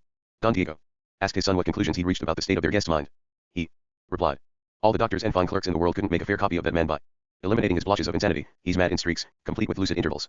They went off to lunch, and the food was exactly as Don Diego had said, when they were traveling together, that the food he offered his guests always was clean, plentiful, and tasty. But what most pleased Don Quixote was the marvelous silence throughout the house, which made it seem like a Carthusian monastery. For once the tables had been cleared, God thanked, and hands washed, Don Quixote entreated Don Lorenzo to recite the verses that he'd written for the literary competition. To which Don Lorenzo replied, that, so as not to seem like one of those poets who refuse to read their verses when asked, and when not asked vomit them out. I will recite my verse gloss for you, but I'm not expecting any prizes for it. I only wrote it to exercise my mind. A friend of mine, and an intelligent one at that, Don Quixote replied, was of the opinion that nobody should weary himself writing verse glosses, and the reason, he said, was that the gloss was bound to fall short of the text glossed, and that often, nearly always in fact, it was a long way from the purpose and intention of the original, and, furthermore, the rules governing verse glosses were too strict, not allowing questions. Or he said, or I shall say, or using verbs as nouns, or changing the sense, together with all sorts of other restrictions that constrain the authors of glosses, as you must know only too well. The truth is, Don Quixote, sir, said Don Lorenzo, that I'd love to catch you out in some really big blunder, but I can't, because you keep slipping through my fingers like an eel. I fail to understand, Don Quixote replied, what you mean, sir, when you refer to my slipping through your fingers. I'll let you know in due course, Don Lorenzo replied, and in the meantime you can pay attention to the lines glossed and the gloss itself, and they go like this. If only was where is for me. Without awaiting what will be. Or else if time could speed its way. With what must come to me one day. Gloss. Dame Fortune, once upon a day, was generous to me, and kind. But what she gave she took away. For all things change, she changed her mind. And what she took she won't repay. Oh Fortune, for a century I've waited here on bended knee. Just make me lucky, I implore. I'd be a happy man once more. If only was where is for me. No other prize I seek to gain. No triumph, glory, or success. All that I want is to attain that precious, longed for happiness. That in my memory is pain.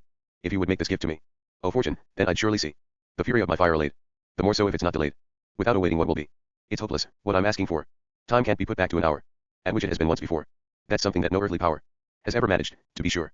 Time runs along and flies away, and won't come back until doomsday. And I well know it isn't right to ask if time could halt its flight, or else if time could speed its way. I do not live, I agonize. This life of hope, this life of dread, is only death in thin disguise. Perhaps, I think, by being dead, I'd find relief. He rests who dies.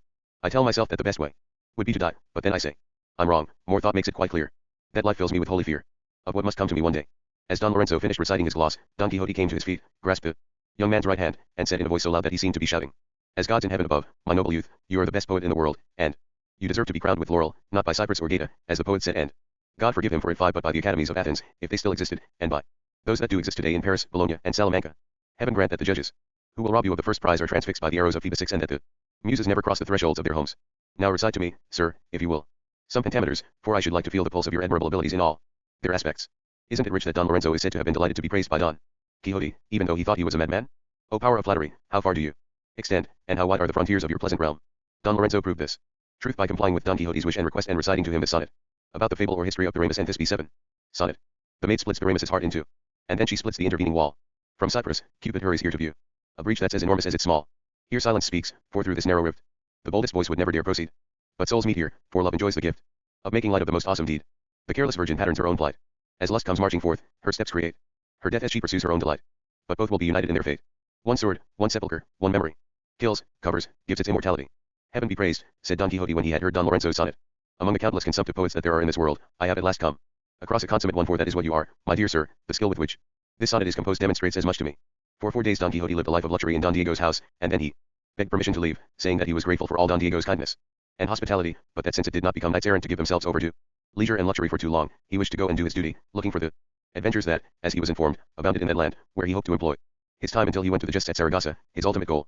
But first he intended to go down into the cave of Montesinos, of which so many amazing stories were told in those parts, and he also had to investigate and discover the origins and true sources of the 7 lakes commonly known as the lakes of Ruidera. 8 Don Diego and his son praised Don Quixote's honorable decision, and told him to take from the house whatever he liked, because their only desire was to help him, as they were obliged to do by the worth of his person and the honorable profession that he followed. At length the day of his departure arrived, as happy for Don Quixote as it was miserable and wretched for Sancho, who was much enjoying life amidst the plenty of Don Diego's house and didn't at all fancy the idea of going back to the hunger that was the norm in the woods and the wilds and to the austerity of his ill-stocked saddlebags.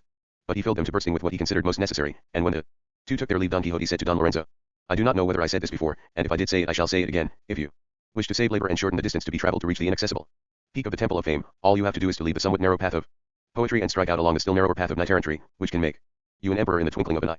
With these words Don Quixote settled the case against his madness, and doubly so with what he added.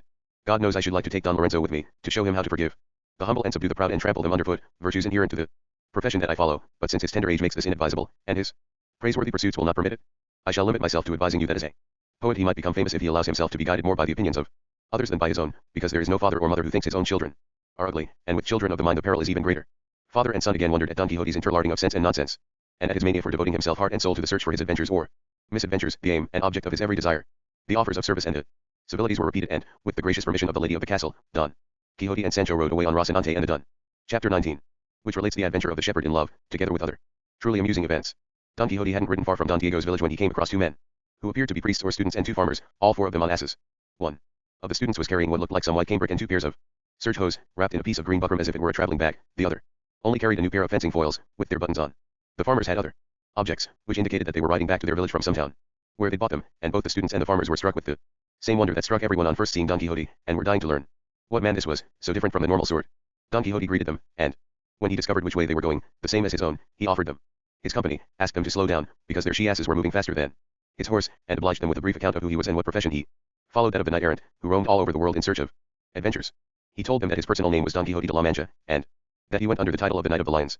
For the farmers it was as if he'd addressed them in Greek or Double Dutch, but not for the students, who soon realized that Don Quixote was weak in the head. For all that, however, they regarded him with wonder and respect, and one of them said, "If, Sir Knight, you aren't following any fixed route, as is the custom among those who go in search of adventures, do come with us, you will witness one of the finest and most sumptuous weddings that can ever have been celebrated in La Mancha or for many, many miles around."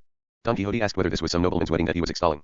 So, no, the student replied, it's the wedding of a farmer and a farmer's daughter. He's the richest man in all these parts, and she's the most beautiful woman that any man has ever seen.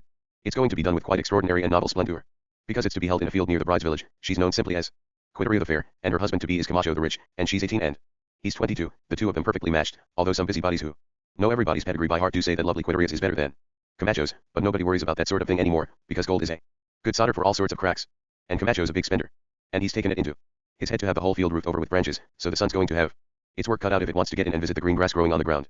Camacho has also arranged for there to be performances of both sword dancing and bell dancing, because there are men in his village who can brandish those and ring these like nobody's business, and as for the flamenco dancers, well, he's hired hordes of them, yet nothing of what I've mentioned and none of the many other things I haven't mentioned is going to do as much to make this wedding memorable as what I imagine the slighted Basilio is going to come and do. This Basilio is a shepherd who lives in the same village as Quiteria, indeed his house is right next door to her parents' house, which gave Cupid the chance to bring the forgotten love of Pyramus and Thisbe back into the world, because Basilio fell in love with Quiteria when he was still a boy of tender years, and she responded with 1,000 innocent demonstrations of affection, so much so that people used to amuse themselves in the village by telling each other stories about the love affair of the two children, Basilio and Quiteria. As they grew up, Quiteria's father decided not to allow Basilio into his house anymore and, to save being dogged by mistrust and suspicion, arranged for his daughter to be married to Camacho the Rich, because he didn't think it wise to marry her to Basilio, less well endowed by fortune with material wealth than by nature with personal qualities.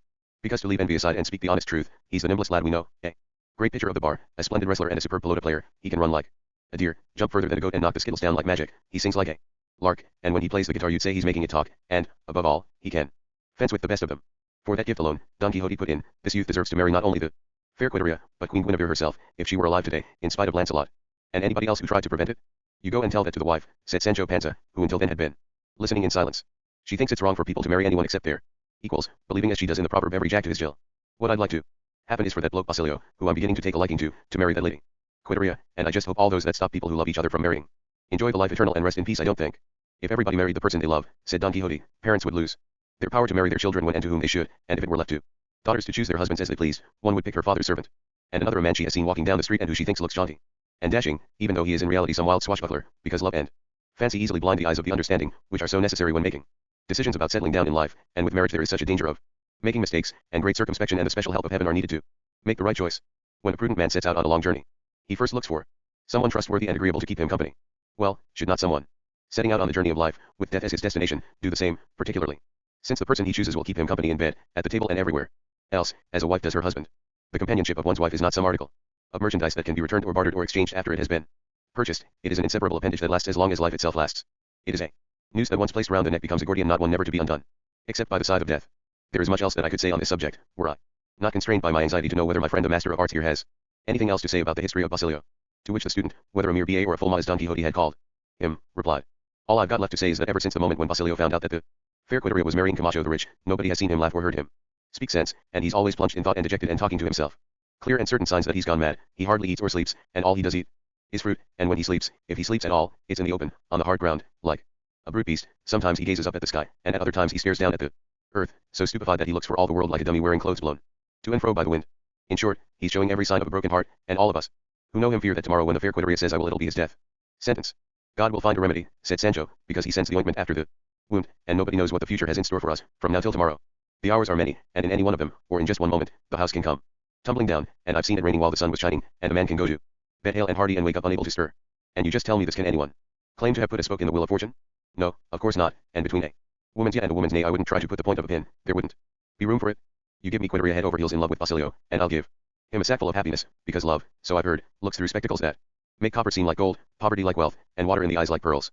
And where is all that supposed to take us, Sancho? Curse you, said Don Quixote. Once you start stringing your proverbs and sayings together, the only person who would Wait to hear you out is Judas himself, may he take your soul. Tell me, you animal, what? Do you understand about spokes or wheels or anything else for that matter? Oh, if nobody understands me, Sancho retorted, it's no wonder if my words of wisdom are taken for nonsense. But it doesn't matter, I know what I mean, and I also know that there wasn't much that was stupid in what I just said, it's just that you're such a cricket, sir, of everything I say, as well as of everything I do. Critic is what you should say, said Don Quixote, not cricket, you corrupter of good language, god damn you. You shouldn't turn on me like that, Sancho replied. Because you know I wasn't brought up in the capital or taught at Salamanca to be able to tell whether I change a few letters in my words here and there. Good God, man, you can't expect a country bumpkin from Sayago to speak like a knob from Toledo, and there might even be people from Toledo who aren't that hot at talking posh. That's very true, said the student, because people brought up in the tanneries or around Zocan Square can't be expected to speak as well as people who spend most of their days strolling around the cathedral cloister and they're all told hands. Pure, correct, elegant and clear language is to be found among courtiers of good sense, even if they were born in a village like Majulahonda. 3 And I say of good sense because there are many courtiers of another kind, and good sense is the grammar of correct language, assisted by custom and usage. I, sirs, for my sins, studied canon law at Salamanca, and I take some pride in expressing myself in clear, plain, and meaningful language. If you didn't take more pride in how you wag those foils of yours than in how you wag your tongue, said the other student, you'd have been top of the class list instead of bottom. Look you here, Corchuelo, B.A., replied the Ma, you're as wrong as it's possible to be if you believe that skill at fencing is a waste of time. As far as I'm concerned it isn't a belief but an established truth, Corchuelo retorted. And if you want me to prove it to you in practice, you have brought your foils, this is a convenient spot and I have a steady hand and a strong arm that, backed by my stout spirit, will make you confess that I am not mistaken. Get off your donkey, and try out all your precious measured steps and circles and angles and science, because I'm going to make you see stars at midday with my modern, uncouth swordsmanship, and I trust that, with it, and with God's help, the man isn't yet born who can make me turn my back or whom I can't force to give ground. As to whether you turn your back or not, that's no affair of mine, the fencing master replied, although it might well be that your grave will open up for you at the very spot where you first place your foot killed, I mean, by the science that you so despise. We'll soon see about that, Corchuelo replied. And leaping from his donkey he snatched one of the foils that the Ma was carrying. No, that is not the way, Don Quixote exclaimed. I shall be the umpire of this contest and the judge of this long unsettled question.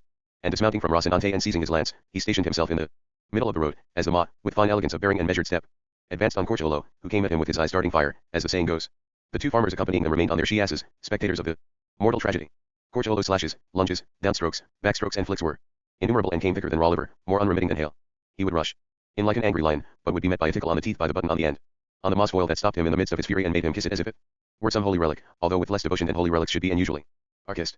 In the end, the Ma gave every button on his cassock a twirl, cut his skirt to ribbons like the tentacles on an octopus, knocked his hat off twice and so exasperated him that in his vexation, anger, and fury he took his foil by the hilt and flung it away with such force that one of the farmers who were present, who was also a notary, and who went to fetch it, later gave evidence that it had been thrown a good 2 miles, which only goes to show, with the utmost clarity, how brute strength is overcome by skill. Corchuelo flopped down, exhausted, and Sancho walked over to him and said, by my faith, Mr. B.A., if you take my advice you won't go challenging anyone to a fencing duel ever again, but to wrestling or pitching the bar, because you've got the youth and the strength for that. I've heard that these duelists as they call them can stick the tip of a foil through the eye of a needle. I'm well pleased, Corchuelo replied, to have tumbled to the truth, and to have learned from experience what I was very far from believing. And he got up and embraced the other student, and they were even better friends than before, and not wanting to wait for the notary who'd gone to fetch the foil, since they assumed it was going to take him some time to do so, they decided to continue on their way so as to reach Queteria's village, where they all lived, in good time. On the way the Ma told them all about the splendors of fencing, adducing so many conclusive arguments and geometric figures and mathematical proofs that they were all left well informed about the virtues of that science, and Corchuelo renounced his stubborn opposition. Night was only just now falling, but as they approached the village it seemed as if a heaven full of countless shining stars were extended before them. They heard, too, the softly mingling tones of different instruments such as flutes, tabors, psalteries, shawms, tambourines and timbrels, for and as they drew near they saw that the branches in a great canopy that had been constructed beside the village were all full of little lanterns, undisturbed by the wind, which was blowing so softly that it didn't have the strength to stir the leaves in the trees. The musicians were the entertainers at the wedding, wandering in groups about that pleasant place, some dancing, others singing and others playing the different instruments already mentioned. And it really seemed as if joy and good cheer themselves were frolicking and leaping all over that meadow. Many other people were busy raising platforms so that on the following day they would be able to watch in comfort the plays and dances that were going to be performed in that place, dedicated to the celebration of Camacho the Rich's wedding and Basilio's funeral.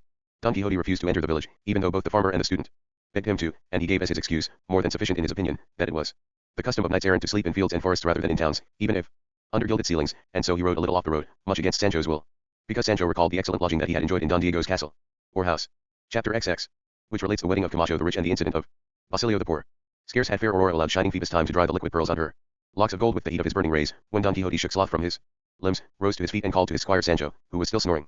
Seeing which, Don Quixote addressed him thus before waking him.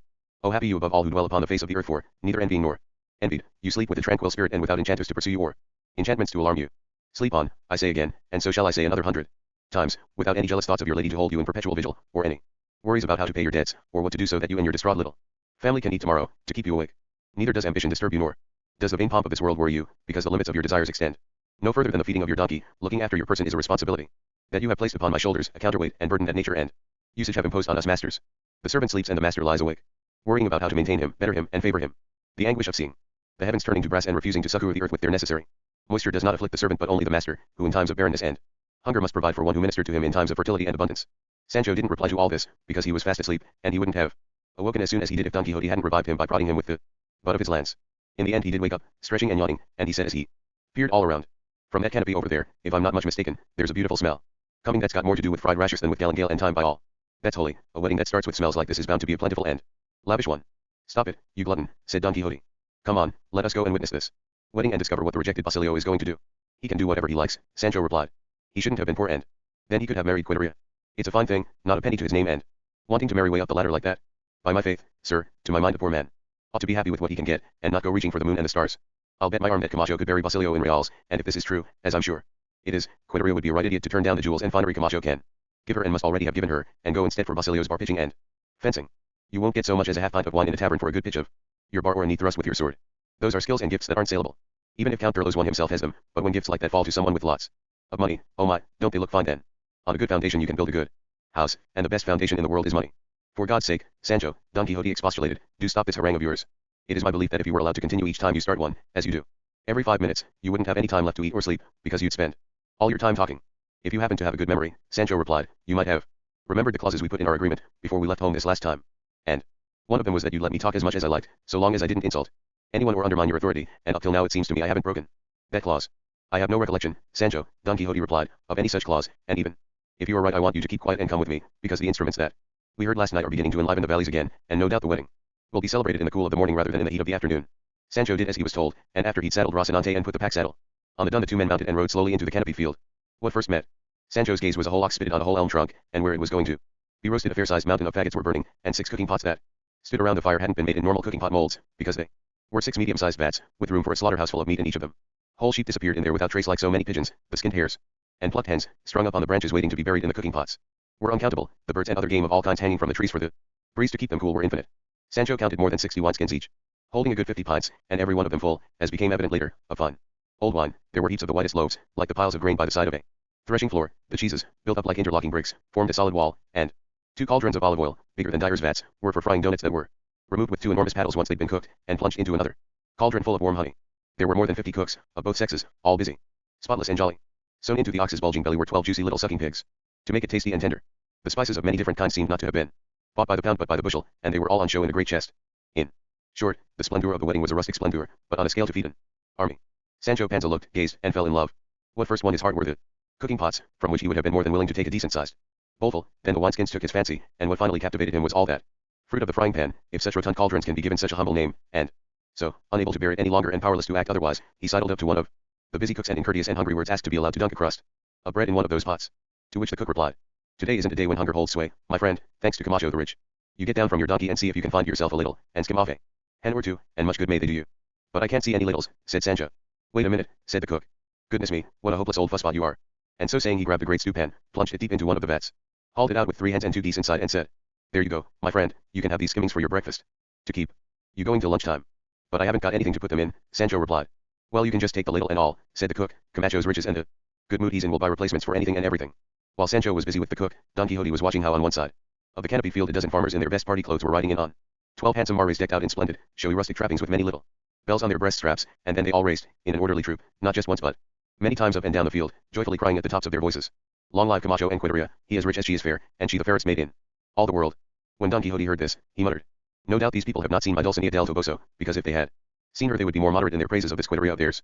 A little after this, many different groups of dancers began to file into the canopied field from all sides, among them a group of sword dancers, some 2 dozen handsome and spirited-looking lads, all dressed in fine spun cotton of the purest white and wearing many-colored silk headscarves, and one of the men on the mares asked the leader, a sprightly youth, if there had been any injuries yet.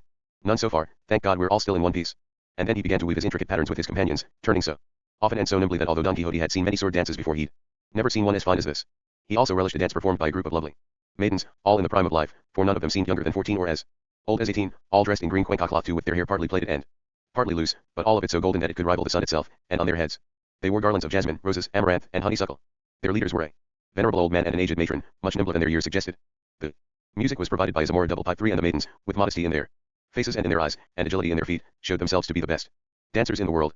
After this came another group dancing a set piece known as a spoken masque. There were 8 nymphs, in 2 lines. The leader of one line was the god Cupid, and the Leader of the other line was Wealth, the former was adorned with wings, a bow, a quiver and arrows, the latter wore many-colored silk and gold.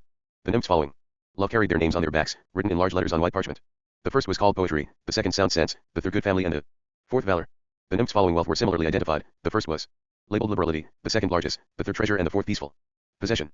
In front of all of them came a castle of wood, pulled by 4 wild men, all dressed in ivy and hemp dyed green, and looking so lifelike that they almost scared Sancho out of his wits. On the front of the float and on all 4 sides of the castle was written, "The Castle of Virtuous Modesty." The music was played by 4 skillful performers on pipe and drum. Cupid began to dance, and after he completed 2 figures he stood there raising his eyes and bending his bow in the direction of a maiden, who went to stand behind the castle battlements, and to whom he said, "I am the mighty deity, who rules on land and in the air, and in the broad and stormy sea. My power is awesome everywhere, for hell itself subdued by me. Fear is a thing I never knew. All that I wish must needs come true, even if it's impossible. My motto is I can and will. I make and break, do and undo." He finished his verse, shot an arrow over the castle, and went back to his place. Then Wealth stepped forward, and danced another 2 figures, the drums fell silent, and he said, "I'm stronger still, love must concede. Although what leads me on is love. I'm born of quite the finest breed, sent down to earth from heaven above. Famous and powerful indeed. I'm Wealth, I triumph come what may. To use me well, few know the way. To do without me, fewer still. And so, just as I am, I will be yours forever and a day." Wealth went back to his place, Poetry came forward and, after dancing his figures like the other 2, he gazed up at the maiden in the castle and said, "Now Poetry, tuneful and sweet, sends you his soul, my lovely maid, in many a delicate conceit, and in 1,000 songs arrayed, all lofty, graceful, and discreet. And if my persevering tune does not annoy you, I shall soon exalt your fortune to the skies, the envy of a million eyes, above the circle of the moon."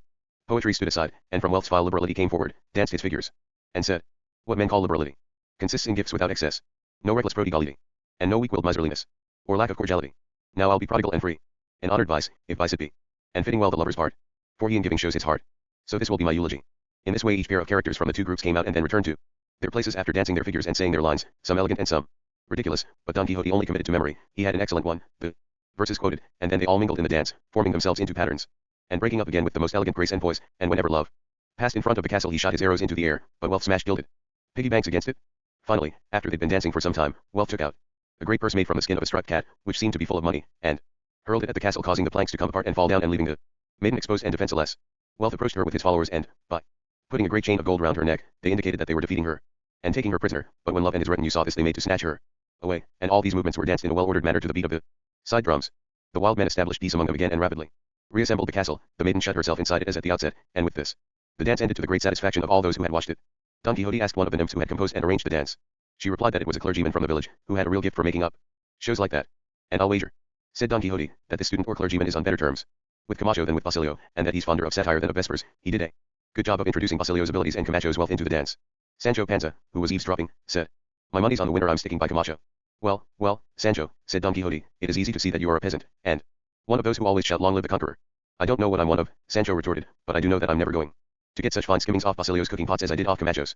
And he showed his master the stewpan full of geese and hens and, grabbing one of them, began to eat with a good grace and a better appetite as he said, "Let all Basilio's talents try paying for this lot. You're worth as much as you've got, and you get as much as you're worth. There are just 2 families in the world, my old grandma used to say, the haves and the have-nots, and she always stuck by the haves. And nowadays, Don Quixote sir, you're more respected for having than for knowing. An ass laden with gold looks better than a horse carrying a pack saddle. I've said it before and I'll say it again, I'm sticking by Camacho, because the rich skimmings off his pots are geese and hens and hares and rabbits, and what you skim off Basilio's pots, if it comes to hand, though it'd be better for your feet, is wish-wash. Have you quite finished your harangue, Sancho?" Don Quixote inquired. "I suppose I'd better have," Sancho replied. "I can see you aren't very pleased with it. But if all this here hadn't got in the way I'd have had enough to go on about for 3 days." "God grant, Sancho," replied Don Quixote, "that I may see you struck dumb before I die." "At the rate we're going," Sancho retorted, "I'll be chewing clay long before you're dead, and in that case it might well be that I'm struck so dumb that I won't speak another word till the end of the world, or till doomsday at least. Even if that did happen, oh Sancho," Don Quixote replied, "your silence in death will never be able to outstrip all the talking you have done, do, and still have to do in life. And furthermore, it is in the order of nature that the day of my demise should come before yours, and so I never expect to see you struck dumb, not even when drinking or sleeping, which is what I find most admirable of all." "By my faith, sir," Sancho replied, "you can't rely on old Madame Rattlebones you know, by which I mean death. She devours lambs as well as sheep, and I've heard our priests say that with equal foot she tramples on the tall towers of kings and the humble hovels of the poor. What that lady is powerful, not finicky, and she isn't at all squeamish either. She'll eat anything and make do with anything, and she fills her food bags with all sorts of people, all ages, all ranks. She isn't a reaper who has a nap in the afternoon, she goes out reaping at all hours, she cuts down dry grass and green grass alike, and you'd say she doesn't chew but rather swallows whole whatever's put in front of her, because she's always as hungry as a wolf, and she's never full, and although she hasn't got a belly it's as if she's suffering from the dropsy, always thirsty to guzzle down the lives of all living beings, like someone drinking a pitcher of cold water." "That's quite enough, Sancho," Don Quixote broke in. "Stay just where you are, on firm ground, and don't go stumbling off into the mire, for truly what you have just said in your rustic language about death is no less than what an able preacher could have said. Let me tell you, Sancho, you have enough good sense and natural talent to take your Pulpit in your hand and travel around the world preaching the most splendid sermons. He preaches well that lives well, Sancho replied, and that's all the theology I know. And it's all you need to know, said Don Quixote, but I simply cannot understand how it is that, the fear of the Lord being the beginning of wisdom for you who are more afraid of a lizard than of him know so much. You be the judge of your chivalries, sir, Sancho replied, and don't go setting yourself up as the judge of other people's fear or courage, because I'm as good a fear of the Lord as the next man. And now let me finish off these skimmings, because all the rest is idle talk that we'll have to account for in another life 5. So saying he renewed his attack on his stewpan, with such vigor that he made Don Quixote feel hungry, too, and he would have gone to Sancho's assistance if he hadn't been prevented by what must be recounted next. Chapter XXI, which continues Camacho's wedding together with other agreeable events. While Don Quixote and Sancho were engaged in the conversation recorded in the previous chapter, they heard a great racket and hullabaloo, and it was made by the men on the mares as they galloped hooping to meet the bride and groom, who were on their way surrounded by hundreds of musicians and masks and accompanied by the priest, their relations and all the top people from the neighboring villages, wearing their Sunday best. And when Sancho saw the bride he said, by my faith, she isn't dressed like a farmer's daughter at all, but like a fine palace lady. Good God, as far as I can see, the tin medallions you'd expect her to be wearing are fine coral necklaces, and the green Cuenca cloth is 30 pile velvet. And it's all trimmed with little strips of white cotton, isn't it just? Oh yes. Upon my soul it's satin. And look at her hands wearing their humble rings of jet. I don't think I'll be blowed if they aren't rings of gold, and solid gold at that, set with pearls as white as curds, and each pearl must be worth a fortune.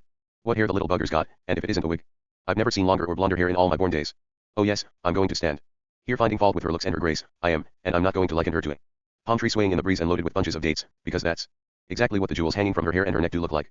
I swear by my soul she's a fine figure of a girl, fit and ready to catch any man's lance. Don Quixote laughed at Sancho Panza's rustic praises. He himself thought he'd never seen a lovelier woman, apart from his lady Dulcinea del Toboso. Quiteria the fair was looking rather pale. It must have been from the sleepless night that any bride spends preparing for her wedding.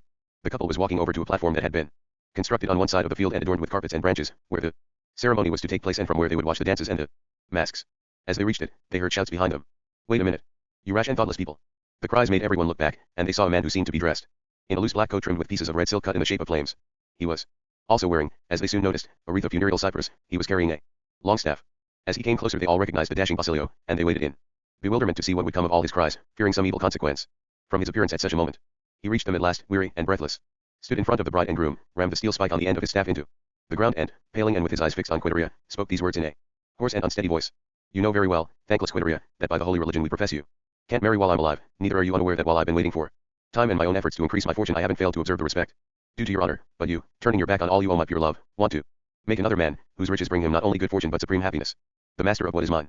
And now to complete his bliss, not that I think he deserves it, but because heaven will have it so, I, with my own hands, am going to destroy the hindrance or obstacle that could frustrate it, by removing myself from between you. Many years of happy life to Camacho the rich and Quiteria the ingrate, and death to Basilio the poor, whose poverty has clipped the wings of his joy and laid him in his grave. And as he spoke he pulled at the stick that he thrust into the ground, and half of it remained there, revealing that it was a scabbard for the medium-length rapier hidden inside it, and he fixed what could be called the hilt in the earth and with speeding assurance and resolve threw himself onto it, and its bloody tip and half the steel blade emerged from his back, leaving the unhappy wretch stretched out on the ground, transfixed by his own weapon and bathed in his own blood. His friends, grief-stricken at this pitiful calamity, rushed to help him, and Don Quixote dismounted from Rocinante, went to his aid, took him into his arms and found that he had not yet expired. They were going to pull the rapier out, but the priest was of the opinion that they shouldn't do so until he'd made his confession, because his death would be the immediate consequence of removing the weapon. But Basilio began to show signs of life, and said in a faint and doleful voice, if you were willing, cruel Quiteria, to give me your hand as my bride in this last fateful moment, I could bring myself to believe that there might have been some excuse for my temerity, because it would have enabled me to attain the bliss of being yours. When the priest heard this he told Basilio to look to the well-being of his soul rather than to the pleasures of his body, and to implore God most earnestly to forgive him for his sins and for the steed of despair.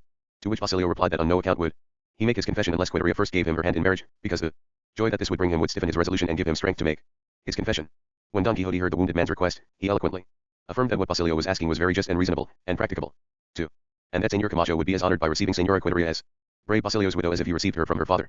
It is merely a question of saying I will, which can lead to nothing beyond itself, because the bridal bed of this wedding will be the grave. Camacho was listening to every word, and every word increased his bewilderment.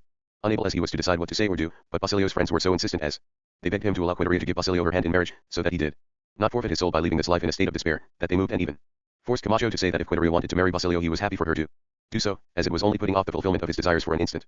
Then they all turned to Quiteria and, some with entreaties, others with tears and others with waiting words, they implored her to give her hand to poor Basilio, but it seemed that she, harder than marble and more immovable than any statue, couldn't or wouldn't say one word in reply, and she would never have replied at all if the priest hadn't told her to hurry up and decide what she was going to do, because Basilio's weary spirit was hanging upon his lips, ready to take its leave, and there was no time to be wasted waiting for ditherers. Then Quiteria the fair, still silent, flustered and looking grief-stricken, went over to Basilio, who was by now showing the whites of his eyes, taking shallow, fast breaths, muttering the name of Quiteria and giving every indication that he was about to die like a heathen and not as a Christian. Quiteria came up to him and, kneeling by his side, asked him for his hand, using signs instead of words. Basilio turned down his eyeballs, and, gazing at her, said, O Quiteria, relenting at a time when your pity is a knife that will deliver the coup de grace to me, for I no longer have the strength to bear the glory that you bestow on me by choosing me to be yours, or to seek respite from this pain that is so rapidly covering my eyes with the fearful shadow of death, what I beg of you, O fatal star of my destiny, is that this request for my hand and desire to give me yours must be no mere matter of complaisance, or some new deceit, but that you declare that of your own free will you give it to me as your lawful husband, because it would be wrong for you to deceive me in a situation like this, or resort to falsehoods with one who has always been so sincere with you. As he spoke these words he kept fainting, and each time he did so the onlookers thought he was giving up the ghost. Quiteria, all modesty and bashfulness, took Basilio's right hand in hers and said, no force would be sufficient to bend my will, and so it is acting in total freedom that I give you my hand as your lawful wedded wife, and I accept your hand, so long as you, too, give it me of your own free will, and not impaired or deranged by the calamity that you have brought upon yourself by your wild ideas. I give it you, Basilio replied, being neither impaired nor deranged, but with the clear understanding that heaven was pleased to grant me, and so I hereby give myself to you to be your husband, and I, to be your wife. Quiteria replied, whether you live to a ripe old age or are carried from my arms to the grave. Considering this young shaver so badly wounded, Sancho put in at this point. He's in a very chatty mood. You'd better get him to forget all his sweet talk and see to his spirit to my mind it's more in his tongue than on his lips.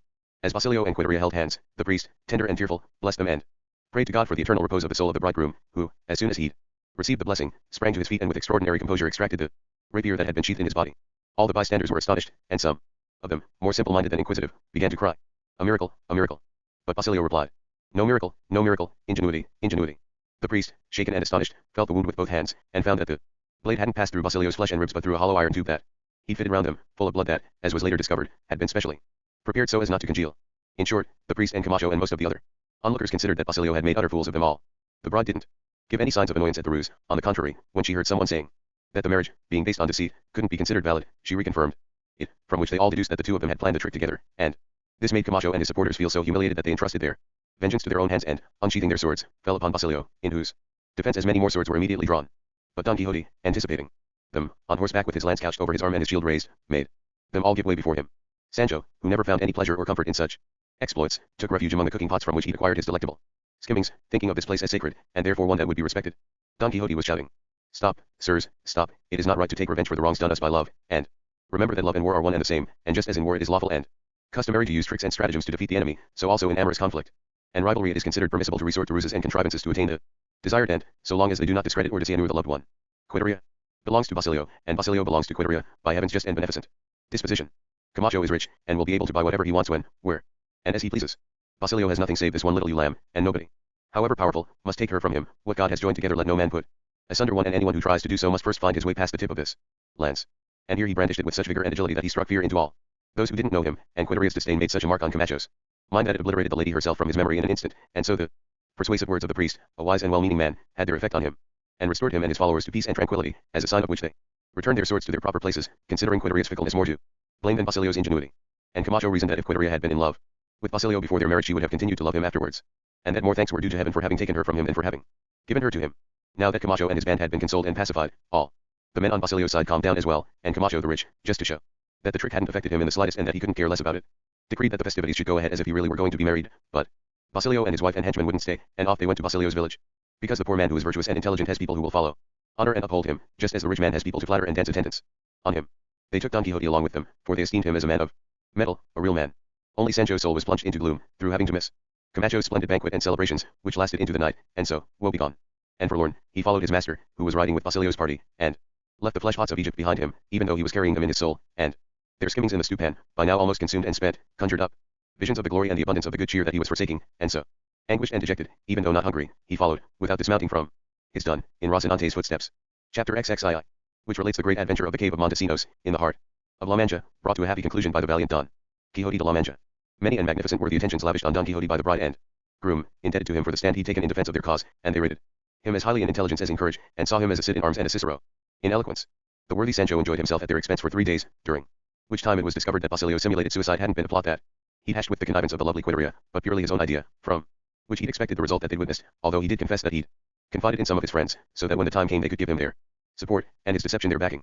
No, nothing that is directed at a virtuous end, Don Quixote said, can or should be called deception. And for people in love to marry was the most excellent end of all, always bearing in mind that love's worst foe is hunger and incessant need, because love is pure joy, delight and happiness, even more so when the lover is in possession of the loved one, too. All of which need and poverty are absolute and declared enemies, and he was saying all this to encourage Basilio to stop devoting his time to those special skills of his, which brought him much renown but did not make him any money, and to apply himself to earning a living by honest hard work, an option that is always available to diligent and prudent people. The honorable poor man with a beautiful wife, if it is possible for a poor man to be honorable, holds in trust something the loss of which brings about the loss and death of his honor itself. The woman who is beautiful and honorable and whose husband is poor deserves to be crowned with laurels and palms of victory and triumph. Beauty by Itself attracts the desires of all those who see and recognize it, and it is a delectable lure, upon which golden eagles and falcons will swoop, but if to beauty need and poverty are added, crows and kites and other such scavengers will attack it as well, and the woman who remains firm in the face of all these assaults fully deserves to be called a crown to her husband. Point 1. Look here, Basilio, my intelligent young friend, Don Quixote continued, it was the opinion of a sage whose name eludes me too that in the whole world there was but one virtuous woman, and his advice was that every man should convince himself that this one virtuous woman in the world was his own wife, and in this way he would be happy. I am not married, and it has not yet occurred to me to marry, but despite this I should venture to give some advice to any man who asked me for it about how to choose a wife. In the first place I should advise him to be more concerned about her reputation than about her wealth, because a good woman does not gain a good reputation merely by being good, but by showing herself to be good, and public indiscretions do much more harm to a woman's honor than secret vices. If you bring a virtuous woman back to your house it will be easy for you to keep her as good as she is, or even improve her, but if you bring a wicked woman home, it will be hard work correcting her, because it is unlikely that she will be able to go from one extreme to the other. I do not say that it is impossible, but to me it seems difficult. Sancho had been listening, and he said to himself, whenever I come out with things of pith and substance this master of mine says I could take my pulpit in my hands and travel around the world preaching the most splendid sermons, but what I'll say about him is that when he starts stringing his words of wisdom together and giving his advice, he couldn't only take up one pulpit in his hands but two on each finger and go round the marketplaces living on the fat of the land. The devil take you, Mr. Knight-errant, knowing as much as you do. The truth is I always thought he could only know about his chivalry doings, but there isn't a pie in the world he doesn't poke his finger into. As Sancho muttered this his master heard some of it, and asked, what are you muttering about, Sancho? I'm not saying anything or muttering about anything at all, Sancho replied. I was just thinking to myself that I wished I'd heard what you just said before I got married, because if I had I might now be saying, the lone ox licks himself at pleasure. Is your Teresa as wicked as all that, Sancho? Don Quixote asked. No, she isn't all that wicked, Sancho replied, but she isn't all that good either at any rate, she isn't as good as I'd like her to be. It is wrong of you, Sancho, said Don Quixote, to speak ill of your wife because, after all, she is your children's mother. We're quits on that score, was Sancho's reply. She has a good go at me, too. Whenever she feels like it, especially when she's in a jealous mood, and then let Satan himself try to put up with her. To cut the story short, they stayed with the newlyweds for 3 days, and were treated and entertained like kings. Don Quixote asked the student swordsman to provide him with a guide to take him to the cave of Montesinos, because he had a strong desire to enter it and see for himself whether there was any truth in the marvels that were related about it in those parts. The student said that a cousin of his, a famous scholar and very fond of reading books of chivalry, would be most willing to take him to the mouth of the cave, and to show him the lakes of Rudera, also famous throughout La Mancha, and even throughout Spain, and he added that his cousin would be entertaining company, because he was a young man who wrote books that were published and dedicated to very important people. So the cousin came on a pregnant donkey with a colorful sackcloth cover over its pack saddle. Sancho saddled Rocinante and put his pack saddle on his dun, stocked his food bags, which were accompanied on this occasion by those of the cousin, similarly well packed, and, after commending themselves to God and saying goodbye to everyone, off they went in the direction of the famous cave of Montesinos. Along the way Don Quixote asked the cousin about the nature and character of his pursuits, profession and studies, to which the cousin replied that his profession was humanism, and that his pursuits and studies consisted in writing books for publication, all of great social value, being both instructive and entertaining. One of them was entitled The Book of Knightly Gala Dress, depicting 703 examples, all complete with their colors, mottos, and ciphers, from which courtier knights could choose whichever gala dress they wanted at times of festivity and celebration, without any need to go begging them from anybody or to rack their brains, as people commonly say, wondering how to design them to suit their needs and intentions. Because I provide the man who is jealous, or scorned, or forgotten, or separated from his loved one with fiesta clothes to suit him right down to the ground. I've written another book which I'm going to call Metamorphosias, or the Spanish Ovid, and its contents are most novel and unusual, because in it I imitate Ovid in a burlesque style, and describe the Giralda in Seville and the angel weather vane on St. Mary Magdalene Church in Salamanca, the Besenguer Sewer in Cordova, the bulls of Guisando, the Sierra Morena, the fountains of Legonitos and Lavapis in Madrid, not forgetting the fountain of the Laus, the fountain of the Gill Tap and the fountain of the Prioress, complete with allegories, metaphors, and similes to delight, amaze and instruct all at once. Another book of mine is called Supplement to Polydori Virgil 3, dealing with the beginnings of things, packed with erudition and learning, because I investigate matters of substance that Polydori omitted, and I explain them with great elegance. Polydori. Virgil forgot to tell us who was the first person in the world to catch a cold, and the first person to use ointment to treat the pox, and I give precise details about all this, and substantiate them with references to more than 25 authorities, so you can see how hard I've worked, and how useful the book will be to everyone. Sancho, who'd been hanging on the cousin's every word, said, "Excuse me, sir, and God send you the best of luck with the printers of your books. Could you please tell me, and I'm sure you can, because you know everything, who was the first man to scratch his head? To my mind it must have been our father Adam." "Yes, it would indeed have been him," the cousin replied, "because there's no doubt that Adam had a head, with hair on it, and, this being so, and Adam being the first man in the world, he must have scratched it on some occasion." "That's what I think, too," Sancho replied, "but now tell me this, who was the first tumbler in the world?" "The truth is, my man," the cousin replied, "that I can't exactly tell you that here and now, not having carried out any research on the matter. I shall do so when I return to where I keep my books, and give you the answer when we next meet, for I'm sure this won't be the last time we shall be together." "Oh look, sir," said Sancho, "you needn't bother to do that, because I've just tumbled to the answer to my own question. The first tumbler in the world was Lucifer, you see, when he was chucked or thrown out of heaven, and went tumbling down to the depths of hell." "You're quite right, my friend," the cousin said. And Don Quixote said, "That question and answer are not your own, Sancho, you have heard them from someone else." "Not a bit of it, sir," Sancho retorted, "upon my soul, if I get going on questions and answers I shan't be done by tomorrow morning. Oh, no, to ask silly questions and give silly answers I don't need to go looking for anybody's help." "You have spoken a greater truth, Sancho, than you realize," Don Quixote said, "for there are some people who weary themselves discovering facts that, once discovered, are of no use whatsoever either to the understanding or to the memory. They spent the day in these and other agreeable conversations, and that night they stayed in a little village, where the cousin told Don Quixote that they were no more than half a dozen miles from the cave of Montesinos, and that if he was planning to go into it, he'd have to equip himself with rope so that he could be tied up and lowered into its depths. Don Quixote replied that even if he had to go down into the depths of hell, he was determined to reach the bottom of the cave, so they bought almost 200 yards of rope, and the following day, at 2 o'clock in the afternoon, they reached the cave, the mouth of which yawns wide but is choked with buckthorn and wild fig trees, brambles and weeds, so thickly matted that they cover and block it. On coming within sight of it, all three dismounted, and the cousin and Sancho tied the rope securely round Don Quixote, and as they were girding and swatting him, Sancho said, "Now you watch what you're doing, sir, don't go burying yourself alive or sticking yourself in there like a bottle of wine put down a well to keep it cool. No, it isn't any business of yours to go exploring this hole, it must be worse than a dungeon." "Tie me up and hold your tongue," Don Quixote replied, "for this brave exploit, friend Sancho, is reserved for me alone for." And then the guide said, "I entreat you, Don Quixote sir, to keep your eyes peeled and closely observe everything in there, because it might contain material that I could include in my transformations." "The drums and hands that know how to beat it," Sancho Panza replied. After this exchange and the completion of Don Quixote's trussing, which was done not over his armor but over his doublet, he said, "It was careless of us not to acquire a small bell to tie to the rope next to me, for its sound would have indicated that I was still descending, and still alive, but since that is impossible now, I entrust myself to the guidance of the hand of God." And he sank to his knees and murmured a prayer, asking God to help him and give him success in that new and, as it seemed, perilous adventure, and then he said aloud, "O mistress of all my actions and movements, illustrious and peerless Dulcinea del Toboso, if it is possible for the prayers and supplications of this your fortunate lover to reach your ears, I beg you in the name of your matchless beauty to listen to them, for their purpose is none other than to beg you not to deny me your favor and help, now that I stand so much in need of it. I am going to dive, plunge and sink into this abyss here before me, only so that the world will know that while you favor me there is no impossible feat that I will not attempt and complete." And as he said this he walked to the edge of the abyss and saw that he couldn't be let down or find any way in unless he pulled or hacked the vegetation away, and so he drew his sword and began to cut down the undergrowth covering the mouth of the cave.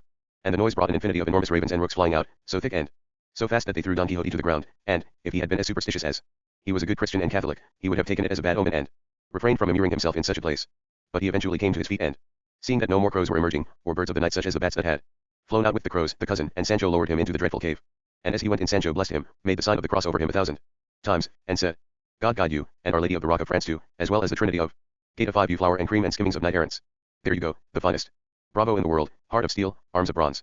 I'll say it again, God guide you, and bring you back free, unharmed, and without ransom to the light of this life that you're leaving to bury yourself in the darkness that you're seeking." And the cousin offered almost the same prayers and supplications. As Don Quixote descended he kept shouting to them to let out rope and more rope, and they did so little by little, and when the shouts, coming out of the cave as if through a pipe, could no longer be heard, they had paid out the full 200 yards, and thought that they had better pull Don Quixote up again, since there was no more rope to let down.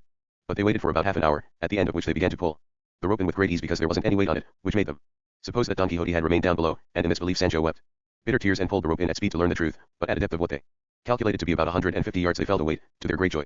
Eventually, at about 20 yards, they could clearly see Don Quixote, and Sancho called out to him, "Welcome back, sir, we thought you were staying down there for keeps." But Don Quixote didn't utter one word in reply, and when they pulled him right out, they saw that his eyes were shut and that he seemed to be asleep. They laid him on the ground and untied him, yet he still didn't wake up. But then they rolled him back and forth and shook him to and fro so much that after a good while he did awake, and stretched himself as if emerging from deep and heavy sleep, and looking about him as if in alarm he said, "God forgive you, friends, for taking me away from the most delicious and delightful life and sights that any man has ever lived or seen. Now indeed I have understood that all the pleasures of this life pass away like a shadow or a dream, wither like the flowers of the field. O hapless Montesinos! O sore wounded Durandarte! O unfortunate Belerma! O weeping Guadiana, and you, luckless daughters of Ruder 6 showing in your waters the tears shed by your lovely eyes." The cousin and Sancho listened to Don Quixote's words, uttered as if he were wrenching them in agony from his very bowels. They begged him to tell them what he meant, and to say what he'd seen in that hell. "Hell you call it?" Don Quixote said. "No, you must not call it that, it does not deserve such a name, as you will soon discover." He asked for something to eat, because he was very hungry. They spread the cousins' sackcloth on the green grass, ransacked the pantry in their saddle-bags, and the three of them sat there and had their lunch and supper all in one, in love and good fellowship. Once the sackcloth had been removed, Don Quixote de la Mancha said, "Do not stir from where you are sitting, my sons, and pay attention to me." Chapter XXIII. About the amazing things that the magnificent Don Quixote said he'd seen in the deep cave of Montesinos, the magnitude and impossibility of which caused this adventure to be considered apocryphal. It would have been about 4 o'clock in the afternoon when the sun, veiled in clouds, and giving out an attenuated light and rays of pleasant warmth, provided Don Quixote with the opportunity to relate to his illustrious listeners, free of heat and discomfort, what he'd seen in the cave of Montesinos, and he began as follows. About 25 or 30 yards from the bottom of this dungeon, on the right-hand side, there is a concave space with room for a large cart and its mules. A dim light finds its way into it through some cracks or holes that extend right up to the distant surface of the earth. I spotted this concavity when I was feeling weary and frustrated from dangling at the end of the rope as I was let down into that region of darkness, not knowing where I was going, and so I decided to enter and rest a little. I shouted to you not to let out any more rope until I told you to, but you cannot have heard me. I gathered in the rope you were sending down, coiled it into a pile, and sat down on top of it, deep in thought as I wondered what I was going to do to reach the bottom without anybody to hold the rope. And as I sat there, pensive and confused, I was suddenly and without any intention on my part overcome by a deep sleep, and then, when I least expected it, with no idea how it had happened, I awoke and found myself in the middle of the most beautiful, pleasant, delightful meadow that nature could create or the liveliest human mind imagine.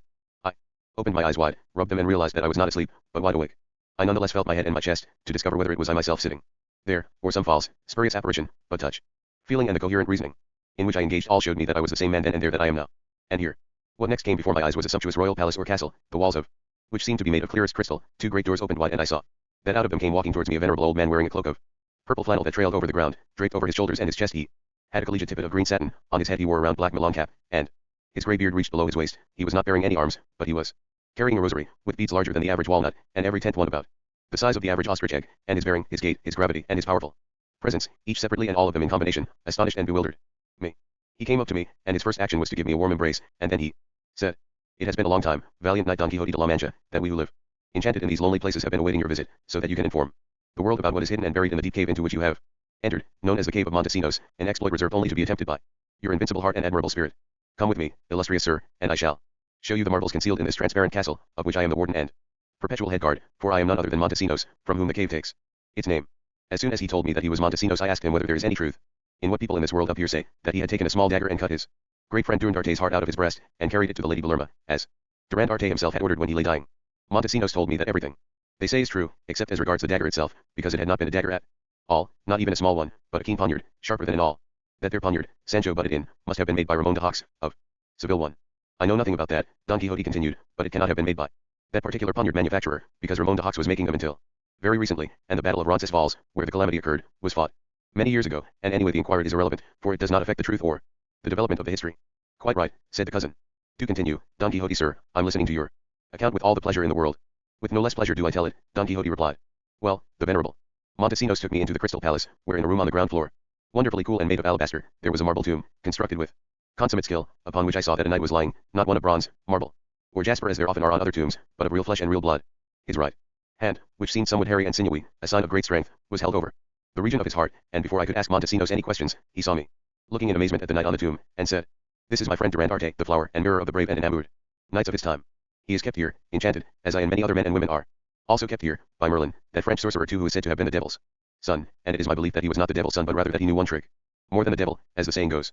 How and why he enchanted us, nobody can tell. But we shall find out in due course, and indeed before very long, in my belief. What astonishes me is that I know, with as much certainty as I know that it is now daytime, that Durandarte breathed his last in my arms, and that after he died I cut out his heart with my own hands, and it must have weighed a good 2 pounds, because according to doctors a man with a large heart is endowed with more courage than a man with a small one, and if all this is so, and this knight really did die, how can he moan and sigh every so often, as if he were alive?" Once Montesinos had finished speaking, the wretched Durandarte cried out and said, "Oh my cousin Montesinos, listen to my last request. When I'm lying dead before you, and my soul's flown from my breast, take a poniard or a dagger, cut my heart from out of me, carry it to fair Belerma, to wherever she may be." 3. When the venerable Montesinos heard this he knelt before the afflicted knight and said with tears in his eyes, "But Sir Durandarte, my dear cousin, I did indeed carry out your request on the fateful day of our defeat. I did cut out your heart, as best I could, leaving not the tiniest scrap behind in your breast. I wiped it clean with a lace handkerchief. I left with it at top speed for France as soon as I had laid you in the bosom of the earth, weeping such abundant tears that there were enough of them to wash my hands clean of all the blood I had on them from rummaging around inside you, and what is more, my dear cousin, in the first village I came to after leaving Roncesvalles I sprinkled a little salt on your heart, to stop it from smelling, and bring it, if not fresh then at least pickled, into the presence of the Lady Belerma, who, together with you, me, your squire Guadiana, the Duenna and her 7 daughters and 2 nieces, and many others of your friends and acquaintances, has been kept here in enchantment by the sage Merlin for a very long time, and although more than 500 years have now passed by, none of us has died. The only ones who are no longer with us are Ritter and her daughters and nieces, because Merlin must have felt sorry for them when he saw them crying, and turned them into lakes which are now, in the world of the living and in the province of La Mancha, known as the Lakes of Rudera. The 7 daughters' lakes belong to the kings of Spain, and the 2 nieces' lakes to the knights of a most holy order known as the Order of St. John. For your squire Guadiana, also lamenting your misfortune, was changed into a river named after him which, when it reached the surface and saw the sun in another heaven, felt such deep sorrow at the thought of leaving you that it plunged back into the depths of the earth, but since it cannot avoid following its natural course, from time to time it emerges and shows itself where the sun and the people can see it. The lakes I have spoken of supply it with their water, and thanks to this and other help it enters Portugal swollen and pompous. But for all that, wherever it goes it reveals its sadness and melancholy, and it does not bother to breed delicate and highly prized fish in its waters, but only coarse and insipid ones, quite unlike those in the Golden Tagus. And what I am telling you now, cousin, I have told you 1,000 times, and since you do not reply I have to assume you do not believe me, or you cannot hear me, and only God knows how sad that makes me feel. And now I am going to give you some news that will maybe not ease your pain, but will at least not add to it in any way. I can reveal to you that here in your presence, and if you will just open your eyes you will be able to see him for yourself, stands the great knight about whom Merlin has made so many prophecies. I refer to Don Quixote de la Mancha, who has newly revived in the present age, and with great improvements over ages past, the forgotten order of knight errantry, with the assistance of which it could happen that we might be disenchanted, because great exploits are reserved for great men. And if not, replied the afflicted Durandarte, in a faint and feeble voice, if not, cousin, shuffle the pack and deal again, you never know your luck. And turning on his side he sank back into silence, without uttering another word. And now there was a great weeping and wailing, with deep groans and anguished sobs. I turned my head, and through the crystal walls I saw in another room a procession of 2 files of lovely damsels, all in mourning, wearing white turbans in the Turkish style. At the rear of the files came a lady, or at least that was what in her gravity she seemed to be, also wearing black, with white weeds so full and long that they brushed the floor. Her turban was twice as large as that of any of the damsels, her eyebrows met, and she was somewhat pug-nosed, her mouth was big but her lips were bright red, her teeth, which she occasionally revealed, were far apart and ill-set, although they were as white as hulled almonds. In her hands she carried a piece of fine cambric and inside it, as far as I could make out, a heart that must have been mummified, to judge from its dry and shriveled aspect. Montesinos told me that all the people in the procession were the servants of Durand Arte and Belerma, enchanted together with their master and mistress, and that the lady at the end, carrying the heart wrapped in cambric, was the lady Belerma, who formed that procession 4 times a week with her damsels to sing, or rather well, dirges over his cousin's body and afflicted heart, and that if she had seemed somewhat ugly, or not as beautiful as she was reputed to be, that was because of the terrible nights and even worse days she suffered in her enchantment, as I could observe, in the great rings under her eyes and her sickly complexion. And her pallor and the rings under her eyes are not caused by that problem women have every month, because it has been many months and even years since it last came knocking on her door, but by the pain which her heart feels for that other heart that she always clasps between her hands and that reminds her of the misfortune of her lover, who died so young, for if this were not so, she could hardly be equalled in beauty, grace, and spirit by the great Dulcinea del Toboso herself, so famous throughout this place and, indeed throughout the world. Hold on there, I said. Relate your history, Sir Montesinos, in the proper manner, for you are well aware that all comparisons are odious, and there is therefore no call to compare anyone with anyone else. The matchless Dulcinea del Toboso is who she is, and the Lady Belerma is who she is, and who she has been, and let us leave it at that. To which he replied, Don Quixote, sir, do forgive me, for I confess that I was in the wrong, and I should not have said that the Lady Dulcinea could hardly equal the Lady Belerma, because, realizing by some strange hunch that you are her knight ought to have been enough to make me hold my tongue rather than compare her to anything other than heaven itself. With this satisfaction that the great Montesinos gave me, my heart was put at ease, after the shock I had received on hearing my lady compared to Belerma. What amazes me, said Sancho, is that you didn't jump the old fool and kick all his bones to pulp and yank out his beard till there wasn't a single hair left in his chin. No, friend Sancho, Don Quixote replied, it would not have been right for me to do that, because it is the duty of all of us to treat the elderly with respect, even those who are not knights, and particularly those who are knights and have been enchanted, and I know that we measured up well to each other in the many other questions and answers that were subsequently exchanged between us. The cousin commented, I can't understand, Don Quixote, sir, how in such a short space of time as you were down there you could have seen so many things and had such a long conversation. How long ago did I go down? Don Quixote asked. A bit over an hour ago, Sancho replied. That cannot be, Don Quixote retorted, because while I was there night came and then it was morning, and again, 3 times altogether, so by my reckoning I have been 3 days in those remote parts hidden from our sight. My master must be telling the truth, said Sancho, because since everything that happens to him comes by way of enchantment, maybe what seems to us like an hour seems like 3 days and nights down there. That must be the explanation, Don Quixote replied. And have you had anything to eat all this time, sir? Asked the cousin. I have not had a single mouthful to break my fast, Don Quixote replied, yet I have not felt hungry in the slightest. And do the enchanted eat? Asked the cousin. No, they do not, Don Quixote replied, nor do they have bowel movements. Although it is believed that their nails, their hair, and their beards do grow. And do the enchanted sleep by any chance, sir? Sancho asked. Certainly not, Don Quixote replied. At least, during these 3 days that I was with them none of them had a moment's sleep, and nor did I dot. There's a proverb that fits the bill here, said Sancho. A man is known by the company he keeps if you go hobnobbing with fasting and sleepless people under spells, no wonder you don't eat or sleep while you're with them. But you'll have to forgive me, sir, if I say the devil I mean God take me if I believe one word of all you've been saying. What do you mean, said the cousin. Are you suggesting that Don Quixote is lying? Even if he wanted to do that, he hasn't had time to make up such a vast quantity of falsehoods. No, I don't think my master's lying, Sancho replied. What do you think, then? Asked Don Quixote. What I think is this, said Sancho. That character Merlin, or those enchanters who put a spell on that crowd you say you saw and talked to down there. Stuffed your mind. Or your memory full of all that codswallop you've been telling us and all the rest. That's yet to come, as well. Such a thing could happen, Sancho, Don Quixote replied, but it has not happened in this case, because what I have recounted is what I saw with my own eyes and touched with my own hands. But I wonder what you are going to say when I tell you that, among countless other marvels that Montesinos showed me and about which I shall inform you at leisure and as appropriate in the course of our journey, because this is not the right time or place for some of them, he showed me 3 village girls leaping and frolicking in those delightful meadows like 3 goats, and as soon as I saw them I recognized one of them as the matchless Dulcinea del Toboso, and the other 2 as those same girls who were with her, to whom we spoke on the outskirts of El Toboso. I asked Montesinos whether he knew them. He replied that he did not, but that he supposed they must be some ladies of quality who had been enchanted, that they had appeared in those meadows a few days earlier, and that this should not surprise me because in those places there were many other ladies of past and present centuries, transformed by enchantment into all sorts of strange figures, among whom he had spotted Queen Guinevere and her duenna Quintanona, pouring out wine for Lancelot, when from Brittany he came. When Sancho Panza heard his master say all this, he thought he'd go crazy or die laughing, since he knew the truth about Dulcinea's faked enchantment, he himself having been the enchanter and the concoctor of evidence, he was now certain beyond any possible doubt that his master was as mad as a hatter, and so he said, it was an evil moment and a worse hour and a black day when you went down into the other world, dear master of mine, and an unlucky instant when you met Mr. Montesinos, who's done this to you. You were fine up here in your right mind, just as God gave it to you, speaking your words of wisdom and advice at every turn, not how you are now, coming out with the biggest pack of nonsense anyone could ever imagine. Since I know you, Sancho, said Don Quixote, I shall pay no attention to your words. Nor will I to yours, Sancho retorted, even if you do rough me up or kill me for what I said or for what I'm going to say if you don't change your tune. Tell me though, while we're still at peace, how did you recognize our mistress? And if you spoke to her, what did you say and what did she reply? I recognized her, Don Quixote replied, by the fact that she was wearing the same clothes as when you pointed her out to me. I did speak to her but she uttered not a word. In reply, instead she turned her back on me and ran away so fast that a crossbow bolt could not have caught her. I wanted to follow her and I should have done so if Montesinos had not advised me not to bother, because it would have been in vain, and also because the time was approaching for me to leave the cave. He furthermore told me that, in due course, I should be informed of the means of disenchanting him, and Villerma and Durandarte and all the others down there, but of all the sad scenes I saw in that place, what made me feel sorriest was that when Montesinos was speaking these words to me, one of the hapless Dulcinea's companions sidled up without my seeing her. Come and, her eyes full of tears, murmured in a distraught voice, my lady Dulcinea del Toboso kisses your hands and entreats you to do her the honor of informing her how you are, and, being in great need, she also entreats you, from the bottom of her heart to be so kind as to lend her, on this new poplin petticoat, half a dozen reals, or as many as you have on you, and she gives you her word that she will return them without delay. This message was a source of great amazement to me, and turning to Montesinos I asked him, is it possible, Sir Montesinos, that enchanted persons of quality can be in need? To which he replied, believe you me, Don Quixote de la Mancha, what people call need can be found everywhere, and it extends to all parts, and affects everybody, and does not even spare the enchanted, and since the lady Dulcinea del Toboso has sent to ask you for these 6 reals, and the pledge seems a good one, you have no option but to give them to her, for she must be in some desperate strait. I cannot accept any pledge, I replied, still less give her what she asks for, because I only have 4 reals on me. I gave them to her, they were the ones you let me have the other day, Sancho, as alms for any beggars we might come across at the roadside, and I said, my dear friend, tell your mistress that it grieves me to my soul to hear of her troubles, and that I wish I were a fucker to be in a position to remedy them. 5. And that I should like to inform her that I cannot and should not enjoy good health while deprived of her delightful presence and intelligent conversation, and that I entreat her from the bottom of my heart to be so kind as to allow this her captive servant and harassed knight to see and talk to her. You must also tell her that when she least expects it she will hear that I have sworn an oath, after the style of the one sworn by the Marquis of Mantua to avenge his nephew Baldwin when he found him dying on the mountain, which was near at table to eat bread and certain inconsequential trifles that he appended, until he had avenged Baldwin, and I shall swear a similar oath never to rest, and to roam through the 7 parts of the world more painstakingly than Prince Peter of Portugal ever roamed through them 6 until I disenchant her. All this, and more, you owe to my mistress, the damsel replied. And she took the 4 reals, and instead of curtsying she leapt 5 feet into the air. God Almighty, Sancho cried out. Can things like this really be going on in the world, and can enchanters and their spells have so much power as to change my master's good sense into raving lunacy? Oh sir, for God's sake look out for yourself, and for your good name, and don't set store by all this hocus pocus that's been addling your wits.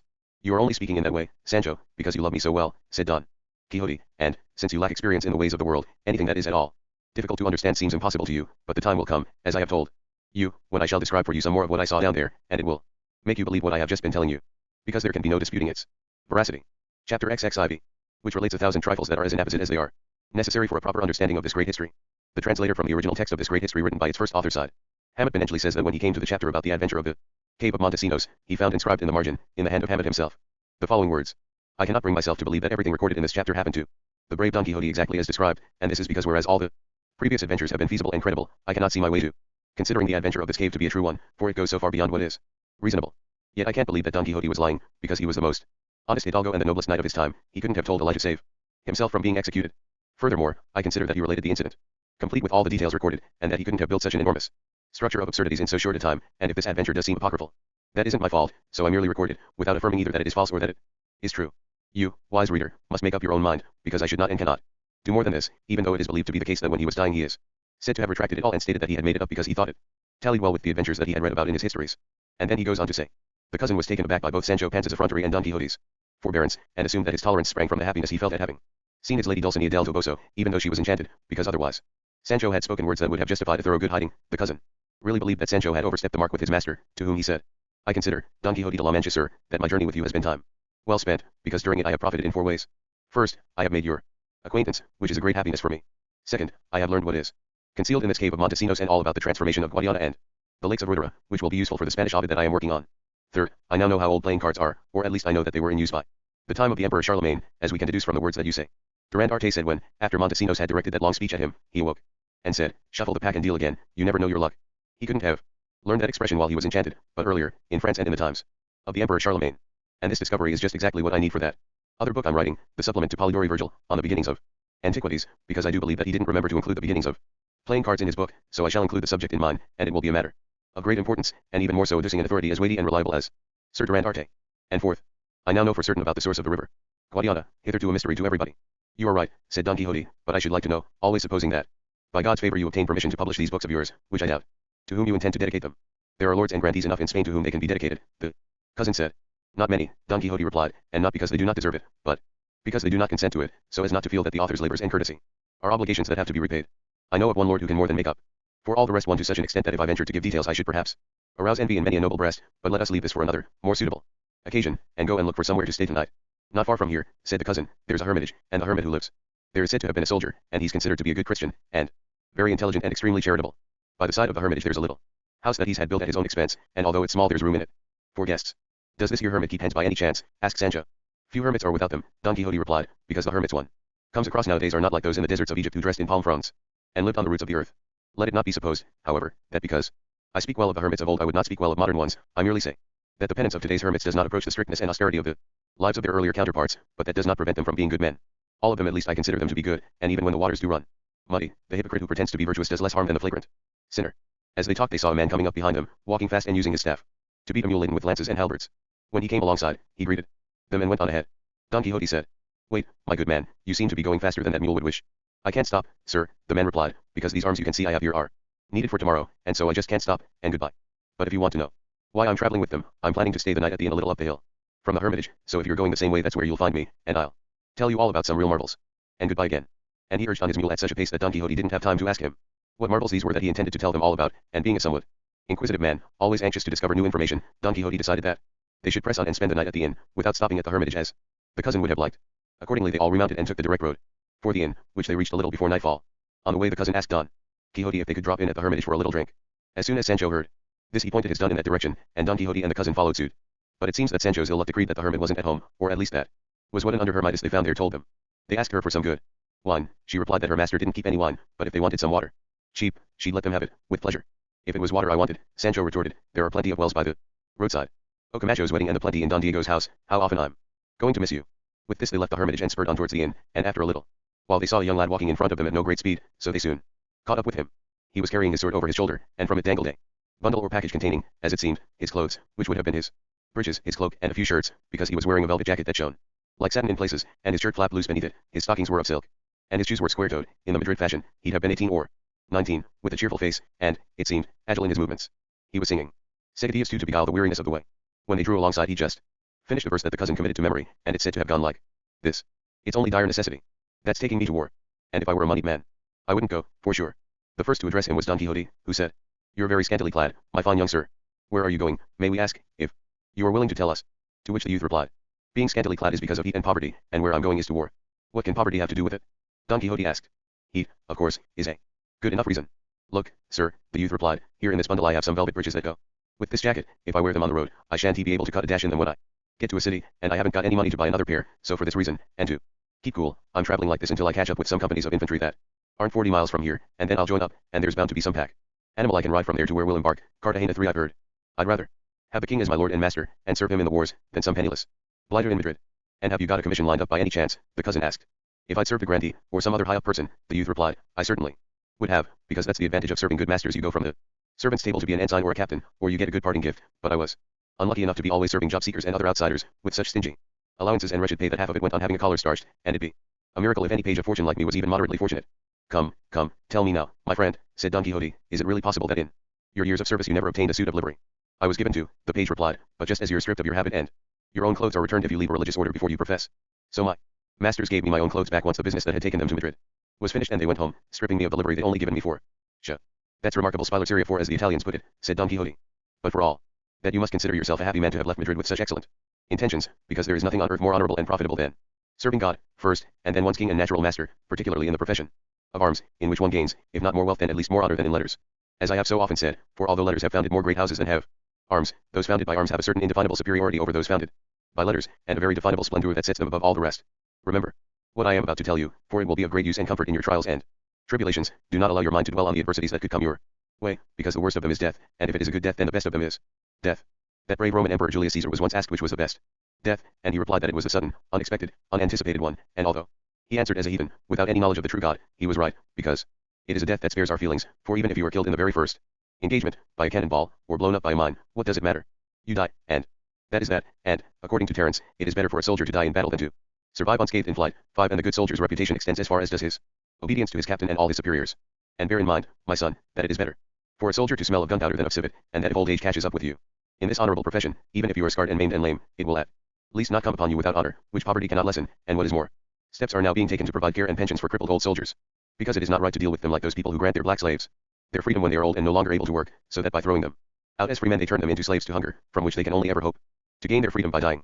And for the moment I shall say no more, except to invite you to ride on the crupper of my horse as far as the inn, and there you shall dine with me, and in the morning you will continue on your way, and God speed you on it, as you well deserve." The page declined the invitation to the crupper but accepted the invitation to the supper, and it said that this is when Sancho said to himself, "God, what an incredible master I've got. Is it possible for a man who can say all those brilliant things he's just been saying to also say he's seen all that crazy nonsense? He's been talking about the cave of Montesinos. Well, we'll just have to wait and see. As he said this they reached the inn at nightfall, and it didn't displease Sancho to see that his master considered it to be a real inn and not a castle, as he usually did. The instant they entered, Don Quixote asked the innkeeper about the man with the lances and halberds, to which the reply was that he was in the stable attending to his mule. The cousin and Sancho did the same with their donkeys, and gave Rocinante the best manger and the best stall in the stable. Chapter XXV, which begins the adventure of the Bray, and the amusing adventure of the puppeteer, together with the memorable divinations of the fortune-telling ape. Don Quixote was on pins and needles, as the saying goes, until he could find out about the marbles promised by the arms transporter. He went to look for him where the innkeeper had said, and found him, and begged him to answer sooner rather than later the questions he had put to him back there on the road. The man replied, "The story of my marbles must be listened to at leisure, and certainly not standing up. Let me finish feeding my donkey, good sir, and then I'll tell you things that will amaze you." "We must not let that detain us," Don Quixote replied. "Allow me to lend a hand." And so he did, sifting the barley and cleaning out the manger, a gesture of humility that obliged the man to tell him with a will what he wanted to hear, and sitting down on a stone bench with Don Quixote beside him, and with the cousin, the page, Sancho Panza and the innkeeper as senate and audience, he began like this. "I should tell you that in my village, some 15 miles from this inn, a jackass belonging to one of the councillors went missing, thanks to the ingenuity and trickery of a servant girl of his, but that's another story, and although the councillor looked far and wide for his jackass, he couldn't find it anywhere. A fortnight must have passed, according to what everyone says, since the jackass had disappeared, when another councillor came up to his donkeyless colleague in the village square and said, 'I expect a reward for bringing you this news, neighbor, your donkey's turned up.' 'I do indeed promise you a reward, and a good one, too, neighbor,' the other councillor replied, 'but first let's know where the donkey is.' 'I saw it in the wood this morning,' the finder replied, 'without its pack saddle or any gear at all, and so thin it made my heart bleed to see it.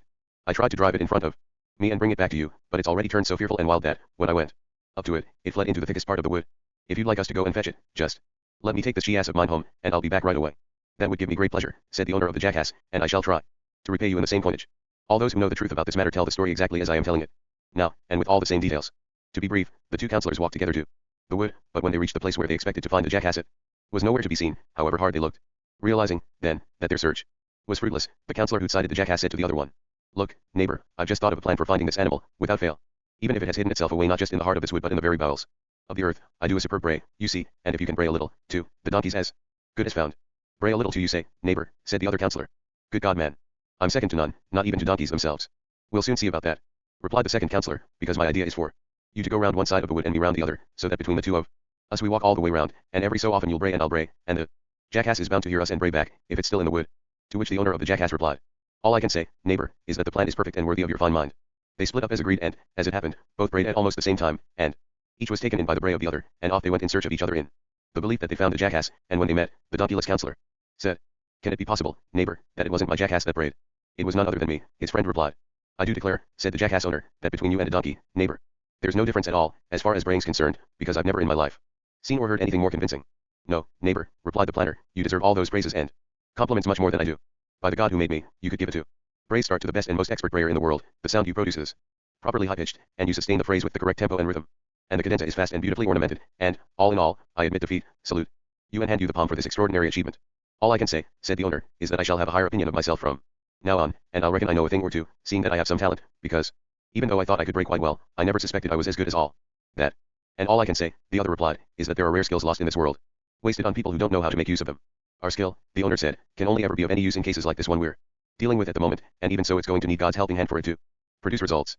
After this exchange they split up and started braying again, and they kept fooling each other and meeting in the wood, until they agreed that, by way of countersign to indicate that it was them braying and not the jackass, that each bray twice in quick succession. So they went all the way round the wood with redoubled brays but without the slightest reply from the lost jackass. And how could the poor, ill-fated animal reply, since they found it in the thickest part of the wood, half devoured by wolves? When he saw it, its owner said, 'I did think it strange that it never replied, because if it wasn't dead it would have brayed back at us as soon as it heard us, or it wouldn't have been a donkey, but having heard you bray with such skill, neighbor, I consider myself well rewarded for my search, even though I did find my jackass dead.' 'No, no, pride of place belongs to you, neighbor,' the other replied. 'If the priest sings well, so too does the altar boy.' And back they walked, disconsolate and hoarse, to the village, where they told their friends, neighbors, and acquaintances everything that had happened during the search for the jackass, each praising the other's braying skills, and the story spread among all the nearby villages. And the devil, who never sleeps, and loves sowing discord and spreading resentment, building squabbles in the wind and fabricating fights out of nothing, arranged for the people from other villages to bray as soon as they saw anyone from our village, taunting us with the braying of our councillors. And then all the young boys took it up, which was as if the mouths of all the devils in hell had taken it up, and the braying spread and spread from one village to the next, so that by now the people from the village of the Bray are as well known and as set apart as blacks are from whites, and this dreadful mockery has gone so far that the mocked have often marched out in armed squadrons to do battle with the mockers, and nothing, and nobody, not fear, nor shame, can do anything about it. Tomorrow or the next day, I think, the men of my village, the village of the Bray, are planning to take the field against another village half a dozen miles away, one of our worst persecutors, and to make sure we're properly equipped I bought the lances and halberds you saw And these are the marvels, I said. I tell you, and if they don't seem like marvels to you, I don't know of any others. And so he finished his tale, and at that moment a man came in dressed in chamois, leather leggings, breeches, doublet, and roared. Have you got any room for the night, landlord? The fortune-telling ape and the puppet show about the freeing of Melisandre I are on their way here. By Christ, said the landlord, if it isn't Master Pedro. We've got a grand evening in store for us. I almost forgot to say that this Master Pedro had his left eye and almost half his left cheek covered with a patch of green taffeta, indicating that something was wrong with that part of his face, and the innkeeper continued. Welcome, Master Pedro, sir. Where are the ape and the puppet show? I can't see them. They aren't far away, replied the man in chamois leather. I just came on ahead to see if there was any room at the inn. I'd throw the Duke of Alba to himself out to make room for Master Pedro, the innkeeper replied. Bring the ape and the puppet show right in, there are people here. Tonight we'll pay to see the show and the ape's skills. That's all right by me, said the man with the patch, and I'll cut my prices, and be happy just to cover my expenses, so now I'll go back to fetch the cart with the ape and the show. And he turned and left the inn. Don Quixote asked who was this Master Pedro and what was this puppet show and ape he had with him. To which the innkeeper replied. He's a famous puppeteer who's been wandering around this Aragon end of La Mancha for some time now with a show about Melisandre being set free by the famous Don gave a rose, one of the finest and best performed stories seen in these parts for many a long year. He's also got an ape with the most unusual skill ever seen among apes or conceived by men, because if it's asked a question it listens attentively and then jumps up onto its master's shoulder and whispers the answer into his ear, and then Master Pedro announces it, and it says much more about events in the past than about what lies in the future, and although it doesn't always get everything right, it's more often right than wrong, so we all think it's got the devil inside it. He charges 2 reals for question, if the ape replies, or rather if he replies on behalf of the ape after it's whispered into his ear. And people believe this Master Pedro has got very rich like this. And he's a gallant man and a boon companion, as they put it in Italy, and he lives it up. Like the best of them, he talks more than 6 men and drinks more than 12, all paid for by his tongue and his ape and his puppet show. As the innkeeper said this, Master Pedro returned pushing a cart with the puppet show and the ape on it, large and tailless, with buttocks like old leather but a not unpleasant face, and when Don Quixote saw him he asked, Now you tell me this, my fine fortune-teller, che pese pigliamo, 3 what will become of us? Here are my 2 reals. And he told Sancho to give them to Master Pedro, who replied on behalf of his ape. No sir, this animal doesn't answer or give any information about events in the future. He does know something about past events, and about present-day ones too. By the dog of Egypt, said Sancho. I wouldn't give half a brass farthing to be told what's happened to me in the past, because who can know that better than what I do already? And to give good money to be told what I already know would be a very silly thing to do, but since he knows about the present as well, here's my 2 reals, and please, can pretty Mr. Monkey here tell me what my wife Teresa Pans is doing at the moment? What is she up to? Master Pedro refused to take the money, saying, I will not accept my fees in advance, before the services have been provided. And he tapped his left shoulder twice with his right hand, and the ape jumped up onto it, brought its mouth close to its master's ear and rattled its teeth together at great speed. And after it had done this for about the length of a creed, it jumped down to the ground. And Master Pedro ran to kneel before Don Quixote, hug his legs and say, These legs I embrace as if I were embracing the twin pillars of Hercules, oh, illustrious reviver of the forgotten order of knight errantry. Oh, never sufficiently praised. Don Quixote de la Mancha, encourager of the faint-hearted, support of those about to fall, helping hand to the fallen, staff and comfort of all the unfortunate. Don Quixote was astonished, Sancho bewildered, the cousin amazed, the page astounded, the man of the brain nonplussed, and, in short, all were dumbfounded by the puppeteer's words, and he continued. And you, O worthy Sancho Panza, the best squire in the world, serving the best knight in the world, be of good cheer, for your worthy wife Teresa is well, and at the moment she is carding a pound of flax, and furthermore on her left side she has a jug with a broken rim holding a tidy drop of wine, to keep her spirits up as she works. I can believe that all right, Sancho replied, because she's a good old soul she is. And if she wasn't so jealous I wouldn't swap her for the Giantess Andandina herself, for who my master says was a fine woman and a very worthy one too, and my Teresa's one of those who don't like to go without, even if their heirs do have to pay for it. What I now say, Don Quixote interrupted, is that he who reads and travels sees and learns. And I say this because who could have persuaded me that there are apes that practice divination, as I have seen here with my own 2 eyes? For I am indeed the very same Don Quixote de la Mancha that this worthy animal has named, even though it has been somewhat excessive in its praises, but whatever my qualities may be, I thank heaven for having given me a mild and compassionate nature, inclined always to do good to everyone, and never to do any harm. If I had any money, said the page, I'd ask Mr. Monkey what's going to happen on this pilgrimage of mine. To which Master Pedro, who had risen from Don Quixote's feet, replied, I've already told you that this creature doesn't answer questions about the future, and if it did it wouldn't have mattered about the money, because to serve Don Quixote here present I'd forego all the money in the world. And now, because I'm in his debt, and to provide him with some pleasure, I'm going to set up my puppet show and entertain everyone at the inn without charging a penny. When the innkeeper heard this he was overjoyed and indicated where the puppet theater could be set up, which was done in a trice.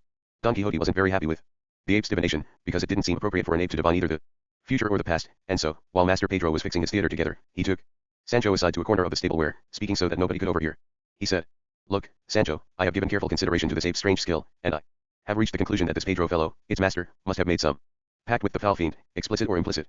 If he's made a pact and the foul fiend's pissed in it, said Sancho, it must be filthy dirty, and what good are pacts like that to Master Pedro? No, Sancho, you don't understand, all I mean is that he must have come to some agreement with the devil, who provides the ape with the skill so that Master Pedro can make his living, and once he's rich he'll give his soul to the devil, which is what this universal enemy wants. And what makes me think this is the fact that the ape only answers questions about the past and the present, for this is as far as the devil's wisdom can extend, because he can only know about the future by guesswork, and even that not always, it being reserved to God alone to know the times and the seasons 5, and for him there is no past or future, because all is present. And if this is so, as indeed it is, it's clear that this ape is speaking in the style of the devil, and I'm amazed that it hasn't been reported to the Holy Inquisition, and interrogated, and the whole truth extracted from it, about who has given it this power of divination, because it's clear that this ape is no astrologer, and that neither it nor its master casts or would know how to cast these Affairs they call horoscopes that are so popular in Spain nowadays, to such an extent, that there isn't a housewife or a pageboy or a cobbler who doesn't claim to know how to cast a horoscope as if it were as simple as casting a stone, thus destroying the wonderful truths of that science with their lies and their ignorance. I know of a lady who asked one of these amateur astrologers whether a little lapdog bitch of hers would become pregnant and have puppies, and how many and what color they would be. The fellow cast the horoscope and replied that the bitch would indeed become pregnant and have 3 puppies, one green, another red and the third a mixture of the two, so long as the bitch was covered between 11 and 12 in the morning or at night, on a Monday or a Saturday. And the outcome was that 2 days later the bitch died of overeating, and the amateur astrologer was left with the reputation in the village of an excellent horoscope caster, as happens with nearly all of them. All the same, said Sancho, I'd like you to tell Master Pedro to ask his monkey if what happened to you in the cave of Montesinos was true, because to my mind, with all due respect and begging your pardon, it was all tricks and lies, or at the very least a dream. That is not impossible, Don Quixote replied, but I shall do as you recommend, even though I have certain scruples about it. As he spoke, Master Pedro came looking for him to say that the puppet show was ready, and please could he come to watch it, because it was well worthy of his attention. Don Quixote told him what was on his mind, and requested him to ask the ape straight away to tell him whether certain things that had happened in the cave of Montesinos had been true or had been dreams, because he himself thought that some of both was involved. Upon which Master Pedro, without saying a word, brought the ape back and, standing in front of Don Quixote and Sancho, said, Look, Master Monkey, this gentleman wishes to know if certain things that happened to him in the cave known as the cave of Montesinos were true or false. And after he'd made the usual sign, the ape jumped onto his left shoulder and whispered, as it seemed, into his ear, upon which Master Pedro said, The ape says that part of what you saw or experienced in the said cave was false, and that part of it was credible, and that this, and nothing else, is all it knows concerning this question, and that if you want to know more, next Friday it'll reply to all the questions it's asked, because for the time being its powers are exhausted, and they won't return till Friday next, as it said. I told you so, said Sancho. Well, didn't I tell you I couldn't swallow the idea that everything you said, sir, about what went on in that cave was true, or even half of it? The event itself will tell, Sancho, Don Quixote replied, because time, the uncoverer of all secrets, leaves none that it does not bring out into the light of day, even if it is hidden in the bowels of the earth. And that's quite enough of this matter for now. So let us go and see Master Pedro's puppet show, for I imagine that it might offer a certain novelty. What do you mean, a certain novelty? Master Pedro replied. This puppet show of mine offers 60,000 novelties, I'm telling you, Don Quixote, sir. It's one of the sights most worth seeing in the whole wide world, but operibus credite, et non verbis 6. So let's set to work, because it's getting late and we have a lot to do, and say, and sh. Don Quixote and Sancho did as they were told, and walked over to where the puppet theater had been erected and uncovered, glowing all over with wax tapers that made it a glittering, resplendent sight. Master Pedro disappeared inside it, because he was the one who worked the puppets, and in front of it stood a boy, Master Pedro's servant, to act as announcer and interpreter of the mysteries of the show. He held a pointer to indicate the puppets as they emerged, with everyone at the inn in front of the puppet theater, some of them standing, and with Don Quixote, Sancho, the page, and the cousin in the best seats. The announcer began to say what anyone who reads the next chapter or has it read to him will see or hear. Chapter XXVI, which continues the amusing adventure of the puppeteer, together with other really very good things. The Tyrians and the Trojans all were silent. What I mean to say is that everyone in the audience was hanging, as it were, on the lips of the announcer of the marvels of the puppet show, when the sounds of war drums and trumpets and artillery fire rang out from inside the theater and suddenly died down again, and the boy proclaimed, This true history that is about to be performed before your very eyes has been taken word for word from the French chronicles and from the Spanish ballads that people sing, and boys too, in the street. It's about how Don Gayferos freed his wife Melisendra, who was a prisoner of the Moors in Spain, in the city of Sansuenatu, which is what Saragossa was called then, and here you can see Don Gayferos playing backgammon, as that song goes. And Don Gayferos, playing at the tables, has not a thought for Melisendra now. And that character coming into view over there with a crown on his head and a scepter in his hands, he's the Emperor Charlemagne, Melisendra's foster father, who's angry at his son-in-law's laziness and negligence and is coming to scold him, and see with what warmth and feeling he does it. It looks as if he's going to bang him on the head half a dozen times with his scepter, and some authorities reckon that's exactly what he did. Good and hard, and after telling him all sorts of things about the danger his honor is in from not trying to free his wife, it's said that he said, I've said enough, see to it now. You can also see how the Emperor turns away and leaves Don Gayferos fuming, and now you see him in his rage hurling the backgammon board far from him and calling for his arms and armor, and he asks his cousin Roland to lend him his sword Durandal. And Roland refuses, offering him instead his company in the difficult task ahead, but our angry hero will not accept this, and says he's quite capable of rescuing his wife alone, even if she's imprisoned deep in the center of the earth, and then he goes away to don his armor and set off. Now look at that tower you can see over there, which we must imagine is one of the towers of Saragossa Castle, today called the Aljaferia, and that lady in merged clothes on that balcony is the matchless Melisendra, who often used to come out onto it to gaze at the road to France, and to console herself in her imprisonment by daydreaming about Paris and her husband. And now watch out for a new incident that's about to happen, maybe never seen before. Can't you see that Moor sneaking up behind Melisendra with his forefinger over his lips? Well, now look how he gives her a kiss slap on the mouth, and how soon she spits and wipes her lips with the white sleeve of her blouse, and how she wails and tears her lovely hair in grief, as if her hair were to blame for that evil deed. And see that grave Moor on that balcony. King Marsilio of Sansuena, he spotted the Moor's insolent action and, even though the fellow was a relative and a great favorite of his, ordered him to be arrested and given 200 lashes, after being paraded through the city along the customary streets, with squatters before him, and truncheons behind 3. And now you can see they're coming to carry out the sentence. And the crime's hardly even been committed yet, because the Moors don't go in for notification of the charge or detention on remand, as we do. Come, boy, exclaimed Don Quixote, proceed with your story in a straight line, and don't go wandering round bends or upside roads, for to reach the truth about something like that, proof upon proof is needed. And Master Pedro said from inside the theater, Look here, my lad, I don't want any flourishes, just do as the gentleman says, that'll be the wisest course. Stick to plain chant without any counterpoint, and don't you go and spin the thread so fine you break it. All right, the lad replied, and he continued, this figure appearing here on Horseback, muffled in a gascon cape, is Don Gayferos himself, and here his wife, avenged for the amorous moors effrontery, with a happier and calmer look on her face, has come out onto the tower balcony and is talking to her husband in the belief that he's some passerby, and they had that conversation in that ballad that goes, Sir Knight, if it's to France you go, pray ask for Don Gayferos. But I shan't repeat the conversation now, because long-windedness breeds boredom. It's enough to see how Don Gayferos reveals who he is, and from Melisendre's gestures of joy we're given to understand that she's recognized him, and even more so now that we see her letting herself down from the balcony to sit on the crupper of her good husband's horse. But oh how unlucky, look, the hem of her skirts got caught on one of the balcony railings, and she's been left hanging in the air and can't reach the ground. But now you can see that merciful heaven sends aid at times of greatest need, because up comes Don Gayferos, and without worrying about tearing her fine skirt he seizes her, and tugs her down whether she likes it or not, and with a leap he puts her onto the crupper of his horse, astride, just like a man, and tells her to hold on tight and put her arms over his shoulders and across his chest so as not to fall off, because Madame Melisendra wasn't used to galloping around like that. Observe, too, how the neighing of the horse shows how happy it is with the burden of bravery and beauty it bears in the shape of its master and mistress. Observe how they turn and leave the city, and full of joy and happiness they take the road to Paris. Go in peace, O peerless pair of true lovers. May you arrive safely in your longed-for homeland, and may fortune raise no barrier to hinder your happy journey. May your friends and relations see you enjoying the remainder of your life in peace and tranquility, and may your days be as many as Nestor's. 4. Here Master Pedro shouted out again. Keep it simple, boy, none of those flights of yours. Affectation's always bad. The announcer didn't reply, but continued. Idle eyes see everything, and there they were to see Melisendra getting down and then getting up, and off they went to tell King Marsilio, who ordered the alarm to be sounded, and look how fast the whole city's shaking with the bells being rung from all the mosque towers. No, no, Don Quixote intervened. Those bells are a grave blunder by Master Pedro. Because Moors do not use bells but kettle drums, and a kind of pipe rather like our sham, and to have bells ringing in Sansuena is most definitely a gross absurdity. When Master Pedro heard this he stopped ringing his bells and said, Don't worry about trivialities. Don Quixote, sir, you can't make anything without making mistakes. Aren't thousands of plays performed all the time full of thousands of blunders and absurdities, and despite that they have a good run and are greeted not only with applause but with admiration too? You carry on, my lad, and let them say what they like, so long as I fill my money bags it doesn't matter if I make more blunders than there are atoms in the sun. That is true enough, Don Quixote replied. And the boy said, See all the resplendent cavalry riding out of the city in pursuit of the two Christian lovers, how many trumpets blaring, how many pipes rather like shams playing, how many kettle drums and other sorts of drums beating. I'm afraid they're going to catch up with them and return with them tied to the tail of their own horse, which would be a horrendous sight. Seeing such hordes of Moors and hearing such a racket, Don Quixote thought it would be a good idea to help the fugitives, and he sprang to his feet and cried, Never while there is still breath in my body will I consent to such an insult being offered in my presence to such a famous knight and bold enamorado as Don Gayferos.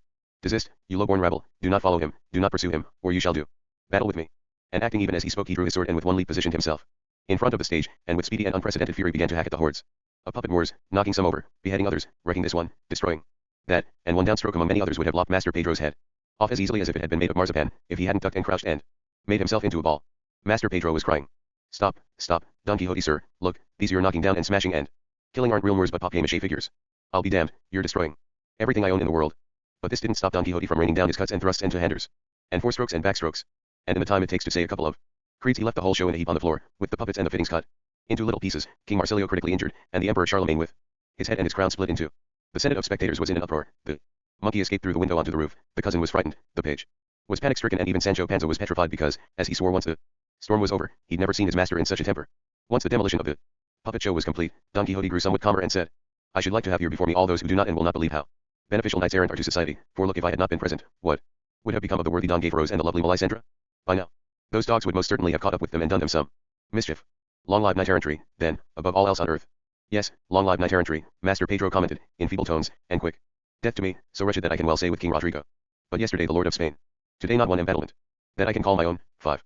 Not half an hour ago, indeed not half a minute ago, I was the master of kings and emperors, and my stables, my coffers and my bags were full of countless horses and innumerable pieces of finery, and now I'm abject and desolate, poverty-stricken, and a beggar, and, what's worst of all, monkeyless, for I'll have to sweat blood to get that animal back, all because of the wrong-headed fury of this knight here, who said to succor orphans, and right wrongs, and do other charitable works, yet only with me have his good intentions misfired. Blessed and praised be heaven above in the highest of the high. I suppose it had to be the knight of the sorry face who came to deface the faces of my puppets. Sancho was moved by Master Pedro's words, and said, Don't cry like that, Master Pedro, don't wail so, you're breaking my heart, and I can tell you my master Don Quixote's such a scrupulous and Catholic Christian that if he realizes he's done you any harm he'll say so and pay you double. If Don Quixote paid me for just half the figures of mine he's disfigured I'd be happy enough, and that would clear his conscience, because there's no salvation for the man who's holding on to something against its owner's will and doesn't give it back to him. That is true enough, said Don Quixote, but I am not aware that I am retaining anything of yours, Master Pedro. What do you mean, replied Master Pedro. And all these relics scattered about this hard and sterile soil, what was it that smashed and scattered them if not the invincible power of that mighty arm of yours? And who did they belong to if not to me? And how did I support myself except with them?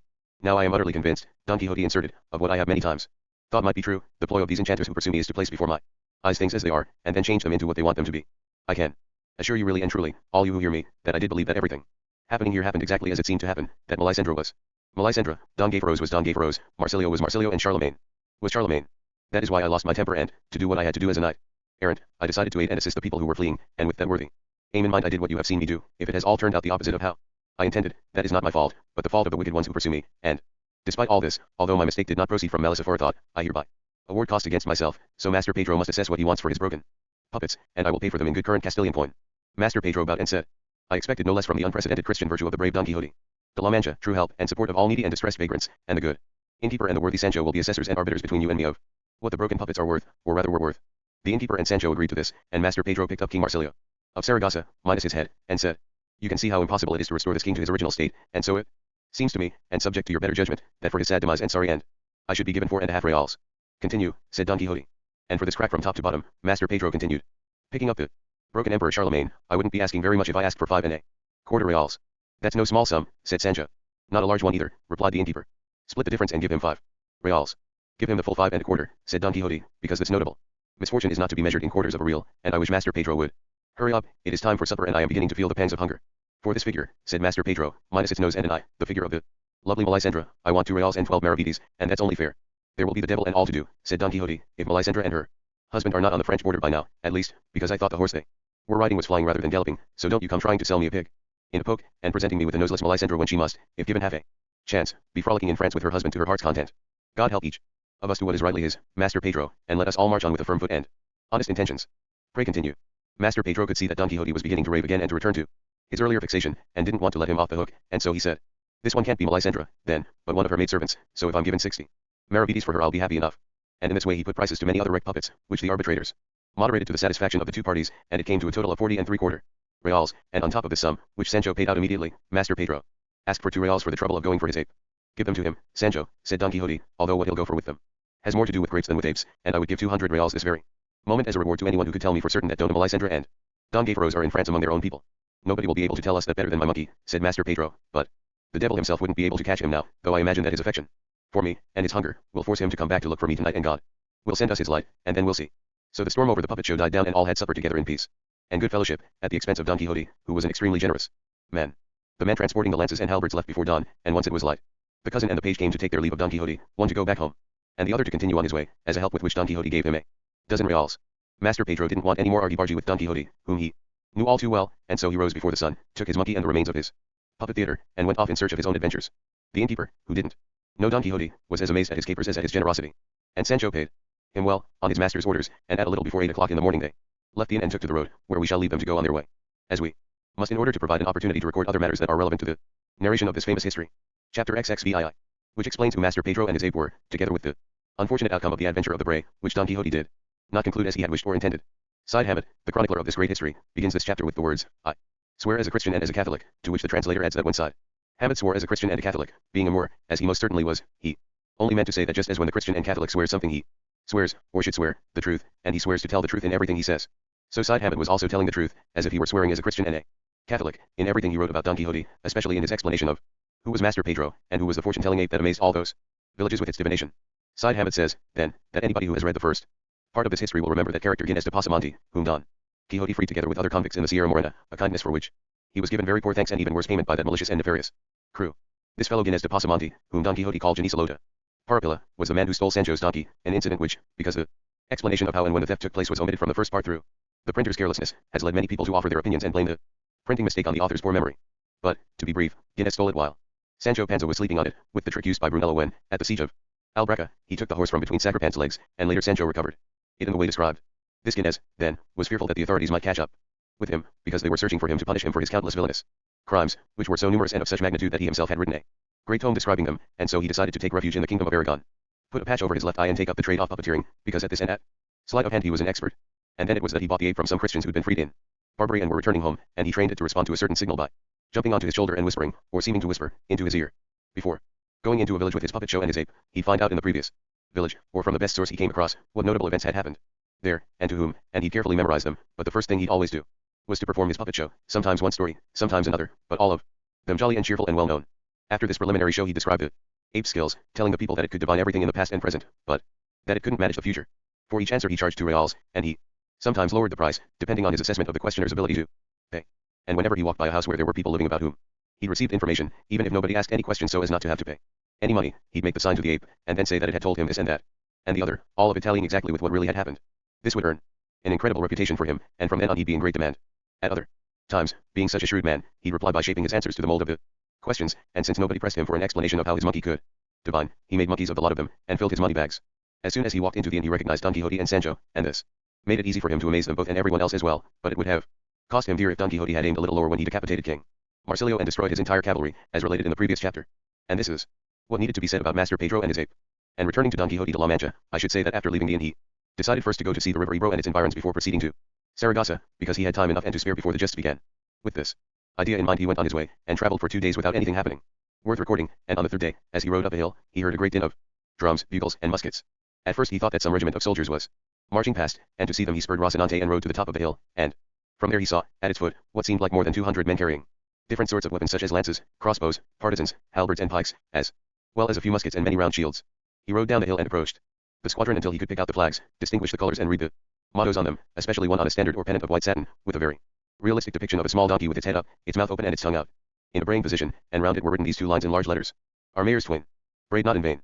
From this device Don Quixote deduced that these people were from the village of the Bray, and he told Sancho so, and read out the words on the banner. He also observed that the man who told them about the affair had been wrong when he'd said that the 2 brayers were councillors, since, according to the words on the banner, they were no less than mayors. To which Sancho Panza replied, There's no need to go bothering your head about that, sir. It could well be that the councillors who brayed became mayors in due course, so they can be called by both titles, and anyway it doesn't affect the truth of the history whether the brayers were mayors or councillors, so long as they really did bray, because a mayor's just as likely to bray as a councillor. To cut the story short, they discovered that the derided village was marching to do battle with another village that had mocked more than it should, and more than good neighborliness requires. Don Quixote rode up to them, to Sancho's deep dismay, because Sancho had never been fond of taking part in campaigns of this sort. The men in the squadron received him into their midst in the belief that he was fighting on their side. Don Quixote raised his visor and approached the donkey flag with easy verve and graceful demeanor, and all the leaders of the army surrounded him to have a good look at him, struck with the amazement that overcame everybody when they saw him for the first time. When Don Quixote saw them gawping there without speaking or asking him any questions, he decided to make the most of their silence, so he broke his own silence by proclaiming, My dear good sirs, I beg you with all my heart not to interrupt the speech I wish to make to you, unless you find that it displeases or wearies you, and, if this happens, your slightest sign will make me seal my lips and gag my mouth. They all told him to say whatever he liked, because they'd be happy to listen. Granted this permission, Don Quixote continued, I, my dear sirs, am a knight-errant, and my exercise is arms, and my profession is succoring the defenseless and relieving the needy. I discovered some days ago about this unfortunate affair that causes you to take up arms at every turn to avenge yourselves on your enemies. And having given the matter my attention not just once but many times, I find that, according to the laws of combat, you are mistaken to consider yourselves disinured, for no individual can disinnure a whole community, except when he challenges it as a collective traitor because he does not know who in particular committed the treasonable act in question. We find an example of this in Don Diego Ordonez de Lara, who challenged the entire population of Zamora, because he did not know that Velado Dolfos alone had committed the treachery of killing his king, and he therefore challenged them all one, and so the revenge and the response was something that concerned them all, although it does have to be admitted that Don Diego did rather overstep the mark, and indeed went far beyond the limits of a challenge, because there was no call to challenge the dead, the waters of the river, the loaves of bread, or the babes as yet unborn, or any of the other details that are listed there, but there we are. When anger overflows, the tongue acts unrestrained. Since it is the case, then, that no one person can disinnure a whole kingdom, province, city, town, or village, it is clear that there is no requirement to take up the challenge for such an affront, because it is no affront at all. It would be a fine affair if the people of the town of the Lady Clock were fighting to the death at every turn with those who call them that, and the same goes for the stewpots, the eggplanters, the whale calves, the soapies too, and others with nicknames constantly in the mouths of young boys and sundry other riffraff. A fine affair it would be, indeed, if all these illustrious towns became enraged and sought revenge, pulling their swords out like trombones at every disagreement, however petty. No, no, God forbid. There are 4 reasons for prudent men and well-ordered communities to take up arms, draw their swords and put their persons, their lives, and their possessions at risk. First, to defend the Catholic faith. Second, to defend their own lives, in accordance with divine and natural law. Third, to defend their honor, their families, and their possessions. Fourth, in the service of their king in a just war, and if we wish to add a 5th reason, which would come second in the list, it would be to defend their country.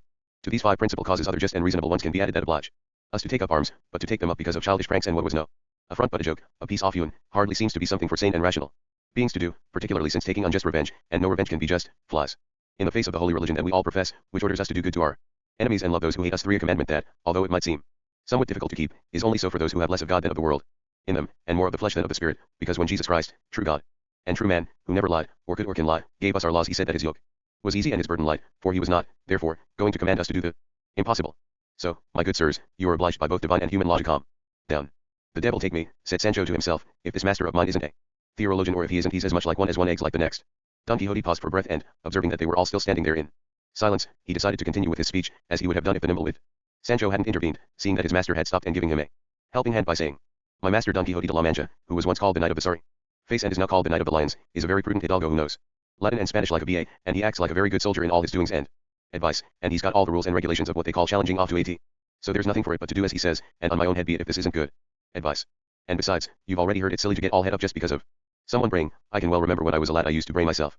Whenever I felt like it, and nobody ever tried to stop me, and my brays were so artistic.